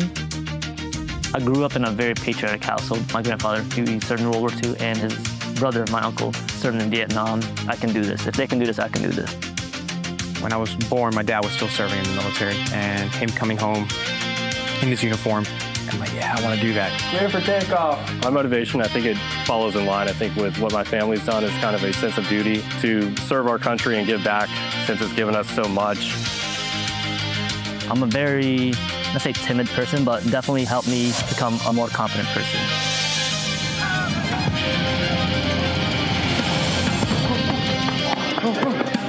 Working with a group and my peers, it really shows how much working with a team can strengthen you. All right, ready to go? Ready to go. I derive a lot of purpose from serving others. I think serving something bigger than myself gets me out of bed every day. If you power it up, keep power it up.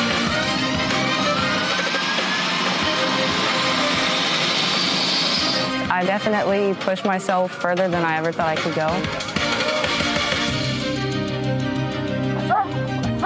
I joined the military service because I want to deploy. That's my main goal, is deploy, deploy, deploy. If we get the call, we have to go somewhere, we'll do what needs to be done. That's just the way we operate here.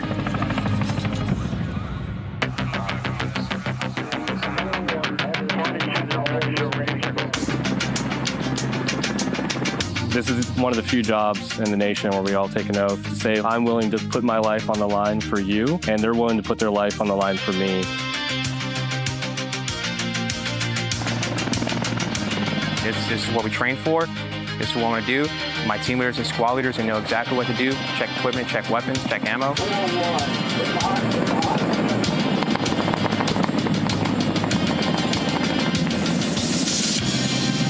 We're always ready to deploy within 18 hours and handle the mission at task.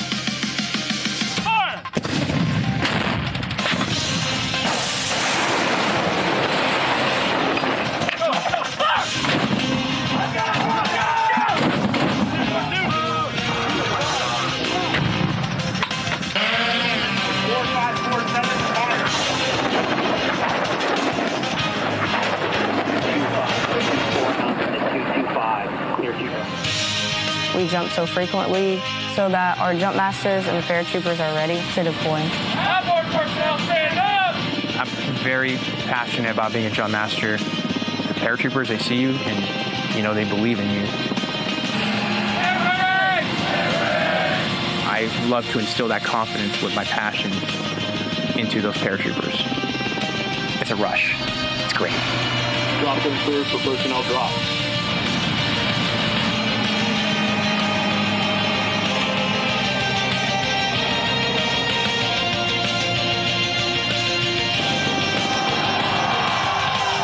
This week we honor 250 years of valor and glory and triumph by the greatest fighting force ever to walk the face of the earth, the United States Army. For 2.5 centuries, our soldiers have marched into the raging fires of battle and obliterated America's enemies. I love the Army. It is a great place to set yourself up for success, to prepare yourself for the future. God bless you, God bless our soldiers, and God bless the U.S. Army.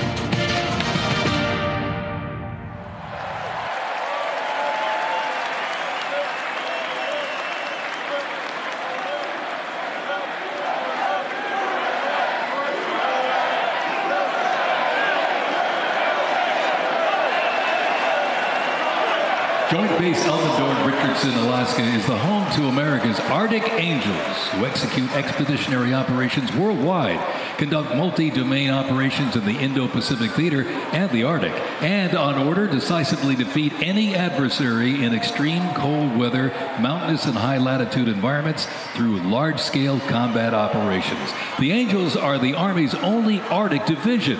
Masters of Arctic warfare, the 11th serves worldwide in all climates. Established in November of 1942, the Angels of the 11th Airborne Division led the way in the Philippines during World War II and spearheaded an amphibious invasion of Luzon and distinguished themselves during the liberation of Manila. After periods spent inactive and stationed in Germany from 1963 to 65, the division operated as the 11th Air Assault Division with the mission of testing and refining the Army's helicopter-centric air mobility doctrine. Activated once again in June of 2022, they remain dedicated to defending America's interests throughout the Arctic, in Alaska, and beyond. The 11th Airborne Division, America's Arctic Angels.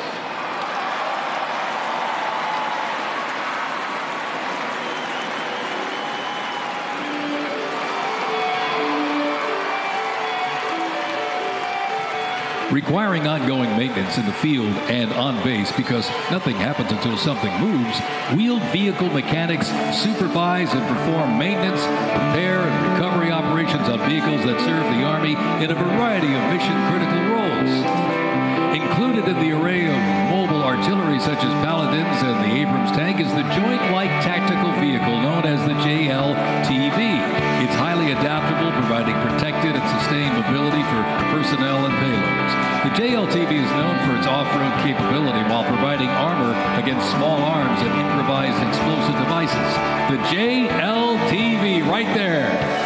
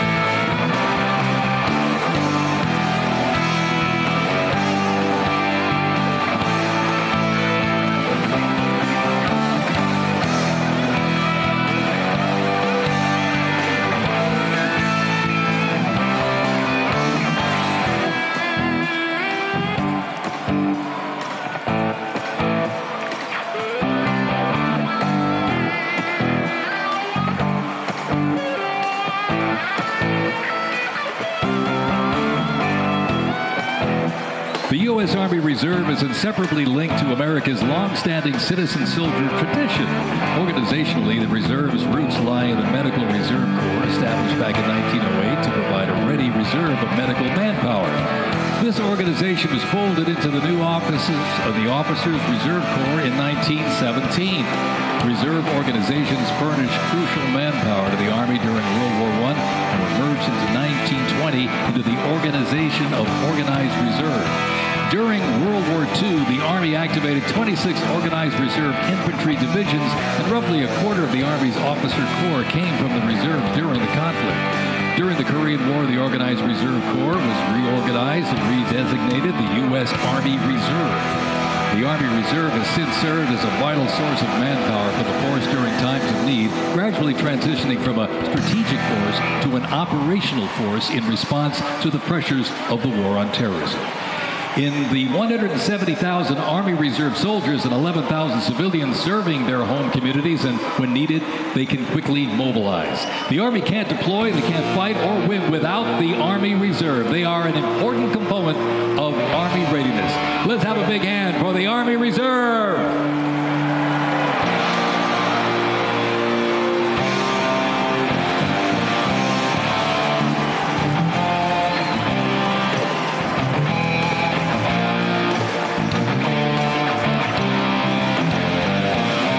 Tomorrow's Army looks to increase safety and survivability, create efficiency, and streamline processes. The Stryker is a great example of assessing evolving needs and developing the solution.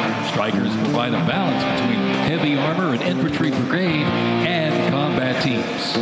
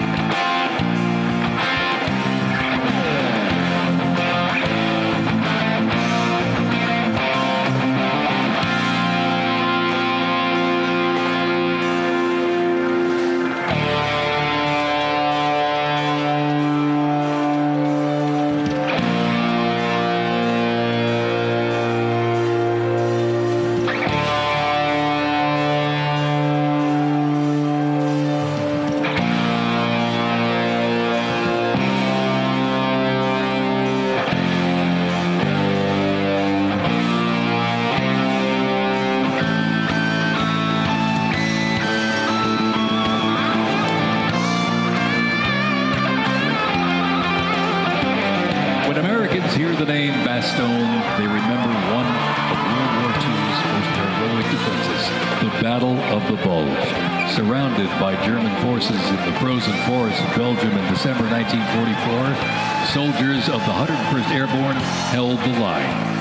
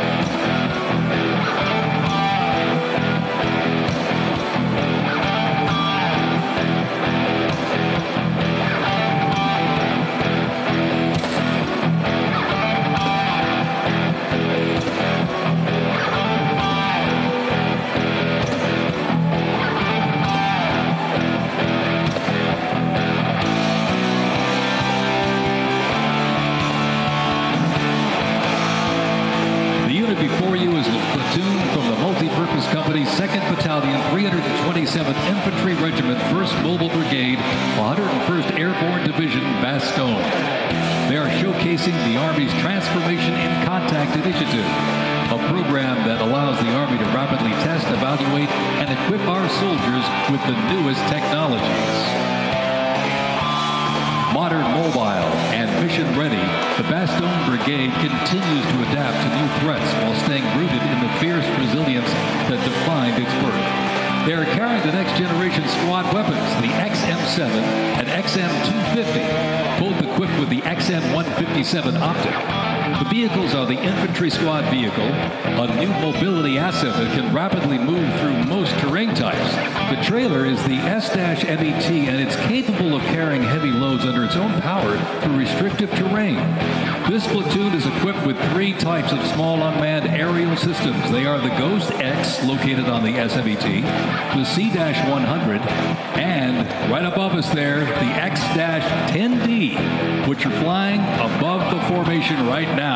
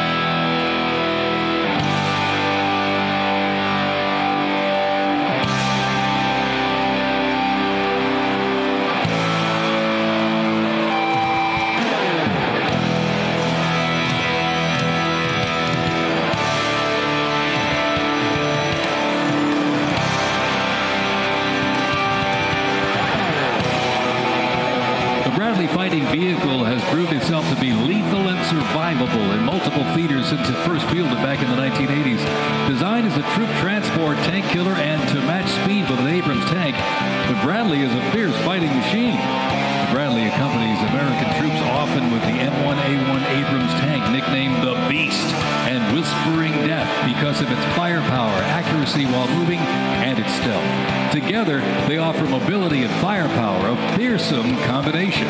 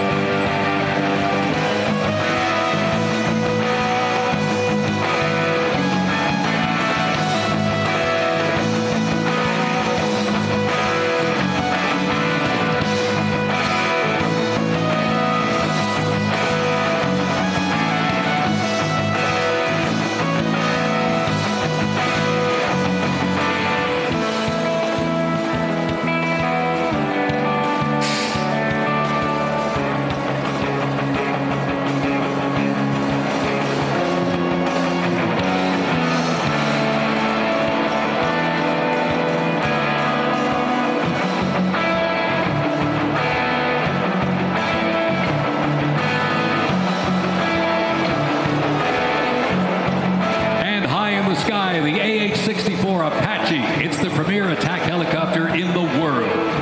The Apache entered service in the mid-1980s and continues to evolve and modify to meet worldwide threats.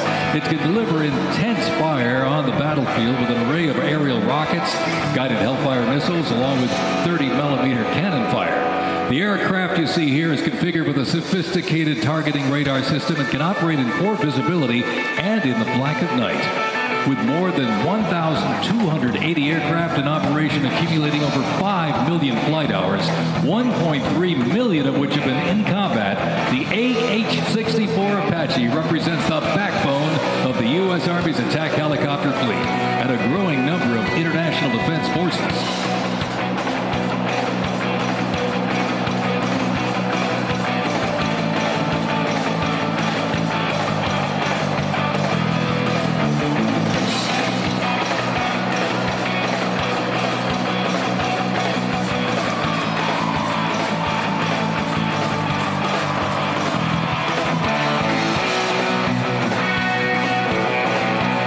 Special thanks to our sponsor, Lockheed Martin.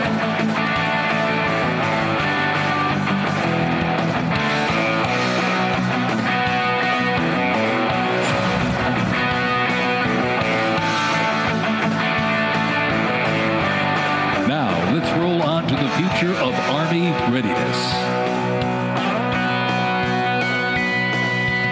The Army Research Laboratory robot dogs reflect the latest in Army innovation. Look at this. Much like a true canine, these robots can go where soldiers cannot.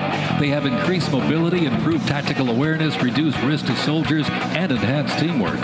Replacing soldiers, robot dogs can explore terrain that may be difficult for soldiers to traverse, dispose of explosive ordnance, and act in defensive posture or aggressive capacity when armed.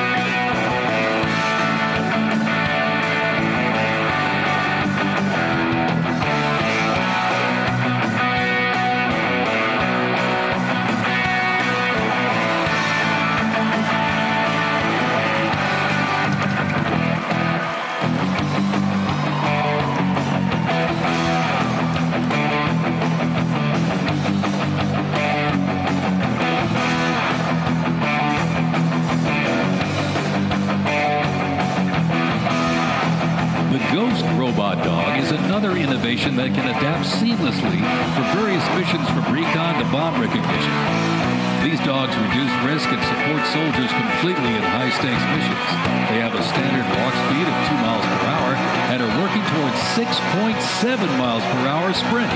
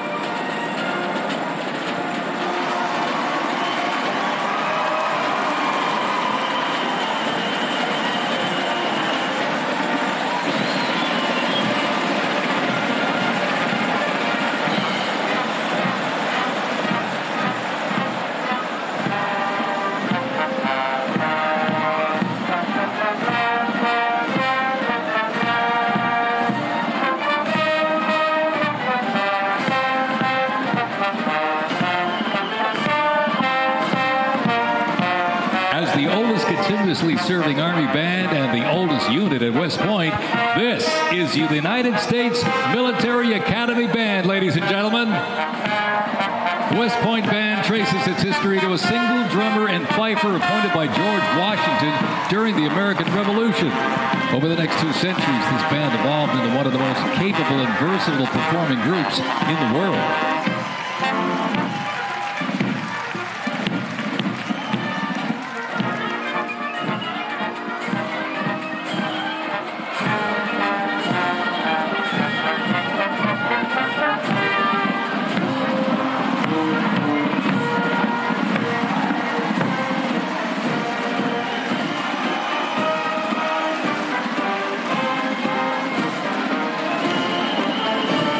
Prestigious institutions in the world where leadership is forged and duty becomes destiny. This is West Point, where Army leaders are made.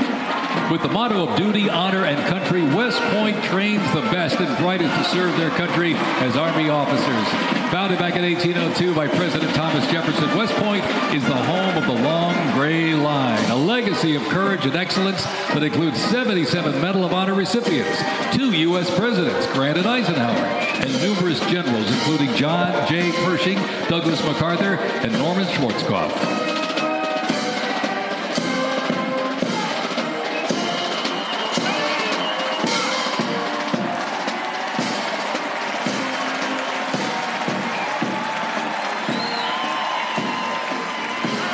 Upon entering the United States Army, all recruits undergo initial entry training, a highly intense and a challenging training period aimed at developing a soldier's physical and mental toughness, instill discipline, train them in essential combat skills, and foster teamwork.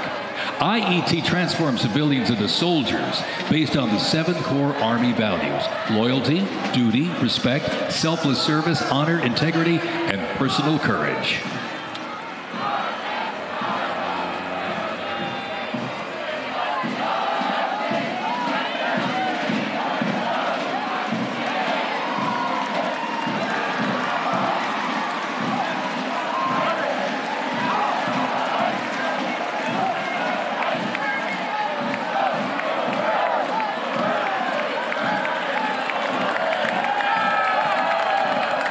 The Virginia Military Institute, on a mission to produce citizen soldiers, men and women educated for civilian life, prepared to serve their country in the armed forces.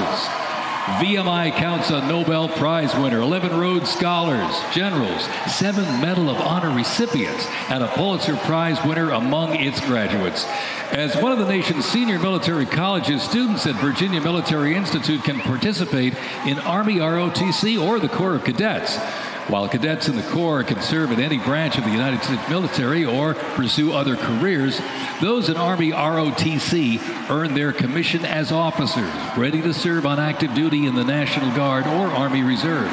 Each year, the Army Senior ROTC Blue Ridge Battalion commissions approximately 130 second lieutenants, ensuring that excellence in leadership continues in generations to come.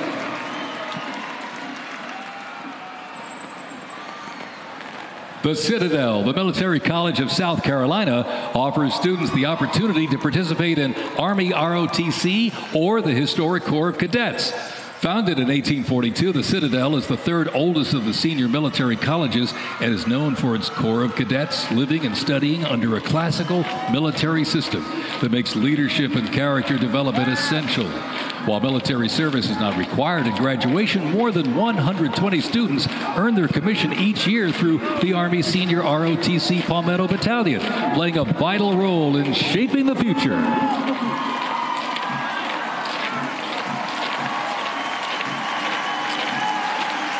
As one of the nation's senior military colleges, Texas A&M University is home to both Army ROTC and the renowned Corps of Cadets. The Corps of Cadets' central purposes has remained building individuals that exemplify respect, excellence, leadership, loyalty, integrity, and selfless service. Students at the university who participate in the Army ROTC earn their commission as officers, ready to serve on active duty in the National Guard or Army Reserve. Each year, the Army Senior ROTC Warrior Training Battalion at Texas A&M proudly commissions more than 90 second lieutenants and is honored to shape the future leaders of the U.S. Army.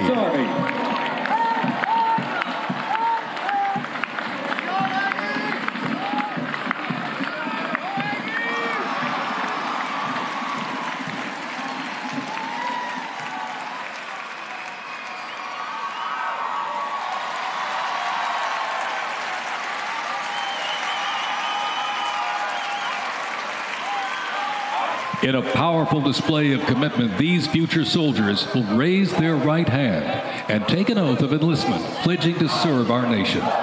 This joint formation is proudly led by the Joint Task Force, National Capital Region, and the Military District of Washington Retention Team.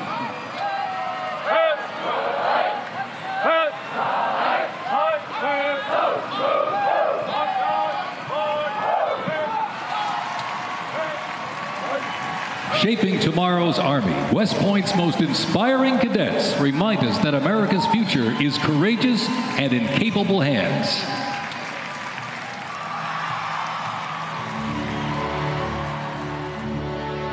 The pride to serve my country knows that I'm doing it not for myself.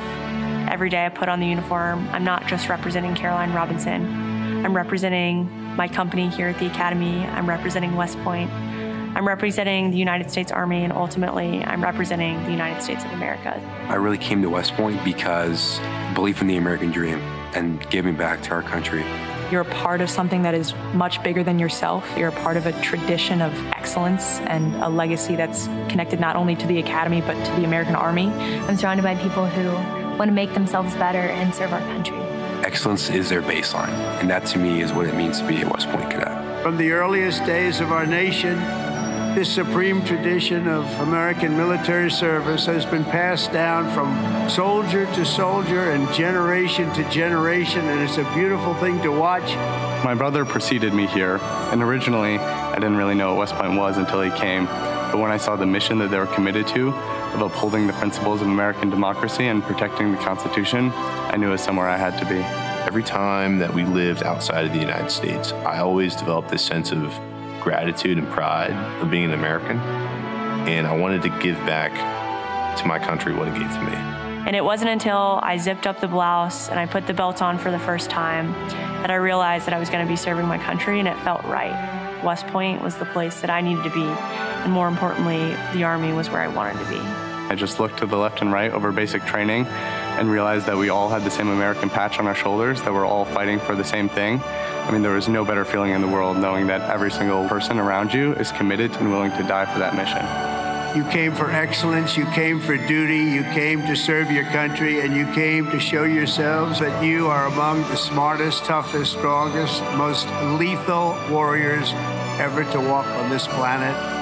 What excites me the most about my future in the Army is the opportunity that I'm going to have to give back to the American soldiers that I'm going to be leading.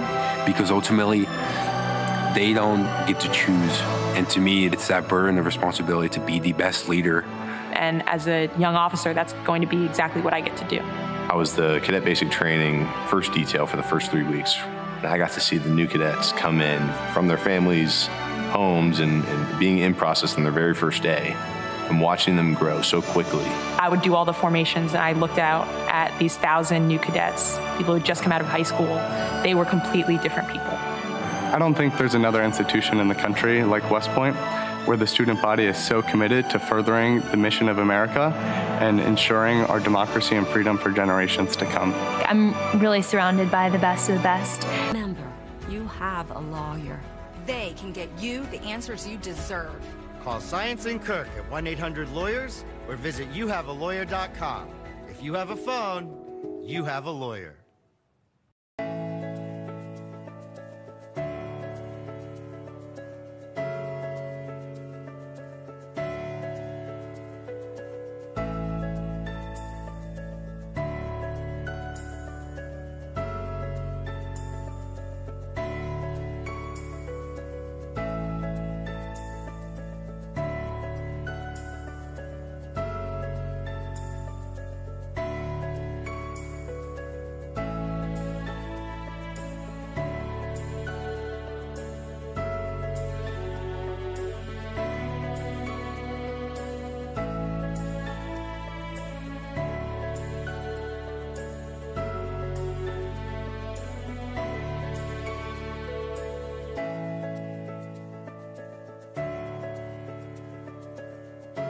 That I will support and defend the Constitution of the United States of America against all enemies, foreign and domestic, that I will bear true faith and allegiance to the same, and that I will obey the orders of the President of the United States and the orders of the officers appointed over me according to regulations and the Uniform Code of Military Justice. So help me God. Congratulations, congratulations. Welcome to the United States Army, and have a great life. Thank you very much. Have a great life. Thank you.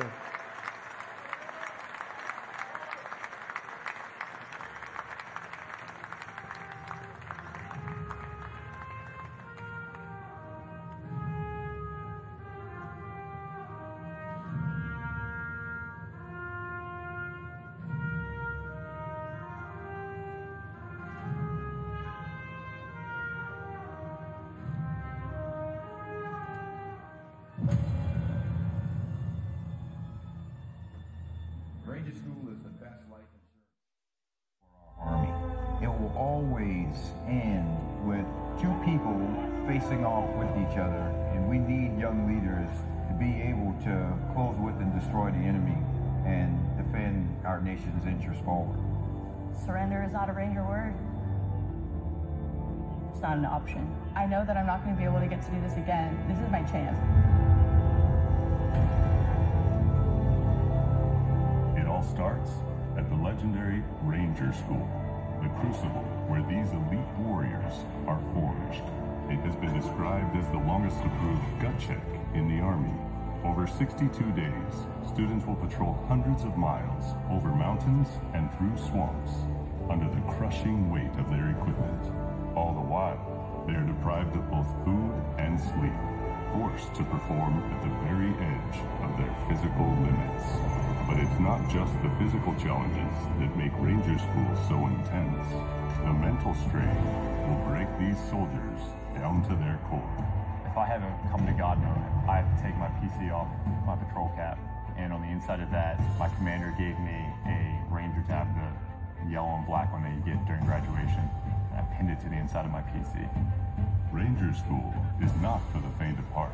Heard from the president there, doing a little bit of a swearing in. We do expect for the president to deliver some remarks in just a few moments, and when it happens, we will bring it to you live. The celebration is kicking off a few minutes early due to expected rain and storms, but the parade marched on despite the looming weather, with thousands of people lining the streets to watch the fanfare. And we have a live team coverage with our crews spread out along that parade route. Let's kick things off with our Bob Barnard.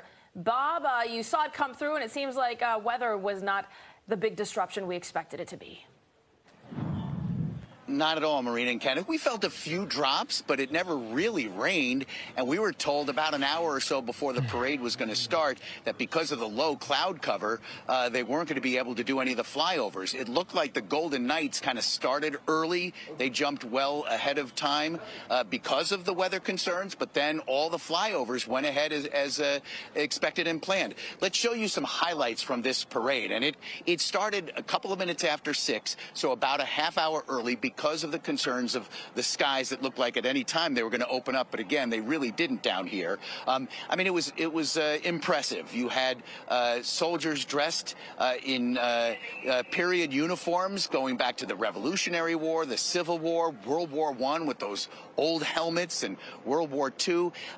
In between, you had different current active duty military units.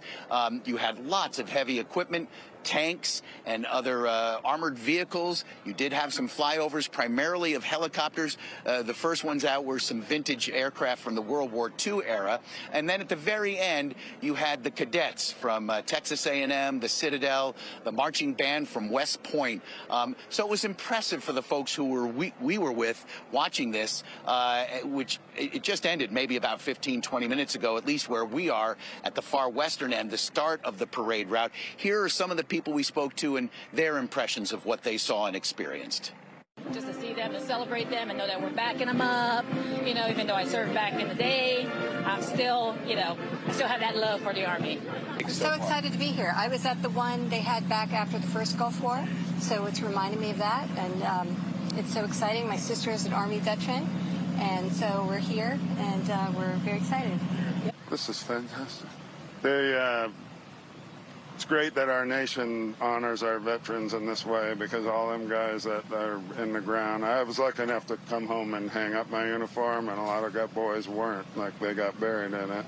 And I'm here so happy that they're honoring all of them. It's emotional for you. Oh, yeah. It was emotional for a lot of folks, and I'll tell you what, the parade is over. There's still some music to be had, perhaps hearing from President Trump, and then fireworks. Take a look off here. This is the parade route.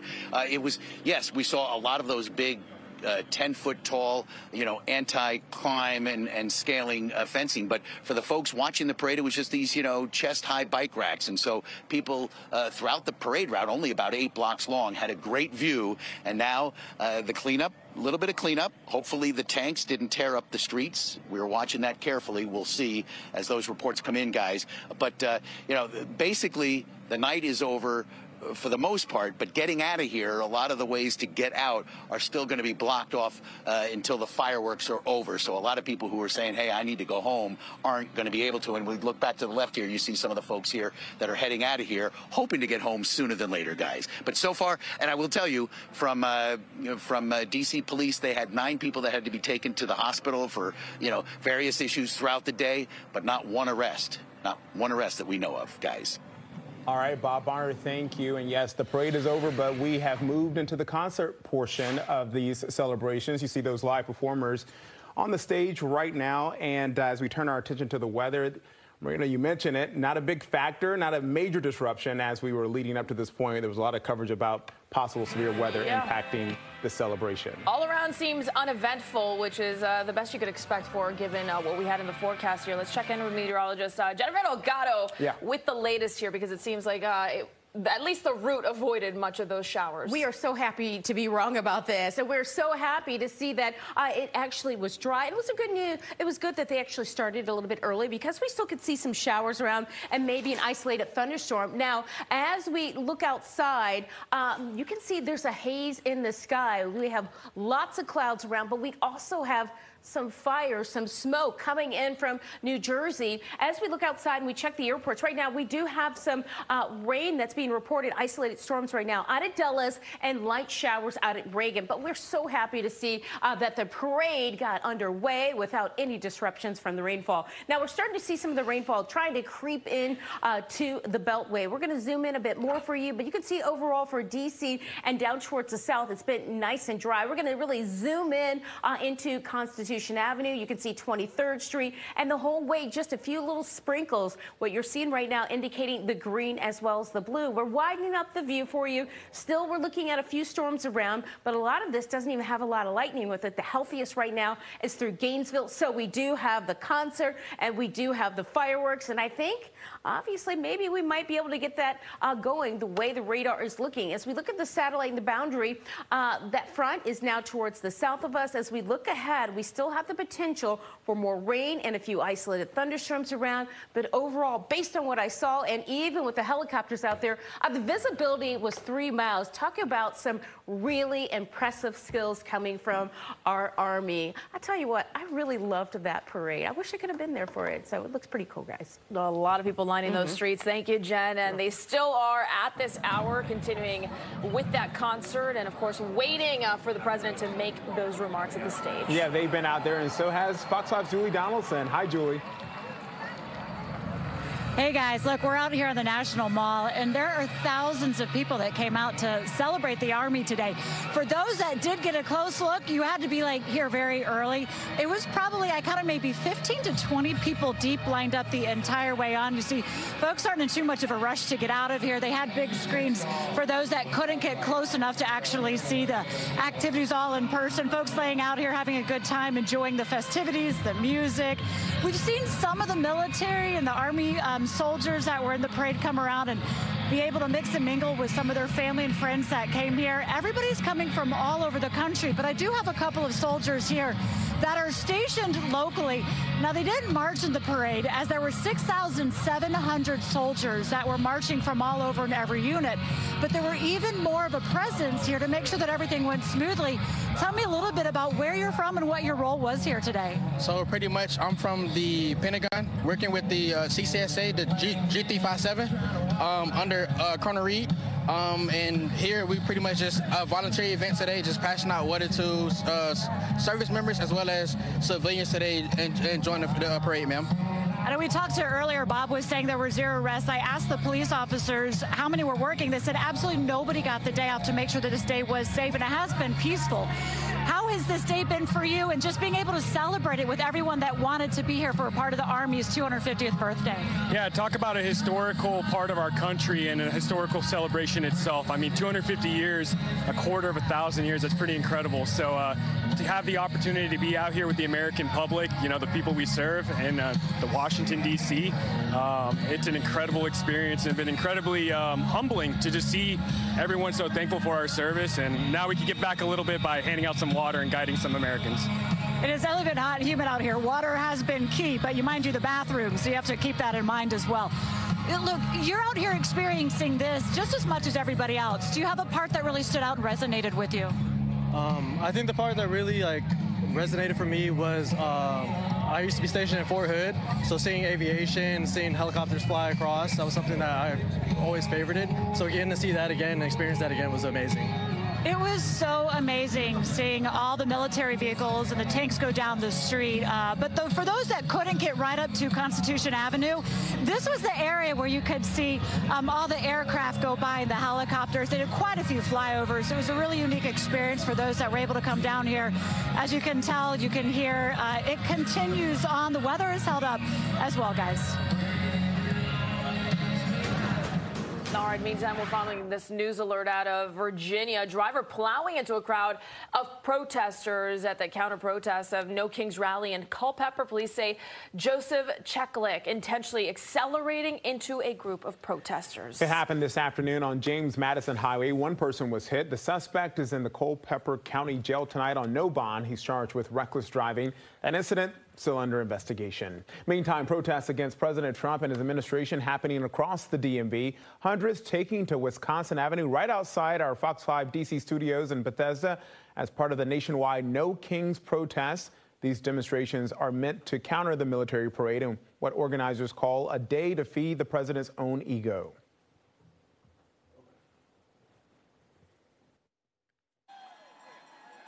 Well, I'm unhappy with the way that the president has gone about with DOJ and with other rules that he's doing, and Congress is not reining him in. I want to express my view about the bad stuff that the current administration is doing, and urge people to express themselves in opposition.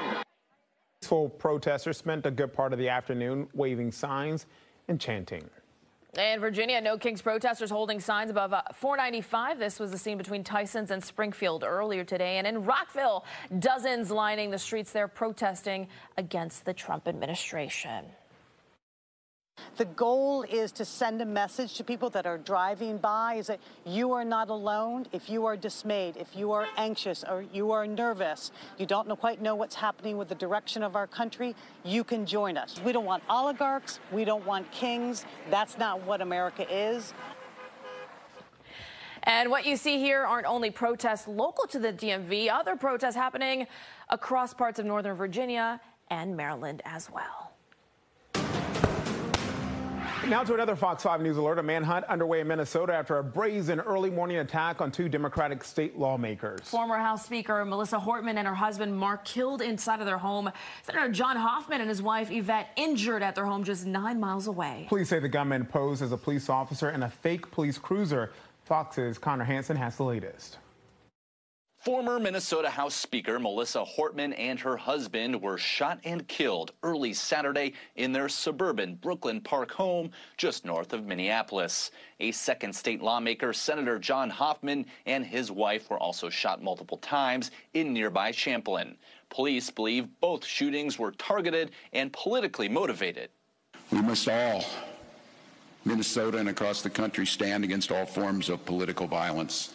Authorities say it all began around 2 a.m. in Champlin with a 911 call. As investigators responded to the Hoffman shooting, officers were proactively dispatched to the Hortman's home. That's where officers encountered the gunman dressed in a fake uniform. They exchanged gunfire, but the suspect managed to escape. Police later found the fake police cruiser and discovered a manifesto that identified several lawmakers and other state officials. We are asking for the public's help at this point in time in locating Vance Luther Bolter, who is a 57-year-old white male. State authorities say security has been heightened for those mentioned on that manifesto.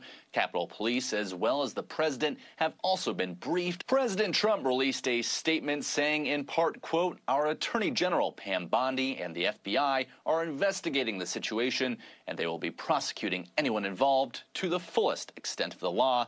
Such horrific violence will not be tolerated." Out of an abundance of caution, the governor is urging Minnesotans not to attend any political rallies in the state until the suspect is caught. In New York, Connor Hansen, Fox News. And in the aftermath of those deadly attacks in Minnesota, Fairfax County police are upping security around elected officials' homes and neighborhoods. It should be noted that there is no intelligence linking these attacks to Fairfax County. Tonight, tomorrow's planned talks between the U.S. and Iran no longer happening. Tehran confirming they are the ones who pulled out. It comes as Israel and Iran exchange attacks a day after Israel's airstrikes on Iranian nuclear and military sites. Earlier today, an Iranian missile hit central Israel, killing 2 and injuring at least 19 people. Israel claims the barrage was needed before Iran inches any closer to building an atomic weapon. New tonight, another confirmed measles case in our area. The person landed at Dulles International Airport from a flight back on June 8th. They took the metro downtown before visiting the Russian School of Mathematics in Chevy Chase, Maryland, the same day. Measles is a highly contagious respiratory disease that spreads through the air. Doctors say the best defense against the virus is vaccination. Let's turn our attention back to the weather now and get you a live look back at that parade celebration. You see Vice President J.D. Vance at the podium. Yeah, he's talking there, and it seems like no rain yet, and hopefully not for the fireworks that we're expecting as well. Let's get another check of how things are standing at this hour with our Jen Delgado. And so far, it seems like all is good for what's remaining of that parade. Yeah, certainly. You know, moving that up a half hour early was a smart move because we all still see some rain on the radar. But anytime you can move things up when there's potential for showers and thunderstorms with so many people outside, it was certainly a good thing to do. As we look outside right now, we are hazy. We actually have some smoke that's come down from New Jersey, and that's reduced the visibility and also made it more impressive that we had those helicopter pilots out there. Temperature right now 78 degrees out of Reagan. We do have some light rain being reported out at Reagan. So let's look at the radar right now. Showers moving into the Beltway across the D.C. area. It has been pretty light. We're going to zoom in a bit more. Much of the rainfall down towards the south, 66 going down towards 95, as well as even into Fairfax. But we look at D.C. again. This is the area where we have the parade, 23rd Street, right along Constitution. Anywhere you're seeing the light blue and the green, those were the few drops that we have, but overall, it was a nice parade, and the weather really did cooperate. Now, we do still have some storms out there, but very much of it is down towards the south as well as to the north and west. I think a lot of it is not going to make it to us. And I think we'll be able to get the fireworks through. That is the good news. We look at the setup right now, the boundaries in place. It's going to be that way for tonight, even for your Father's Day. But tomorrow, I think it's going to be drier and then maybe a few storms as we go later into the evening. As we look at your evening planner, 100% chance of showers and thunderstorms around. But we also thought we would see more earlier. But with that boundary in place, it's really hard to see when those storms are going to fire up. Now, as we look at our planner for tonight, this is your Futurecast 8:30. Right now, not verifying, but as we go later into the evening, 1 o'clock, I would imagine the cleanup effort for tomorrow is going to be better because it'll be a dry start and then some rain coming later into the day. Tonight, there's your low, 68 degrees, a few more storms around. If you do get caught in some of them, they will bring some heavy rainfall. But right now, we're just happy that the parade made it through for Father's Day, 72 degrees cooler, some storms around possible Monday and Tuesday. Back over to you, too. All right, we'll check back in with you. Thank you, Jen. And stay with us for our live coverage of the Army's 250th celebration as it continues tonight. Yeah, we'll be right back. Stay with us.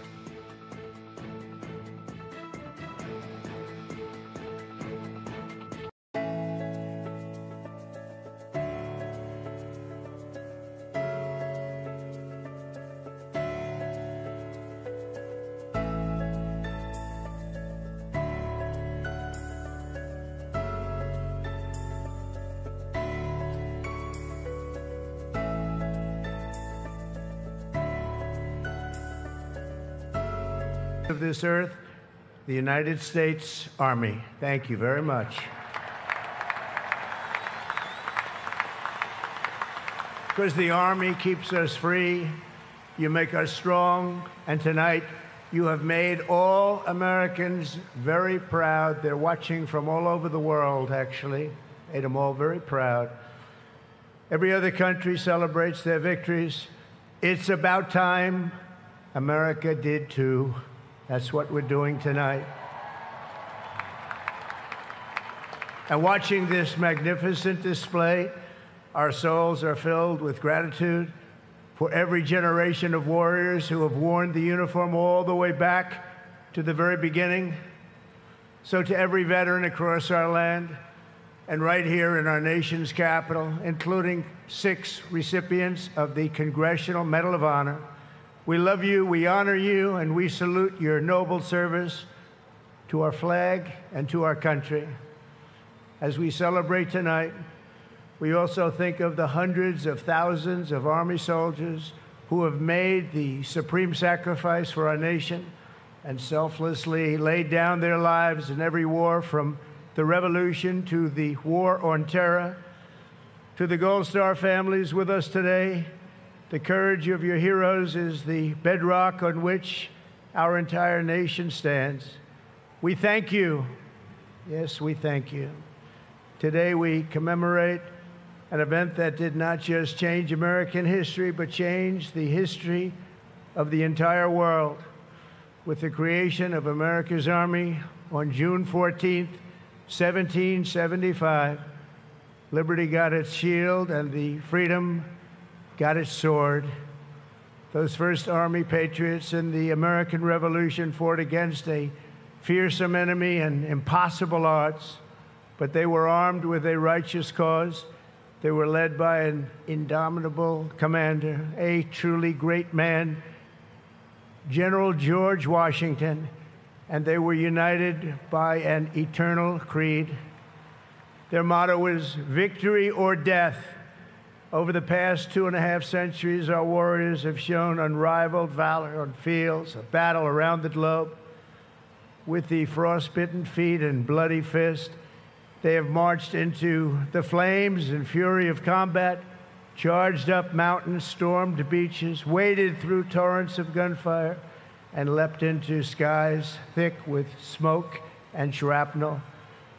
The U.S. Army has driven bayonets into the heart of sinister empires, crushed the ambitions of evil tyrants. Beneath the threads of American tanks, it's done so well, it's done so much, and sent the devil himself flying into full retreat. Time and again, America's enemies have learned that if you threaten the American people, our soldiers are coming for you. Your defeat will be certain, your demise will be final, and your downfall will be total and complete.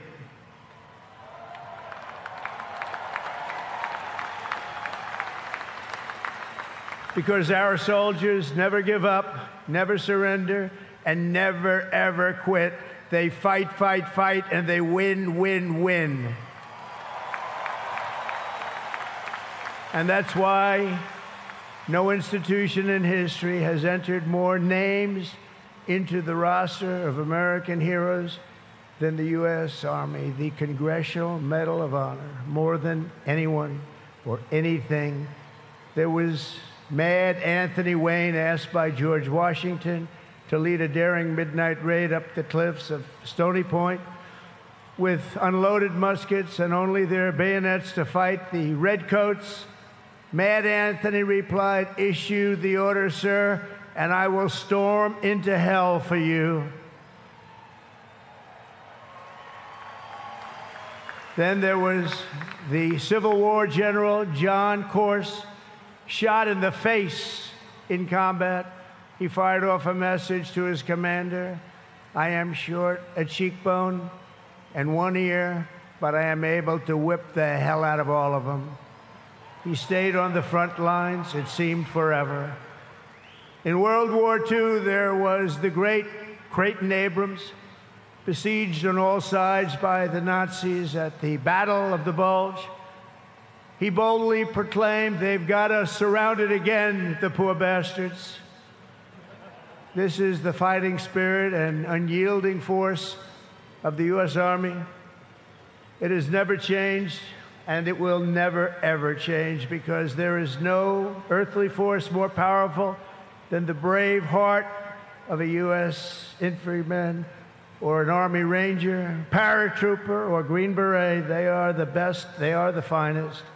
From Bunker Hill to San Juan Hill, from Gettysburg to Guadalcanal, from Yorktown to Shiloh, and from the trenches of the Argonne to the mountains of Afghanistan, the Army has forged a legacy of unmatched courage, untold sacrifice, and unequaled and undying glory. Our soldiers have poured out their blood by the bucketful on Missionary Ridge and Heartbreak Ridge, on the sands of Sicily, Normandy, and the Philippines, and on the dusty streets of Da Nang, Baghdad, and Fallujah. Thanks to their extraordinary service and devotion, 250 years later, America stands tall, America stands proud, and America stands free. We're the hottest country in the world right now, and our country will soon be greater and stronger than ever before. Down through history, we've been blessed beyond words by this valiant legion of Army warriors and patriots, heroes and legends. And tonight we affirm with unwavering certainty that in the years ahead and in every generation hence, whenever duty calls and whatever danger comes, the American soldier will be there.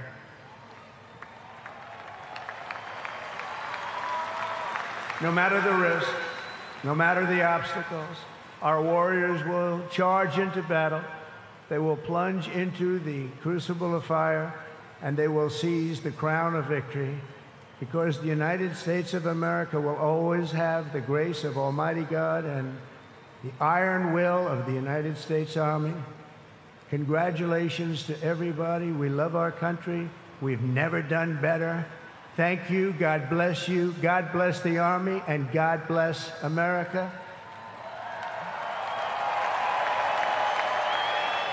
And now I'd like to ask our great First Lady to join me at the podium. Thank you very much, everybody.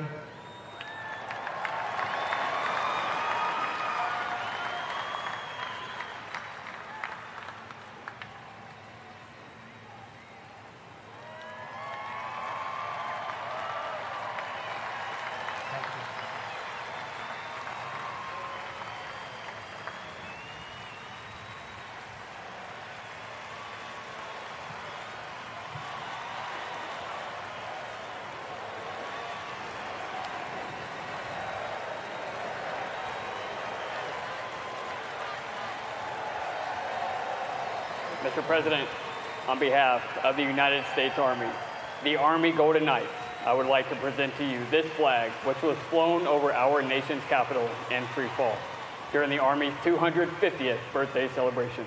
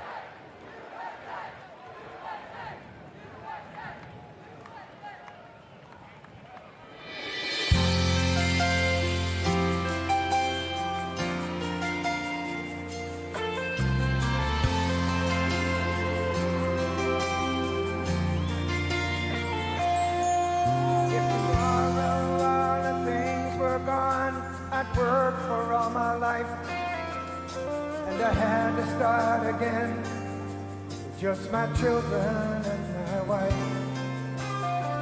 Thank my lucky stars to be living here today, 'cause our flag still stands for freedom, and they can't take that away. And I'm proud to be an American where at least I know I'm free. I won't forget the men who died, who gave that right to me. And I gladly stand up next to you and defend her still today. 'Cause there ain't no doubt I love this land. God bless the USA.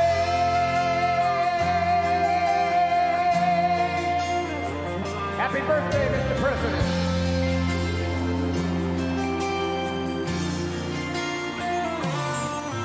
From the lakes of Minnesota to the hills of Tennessee, across the plains of Texas, from sea to shining sea, Detroit to Houston, and New York to LA.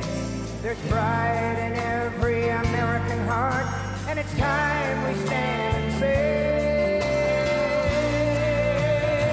sing it with me. I'm proud to be an American, where at least I know I'm free.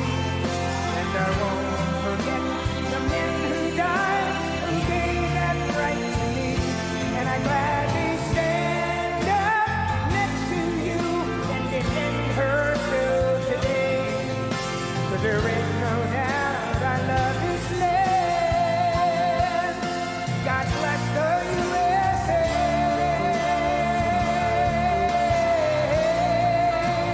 Light up your cell phone. And I'm proud to be an American, where at least I know I'm free.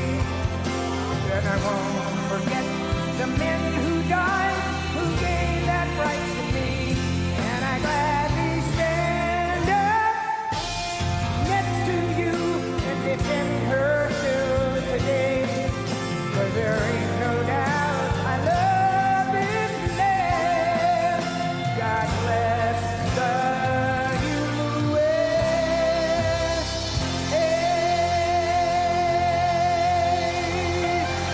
God bless the United States Army.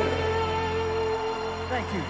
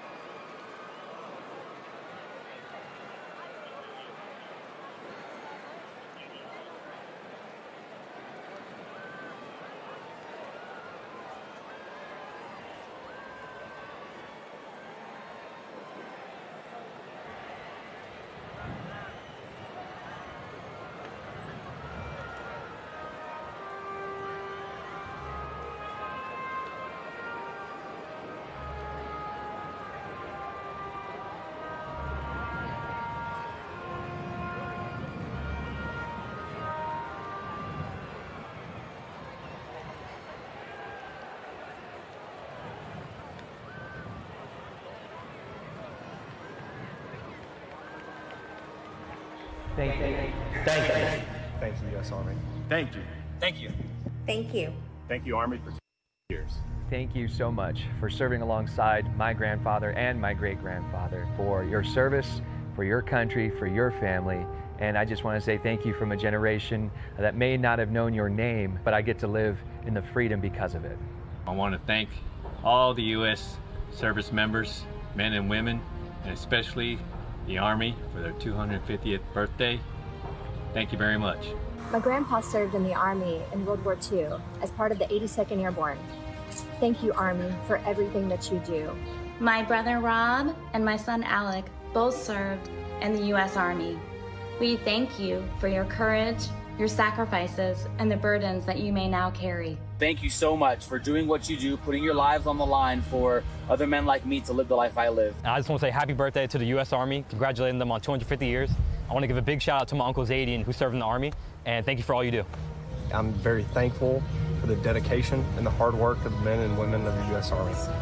Hi, American soldiers. Thank you for all you do. Love you. Our freedom is not free, and we know that we are free because of you and your efforts. Thank you to our Army active duty and veterans for protecting our rights and freedoms. Comes at an immeasurable cost. Wishing you the best. Happy birthday. Go on. Happy birthday, Army. Thank you to everybody who's serving today and has served in the past. Love you guys and girls. Thank you so much for everything you do. A big thank you to the men and women that serve our country and everything you guys do for us. Thank you, Army, and happy birthday. Happy birthday, Army. Happy birthday, Army. Happy 250th.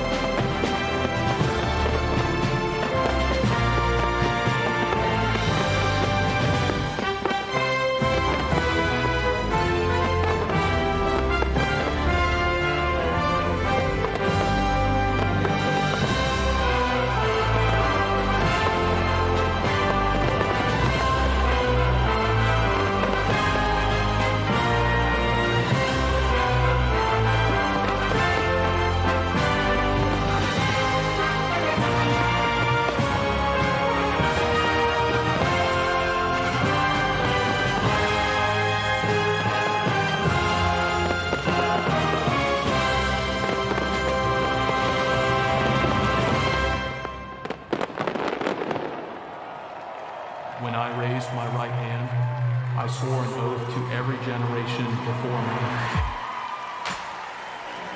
I wear the same branch insignia as the soldiers who crossed the Delaware. Before there was a nation, there was an army.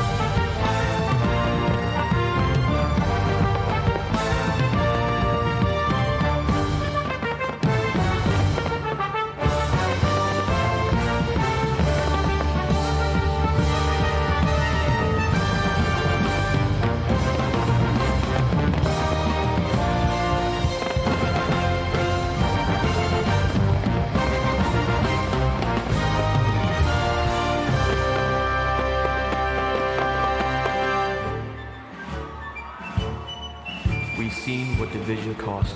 I serve because unity is worth the fight. I carry that legacy forward every time I put on this uniform.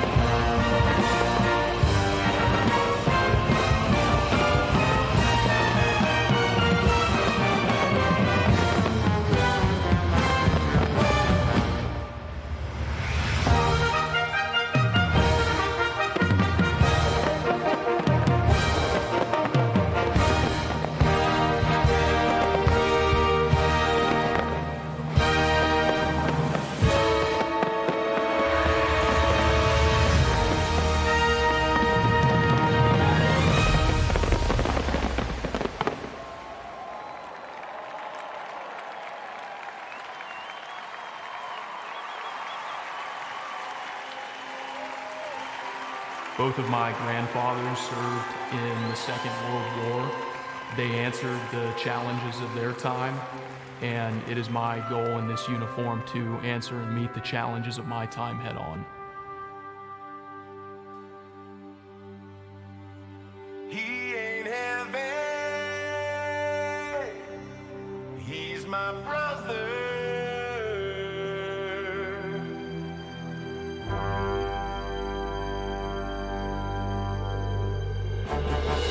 Duty, honor, country. Those three hallowed words irreverently dictate what you ought to be, what you can be, what you will be. Heads are up, the chests are out, the arms are swinging, and cadence count. Sound off. 1, 2. Sound off. 3, 4. Bring it on down.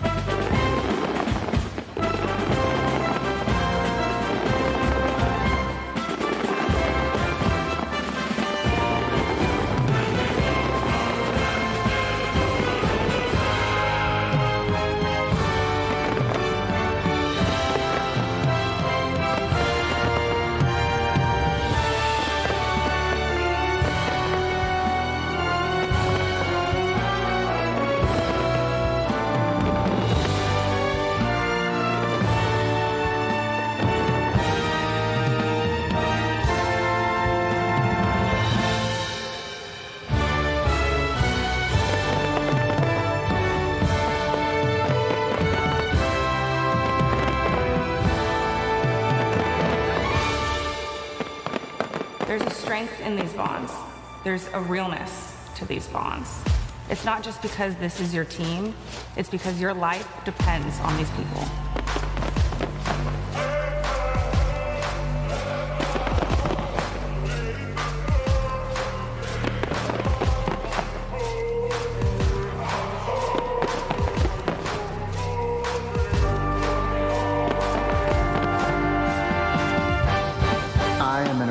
Soldier. I'm a warrior and a member of the team. I serve the people of the United States and live the Army values. I will never accept defeat. I will never quit. Trained and proficient in my warrior task and drill. I am an expert and I am a professional. Enemies of the United States of America in close combat. I am a guardian of freedom and the American way of life. I am an American soldier. I am an American soldier. I am an American soldier.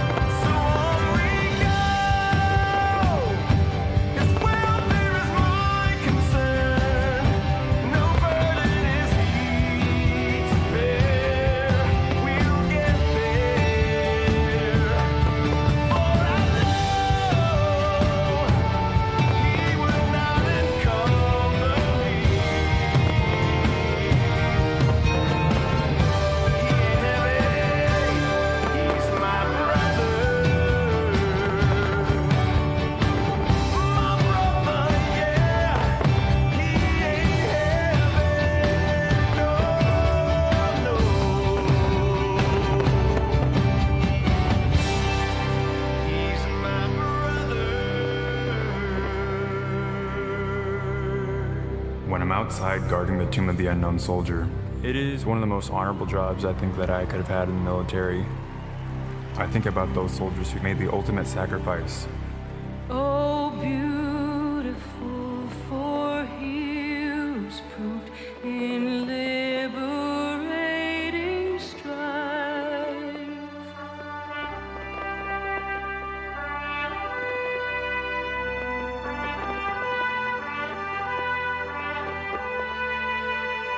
Who more than self their country loved, and mercy more than love.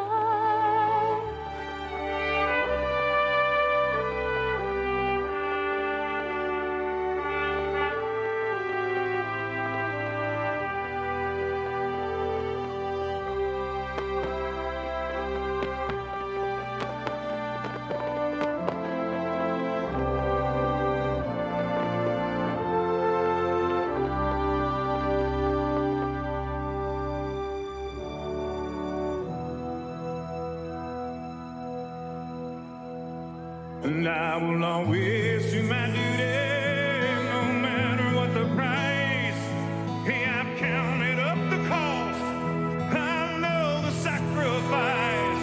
Oh, and I don't want to die for you, but if dying's asking me, I'll bear that cross with honor. Hey, freedom don't come free. I'm an American soldier, an American. Beside my brothers and my sisters, I will proudly take a stand. When liberty's in jeopardy, I will always do what's right. Man, I'm out here on your front line. Sleep in peace tonight. American soldier, I'm an American.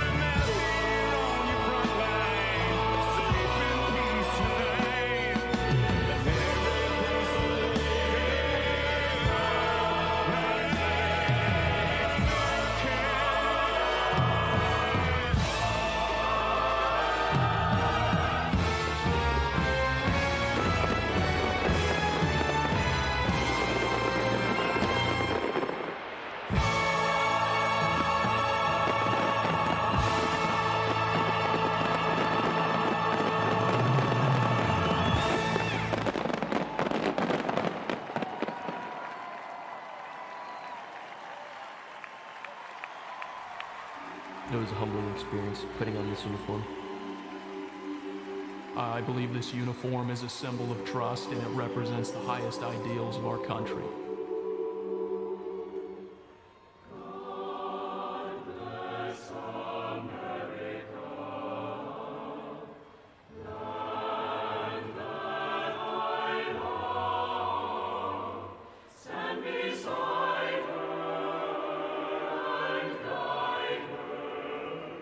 Through the night with the light from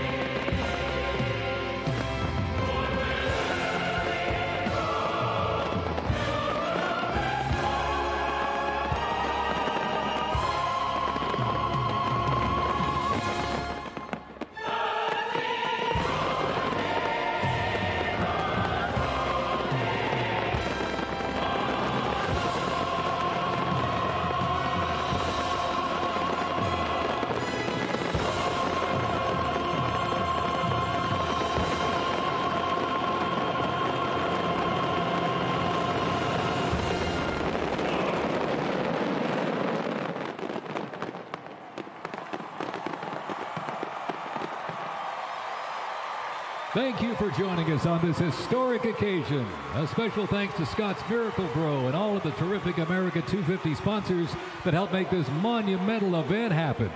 And to you here in our audience or watching at home, to those in our U.S. military who are currently serving, have served, or being remembered, thank you for celebrating in the greatest country in the world. God bless you and God bless America. Good night.